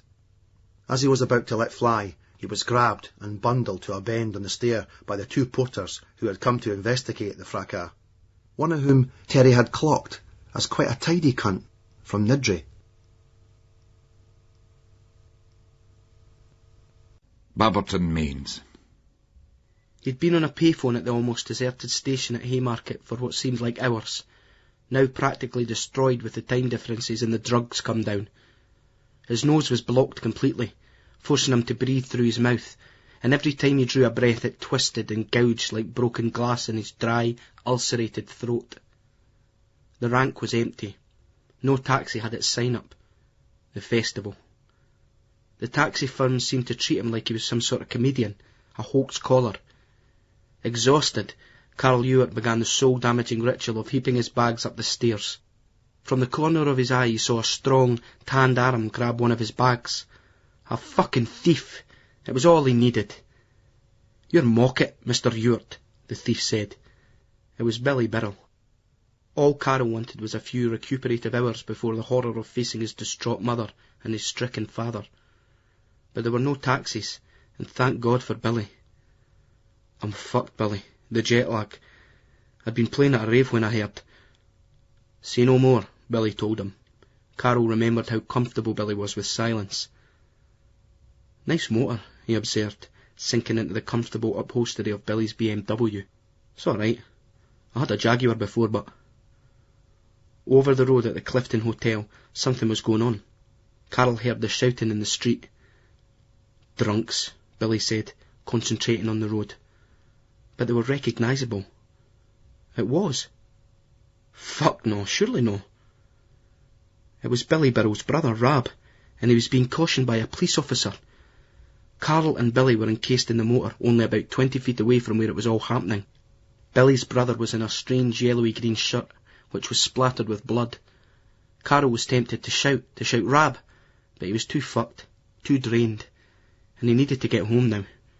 He looked again, and there was a woman he vaguely recognised, but he could also see that corkscrew head and that sweaty face, shouting the fucking odds as usual. It was Terry. That fat cunt juice Terry. The woman seemed to be talking loudly, and she was defending Terry and Rab. Even this po-faced Jobsworth policeman was deferring to her. Then the BMW sped through the amber light and headed down the Haymarket Loop and back onto the Dalry Road. Settling back into Billy's passenger seat, Carroll felt a right cunt at not telling his old pal that his brother was in bother, but he couldn't waste any more time. Home. Changed. Hospital. He thought of the word Ewart, shouted in Terry's raucous tones. No. It had to be Babberton, then the Royal Infirmary. Babberton. It wasn't his old house. It was his mother's house. He always hated it, and only really lived there a year before moving into his own place. Terry. Great to know that he still feels passionate enough about things to be a complete arsehole. Fucking stupid cunt. Billy. Right here beside him, driving him to the hospital. Terry outside in the street in bother with the cops. That old cliché about the more things change, the more they stay the same, filtered through Carroll's tired mind. Terry. When was the last time you saw him? After the funeral, at Billy's fight.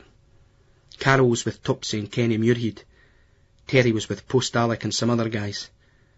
Billy's fight, Billy's non-fight, he thought, as he watched his friend in profile.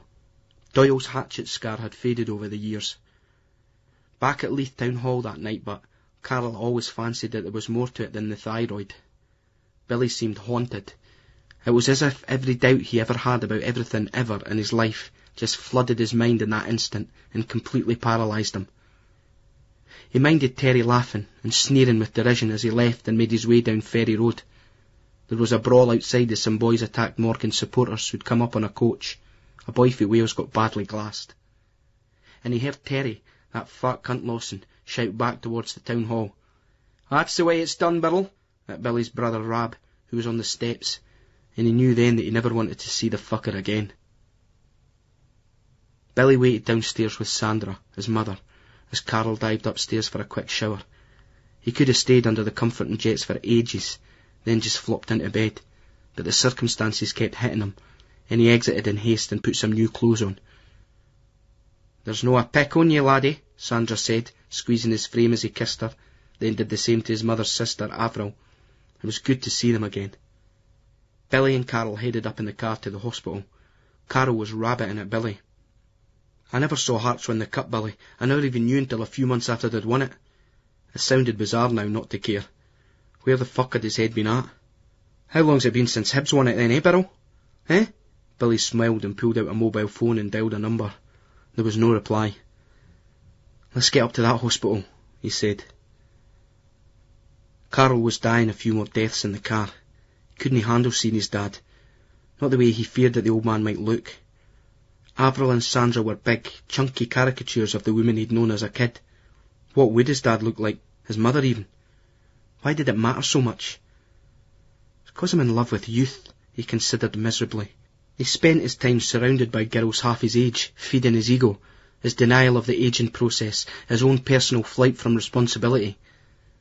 But was that necessarily a bad thing? Not until now. But now, because he loved his mother and father and needed to be there for them, it surely fucking well was. It was no preparation for times like these. Carroll's mind was in overdrive.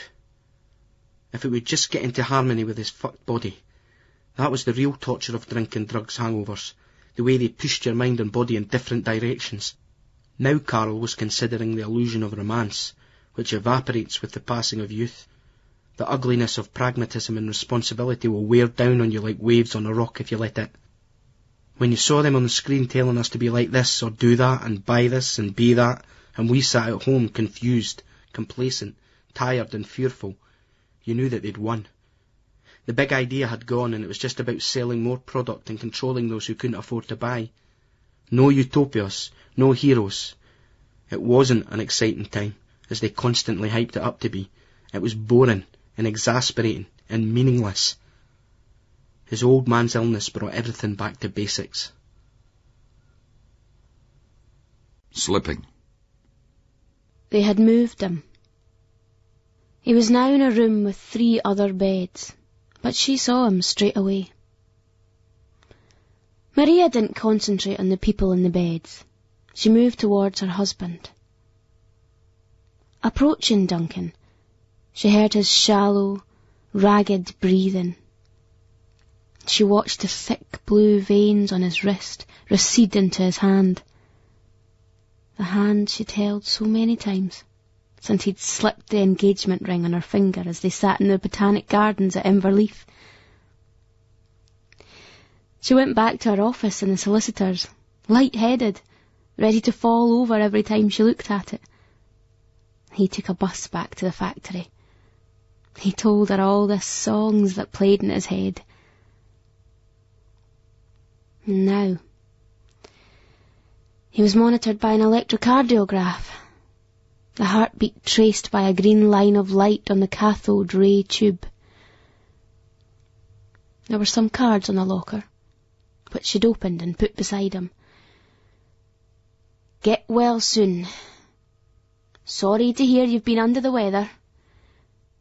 And one with a buxom short-skirt nurse clad in stockings and suspenders. She's bending over a sweating, drooling man in a bed, whose erection is visible, making a tent pole under the covers. A small, bespectacled doctor says, Temperature's still running a little high, Mr. Jones. Only Jones is crossed out, and Ewart is scrawled alongside it. Inside, it's signed, from the Awkward Squad, Jerry, Alfie, Craigie and Monty. The boys from the old works, long shut down. It seemed more than ridiculous, the banality of the card. More likely they didn't know the seriousness of it all, the extent of it. The doctors had warned her to expect the worst. There was a more appropriate card, sent to her from Willie and Sandra Burrell. Thinking of you.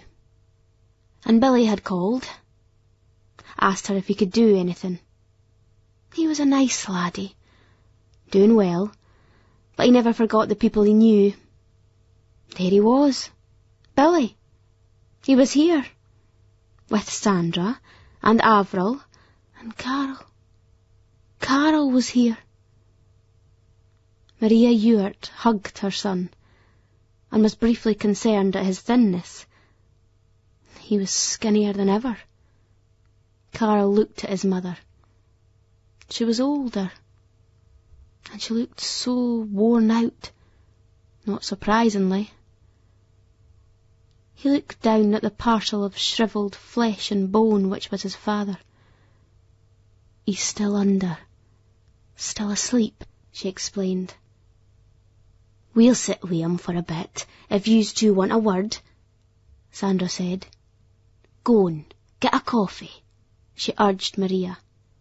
Maria and Carol went out arm in arm. Carl didn't know who was supporting who. He was totally fucked. He wanted to stay with his dad, but he wanted to talk to his mum. They went over to the vending machine. Is it that bad? Carol asked.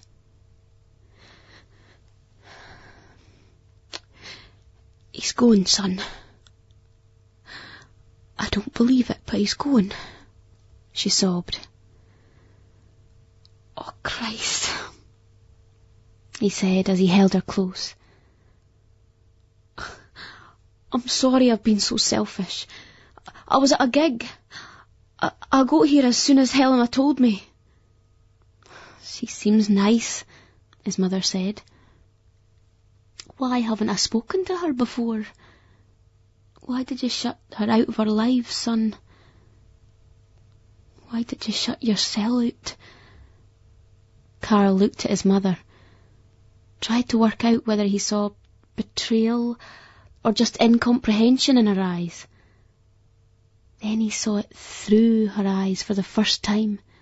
She was acting as if she'd done something wrong, as if she was in some way responsible for his fuck-ups.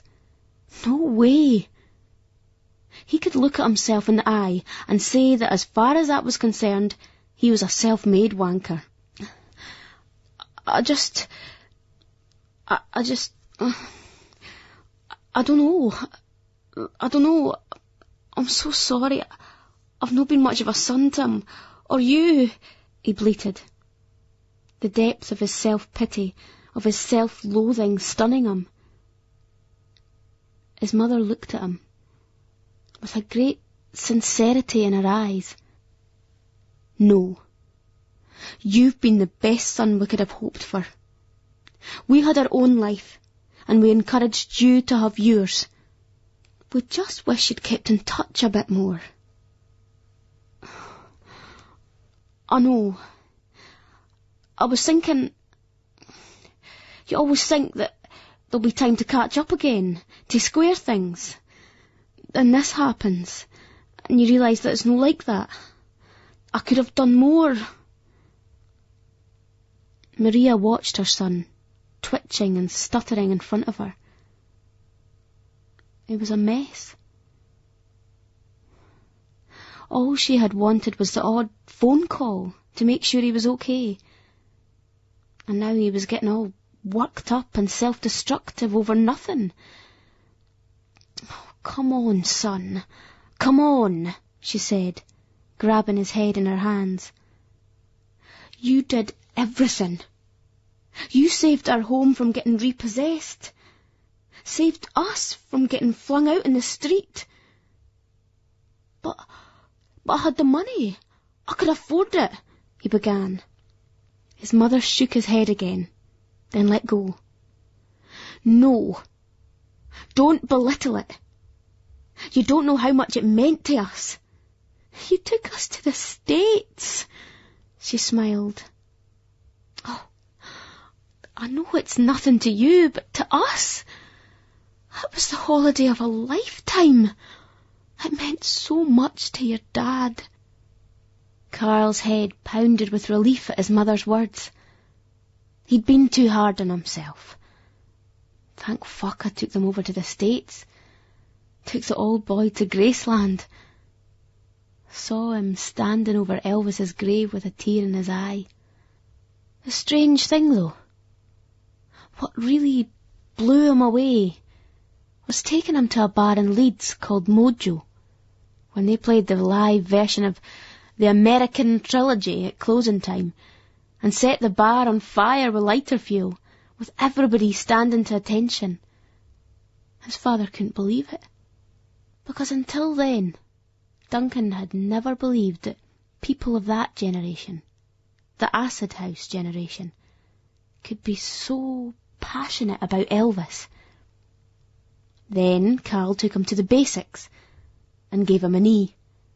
And he got it. He knew it wasn't, and never would be, his in the way that it was his son's. But he got it. Carl wondered if he should tell his mother this. That time her and Avril went away for a weekend in St Andrews. He took Duncan to the Liverpool v Man United game, then to Mojo through in Leeds, and on to basics. He told her everything, except for the E. No. Maybe now wasn't the time. Maria looked at her son, sipped her coffee. What was he playing at? He had everything that her and Duncan had wanted all their lives. freedom from the 9 to 5, but he didn't seem to appreciate it. Maybe he did in his own way. Maria didn't understand her son, and perhaps she never would. But maybe that was the way it was supposed to be. All she understood about him was her love for him, and that was enough. Let's go back in. They replaced Sandra and Billy round Duncan's prostrate body. Carl looked at his father again, and an almost unbearable tightness rose in his chest. He waited for the intensity of it to wane, but it never did. It remained a constant, unceasing crush. Then Duncan's eyes flickered open, and Maria saw the crazy light in them that was his life force. She heard a great tune, saw a glorious Kilmarnock victory, even though she'd never been to a football match in her life. And most of all, she saw him, as he always was when he looked at her. The warped, worldly flesh around his face seemed to vanish as she was sucked into those eyes. Carl saw the moment between them, felt the flashback of that childhood redundancy, that sense of himself as surplus to requirements. He slid back in his chair. This was their moment. But Duncan was trying to speak. Maria watched with sick dread as the green line on the instrument started to peak and trough erratically. He was in distress. She grabbed his hand and bent over him to hear him rasp urgently in a low expulsion of air. Carl? Where's Carl? Here, Dad, he said, sitting forward and squeezing his father's hand. How's Australia? Duncan wheezed. Fine, was all he could say. It was fucking lunacy. How's Australia? Australia's fine. You should keep in touch, Mayor. Your mother... You get your mother in an awful state sometimes. Anyhow, it's good to see you. His eyes glowed warmly. Carl nodded. And you? He smiled. The simplicity of it all didn't seem as banal anymore. Rather, it was all the sophistication, the embroidery and embellishment and the constant searching for profundity that now seemed a trivial sham. They were content just to be with each other. Fucked and hassled. Just Terry twisted his head and looked quickly across the other side of the Rye Road. Rob Burrow was still following him, though keeping a discreet distance. Haughtily, Terry turned his back and continued to stride down the street. A taxi flashed past, ignoring him as he stuck his hand out. At least he'd got rid of that American cow, Terry thought. She was crashed out back at the hotel, and she said she'd phone him in the morning. All her bullshit about planning to stay over in Edinburgh for a while. She'd be out in the first plane as soon as it was light. The odd drunk bobbed and weaved down the road. Terry noted with glee a couple of tidy-looking boys heading down Burrow's side of the street, straight towards the student cunt. Maybe he'd get one of those pointless kickings which tended to be meted out disproportionately highly on the streets of Scotland from some working-class males to others.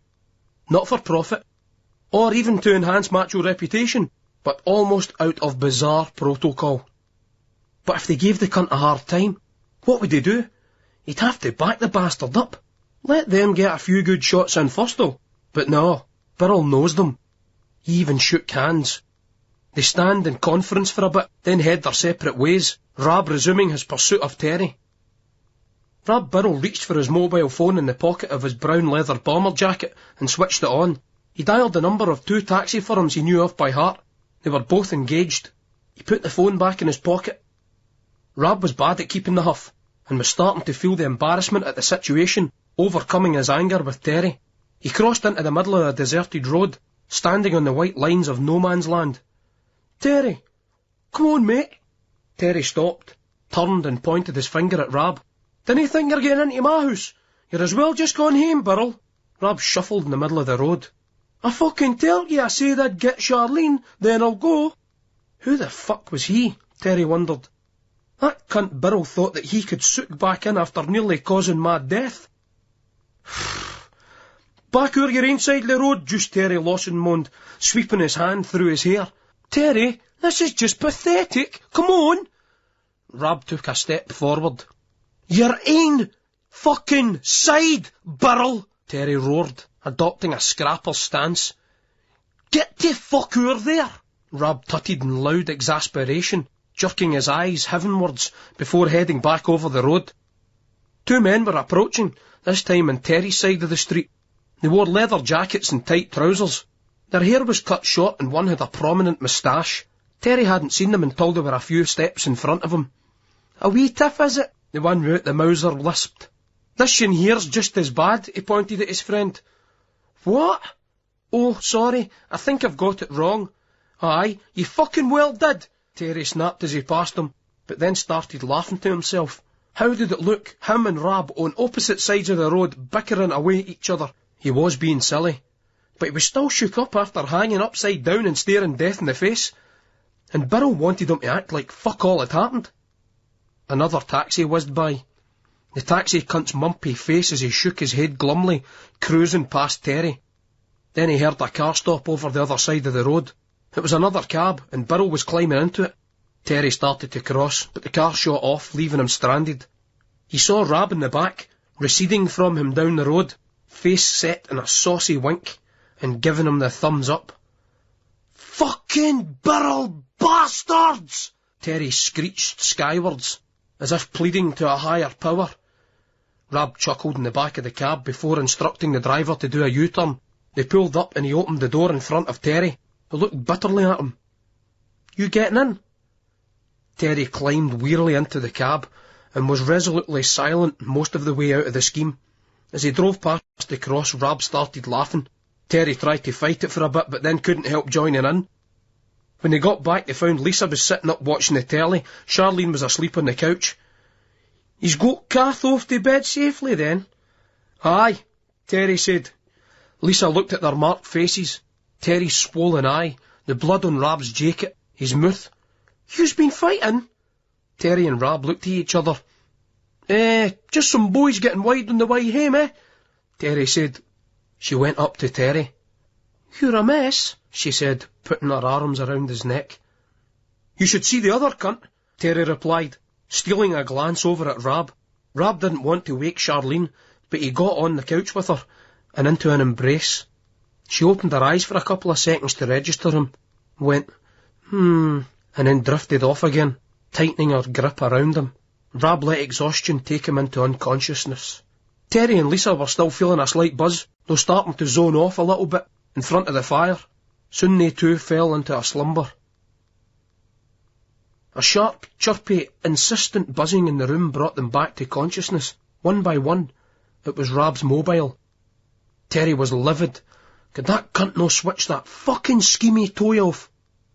Rob tried to fish the phone out of his pocket without disturbing Charlene. It proved impossible, and the phone slipped out and fell onto the floor. Rob scrambled to it, getting it into his grip. "Hello? Billy? What? No! You're joking!" Terry was about to berate Rob for leaving his mobile switched on, but was intrigued that Billy called. "If he's phoned to apologise for his behaviour earlier the day, tell him to fuck off." Rob ignored Terry as he listened to his brother. "Right," Rob said a few times, eventually hanging up. He looked over at Terry. "You aren't gonna believe this. Carl Hewitt's back, and his old man's in hospital." "Duncan?" Terry asked, with a real concern. He'd always liked Carol's dad. His head thumped. Carol was back. Fucking hell. Carol. Inspiration flashed in Terry's nut. He could feel a scam coming on, and his mate needed him. Carol. Terry got up and left a groggy Lisa on the floor. It was bad form leaving a bird like that, especially as they were a vital component in Terry's the 6 S's hangover cure, which he'd one day resolved to write a book on. This consisted of, in order, shag, shit, shave, shower, shirt and shandy. The latter was the pint of lager tops in the pub, that first pint inch of lemonade which never survived the subsequent rounds. But he went through to the bathroom, ran a quick bath and got changed. When Terry re-emerged, face red with the heat from the bath, Lisa looked up from her place on the rug. Rab and Charlene were comatose again on the couch. "Where are you going?" Lisa asked. "Going to see my buddy," Terry said, pulling back the curtains to let the light in. The streets were deserted, but the birds were singing in the trees outside. He turned back to Lisa. "I'll no be long. There's a proper bed up there if you want to crash out." He smiled. "I'll phone back here in a bit." "Rab!" Terry shouted. Rab twisted round and moaned. "What?" "Look after the ladies and I'll call you on the mobie." The end. Billy Burrell was surprised to see a scrubbed and changed Juice Terry Lawson heading down the corridor towards him. Terry's eye was out. That wasn't me, he thought. I punched that cunt in the jaw. Maybe he fell onto it after that. Slightly guilty, Billy said, "Terry," in conciliatory tones. "They in there, aye?" Terry looked into the ward. "Aye. I'd leave them, but Duncan's no got long. My ma's just gone away, but I'll wait here for them," Billy explained. "There isn't much you can do, mate." "Oh, aye," Terry thought. "And what the fuck are you going to do? Bring the poor old cunt back for the deed?" That tossbag Burrow was still trying to play the big virtuous cunt. "I'll wait for them as well," Terry sniffed. "Carol's my mate and all." Billy shrugged, as if to say, "Suit yourself." Terry minded that Billy was far less sensitive than his brother, and impossible to wind up or guilt-trip in the same way. The only way you could get to that cunt was through direct insult, and then you risked a punching, something he'd also been reminded of lately. Thinking along the same lines, Billy said, "Sorry about having to hit you there, Terry, but you had a go. You left us no option." "You left us no option. Hear that cunt," Terry thought. "Does he think he's in fucking Hollywood or something?" Fuck it though, Carol's old boy was dying. It wasn't the time to go all daft. Terry extended his hand. "Fair dues, Billy, sorry to act a cunt, but there was no harm meant." Billy didn't believe a word of that, but you couldn't get into that kind of shite right now. He took Terry's hand and shook it firmly. When they broke off, there was an awkward silence. "Any nice-looking nurses about?" Terry asked. "Seen a couple." Terry craned his neck and looked into the ward. "Is that you out there?" "He's still a skinny cunt." "He's not really changed that much," Billy agreed. Over her son's shoulder, Maria York could see Billy Burrell and Terry Lawson, his old pals, standing back in the doorway at the exit from the ward. Maria and Carol crouched closer as Duncan tried to talk again. "Mind the 10 rules," he wheezed at his son, squeezing his hand. Carol York looked at the broken parody of his father sprawled under the sheets in his bed. Aye, they really worked for you, he thought. But just as this thought formed in his head, it was overwhelmed by a surge of passion from his heart, which lifted right through him, stopping at the arc in the roof of his mouth.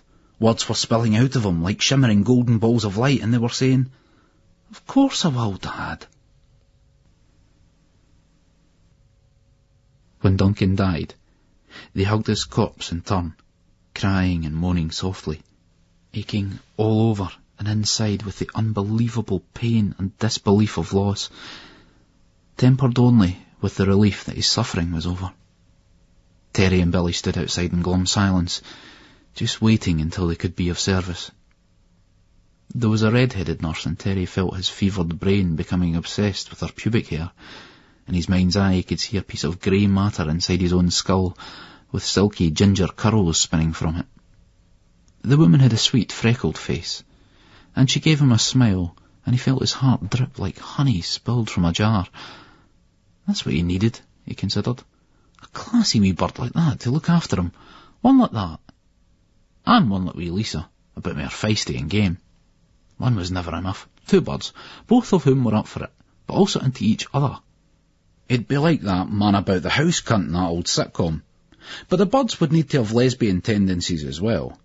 No too much so as you'd get left out, mind, he thought, fine-tuning the fantasy a little. How's Yvonne doing? Billy asked. Still married to the Perth boy, big St Johnson fan. Follows him everywhere. The bairns are getting big. You seeing anybody? Well, you ken who it is, eh? Terry smiled as Billy gave an expressionless nod back. Yourself? Been with us French lassie for a couple of years, but she's moved back to Nice at Christmas there. Long distance romance, nae good, he said. They carried on like that until they felt it appropriate to go in and see Carol and Maria. Billy put his hand on Maria's shoulder, and Terry copied the gesture with Carol. Carol, he said. Terry. Billy whispered to Maria, just let me know what you want to do. OK? We can go or stay here for a bit. You can go home, son. I'd like to stay for a bit, she said. Carol felt a bit jealous. Billy was doing what he should be doing, saying what he should be saying. Not that Billy said much, but when he did, it was usually spot on. Knowing when to shut the fuck up was a great and underrated talent. Carol could spraff shite with the best of them, but sometimes, especially at times like these, you could sense the limits of bullshit. It was the likes of Billy, the timely interventionists, who really had it sussed. No, we'll stick around till you're ready. There's nae hurry, he told Carol's mother. They stayed long after the line on the oscilloscope was flat. They knew Duncan wasn't there anymore, but they hung around for a bit just in case he came back. Billy called Maria's sister Avril and his mother Sandra. Then they drove them all out to Sandra's. The women sat in with Maria, while the boys went out walking aimlessly, finding themselves in the park. Carol looked up at the dull sky and started to convulse in tearless, heavy sobs that shook his thin frame. Billy and Terry glanced at each other. They were embarrassed, not so much of Carol, but for him. He was still a gadge after all. But through Duncan's death, something hung in the air between them. There was just something, some kind of second chance, and even Carol seemed to sense it through his grief. He seemed to be trying to steady himself, to catch a breath, to say something. They saw some young kids, they must have been about 10, playing football. Billy thought back to when they used to do the same. He considered time, ripping the guts out of people, then setting them in stone and just slowly chipping away at them. The newly cut summer grass had that sweet and sour whiff. The machines seemed to tear up just as much dog shit, ripping open tolled over crusts. The kids were fighting with grass, stuffing it down each other's necks, just like they used to do. Not even thinking about being smeared with canine shite. Billy looked over to the corner of the park, beside the wall where everybody went to fight, to settle disputes which had broken out in the playground or the scheme. He'd battered Brian Turvey there a few times. Topsy, Carol's mate. A game boy, but didn't know when he was beaten. Kept coming back. That tactic often worked. He'd seen a few guys who had done Topsy be worn down by his persistence and just capitulate on the second or third time so that they could live in peace. Denny Frost was an example. Half killed Topsy a few times, but just get sick of being attacked or pulled up that he'd just got it over with, lying down to the boy. Never bothered Billy, though. He'd kick Topsy's arse every day of the week for the rest of his life if the cunt wanted it. After the third time, Topsy had the good sense to consider that the long-term effects of the Dr. Martin boot on the brain cells might impair future economic and social opportunities. He was a game cunt, but, Billy reflected, with a strange mix of approval and contempt. Terry breathed in the damp, fetid air, its fusty vapours tugging at his throat and coating his lungs. The alcohol and Charlie binge had given his immune system the dynamo of a low T-count hiver, and he fancied that he could feel the tuberculosis incubating in his lungs. The grey gets in, Gally once told him. No after the first time, but the second time when he'd done that 18 months in Sawton. When Gally came out, he said he'd felt part of the grey matter in his brain setting into breeze block concrete, Terry thought of himself. Yes, there were now some grey hairs in the temples of that brown corkscrew. The grey gets in. The scheme, the government employment scheme, the dole office, the factory, the jail. Together they created a squalid stink of low expectation which could choke the life out of you if you let it. There was a time when Terry felt that he could keep all of it at bay, when the weaponry in his social arsenal seemed substantial enough to just blow big technicolour holes in it all. That was when he was Juice Terry, Weidel, fanny merchant, and he could skate above the ice as deftly as Torval and Dean. But struggle, survival, they were a young cunt's game. He knew some of them, the young team, and how they now held him in the same affectionate contempt with which he had regarded post-Alec. Now the ice was melting and he was sinking fast, becoming one with the grey. Lucy had told him about the problems their son was having at school. Like father. It was the unspoken assertion on her lips. He thought of his own father, as estranged from him as he was from his son. Terry had a sickening, mature reflection that there was nothing he could do to be a more positive influence on the kid's life. Still, he had to try. At least Jason had him, poor bastard. Jacqueline didn't have Gally. Carol was getting his breathing under control. The air smelt sweet and strange, yet common to his experience. The park seemed familiar and different all at once. Terry's glance was a plea for affirmation. Billy was lost in thought, but it was like he was groping for something. He looked at Carol, who nodded at him. Billy began to speak, slowly and deliberately, looking at the broken glass and the purple tin at his feet. "Funny," he began, as if he were a lawyer. "After it all come out, Doyle came down to the gym. I got in the car with him. He said to us, 'My mate's sounding like a Dalek. Your mate's lucky he's dead. It doesn't need to go any further now.'" Billy shot hard, alternate glances at Carol, then Terry, and Carol again. "Tell us, Carol. You weren't there that night round at McMurray's, were you?" "You mean with Galax?" Carol asked. He was thinking back to the funeral. Billy had mentioned this. Billy nodded. "No, I didn't ken that McMurray had been done that weekend. I just thought we were out in the pish. I didn't have any idea that Gally did that." Terry shuddered inside. He had never believed that confession was good for the soul. Growing up in police interrogation rooms had taught him that keeping tight-lipped was the best policy. The dice was loaded against you when it came to officialdom. The way was to tell them fuck all, and only that if they'd beat it out of you. But something was happening. The pieces of the circumstances of Gally's death were coming together. Terry's head was buzzing.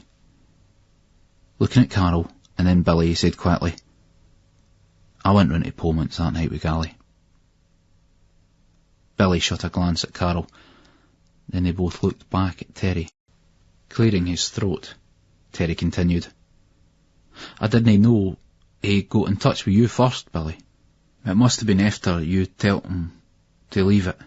We went for a drink, and I tried to talk him out a day and in.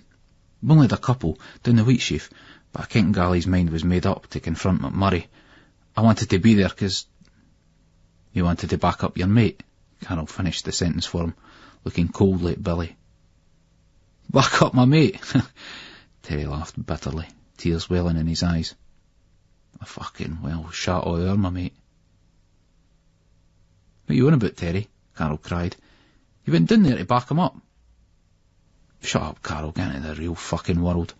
I went there because I wanted to hear what was going to be said between they two, because there was things I didn't want McMurray to say to Gally. If he told Gally, I just couldn't have it." You fucking, Billy wheezed. Carol put his hand on his shoulder.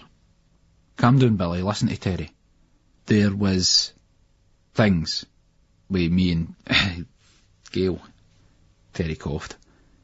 "McMurray and her had split up because I was... But it had been going on for years.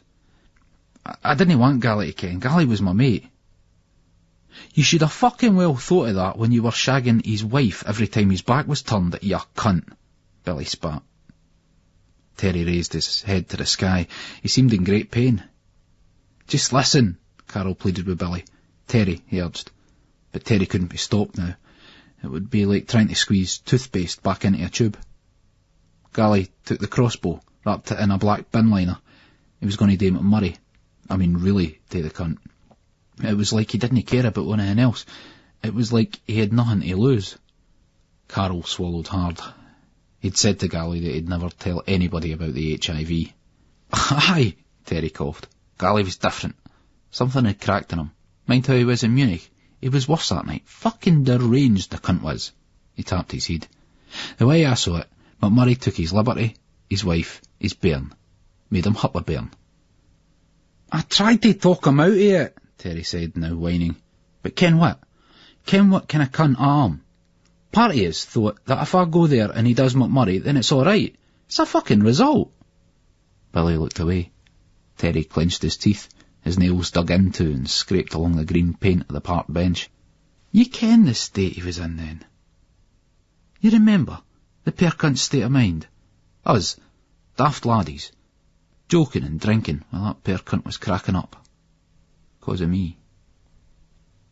Carol closed his eyes and raised his hand.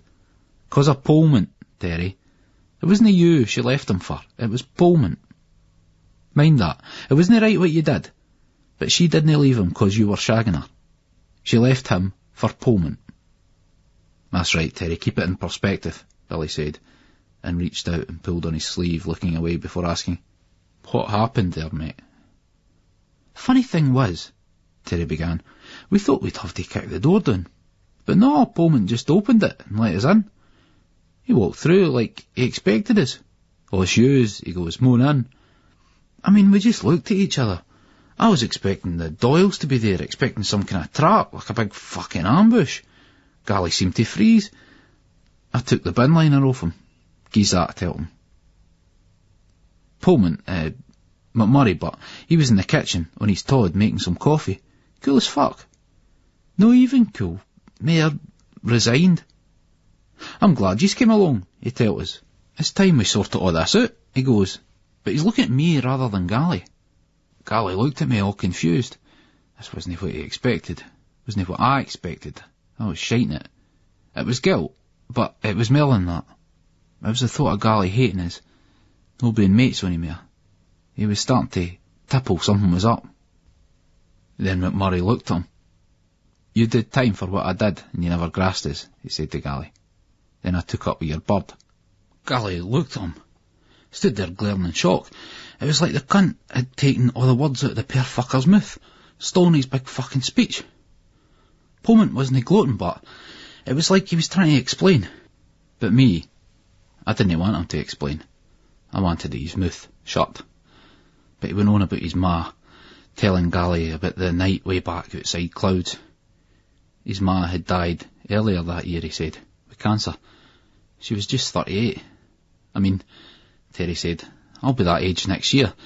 But he kept going on about it. He told us that he just went mental, that he lost it, that he didn't give a fuck about anybody. He was just a young laddie. And Gally spoke up at last. He goes, I had time for you. My bird, my daughter's with you, he squealed in pain. Your bird isn't away me. She's away. Took the bairn, he says, looking straight at me. Gally goes, what you on about? I shakes the bin liner. He's bullshitting you, Gally, I tell the cunt. Fucking bullshitting you. Give the cunt it. Pullman ignores me and turns to Gally. I loved her. She was a cow, but I loved her. Still do. I love the wee lassie and all. She's a great wee bairn. Love her like she's my ain. Gally got rage at this. She's no your ain. He stepped forward. Terry stopped. Swallowed hard. Carol started to shiver. Put his hands to his head. Billy looked not so much at Terry as into him, trying to see his soul, trying to see the truth. Terry took a deep breath. His hands shook in front of him. Pullman was going to say it then. I kent what he was going to say to Gally in front of me. Or maybe he wasn't. I didn't ken. I don't know if I meant to scare him or to shut him up, or if it was an accident. But I pointed the bow at him, and my finger was round the trigger. It just went off, or I fired. I still didn't ken whether I meant it or no. I just felt this wee bit of pressure. Billy was trying to work this out. What was McMurray going to say to Gally? Surely that Terry had taken Gail away from McMurray. Surely that was it. Or that Terry had been shagging Gail for years. When they got married, Carol was the best man. Billy remembered his speech. He said that Terry should have been the best man, because it was him that got Gail and Gally together. Terry. The words he'd used, Terry, was Cupid. Oh, fucking hell, Terry said, taking a gulp of air and continuing in a low whine. There was a hissing sound, and the bolt ripped out through the bag, flew straight into his neck. He didn't scream, he just staggered back and made a gurgling sound. Gally edged away. Pullman's hands were at his own throat. Then he went onto his knees and the blood came out, dribbling onto the kitchen flare. Gally was in shock. I grabbed his arm and pulled him out the door. We went down the road. I wiped the crossbow clean, broke it up and dumped it out at Gullen. Juice, Terry Lawson paused, feeling a slight smile play on his lips at the thought of Gullen, and he glanced briefly at Billy, who remained blank-faced. So Terry continued, On the way out, we stopped and Gally called for an ambulance for Pullman. It saved the cunt's life, Gally did. Gally saved his life. Every cunt thought that he shot Pullman, but it was me. It was me. He was the yin that saved the cunt's life. I'd have let that fucker bleed to death. The bolt hit his Adam's apple. It missed the spinal column, the carotid artery and the jugular vein. But he would have choked on his own blood, if it had been up to me. The ambulance came, and they wheeled him in, and gave him an emergency op. It crushed his voice box. Now he's got one of the robot things that he presses in his throat. But he never said now. The boy never grasped us. After Gally died, I thought he would have. Carol looked at Terry. The cunt couldn't fucking well speak to grass anybody. He forced a strange laugh. Didn't lighten Terry's mood though. Gally jumped, 'cause he kent about me and Gail. And when he died, he took the blame with him. And it kept the likes of the Doyles off my trail. I shot Pullman, and I killed Gally. Carol was the only one who knew that Gally was HIV positive. Gally made him swear not to tell. But Gally would understand. He felt sure that Gally would understand. Listen, Terry, you know Billy. I've got something important to tell yous. Gally was HIV positive with a skag. He used to bang up with Matty Connell and all they cunts down in Leith. Some boys that have been dead for years. That's drastic, that's... Billy said, trying to get to grips with it. Terry was silent. He only got into it 'cause he was fucked off about Gail and Pullman and the bairn, Terry, Carol said. He raised his voice. Terry, you fucking well listening to me? Aye, Terry said meekly. So it was that cunt Pullman that fucked him up by taking the poor wee cunt's liberty, he said, his eyes red. I mean, I'm sorry to hear about the boy's ma, and I am, 'cause I've just... my father. Two wrongs didn't make a right, and he'd nae right to do that to Gally. Billy ruffled Terry's curls. Sorry to give you a hard time there. This shocked Terry even through his dejection. But, Terry reflected, he didn't really know the boy now. It'd been ages. How much did you change? You did the right thing, Terry, Billy added. Maybe you did it for the wrong reasons, but you still did the right thing. You backed him up, like I should have. No, Terry shook. If I'd stopped him from going, he'd have been here a day. Or me, when he asked me first, Billy said.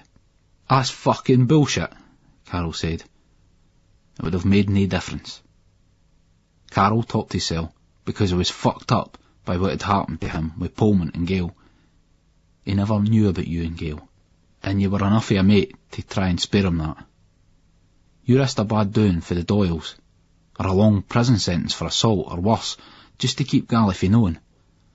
but the HIV was the last straw for him. He would have talked to his cell anyway. All this stems from Pullman slashing that boy, Billy said. How far back do you want to go? Should Gally have had the blade out at Clouds? It's me. It stems from me no being able to keep my fucking cock in my trousers, Terry said miserably. Carol smiled. Look, Terry, you and Gail were in a shagging scene. Big fucking deal. You'll never stop people wanting to shag. Always has happened, always will. Can't be avoided. Going around all tooled up can be avoided. He topped his cell because he had the virus. It was his choice. It wouldn't have been mine, but it was his. It was Pullman, Carol considered. He thought of his father, the influence he'd had on Gally growing up. The rules. Never grass. No, sack that thought. But that was the problem with a moral code. Everyone had to subscribe to the same one for it to work. If a few people took the piss and got away with it, everything collapsed. Billy thought back to the time with the Doyles and the fireworks, how Doyle had asked about Gally for the football a few Saturdays later, and how the wee man had been so eager to impress. About how this had carried on to Clouds when Doyle was fighting with a boy. What'd come from that? All this? Surely not. Life had to be more than a series of unsolvable mysteries. Surely we were entitled to some fucking answers. To Carol Ewart, the world seemed as brutal and uncertain as ever. Civilization didn't eradicate savagery and cruelty, it just seemed to render them less lurid and theatrical. The great injustices continued, and all society seemed to do about it was obscure the cause and effect relationships around them, setting up a smoke screen of bullshit and baubles. His worn-out brain raced, with thoughts which staggered between murkiness and clarity. Billy had to phone Fabienne in Nice. He'd get out there next week, relax for a bit on the Côte d'Azur. He'd been working too hard, taking too much on. One day, he'd be independent of Gilfillan and power. That was always his goal, and he never let up in pursuit of it. But when he saw the likes of Duncan Ewart, or when he thought about age's reductive effects on his own parents, well, life was too short. How's, your thyroid gland, Billy? Carol asked. Fine, Billy said, but I need the thyroxine. Sometimes I forget and take too much, and it's like I'm on speed. Terry wanted to talk some more. Billy had a French girlfriend, Rab had said. Carol had a lassie out in Australia, a New Zealander. He wanted to know about them. There was so much more to talk about. He'd see Lisa later on. It was great to see Carol again, even under the terrible circumstances with poor old Duncan. To think that he'd been so down on Carol after Gally's death. He'd misread things. Thought that Carol wanted to get into all that, let's just take an E and tell each other how much we miss and loved Gally. Thought that he was just into cheapening his memory. But it wasn't like that. It never had been. Carol was thinking about this. The memory of Gally seemed to be sliding in and out of reality, like he himself was on the plane. He morbidly saw this as a sure sign that death was closing in. He saw it in his father's eyes.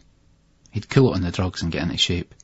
He was a middle-aged man, halfway through his 70 years and 10, not a boy. Can I buy you boys a drink? Terry asked. Billy looked at Carol, raising his eyebrows a little. I could handle a beer, but just a couple, eh, boys? I'm beyond fucked, and I should get back to my ma's, Carol said. My old lady's where, Carol, and your Auntie Avril and all. She'll be fine for a bit, Billy said. Wheat sheaf? Terry suggested. They nodded. He looked at Billy. You ken something, Billy? You never say brutal anymore. You used to say it all the time. Billy thought about this, then shook his head in the negative. Can't mind his ever saying that. I used to say drastic a lot. Still do. Terry turned to Carol in appeal. Carol shrugged. Can't mind any as saying brutal. Billy used to say desperate sometimes, I minded that. Aye, maybe that's what I'm thinking about. Terry nodded. They walked across the park. 3 men. 3 middle-aged men. One looked a bit plump, the other muscular and athletic, and the final one was skinny and dressed in clothes some might have considered a bit young for him. They never said that much to each other, but they gave the impression of being close.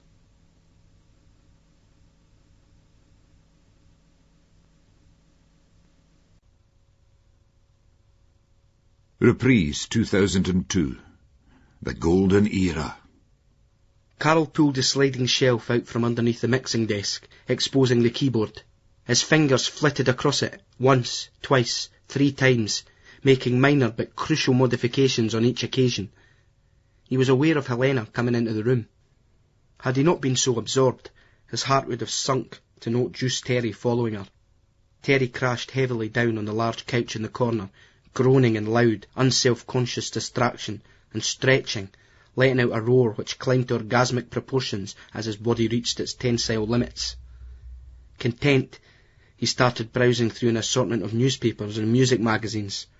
"I'll no disturb you, boss," he said with a wink.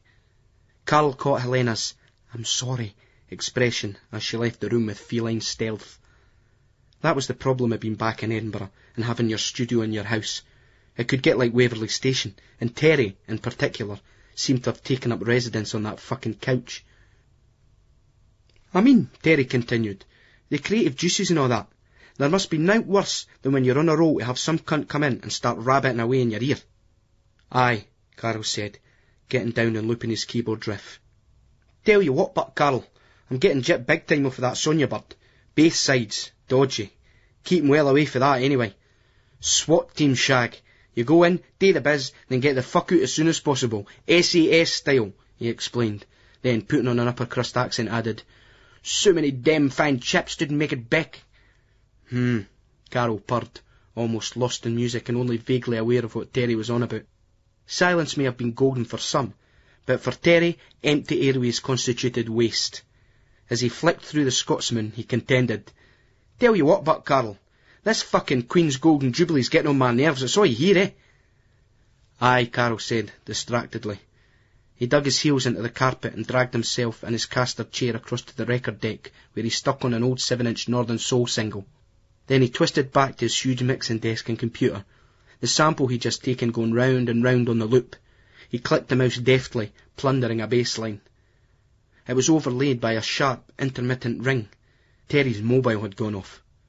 "Sonia, how's it going, darling? Funny, I was just about to phone you. Great minds think alike."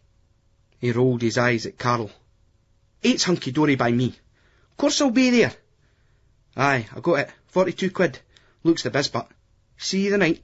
Ciao, doll." Terry read one of the reviews in a music paper. "Ensign, Gimme Love, last furlong. It seems like Ensign can do no wrong since his dramatic resurrection. Last year we had the bizarre team-up with MOR star Catherine Joyner, yielding the century's Ibiza anthem, Legs on Sex, followed by the #1 album, Caning It. The new single finds the man in a more soulful mood, but it's an irresistible offering from the too long missing assumed fucked Gadgie of the Groove. Beyond wicked. Follow your feet and your heart across that dance floor. 9 out of 10. Best thing that happened to Carol, Terry considered, and he was just about to share that thought as his mobile went off again. "Wilhelm! Aye, I'm here with Mr. Ewart. The creative juices are flowing all right. Can you no hear 'em?" he asked, briefly holding the phone in Carol's direction and making orgasmic noises. "Ooh! Ah! Ooh la la! Aye, he's doing fine. So that's defo? Good. I'll tell the man himself." He turned to Carol. "Rab Stags on the weekend at the 15th in Amsterdam. That's defo. You're okay with that?" "Should be," Carol replied. "Hey, never mind fucking well should be. Get it down there," Terry commanded, pointing at Carol's big black desk diary. Carol moved over to the book and picked up a biro. 15th, you say? "Aye, for 4 days. Oh, I've got this track to finish," Carol moaned, writing Rab Stag Edam in 4 boxes anyway. "Stop the whinging. All work and nae play, you ken what they say about that?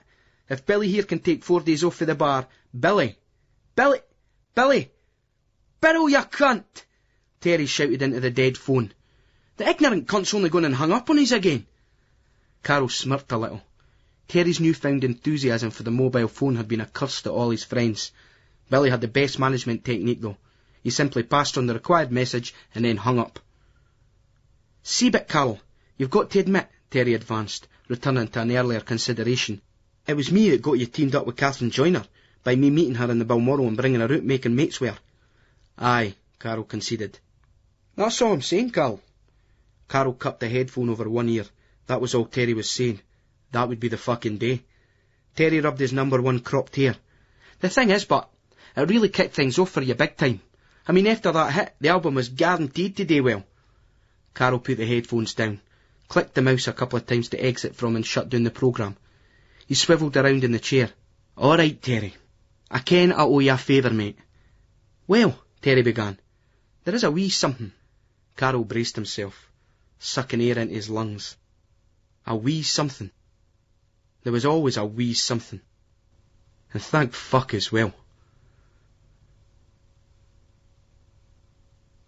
That is the end of Glue by Irvine Welsh. It was read by Kevin Bell, Susan Coyle, Robert Kirkwood, Peter Marinka, Alan McQueen, Anthony Strachan and Alan Toll.